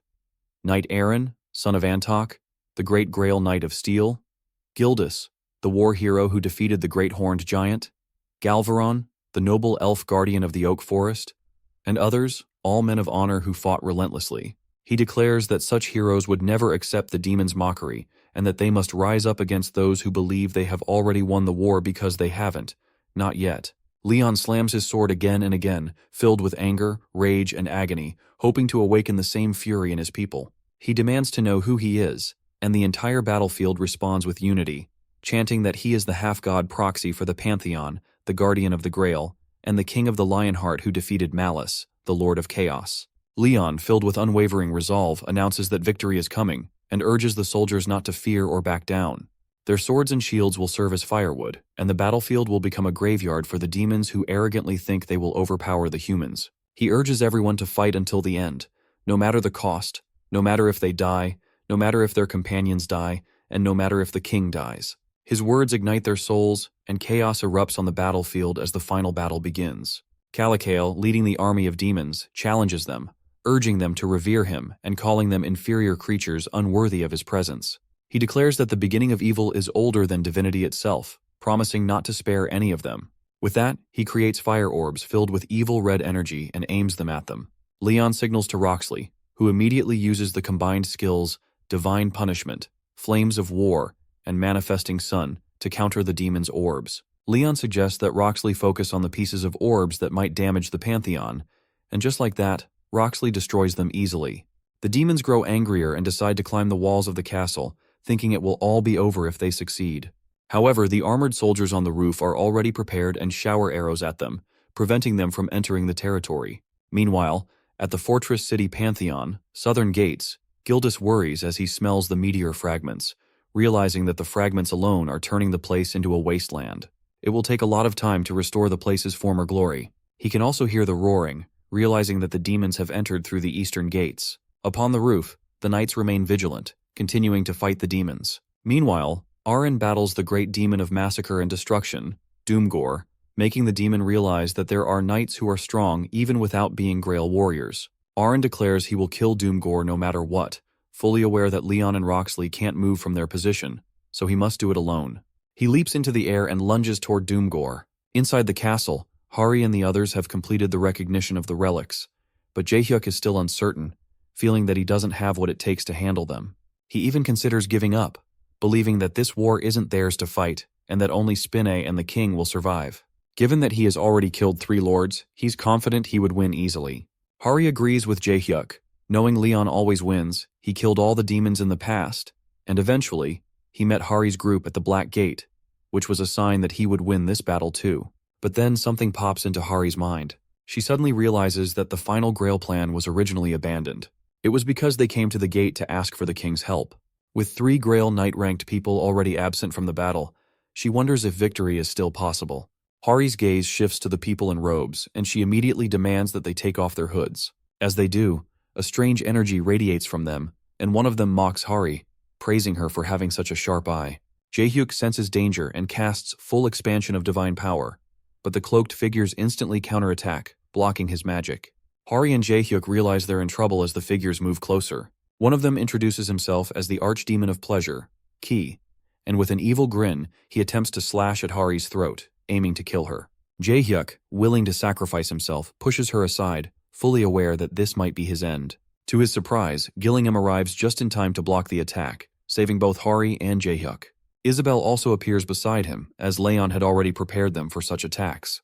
Quay, who had assumed Gillingham and Isabel were positioned at the front line, is shocked to see them here. The two of them smirk at him, declaring that they won't allow inferior evil beings like him to be in their presence. Deep down, Isabel knows it will be difficult to face 3 great demons and an Archduke demon, but she is a saint, and she won't ever give up.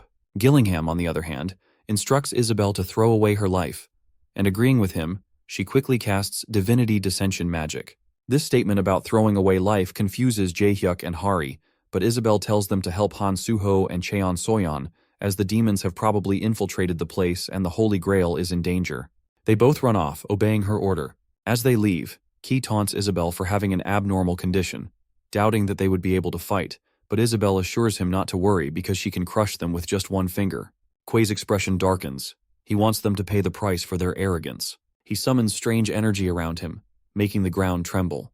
Meanwhile, Suho and Cheon Soyeon are struggling, surrounded by so many demons, and now it's getting harder for them to cope. Soyeon is gasping for air, already at her limit. She is distracted, and just then, a demon attacks her from the front, but Hari and Jaehyuk arrive in time, and Hari immediately unleashes the powerful spell, Twist, on them, killing them all instantly as the intensity of the flames is too much. They thought it was over, but it's not. More demons are coming, and this one is a great demon, bringing along his minions. He demands that Hari's group get out of his way, but Jaehyuk knows he needs to stop this creature until Spinne and the Queen arrive, or things will get tough. Before he can cast a strong spell on the great demon, all 4 of them are suddenly dragged out of the place by vines. Panic washes over their faces, but they feel relieved when they see that the tree sage is the one who dragged them, following the order of the great saintess, Anjak. She expresses her gratitude for guarding the chamber and announces that the extraction is complete. She explains that this holy grail holds the essence made from the wisdom and knowledge of the forest sages. Hari can feel the immense power it is emitting, seeing it as more sacred than any relic she has ever encountered. Meanwhile, the great demon is trying to break through the door where they've been taken, making them realize that there isn't much time left. Worried, Hari asks what will happen to them once the Holy Grail is completed. Anjak gives her a warm smile and explains that the Holy Grail was an abandoned plan, but because of Leon's change of heart, they've reached this point. This Holy Grail is a sign that Leon hasn't given up on the future. Harry can't help but cry. She doesn't want all these kind people to die, but everything is still happening. Anjak consoles her, telling her that the future has been entrusted to her by the king, and she must fulfill her duty. With that, she prays to the goddess of light for absolute justice. And as she prays and casts magic on the Holy Grail, a powerful beam shoots from the relic, surrounding the entire battlefield. Once the Holy Grail is completed with the blessings of the goddess, Anjak hands it over to Hari. Originally, this power was meant for one person, the King of Lionheart. However, when he saw even a small glimmer of hope for the future, he quickly changed his plan and decided to pass it on to someone who could carry it for the future. At the same time, the gate opens, and Spinne and Beatrice emerge. Beatrice quickly orders Hari to leave, while Spinne informs everyone that the structure holding the place together has been destroyed, and the building is going to collapse soon. They need to leave as quickly as possible. Tears fill Hari's eyes, and a sudden realization hits her that she really has to leave. Overcome with emotion, Hari promises Anjak that she will never forget their sacrifices. As Hari's group, along with Beatrice and Spinne, leaves, Anjak stumbles and falls into Gunrar's lap. In response, Gunrar transforms into a tree, allowing her to rest peacefully in her final moments. Meanwhile, the building begins to crack and crumble. Outside, Isabel and Gillingham, having killed the demons and protected the Holy Grail, are gasping for air on the main grounds. They've given everything to protect the Grail, and as the building slowly collapses, they are satisfied that they have accomplished their mission. The battle is nearing its end, with the fight between the Lord of Wisdom and the Guardian of the Holy Grail coming to a close. The battlefield is in a state of lull, and the demons have successfully gotten past the walls. Walter wants to know from the king if he really wants to continue this fight, which won't end in their favor, but Aaron is quite pissed with Walter's thought process. Meanwhile, Leon remains very calm. He explains to Walter that behind these gates, there are still people fighting. The knights haven't given up yet. Walter is furious. He doesn't get the reason behind this. Only the people are dying. Despite that, Leon requests that Walter let them fight for their honor, for the good citizens Walter wanted to protect, and for all those on this earth who still possess honor, until their flames die out. The world is destined to end, just as prophesied, and the battle is merely a repetition of history. But it isn't meaningless. Leon has made different choices, both for the people from Earth and for his future self. Even if they can't escape their fate, they can still leave behind a seed of hope. They decide to open the main gates, with Leon wanting the world to remember their final stand, and that's fighting for honor, glory, and Lionheart. So they charge forward on horseback, cutting down every demon that stands in their way. Calicale, looking at the scene from afar, creates magic arrays in the air, desperately trying to normalize the evil era. But just then, his gaze shifts to the Northern Army, the Dragonia cavalry, lunging forward, with none other than Karina. For his father and for Lionheart, they all gallop forward toward the demon army. Calicale's anger doubles, and he decides to kill Karina first, casting a magical array on her. But before he can, Leon appears with the power of divinity dissension, 9 wings sprouting from his back. He instantly attacks Calicale, killing him. After the kill, he lands on the ground, slamming his weapon down, lost and full of sorrow, questioning the meaning of a life that only ends with the goddess's will. The goddess motivates him, telling him that he is the proof, the loyalty and faith of all those who fell in honor and glory are within him. He is the knight who will continue their will, so he must keep going until the very end. All the demon monsters on the battlefield tremble in fear, but still provoke Leon. Leon smirks, something inside him having changed. He now not only wants to win, but also wants them to face shame and humiliation. The war he fought alone for 200 years has now begun. He starts killing these small fries one by one because his fate is to overcome all injustice and trials, and his fate is a victorious one. Meanwhile, Hari and her group have returned to Earth. No one could say much. Some cried, and others had flashbacks of the sacrifices. The king, who had been waiting on Earth, only smiled, while Spinne watched the video recording of the last moments he spent with Antok. After Hari and the others came back, nothing really changed. With some luck, Hari regained her positive energy, and the other group members had become more mature. There wasn't a huge difference, but at least they were still growing. As for the Holy Grail of the Moon, Leon was impressed when he saw it in the future. He didn't realize that asking Beatrice about the seedling would lead to this, though he remembers that Gunrar and the other sages of the forest had come up with the plan.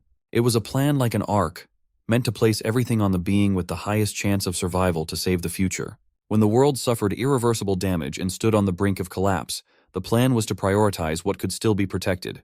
The first priority was the Pantheon.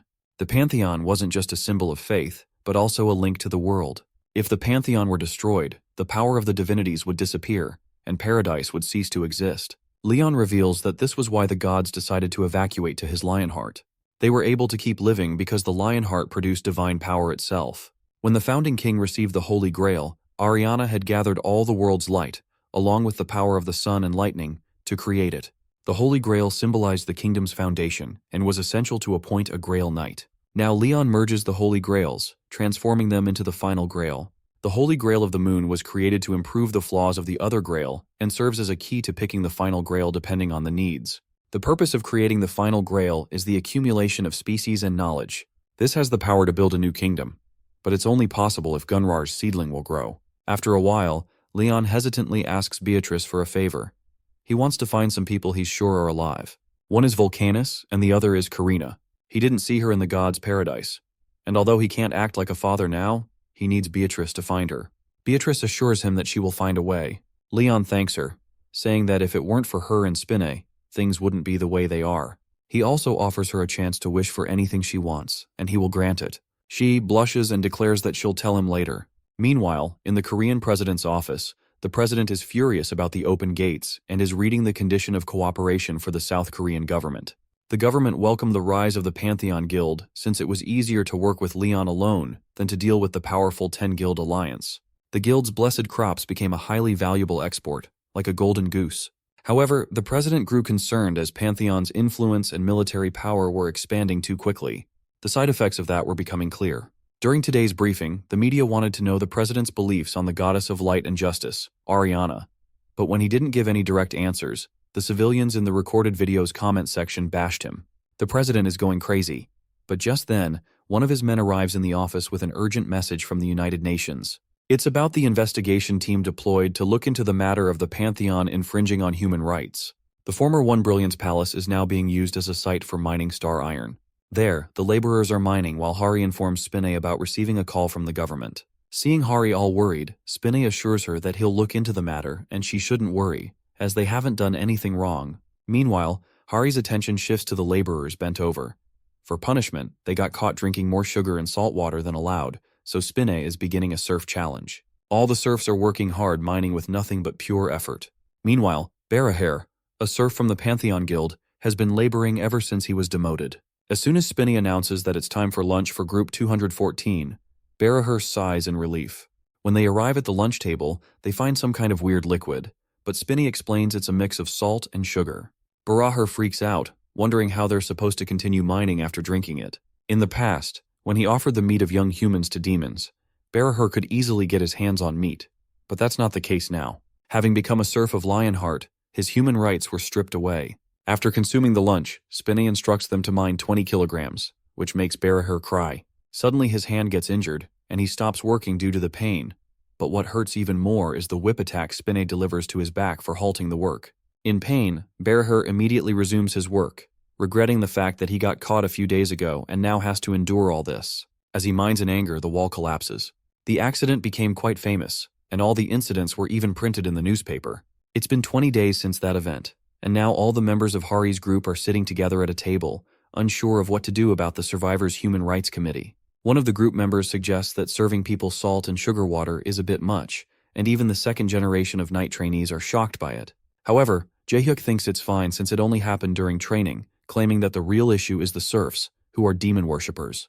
Harry agrees with this, but the Survivors' Human Rights Committee won't be on board with this statement because, of course, the serfs are being treated horribly. Meanwhile, at Incheon International Airport, the United Nations Survivors Human Rights Committee arrives, and Kang Hyuk, the president of the Korean Hunter Association, greets Louise, the deputy director of the committee. However, Louise is suspicious that the Korean government might be working with the Pantheon and decides not to let him manipulate her. She has protected the human rights of countless survivors from powerful nations and dictatorships, so things won't get out of hand for her. Hari arrives as well to escort them, and they're heading to the autonomous district of Cruciateria first. According to the plan, they're being transported to their destination. Upon arrival, Louise studies the surroundings and realizes that the people here are already well integrated with humans, blending in without standing out at all. When she sees the statue of Leon, she wonders if it's part of their culture, but then questions Hari about whether they face any problems with fishermen, as she heard that the Cruciaterians live on the coast. Harry clarifies that ManhwaCapped isn't only focused on fishing, they're more into shipbuilding and heavy industry, but even with fishermen, they cooperate with the Cruciaterians. Louise then interrogates them about their jobs, and makes it clear that all of this is for the survival of the protected people. Despite that, Hari stays calm and answers her questions about people working for the ocean cleanup services run by the government, collecting sea trash and farming. Louise seems a little relieved and proceeds to ask something else. But that's when a huge explosion occurs in the sea, which terrifies Louise. She immediately demands to know what that was, and Hari explains calmly that it might be the commando of the Cruciateria tribe training. Louise doesn't understand, so Hari elaborates further, saying that more than 3,000 of the Cruciaterians are warriors, and the king has ordered them to train in the waters. After investigating, the human rights team realizes that the people here are adjusting perfectly, having figured out their pros and cons, and using that knowledge to blend in with the locals. Everything seems fine, but Louise still can't understand the rumors about someone with such a good influence being abusive to his captives. She concludes that these must be misunderstandings. Afterward, they arrive at the Pantheon headquarters. As soon as Louise steps out, all the serfs are forced to smile, claiming they aren't being made to do labor. Their eyes are filled with tears, but Louise has seen this behavior many times in places where human rights were non-existent. Louise Foster worked hard to protect human rights and stay true to her principles, helping guide the world toward a better path, even if only a little. She always felt good bringing back smiles to the faces of those who were struggling, but her experience told her something was off. The way these people were smiling and talking, it all seemed forced to her. Louise doesn't hold back and grabs one of the serfs, demanding he tell the truth if he's being pressured. But the guy, looking miserable and clearly pressured and tortured, lies that he's there of his own will. Louise doesn't understand, and she doesn't know that the moment they entered a contract with Tatar, the divinity of the sun and judgment, they had signed away their wills too. Before she could think more about it, Spinner arrived, instructing them to get going since it was lunchtime. Curious to see what they would say, Louise demands to eat with the workers, and Spinner agrees. As they begin to leave for lunch, Spinner threatens the serfs to smile by showing his whips, and the poor serfs can't help but smile out of fear. At the town hall, Louise and her team are surprised by the delicious food and grand arrangements. She wonders why there is no meat on the table, but at the same time, she doesn't find it strange, considering the nation's food culture. Hari teaches them how to eat the food, and as soon as Louise takes a bite, she feels better than before. The legendary crops of Naju really make her feel alive. These crops have the power to heal all kinds of diseases. However, Louise is shocked to see such precious food being served to the employees. A few employees turn down the meal, but overall the meal goes pretty successfully. Afterward, Hari and Louise walk around and talk. Meanwhile, because it was such a satisfying meal, no one from the Human Rights Committee knows that the blessed crops are poison for those who are evil. In a different setting, Dennis from the United Nations reports to someone about deploying the Human Rights Committee to the Pantheon, referring to that person as a great being. The demon's subordinates had already infiltrated Earth, not just as civilians, but also as government employees and even members of the World Hunter Association. Their ultimate goal is the downfall of Earth, with their first step being to expand the rights of orcs. If the orcs were to become the majority species, chaos would obviously erupt.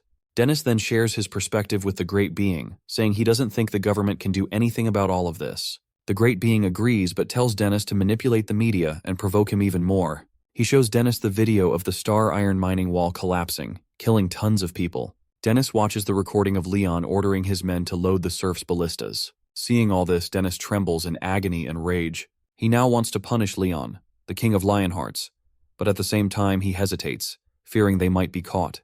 The Great Being reassures him that with the artifacts he gave Dennis, he should be fine during the inspection.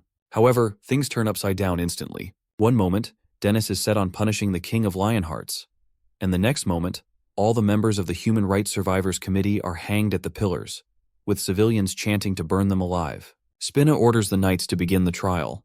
Without further delay, the knights move forward with fire, and in the 21st century of South Korea, stakes are set up.